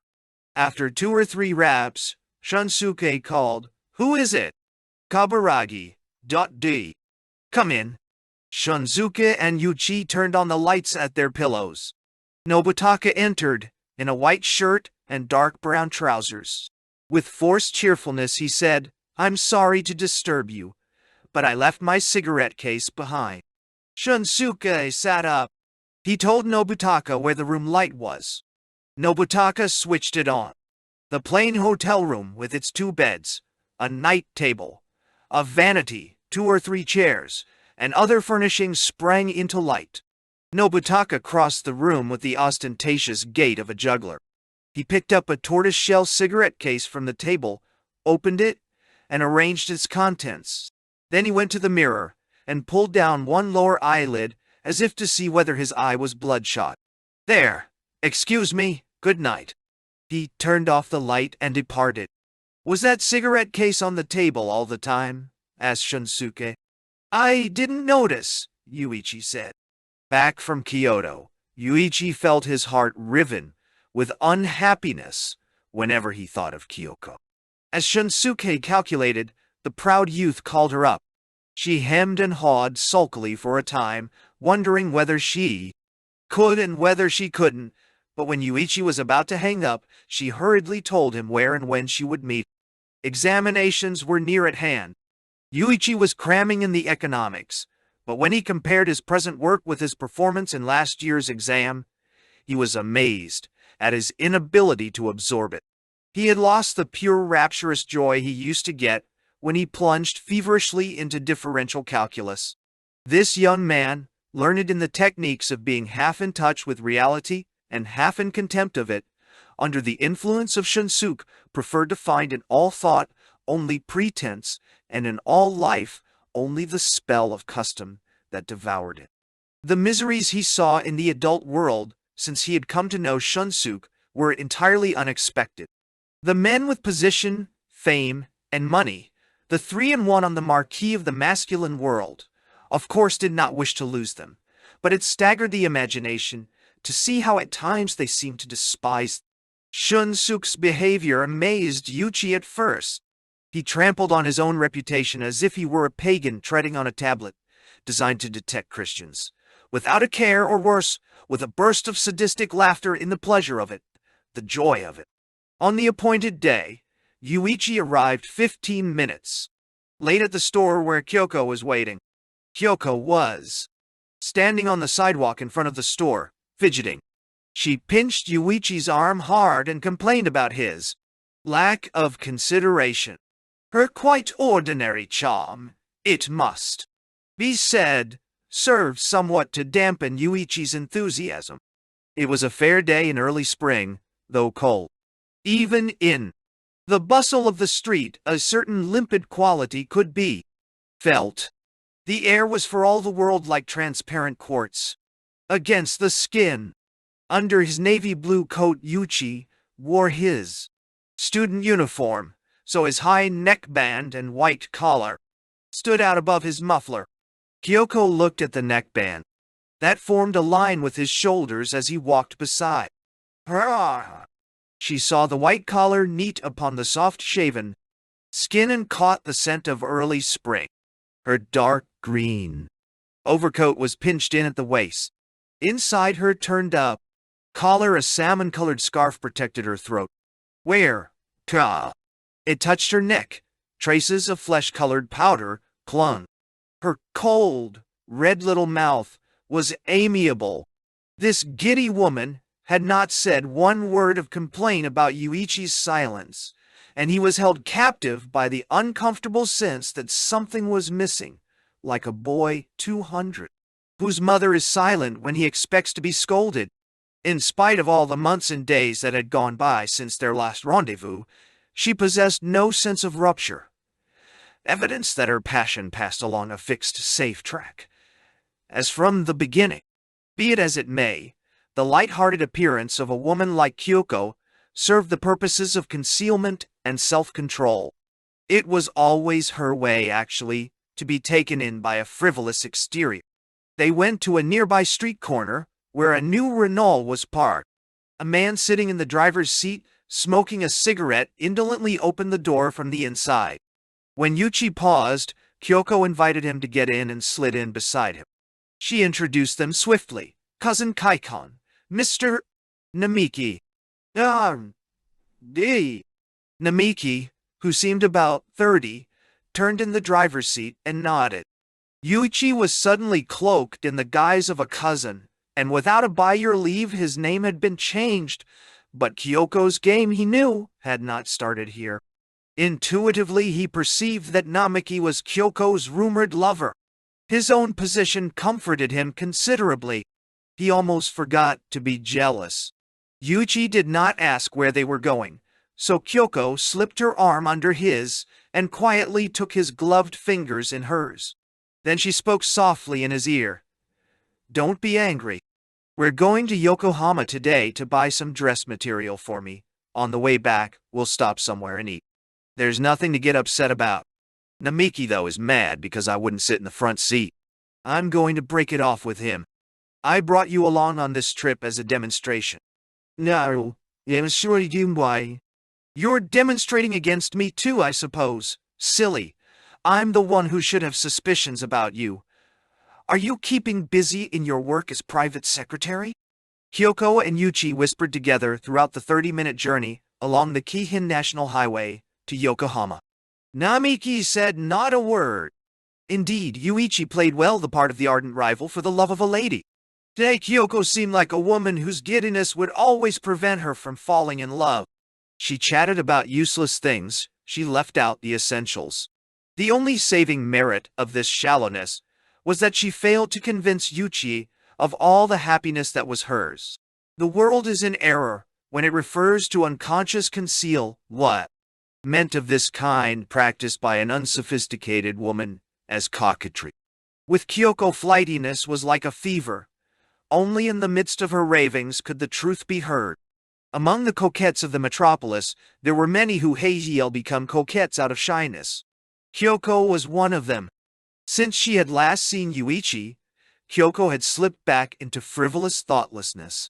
Her shallowness was limitless. Her life was absolutely rudderless.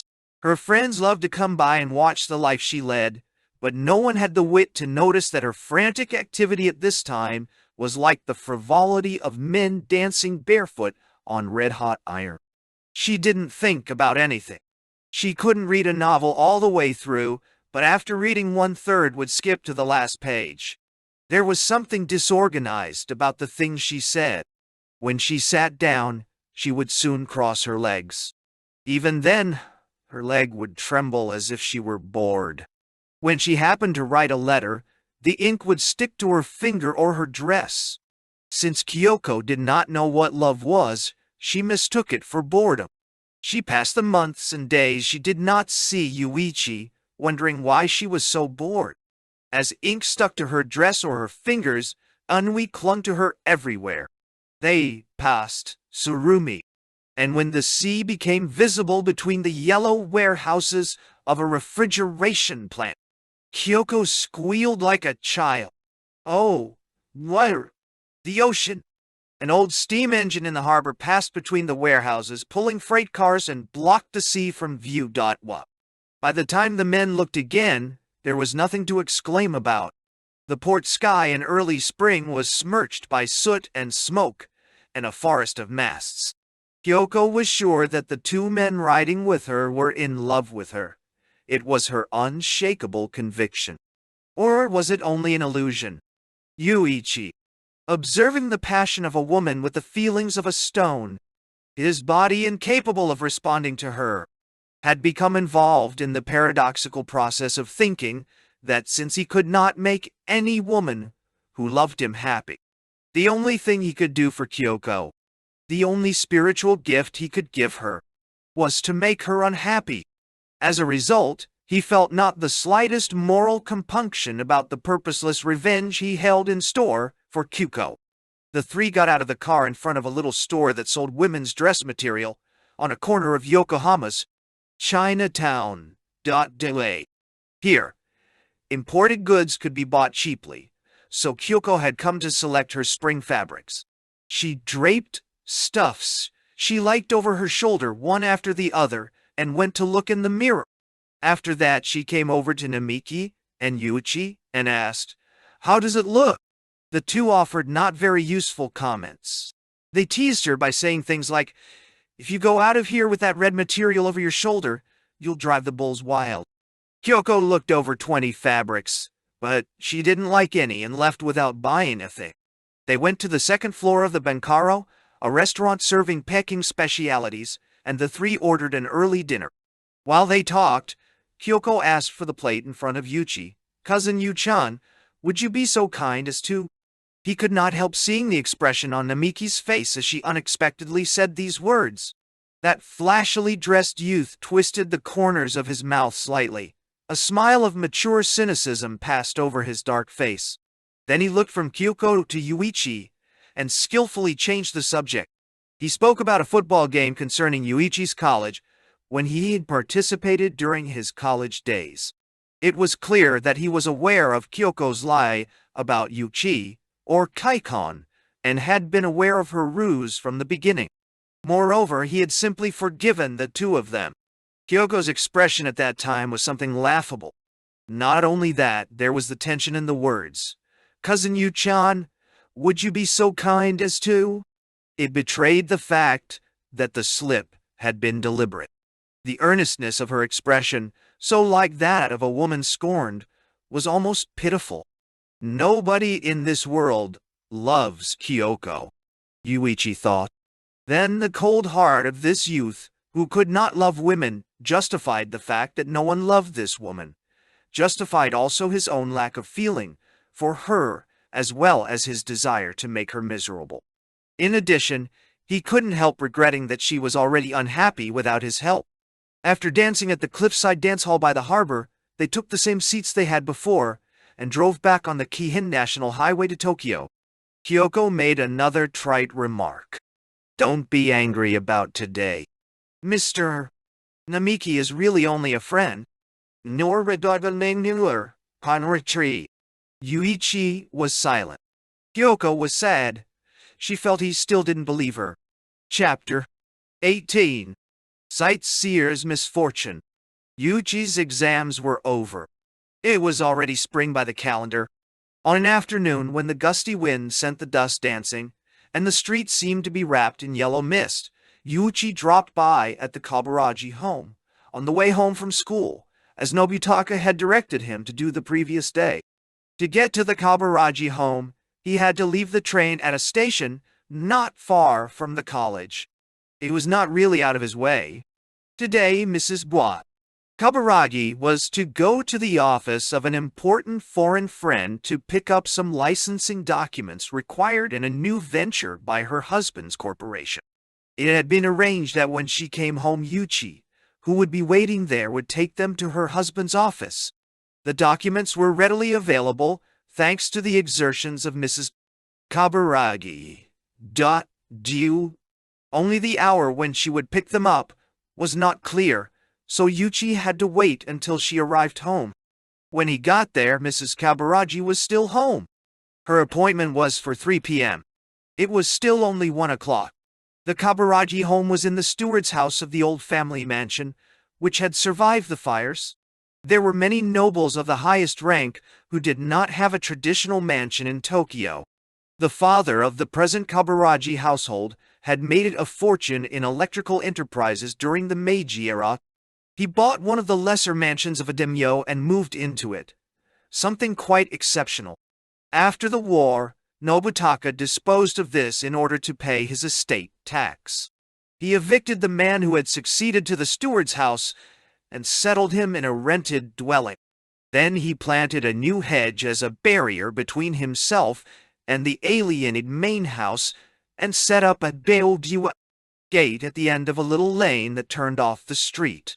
An inn was opened in the main house. The Kaburagis had to get used to party music every once in a while.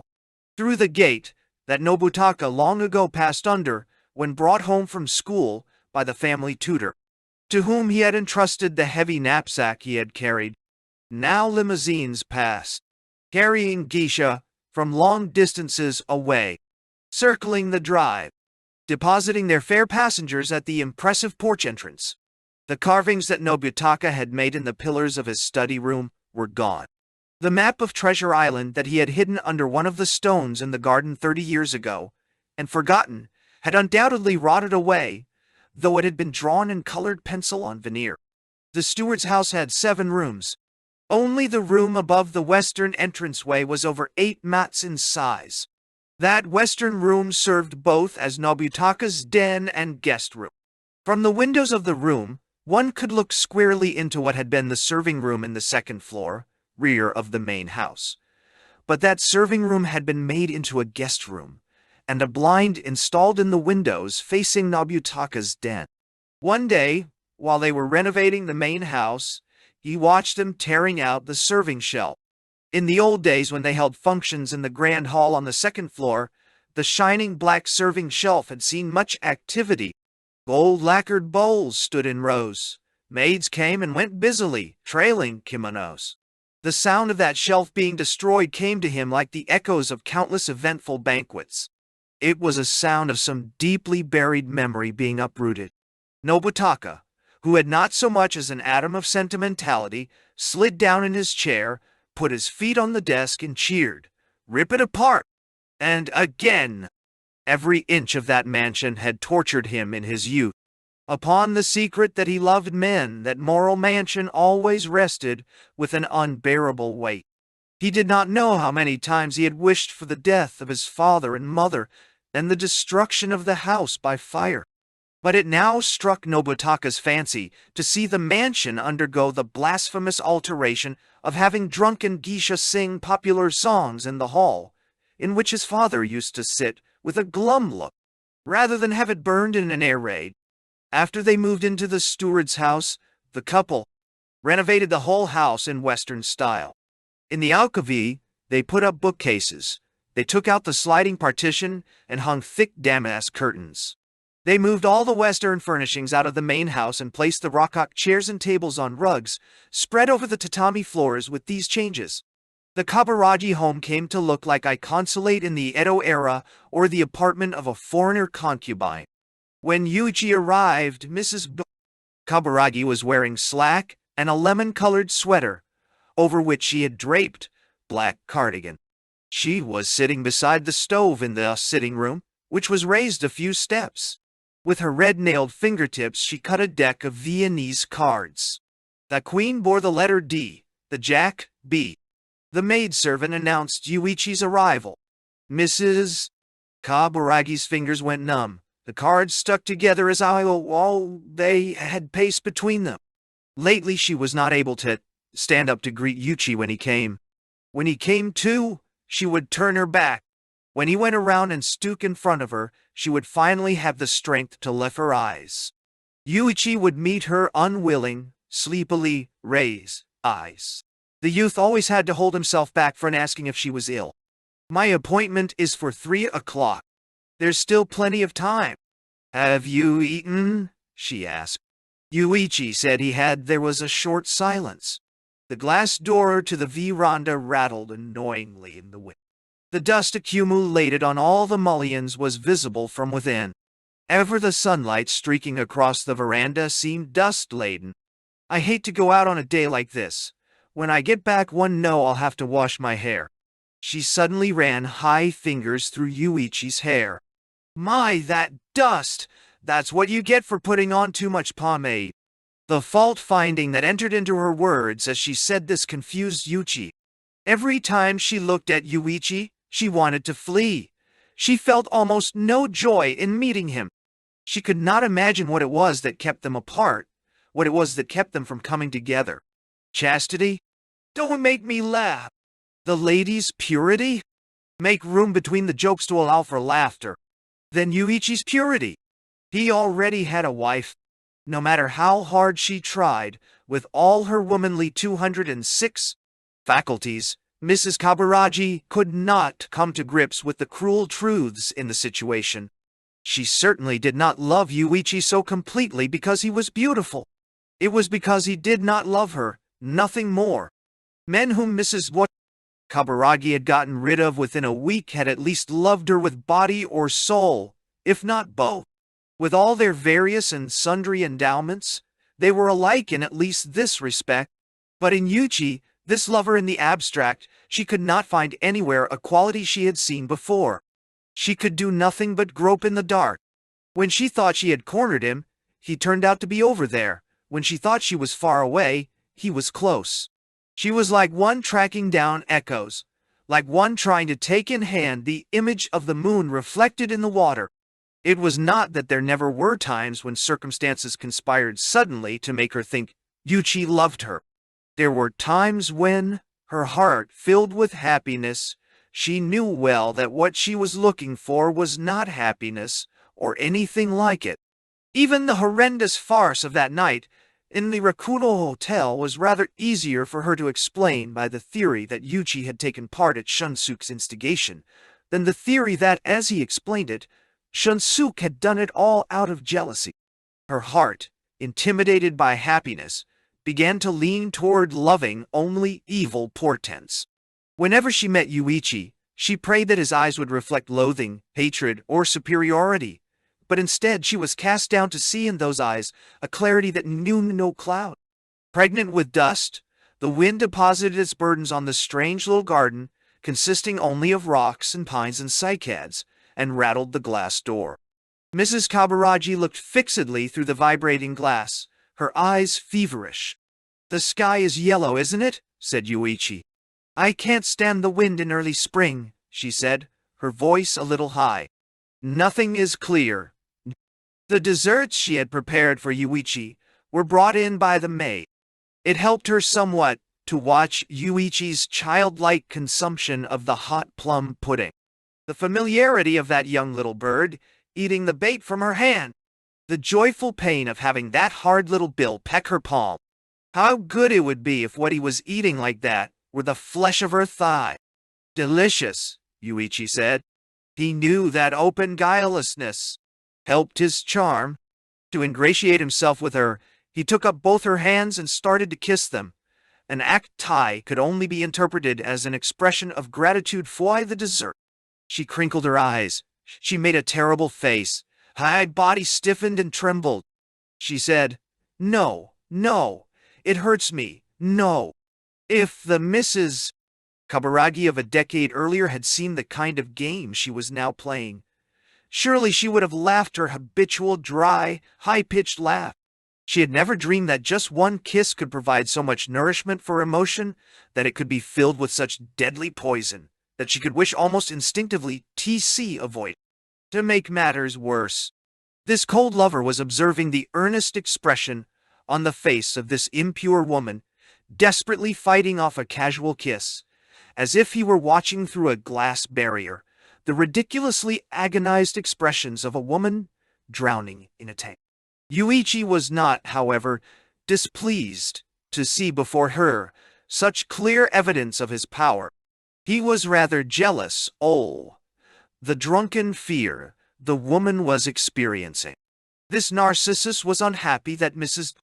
Kaburagi, unlike her clivy husband, would not allow him to intoxicate himself with his own beauty. Why, Yūichi fidgeted. TL, why won't she let me lose myself as I would like to? Is she going to leave me I see this cloying loneliness forever? Mrs. Kaburagi moved to a distant chair and closed high eyes. The front of her lemon-colored sweater rolled ire waves. The continuous rattling of the glass door seemed to shrivel the skin of her temples. Yūichi felt she had suddenly aged by 3 or 4 years. In this dreamlike state, Mrs. Kaburagi did not know how she was going to get through this short tryst of 1 hour. Something had to happen. A great earthquake or explosion. Some catastrophe had to come and blow them both to smithereens. If not that, during this painful assignation, she would welcome having her body turned to stone by slow, ineluctable torture. Suddenly Yūichi cocked his head to one side. He had the expression of a young animal, concentrating on a distant sound. "What's wrong?" Mrs. Kaburagi said. Yūichi did not answer. "What do you hear?" Wait a minute. I just thought I heard something. Aren't you awful? You're just doing that because you read. There, I heard it again. It's a fire engine siren. Things will burn well today.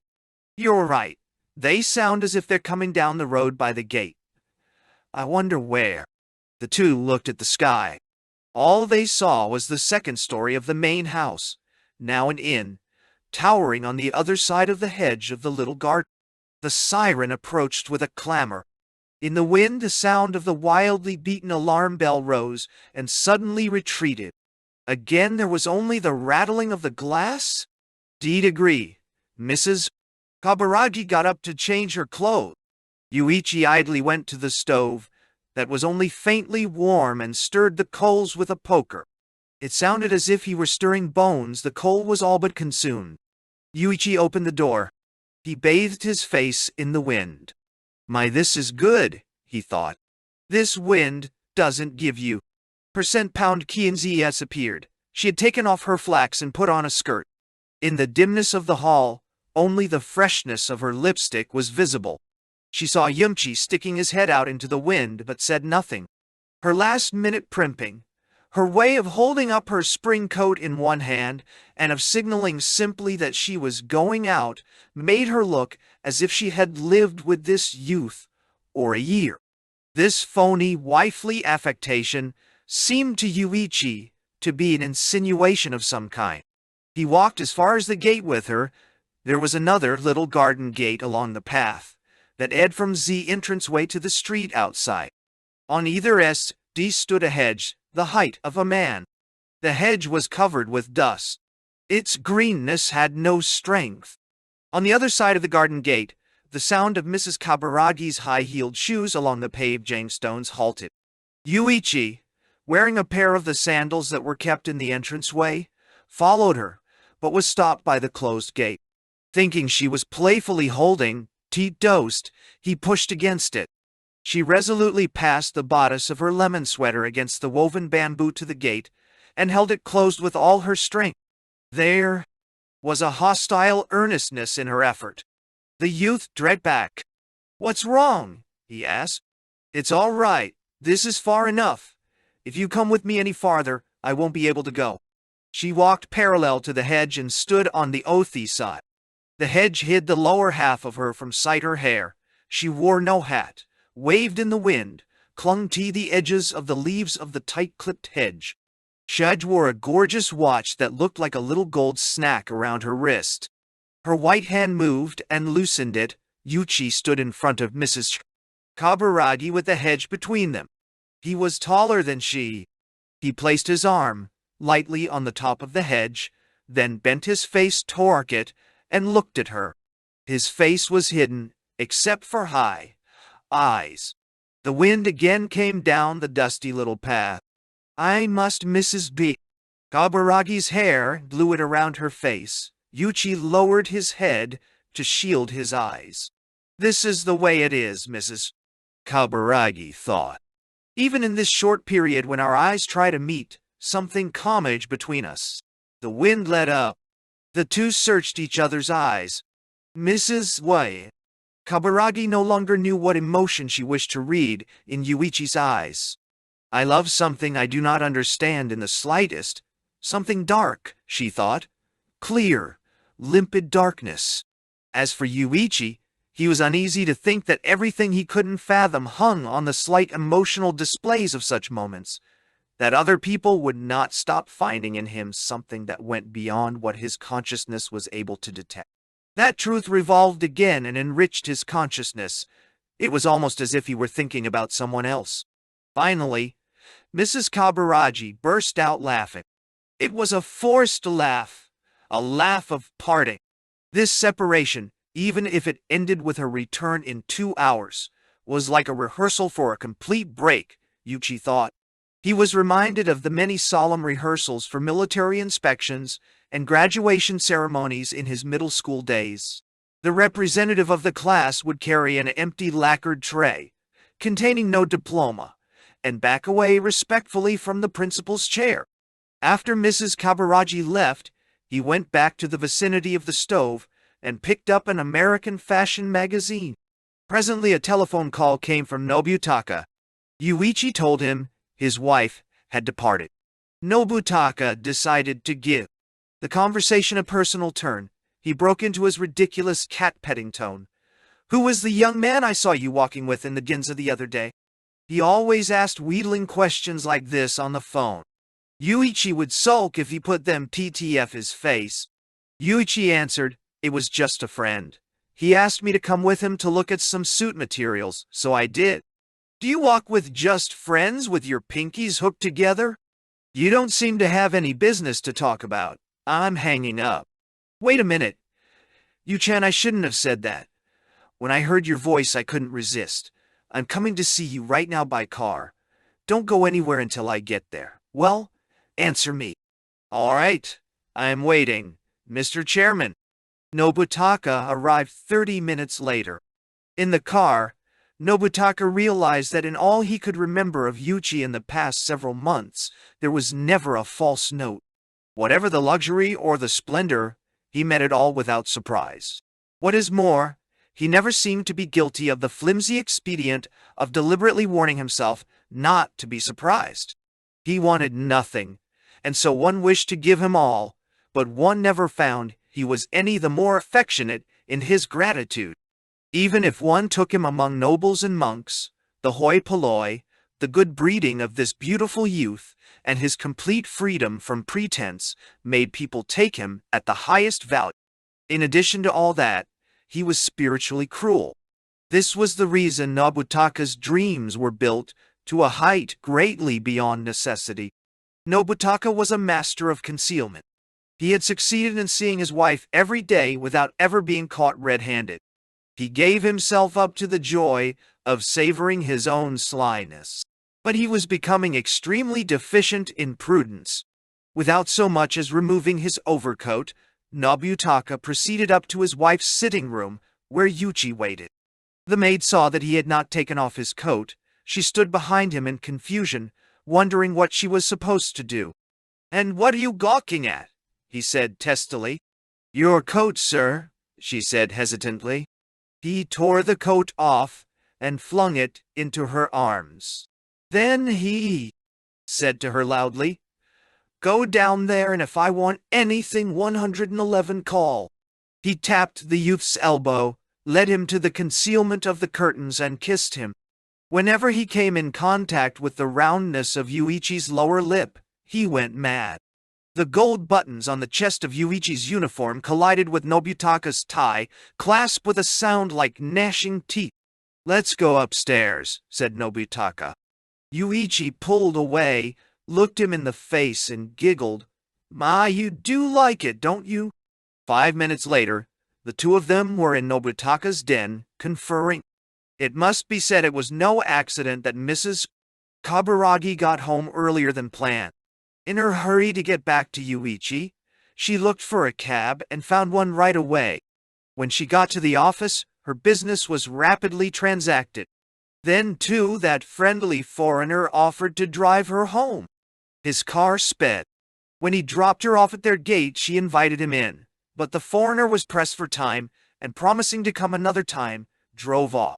Moved by a sudden impulse, not at all an extraordinary thing with her, she entered from the garden and ascended to the sitting room from the veranda. She thought she would surprise Yūichi, who should have been there. The maid met her and told her that the Count and Yūichi were having a conference in the second-floor den. She decided that she would like to see Yūichi taking part in a serious conference. She wanted to see Yūichi involved in something while unaware that she was looking. Out of a surplus of love, she wished to peep for a moment at the beloved image of Yūichi in a situation without her. Her participation suppressed. To see in the eternal form his image assumed when she was not there, the vision of happiness her appearance for one moment would have destroyed. Keeping the sound of her footsteps quiet, she ascended the staircase and stood by her husband's den. The door had been closed, but the latch had not hooked, so there's a crack of an inch or two in the door. She stood against the door and peered into the room. Thus, Mrs. Kaburagi saw what she was bound to see. When Nobutaka and Yūichi came down, Mrs. Kaburagi was nowhere to be found. The documents had been placed on the table. An ashtray served as a paperweight. In the ashtray, a cigarette, barely smoked, lipstick clinging to it, had been stumped out. The maid said only that her mistress had come home and seemed to have gone out after a short time. The two awaited her return, but when she did not arrive, they went to town to have a good time. Yūichi got home about 10 o'clock. 3 days went by. Mrs. Kaburagi had still not returned. Chapter 19. My helpmate. Yūichi was embarrassed about visiting the Kaburagi home. Nobutaka had to call and leave word many times before he finally complied one evening. When, some days earlier, Nobutaka Kaburagi and Yūichi had come downstairs and failed to find Mrs. Kaburagi, Nobutaka was not greatly concerned. When a day passed and she had not returned, he began to worry. This was no ordinary absence. There was no doubt that she was concealing her whereabouts. What was more, there could be only one reason why she had disappeared. On this evening, the Nobutaka whom Yūichi saw was a different person. He was haggard.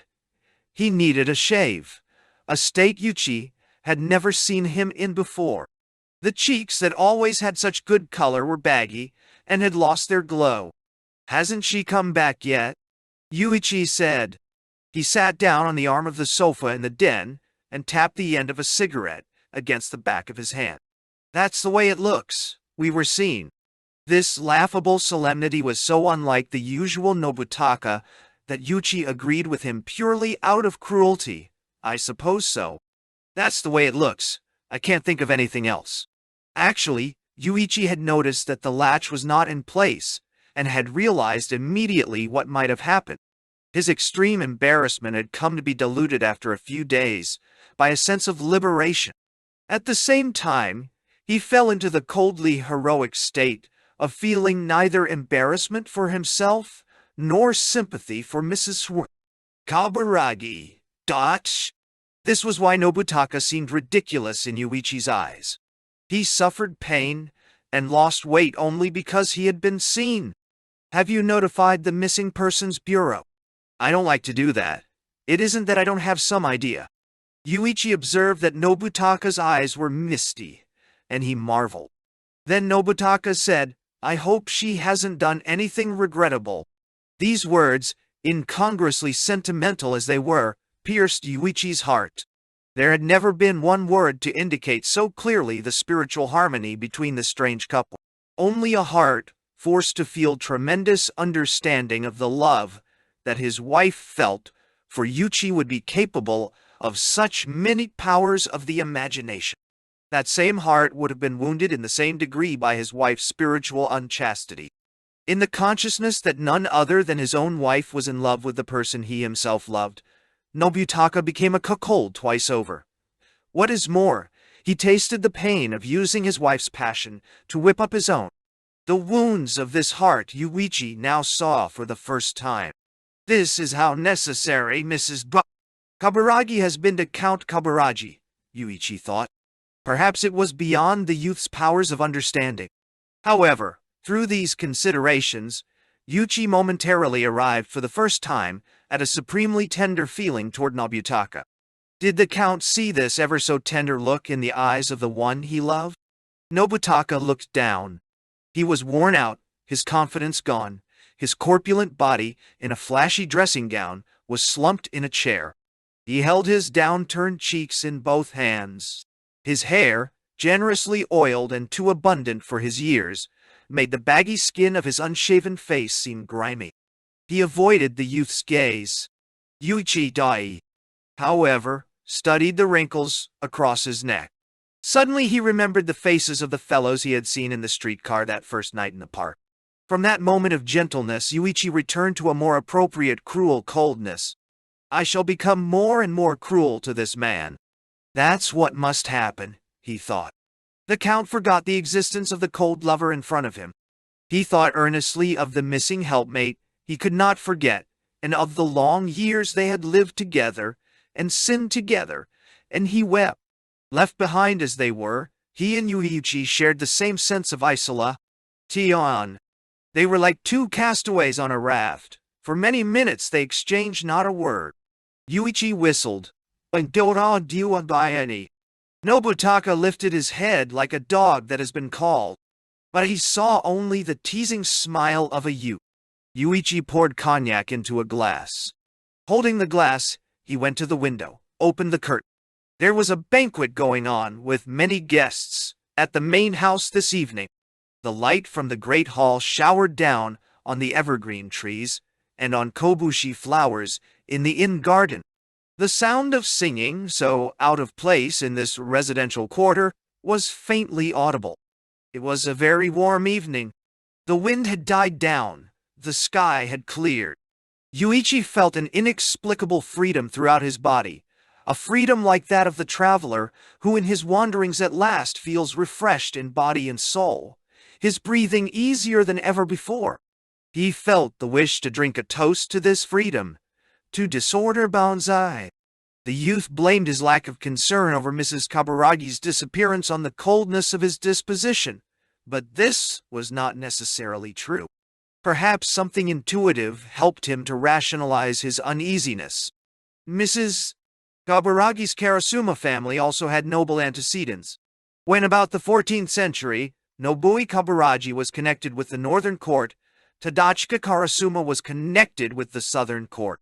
Nobui handled tactics and intrigue as superlatively as a magician. Tadachika had a flair for politics, which he handled passionately with an air of simple-minded magnanimity. The two families represented more or less the yang and yin of statecraft. Nobui was the true heir of the politics of the monarchic age, an adherent of political aesthetics in the worst sense of the term. In that time when Tenka poetry and politics were closely intertwined, he moved into the realm of statecraft, all the defects of the lovers of art, all aesthetic subtleties, pragmatism, the doctrine of passionless calculation, the mystique of weakness, deception through display, humbug, moral insensitivity, and the like.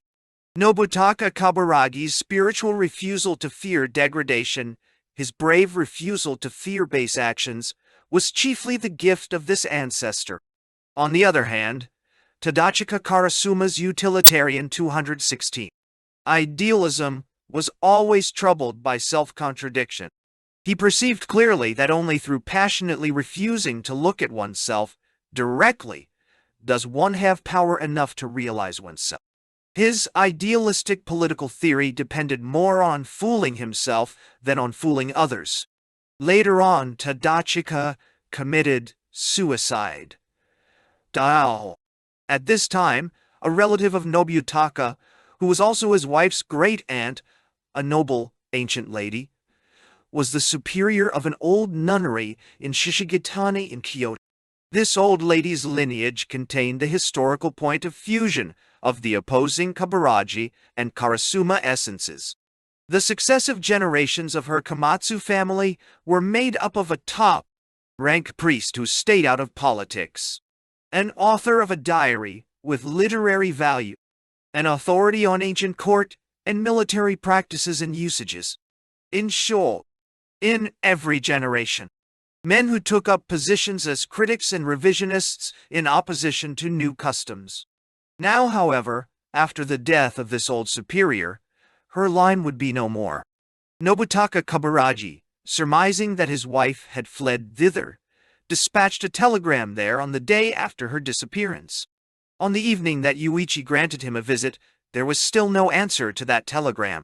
The gist of the reply, wired 2 or 3 days later, was as follows: "Your wife has not come here. However, since we have some idea about it, when we know more, we shall inform you." Such were the cryptic words. About the same time, however, a bulky letter from Mrs. Kaburaji, bearing the return address of that nunnery, was delivered to Yūichi. He hefted the letter in his hand. It seemed to whisper in its weight, "Here I am." The letter said that the plain view of such a frightful scene had weakened her hold on life. That scene, so disgusting to look at, not only made her tremble with fear and humiliation, it also made her feel that she had absolutely no power to intervene in human affairs. She was already accustomed to an unconventional way of life. She had lightly skipped across its chasms, but this time she had finally looked into one. Her legs were numb. She could not walk. Mrs.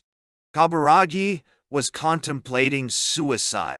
She started off toward the suburbs of Kyoto, where it was still early for cherry blossoms, and took a long walk alone.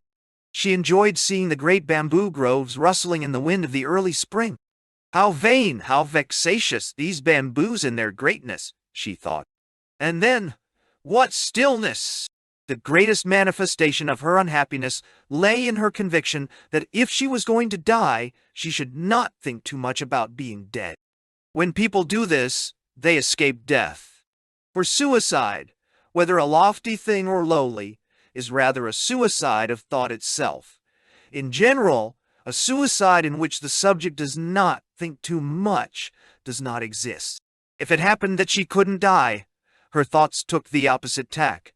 It would be because the very thing that once drove her to death was now coming to look like the only thing that would keep her alive. What charmed her now much more fiercely than Yūichi's beauty was the ugliness of his action. As a result, she had calmly reached the view that there was no greater meeting of minds than in the absolute, incontrovertible humiliation that lay in the identity of their feelings when she saw him, and he was seen by her. Was the ugliness of that action his weak point? No. One must not think that a woman like Mrs. Kaburaji loved weakness. It was nothing more than the most extreme challenge to her sensibilities that his power could exert upon her. Thus she did not realize that what at first seemed a matter for her sentiments was, after various stern ordeals, becoming a problem of her will.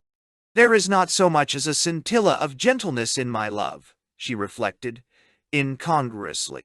As her steeled sensibility saw him, the more monstrous Yūichi seemed, the more reason she had to love him. When he read the next passage, Yūichi smiled a bitter smile. How naive! While making me out to be beautiful, and she with her heart pure, now she tries to compete with me at being dirty, he thought to himself.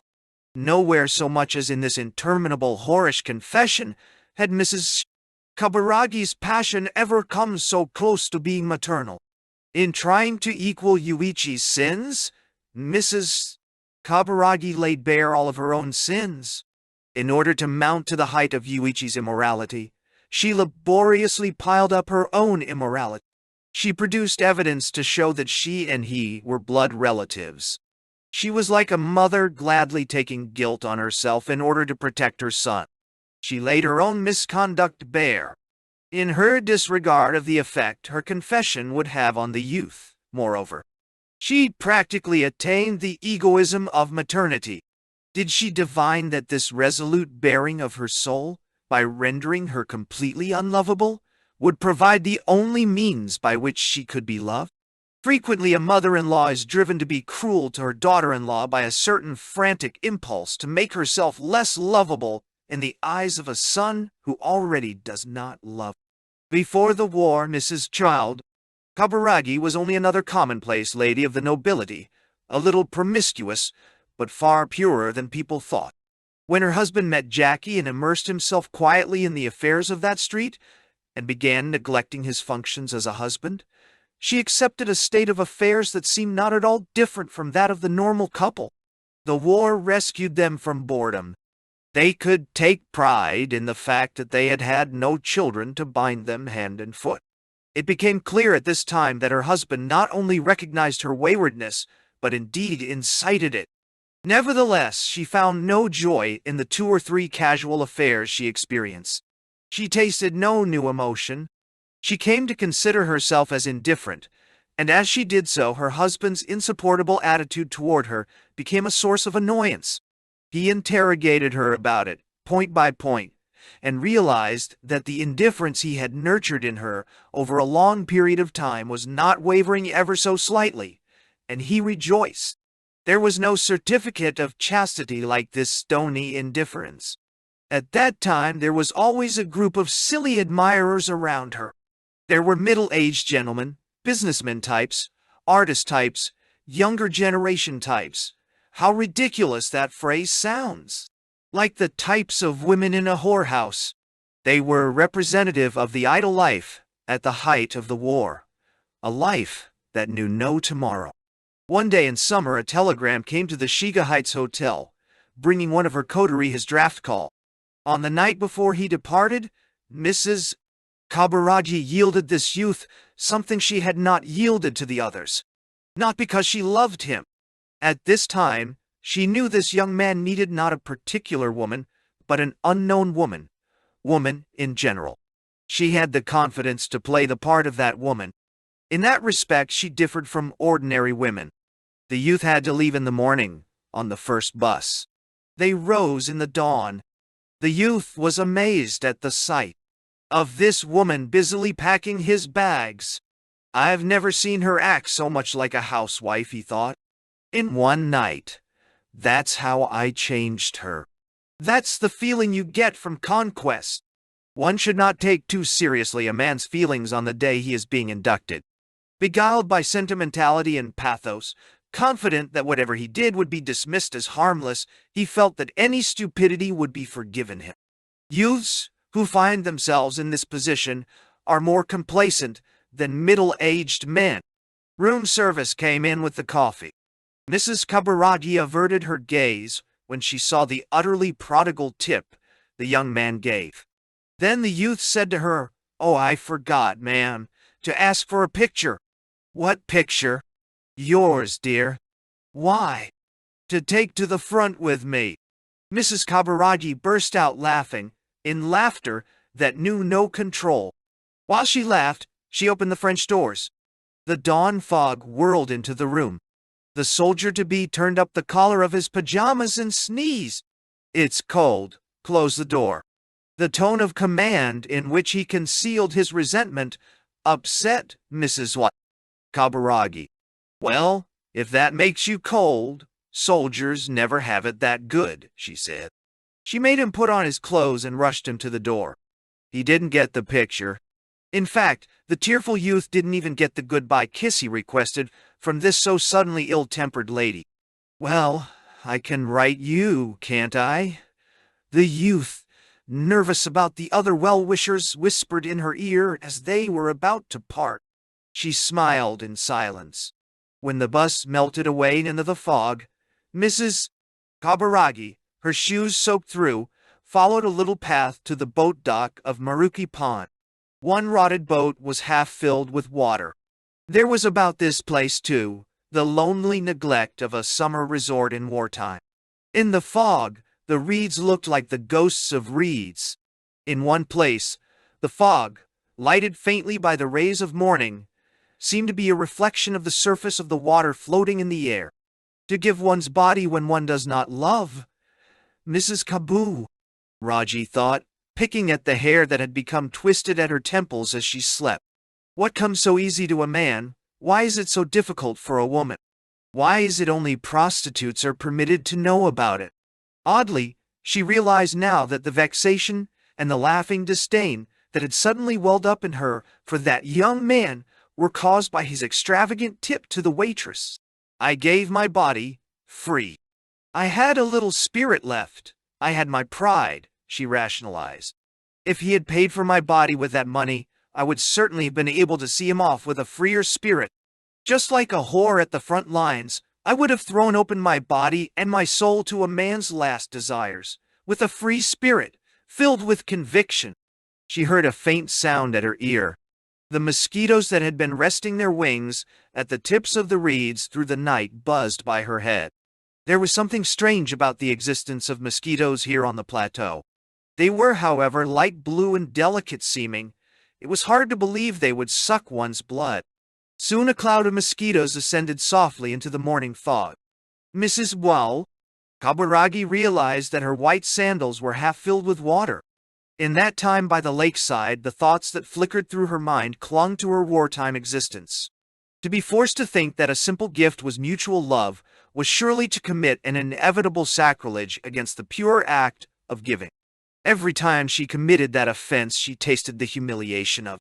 War was a blighted gift. War was one blood-smeared sentimentality, a squandering of love. In short, a squandering of watchword. From the bottom of her heart, she paid the whole noisy business a laugh of ridicule. Her flashy dress showed no concern for what people thought. Her character degenerated ever further. She went so far as to be seen kissing a blacklisted foreigner in the hallway of the Imperial Hotel, was questioned by the military police, and ended by getting her name in the newspaper. Anonymous letters never stopped coming to the Kaburagi family mailbox. The bulk of them were threats. Some called the Countess a traitor. One of them, for instance, politely suggested that she commit suicide.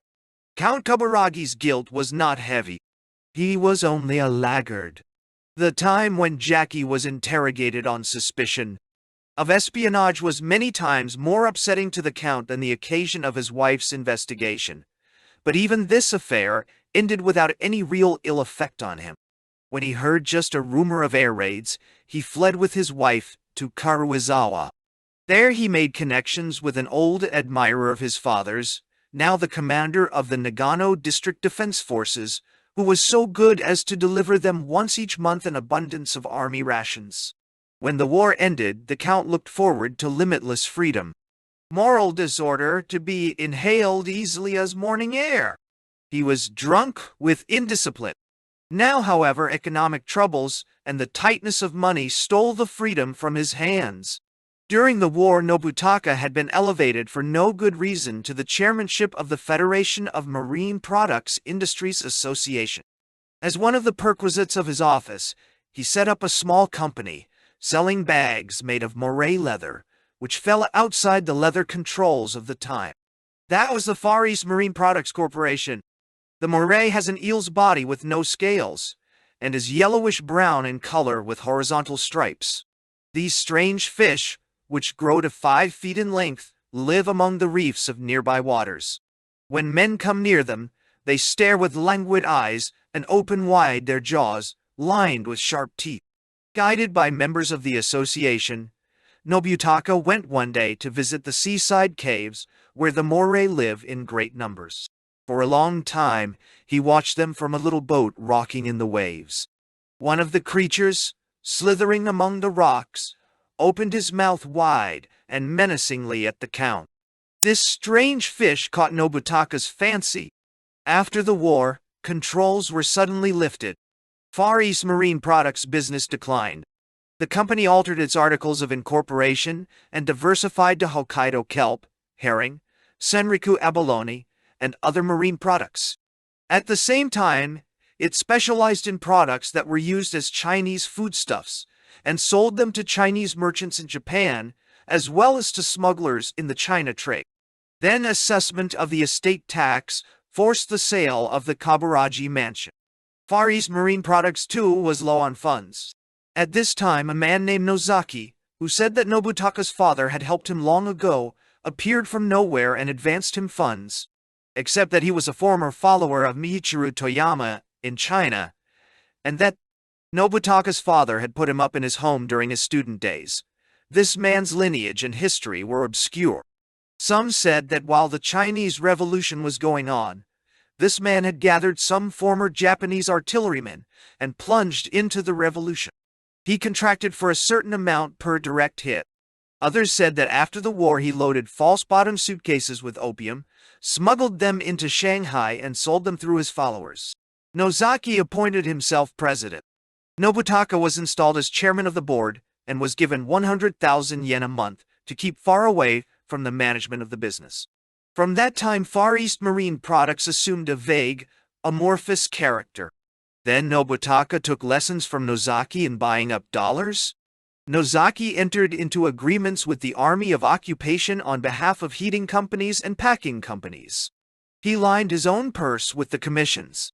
Sometimes, in order to cheat on the bid price, he played two clients against each other, all the while skillfully making use of the organization of Far East Marine Products and the name of Nobutaka.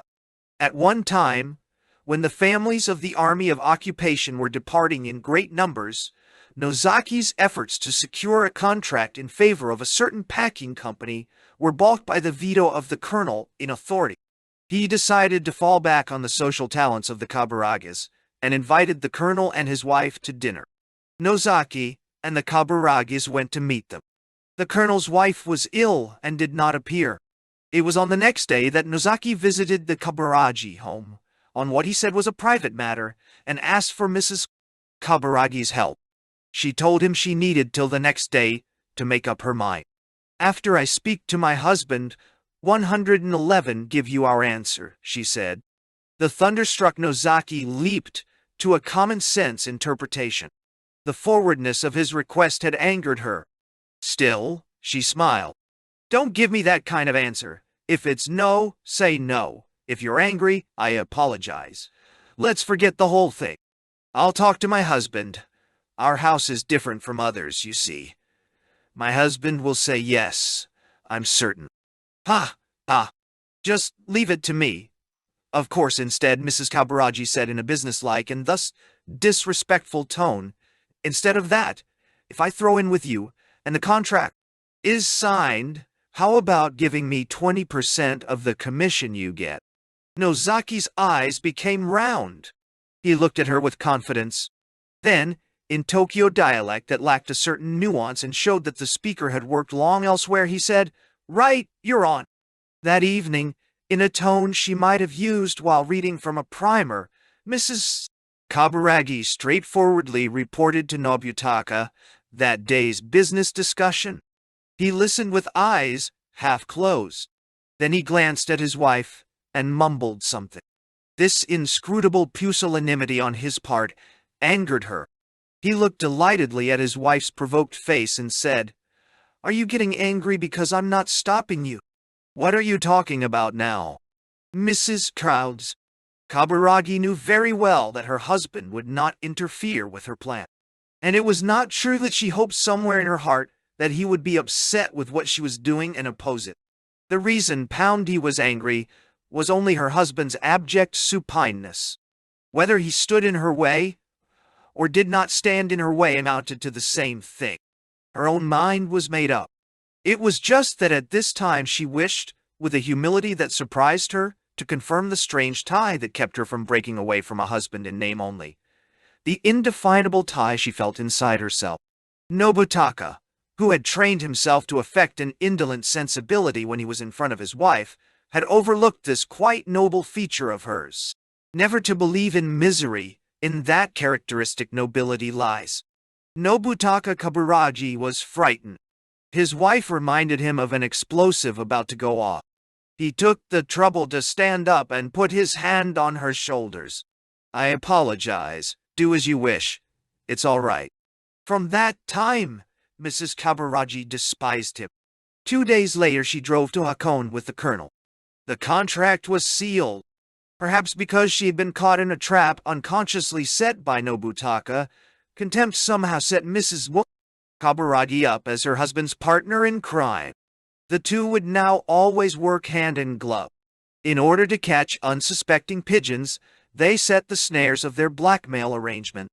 Shunsuke Hinoki was one of their victims.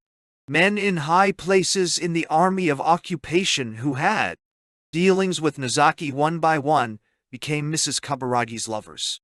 Replacements came from time to time. New faces were taken in quickly. Nozaki came to respect her more and more. Since I met thee, however, Mrs. Kabaragi wrote, my world has changed completely. I thought my muscles were entirely voluntary, but I seem to have the involuntary ones everyone else does.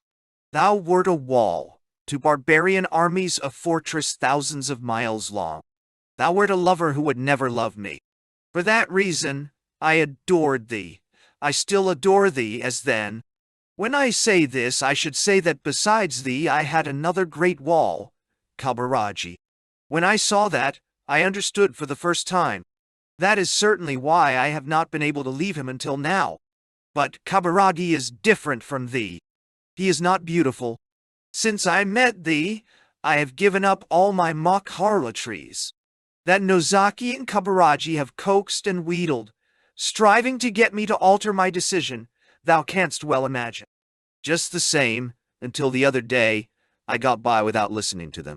Since Kabaragi's value depended on me, Nozaki held up his monthly salary. Kabaragi pleaded with me. At last I gave in, vowing that this would be the last time, and I played the harlot again.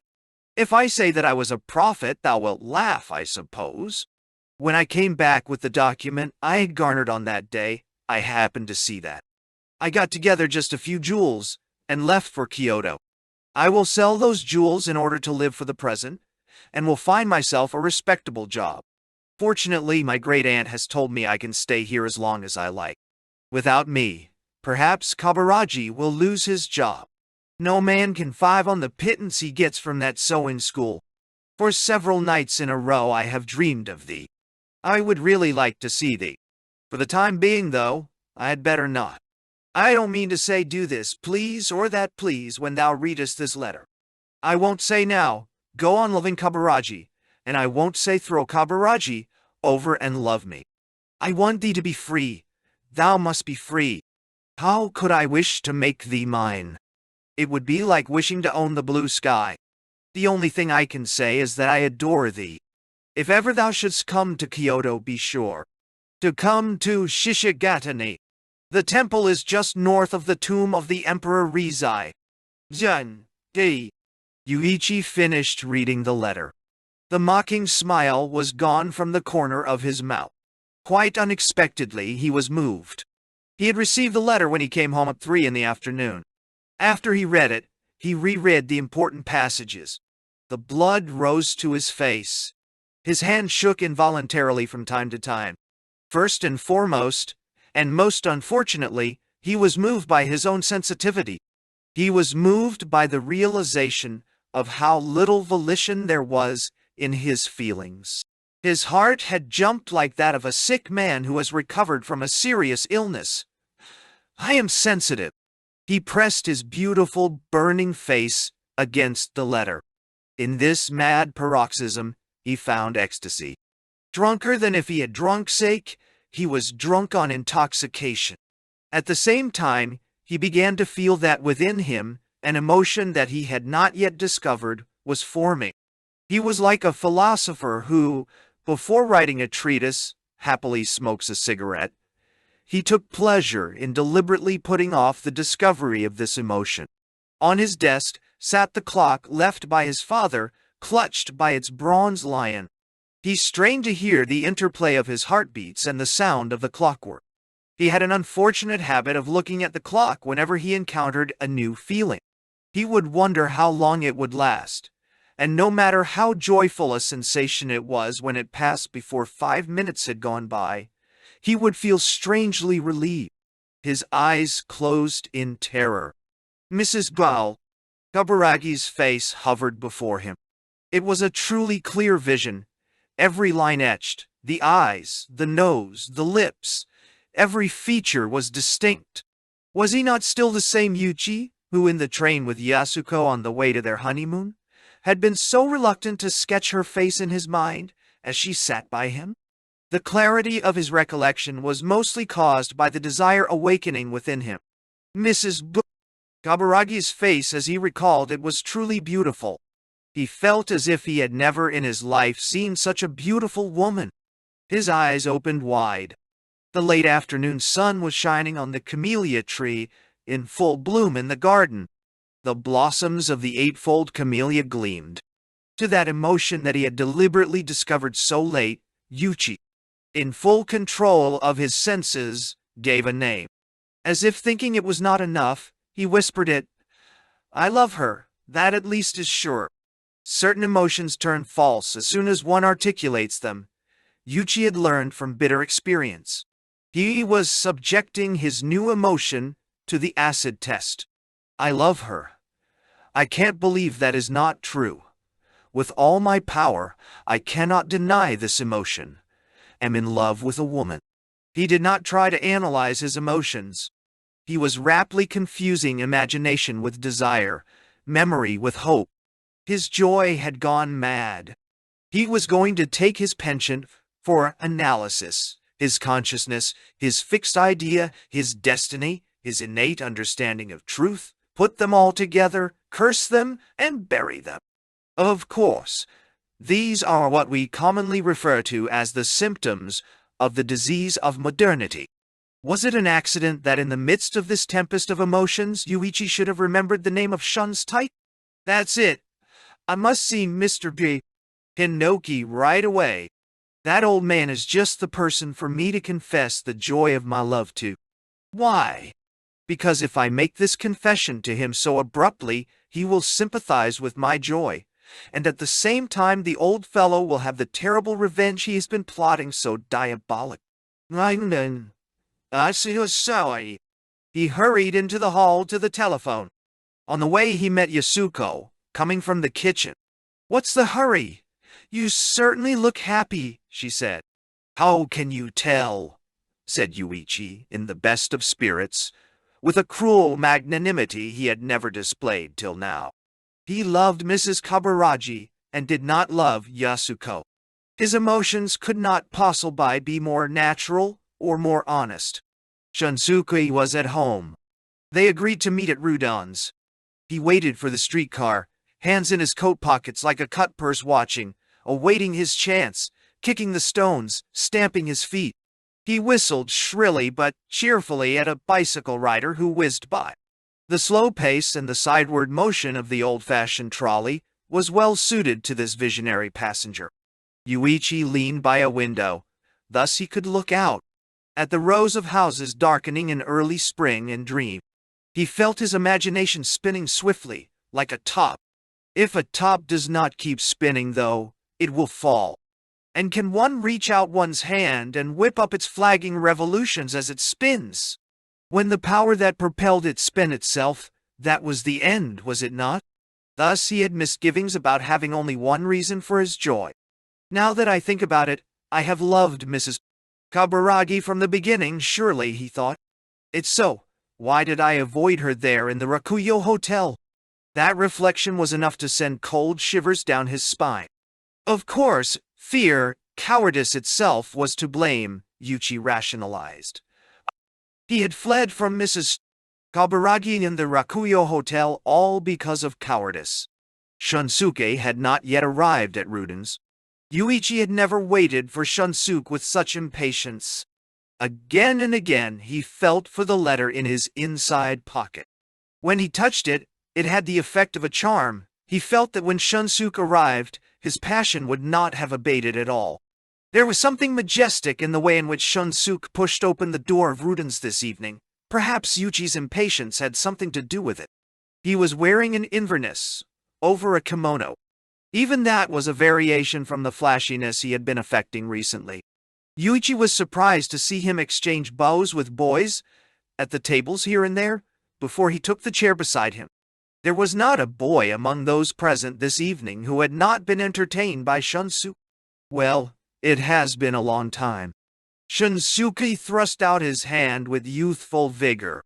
Yūichi kept himself in check, and Shunsuke calmly started the conversation. I hear Mrs. Kaburagi has left home. Then you know. Kaburagi's been foaming at the mouth. He came over and we had a heart-to-heart talk. He seems to consider me a mystic finder of lost persons. Did Mr. Kaburagi? Yūichi began, and then smiled a dissimulating smile. It was a smile of pure craft, like that of a boy playing a practical joke. It ran counter to his chief concern. Did he tell you the reason? He was keeping mum, he didn't say. But it must have been because his wife saw you and him in a love scene. Exactly, said Yūichi, dumbfounded. As I look at things, that had to happen. In his self-satisfaction, Shunsuke broke into a fit of coughing. Yūichi rubbed his back and did what he could to help him. When the coughing stopped, Shunsuke turned his ruddy face and brimming eyes toward Yūichi again and asked, "Well, what's up?" Without a word, Yūichi handed him the letter. Shunsuke put on his glasses and swiftly counted the sheets. 15 pages, he said, almost angrily. Then he settled himself noisily in his chair as the Inverness and the kimono beneath it rubbed against each other and began to read. Although it was not his own letter, Yūichi felt as if he sat before a professor during the examination of his paper. He had lost his confidence. Doubt gnawed at him. The sooner this period of penance was over, the better he would like it. Yūichi observed that the passages that he had read with so much emotion brought no change of expression in Shunsuke's face. Yūichi felt more and more uneasy about the correctness of his feeling. A nice letter. Shunsuke took off his glasses and idly toyed with them. It is certainly true that women don't have any brains, yet this is good evidence that at certain times and in certain circumstances they have something that will serve in place of brains. In short, spite. I didn't bring you here, sir, to hear your criticisms. I didn't criticize it. I couldn't criticize anything so marvelously contrived. Do you criticize a marvelous bald head? A marvelous case of appendicitis? A marvelous Narima radish? But I was moved, the youth said, pleading. You were moved? That surprises me. When you write a New Year's card, you try to move the other fellow somewhat. If, however, by some error, something has moved you, and that something was in a letter, that is in the worst form possible. You're wrong. I understood. I understood that I love Mrs. Kaburagi. Shunsuke began to laugh. A long, sticky laugh, from which he didn't seem able to extricate himself. The men at the nearby tables turned to watch as he struggled. He drank water, choked, and went on laughing. The peals of laughter, it seemed, would never stop coming. Chapter 20. Calamity to Jane is calamity to John. In Shunsuke Pound's idiotic laughter, there was no ridicule, not even good humor, not the slightest hint of feeling. It was an outright guffaw. It might be called the only act of which the old novelist was now capable. It was different from a coughing spasm or neuralgia. This explosive laughter was not forced. Perhaps Yūichi, listening, considered him mad. But Shunsuke Noki felt that, thanks to this laughter, he now had within him a sense of kinship with the world. Laugh it off. Laugh, and pass it by. Thus, for the first time, the world stood before him. Jealousy and hatred, his traditional responses, even with the aid of Yūichi's vicarious anguish, had only served to spur him on to create works of art. Such was the power of this laugh, that it held within it a kind of connection between his existence and the world, an ability through which he could see with his own eyes the blue sky on the other side of the globe. Long ago he had taken a trip to Kutsukake and encountered an eruption of the Azama volcano. Late at night, the glass in the windows rattled thinly and woke him from a light slumber into which he had fallen, frazzled by work. A series of explosions was occurring at 30-second intervals. He got up and looked toward the crater. There was no sound there to speak of. A faint rumble came from the mountaintop, and after it, a scarlet burst of flame. It was like the ocean surf, Shunsuke thought. The dancing spray of flame collapsed softly, but then half of it revivified into a circle of fire, half of it played about in the sky, in the form of dark red smoke. It was like watching the last rays of sunset. This volcanic laughter in Ruden's had in it a faint, distant rumbling. Dao. Shunsuke, however, felt that an emotion that came to him only rarely was hidden symbolically within his volcanic laughter. This emotional link, which had kept him going several times during his humiliating youth, was a feeling of sympathy for the world. It visited him only at rare instances late at night, as now, or when he was about to descend from a high peak, alone in the dawn. At such times he felt himself to be an artist. His soul regarded the feeling as one of the extra emoluments of his office, a comic respite that gave him faith in the immeasurable height of his soul's station. It was an emotion as delicious as the taste of fresh air. As mountain climbers are shocked by their own gigantic shadows, so he was shocked by this gigantic emotion granted him by his soul. What could he have called this emotion? Shunsuke didn't call it anything. He merely laughed. Certainly, respect was missing from that laugh, even respect for himself. So in those moments when his laughter tied him to the world, that connecting bond of sympathy brought his heart close to the supreme love, that superlatively perfidious thing we call love of men. At last Shunsuke stopped laughing. He took a handkerchief from his pocket and wiped away his tears. His aged lower lids folded in tear-soaked wrinkles. "You love," he said, exaggerating. "That's outright nonsense. This thing called feeling, like a beautiful wife, is something that goes wrong easily. For that reason, it can only excite men who don't amount to very much. Don't be angry, Yu-chan. I didn't say you were a man who didn't amount to much. It's just that, unfortunately, you have been yearning for emotion. Into the utter purity of your heart, the thirst for emotion has happened to enter. It's simply a case of illness. Just as boys who arrive at adolescence fall in love with love. You were moved by being moved, that's all. When you're recovered from this fixed idea, your emotion will vanish like the mist, surely. You too must already know that outside of sexual feeling there is no feeling. No matter what the notion or the conception, if it has nothing of sex in it, it cannot make man feel. Men, moved by the secret elements of thought, like coxcombs spread the word that they have been moved by thought itself.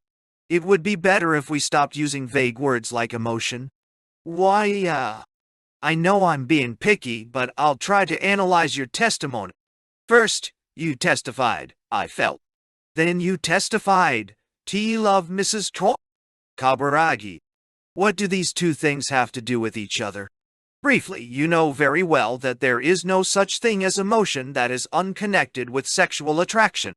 So you immediately added the word love as a postscript. In doing so, you use the word love as a synonym for animal desire. Perhaps you have no objection to that point. Mrs. Wabbs, Kaburagi's gone off to Kyoto. As far as animal passion is concerned, you can be completely at ease. And so, for the first time you have allowed yourself to love a woman. Isn't that right? Yūichi did not submit to this claptrap the way he had formerly. His deep, sad eyes watched closely Shunsuke's excited movements. He had learned to strip each word bare, seeking out ways to test them. Just the same, how, the youth said. When you speak of animal desire, you are talking about something much colder than what people mean when they speak of reason. The emotion I felt when I read that letter was much warmer than the animal desire you refer to. Is it true that all feeling in this world other than sexual desire is a lie? If so, is not sexual desire also a lie? If only the deficient state in which one desires another is the real thing, all the states of momentary fulfillment are illusions. I certainly can't see that. It is an existence like that of a beggar who, in order that people will later throw more alms into his receptacle, always hides his alms before the receptacle is full. It seems awfully mean to me. I sometimes think I would like to involve myself wholeheartedly in something. If it is done on behalf of some lie, that's all right. If it has no object, fine, I'd walk. In high school, I did a great deal of high jumping and diving. It was great to throw my body into the air. Now, I have stopped dead in the air. I told myself, the green of the field, the green of the pool water, they were always around me. Now, I have nothing green around me. If what I want to do is being done on behalf of a lie, good. For instance, is the action of a man who enlists in the service and distinguishes himself less distinguished because he did it out of self-deception? My goodness, you're getting highfalutin, aren't you? You used to be in agony because you found it hard to believe in the existence of your own emotions. There wasn't a thing I could do with you. So I showed you the joy of being without feeling. Now you want to be unhappy again, eh? As your beauty is perfect, so must your unhappiness be. I have never said it outright before, but the power that you have to make women and men unhappy one after the other is not derived only from the power of your beauty. It also comes from your gift of being more unhappy than anybody. You're right. At last you've said it, sir. With that, sir, your instruction has become quite ordinary. All you've taught me is that I must see my own unhappiness and live with it, and that there is no way by which I can escape it. Tell me truly, sir, has there never been one time when you have felt something other than sexual desire? No. The youth went on with a half-bantering smile. Well, what about the first time I saw you, on the shore, last summer? Shunsuke marveled. He recalled the fierce sunlight of summer, the deep blue of that sea, a single eddy of water, the sea breeze striking his ears. Then he recalled the Greek vision that moved him so keenly, the vision of a bronze sculpture of the Peloponnesus school. Was there no sexual desire in that? It not, then, a presentiment of sex? At that time Shunsuke, who had passed his life far away from thought, for the first time came to embrace thought. Was that thinking really filleted with sexual desire? Until today, his undying misgivings had revolved around that question. Yūichi's words had caught Shunsuke off guard. The music from Ruden's record player stopped just then. The place was quiet. The proprietor had gone off somewhere. Only the horns of passing automobiles echoed noisily in the room. Neon signs were coming on in town. An ordinary night was commencing. For no reason at all, Shunsuke thought of a scene from a novel he had written long ago. He loitered a while and looked at the cryptomeria tree. It was a tall tree. Its age, too, was very great. There was a rift in one corner of the cloudy heavens, and through it one shaft of sunlight came down like a waterfall and lit up the tree. It lit it up, but it could not by any means penetrate inside the cryptomeria. In vain it reached the periphery of the tree, falling on the moss-covered earth. He was oddly conscious of the will of the tree he was raising, its will to rise to heaven, all the while stubbornly holding off the penetrating light. It was as if he had been given the mission of communicating to heaven the exact image of that life's dark will. He was reminded of a passage from Mrs. Kabaragi's letter that he had just read. Thou wert a wall to barbarian armies, a fortress 10,000 miles long. Thou wert a lover who would never love me. Therefore I adored thee. I still adore thee, even now. Shunsuke looked at the rows of white teeth, like that long fortress, between Yūichi's slightly parted lips. Do I not feel sexual desire for this beautiful youth? He thought to himself with a cold shiver. If not, there would be no reason for my feeling this heart-rending emotion. It is as if before I was aware I started feeling desire. It's impossible! I love the flesh of this young man. The old man shook his head slightly. Without doubt, his thinking had become filled with sexual desire. His thinking gained power for the first time. Shunsuke had forgotten that he was dead. He loved. Shunsuke's heart suddenly became humble. In his eyes the arrogant flame flickered out. He shrugged his Inverness-clad shoulders as if he were folding his wings. Once again he stared longingly at Yūichi's streamlined brows. Youth pervaded the air around him.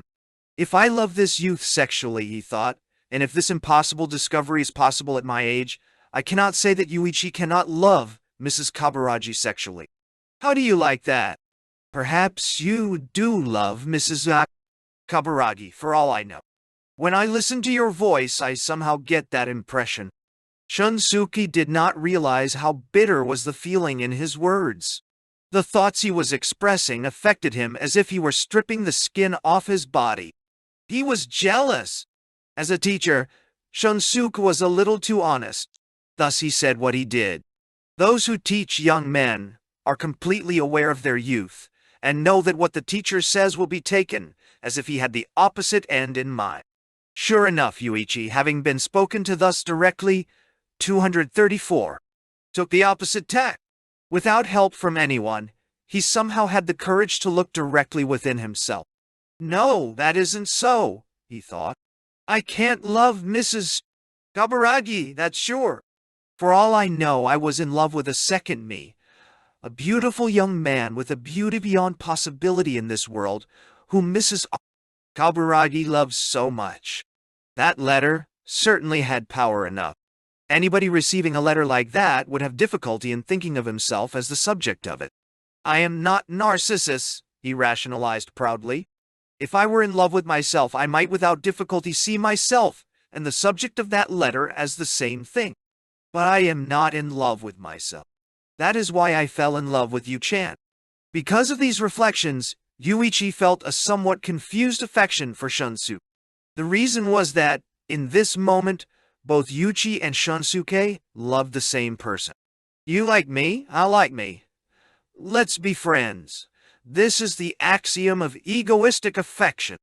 At the same time, it is the one and only manifestation of mutual love.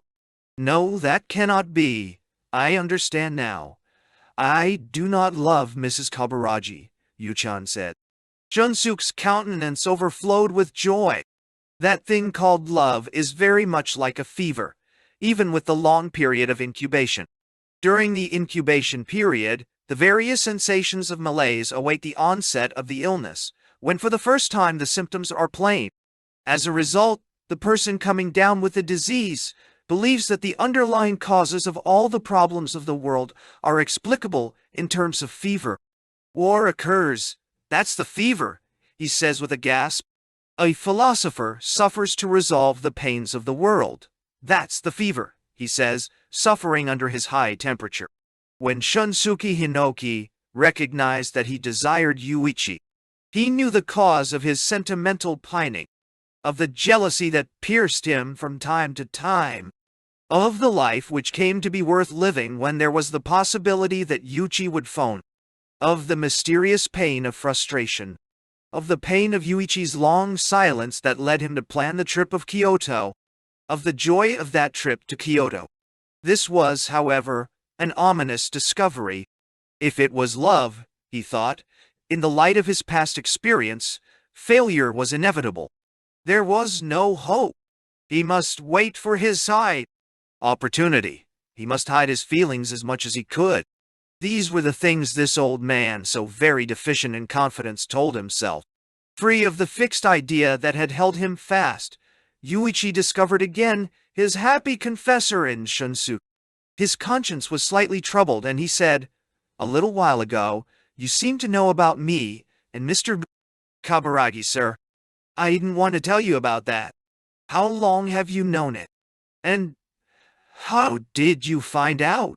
"Since the time he came looking for his cigarette case in the hotel in Kyoto." "Why, but that time?" That's all right. I'm not interested in hearing about it. It would be wiser to think about what to do about this letter. Here's the way you'd better think about it. No matter whether she explains it 1,000,000 times, if she really had any respect for you, she would have committed suicide for your sake. You have to pay her back for that slight. Don't answer her. If you become a plain ordinary third party, you'll help them revert to what they were before. Now, what about Mr. Kaburagi? Show him this letter, said Shunsuke, trying to make this disgusting part of the conversation brief. Then you'd better let him know you're breaking things off. The count will be put out, and when he has nowhere else to turn, he'll go to Kyoto probably. That way, Mrs. Y. Kabaragi's pain will be complete, too. No. I was just thinking that's what I should do, said Yūichi, finding his urge to do mischief stimulated. But there's one little problem. Kabaragi is having financial trouble, and if I throw him over... Oh, are you concerned about something like that?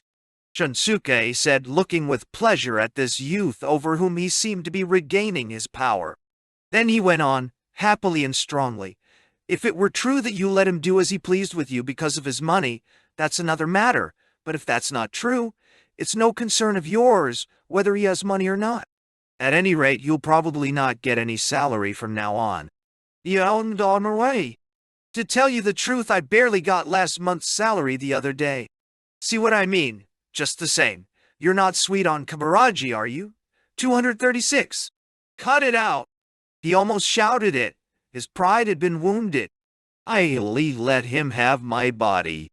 This reply, so lacking in psychological clarity, suddenly oppressed Shunsuke. He thought of the 500,000 yen he had given Yūichi, and at the same time of the youth's docility in the matter. It frightened him to think that, while they had this financial arrangement, Yūichi might not find it hard to let him have his body. Again, Yūichi was a riddle. Not only that, when he thought over the scheme he had just laid out and recalled Yūichi's agreement with it, Shunsuke was uncomfortable. Some parts of the scheme were superfluous. There was the superfluity provided by Shunsuke's self-interest, which he permitted himself for the first time. I'm carrying on like a jealous woman. He enjoyed reflections like this that made him seem even more disagreeable. At this moment, an elegant gentleman entered Rudanza. He was about 50, clean-shaven, with rimless glasses, and had a mole beside his nose. He had a square, arrogant, handsome face, like a German's. He kept his chin pulled in tight. The gleam in his eye was frigid. The sharp cleft under his nose accentuated the impression of coldness. His entire face was so formed that it did not need to look down very much. It took into account the laws of perspective. The willful forehead stood ruggedly in the background. There was only one fault, and that was the slight facial neuralgia on the lower right side. When he stood just inside the restaurant and looked around him, a tick ran like lightning from his eye to his jawbone. When that moment passed, his entire face immediately looked as if nothing had happened. His eyes met Shunsuke's. As he did so, an ever so slight shadow of bewilderment passed over him. He could not act as if they did not know each other. He smiled in a friendly fashion and said, "Oh, it's you, sir." His human goodness came out on his face. It was something he showed only to his most intimate friends. Shunsuke indicated the chair beside him. The man sat down. He talked with Shunsuke, but once he became conscious of Yūichi, his eyes somehow never left the youth's face. Yūichi was not a little amazed by that face and cheek on which the lightning ran every 10 or 20 seconds. Shunsuke realized he should introduce them. "This is Mr. Kawada, president of Kawada Motors, an old friend. This is my nephew, Yūichi Manami." Yeiichiro Kawada was born in Satsuma, in Kyushu, and was the eldest son of the Yeiichiro Kawada, who started Japan's first domestic auto industry. He was not a credit to his father as a child, and wanted to be a novelist. He entered the preparatory course of K University, and then took Shunsuke's course in French literature. Shunsuke was asked to read his early flights in fiction. He did not seem to have any talent, and was discouraged. His father took advantage of this opportunity and sent him to Princeton University in America to major in economics. After he graduated, he was sent to Germany for practical instruction in the motor industry. When he came home, Yeiichiro was completely changed. He had become a practical man. He remained in obscurity until after the war, when his father was purged. Then he became president of the firm. After his father died, he demonstrated ability that surpassed the old man's. When the construction of large-size automobiles was prohibited, he changed over to the construction of small cars and concentrated on exports to Asian countries. He also organized a subsidiary in Yokosuka, through his own initiative, took up the repair of jeeps, and reaped tremendous profits. After he became president, a certain incident served to rekindle his old association with Shunsuke. He was the organizer of Shunsuke's lavish 61st birthday party. This chance meeting in Ruden's was nothing less than an unspoken confession. The two men never touched on the self-evident subject. Kawada asked Shunsuke to dinner. After he invited him, he took out his notebook, flipped his glasses up on his forehead, and looked for gaps in his calendar. It was for all the world like searching a tremendous dictionary for the place where a forgotten flower lay pressed. At last he found it, next Friday at 9. That's all. The meeting set for that day has been postponed. I hope you can make it. Still, this busy man had had the time to leave his automobile at a corner a block away to come stealthily to Rudon. Shunsuke accepted. Kawada added an unexpected request. How about the Kurohane in Imaicho? They have Takago cuisine. Of course, your nephew is invited. Is that all right? 238. Yeah, Shunsuke grunted ambiguously. I'll make reservations for 3 people. I'll call you again so you won't forget. He looked at his watch as if pressed for time. Oh, excuse me. I'd like to stay here and talk, but I can't. I'll be looking forward to seeing you again. The big shot departed in leisurely enough fashion, but the impression he left on the two men quickly evaporated. Shunsuke, out of sorts, said nothing. He felt as if in one short instant of time Yūichi had been reviled before his eyes. He talked about Kawada's career without being asked. Then, with a rustle of his Inverness, he arose. Where are you going, sir? Shunsuke wanted to be alone. Besides, he had to be at a banquet of the Fellows of the Academy in an hour. I have a meeting. That's why I came out. Come to my house before 5 next Friday. Kawada will undoubtedly send a car over to my house for us. Yūichi realized that Shunsuke had extended his hand from the voluminous sleeve of the Inverness. That wasted hand with its prominent veins, extended from the shelter of the heavy cloth, was filled with humiliation. If Yūichi were a little more ill-tempered, he could easily have overlooked that miserable hand. However, he took it. The hand trembled ever so slightly. Well, sayonara. Thank you very much, sir, for today. Don't thank me for anything. When Shunsuke had departed, the youth called up Nobutaka Kabaraji to find out whether he was free. What's that? You got a letter from her? He asked, with a rising inflection in his voice. No, don't come over. I'll meet you. Have you had supper yet? He gave the name of a restaurant. While they waited for their food, Nobutaka read his wife's letter hungrily. When the soup came, he still had not finished. By then, the swollen bits of alphabet macaroni, impossible to decipher, had become sodden at the bottom of the bowl. Nobutaka did not look at Yūichi. He looked in another direction and sucked up his soup. Yūichi looked with more than a little curiosity at this unfortunate man who wanted sympathy, but had no one to turn to, thinking that surely at the expense of good manners he would spill the soup in his lap. His soup was soon gone, though, without spilling. Poor thing, Nobutaka soliloquized, putting down his spoon. Poor thing. No woman was ever so unfortunate. There was a reason that Nobutaka's way of exaggerating his feelings should now have an exasperating effect on Yūichi. It was Yūichi's moral concern for Mrs. Kabaraji. Nobutaka said over and over, "That poor woman. That poor woman." Then, using his wife as a pretext, he tried indirectly to excite sympathy for himself. But Yūichi's expression never altered, and Nobutaka at last lost patience and said, "I was the bad one all the time. Nobody is to blame." Anjuan. Is that so? Yu-chan, how can you be so cruel? Yes, be cold to me. But my wife, who was not to blame? I wasn't to blame either.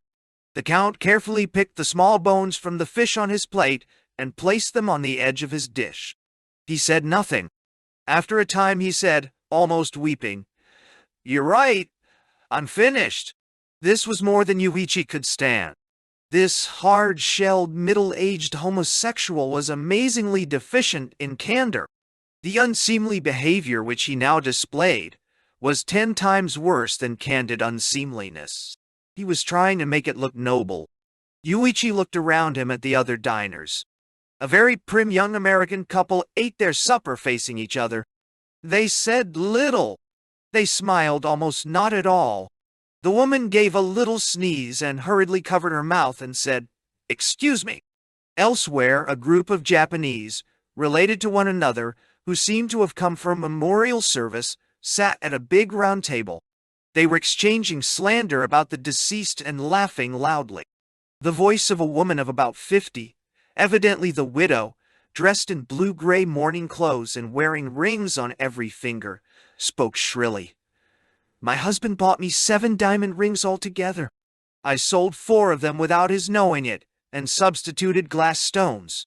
When the war came, along with the jewelry donation drive, I lied and said I had donated the 4 I sold.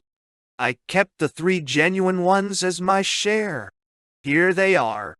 She spread out her hands so they all were visible. "My husband congratulated me for not reporting them all to the government. 'Your dishonesty amazes me,' he said. 'Why, where is he?' 'Ha ha! The only one who didn't know was your husband.'" The table where Yūichi and Nobutaka sat seemed cut off from the rest. The metal furnishings, flower vase, knives, and spoons, glittered coldly. Yūichi suspected that the distaste he felt for Nobutaka probably originated from the fact that they were members of the special fraternity. "Will you go to Kyoto for me?" Nobutaka said abruptly. "Why?" "Why? You're the only one who can bring her back." "Are you using me?" "Using you?" A pained smile lifted Pope's proud lips. "Don't be so distant, Yu-chan. It won't work. Even if I went, your wife would never come back to Tokyo." "How can you say that?" "Because I know your wife. This amazes me. I've been married to her for 20 years. I haven't known her for even half a year, but I fancy I know your wife well." "You're setting yourself up as a rival in love, eh?" "Yes, maybe." "You don't say, Yu-chan?" "Don't worry, I can't stand women. But you, sir, have you decided lately to be a husband to his woman?" "Yu-chan," he said in a horrible, sticky voice, "let's not quarrel, please." After that, the two ate in silence. Yūichi had miscalculated somewhat. He was acting like an attending surgeon scolding his patient in order to encourage him. Before he broached the subject of separation, he wished to destroy the other's affection for him. If he was kind enough to wish to do it with as little pain as possible, however, the cold treatment he had been using was certainly wrong. He should have humored Nobutaka in a kindly and cooperative spirit, even though he didn't mean it. For what Pope had fallen in love with was his spiritual cruelty. To the extent he showed that, he would stimulate Pope's imagination agreeably and deepen his illusions even more. When they left the restaurant, Pope gently linked his arm in Yūichi's. Yūichi let him do it, out of disdain. The young lovers passing by were also walking arm in arm. He heard a youth who looked like a student murmur in a girl's ear, "Look there, they must be homosexuals." "Oh, how awful!" Yūichi's face reddened in humiliation and anger. He pulled his arm away and put his hands in his pockets. Nobutaka suspected nothing. He was accustomed to treatment like this. Them.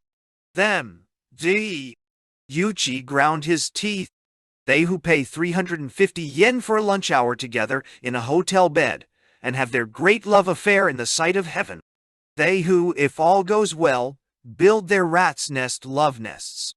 They who, sleepy-eyed diligently, who scheme out 1 or 2 stingy infidelities in their children to clearance sales at the department stores. They who scheme out 1 of 2 stingy infidelities in their lifetimes. They who always show off their healthy homes, their healthy morality, their common sense, their self-satisfaction. Victory, however, is always on the side of the commonplace. Yūichi knew that all the scorn he could muster could not combat their natural scorn. It was still too early to go to the nightclub to which Nobutaka had invited Yūichi in order to celebrate his wife's return from the dead. They went to a movie to kill time. It was a film of the American West. Up in the yellow-brown mountains, a rider is pursued by a band of villains. The hero takes a short cut, and from a crevice in the rocks at the top of the mountain snipes at his pursuers. A villain who has been shot falls headlong down the slope.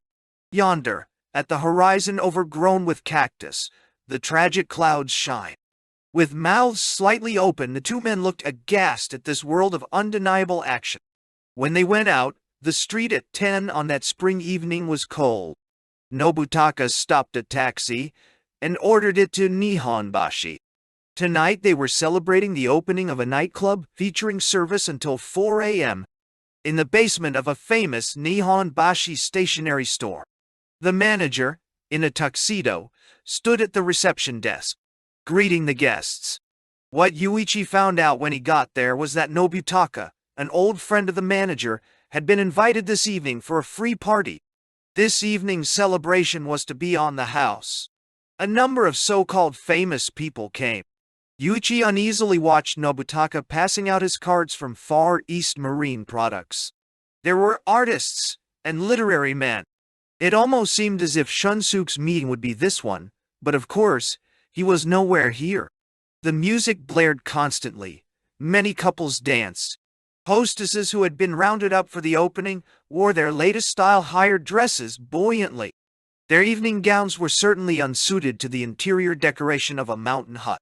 "Let's drink until morning," the beautiful woman dancing with Yūichi said. "Are you that man's private secretary? Let's give him the slip. Come sleep at my house and get up at noon. I'll fry you some eggs. Since you're just a boy, though, you like scrambled eggs better, don't you?" "Me? I like an omelet." "Omelette? Oh, you're cute." The drunken woman kissed him. They went to their seats. Nobutaka was waiting with 2 gin fizzes. He said, "Let's make a toast." "To what?" "To the health of Mrs. Kabaraji, Dawei."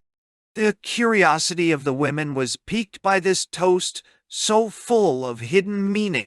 Yūichi looked at the lemon floating with the crushed ice in his glass. Around that circumference of lemon a hair, seemingly a woman's, was twined. He closed his eyes and drank it down, as if it were a hair belonging to Mrs. Kaburagi. It was 1 o'clock when Nobutaka, Kaburaji, and Yūichi left. Nobutaka started for a cab. Yūichi unconcernedly walked off. "He's sulking," thought the man who loved him. "He must have known we would sleep together after all this. If not, he wouldn't have come this far. My wife isn't here, so he can stay at my house with impunity." Yūichi did not turn around. He walked quickly toward the Nihonbashi intersection. Nobutaka followed behind him, breathing painfully. "Where are you going?" "I'm going home." "Don't be stubborn. I have a family." A cab arrived. Nobutaka opened the door. He took Yūichi by the arm. The youth was stronger than he. He pulled his arm away and said, "You go on home alone." The two stood glaring at each other for a time. Nobutaka gave up and closed the door in the face of the grumbling driver. "Let's walk a little and talk. While we're walking, we'll sober up." "I have something to say, too." Nobutaka's breast palpitated uneasily. They walked for a time on the deserted sidewalk, the sound of their shoes echoing. On the trolley street, cruising cabs slipped back and forth. One step into the alleys, however, the firm, steadfast calm of the city's center reigned. After a time they walked in back of the N Bank. There the round street lamps shone bright. The bank structure towered darkly in a collection of tall, strong ridges. Except for the night watch, the residents of this section were all gone. Only piles of stones in disciplined ranks remained. The windows were shut, dark behind iron bars. In the cloudy sky, distant thunder sounded. Lightning faintly lit a surface of the round pillars of the bank next door. What did you want to say? I think we should break up. Nobutaka did not answer. For a time only the sound of their footsteps echoed in the broad expanse of the street. Why so sudden? The time has come. Aren't you being selfish? I'm being objective. The childishness of that word objective made Nobutaka laugh. I can't leave you. Suit yourself, but I'm not going to sleep with you anymore. But, Yu-chan, since I met you, philanderer though I have been, I haven't once been untrue to you. I lived for you alone. The hives that appear on your chest on cold nights, your voice, your profile in the dawn at the gay party, the smell of your pomade. If these things were gone.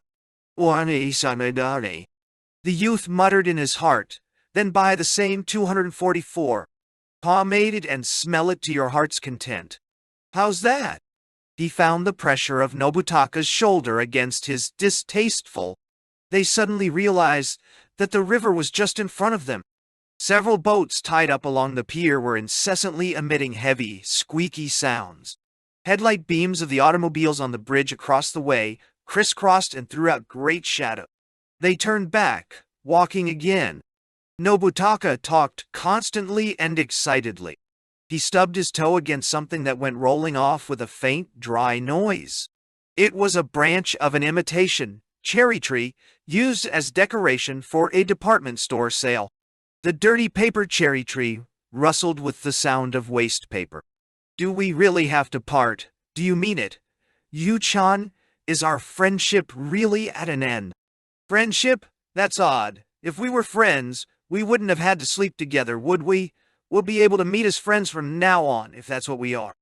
Nobutaka said nothing. Well, you don't like that. Yu-chan, please, don't leave me alone. They entered a dark alley. I'll do anything you like. Anything. If you ask me to kiss your shoes, I'll do it. Stop the theatrics, won't you? I'm not acting. I mean it. I'm not acting.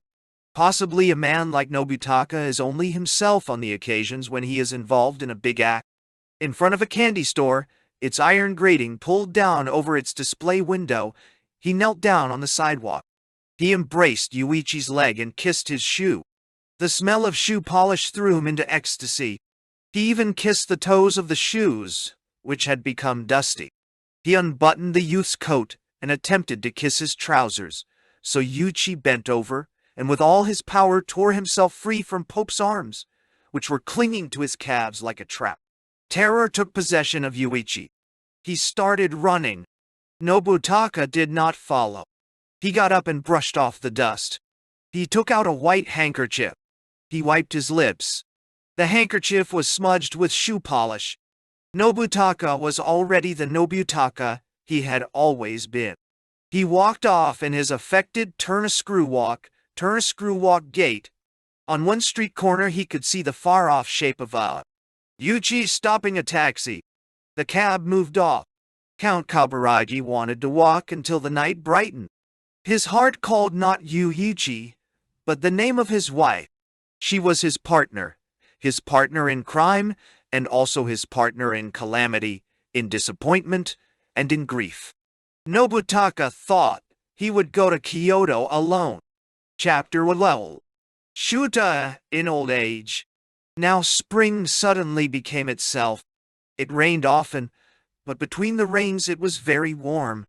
There was one unusually cold day. For about an hour snow flurried.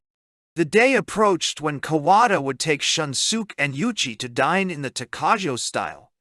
Meanwhile the Hinoki menage, consisting of a maid and a houseboy, found Shunsuke's ill temper hard to bear. It wasn't only the maid and the houseboy.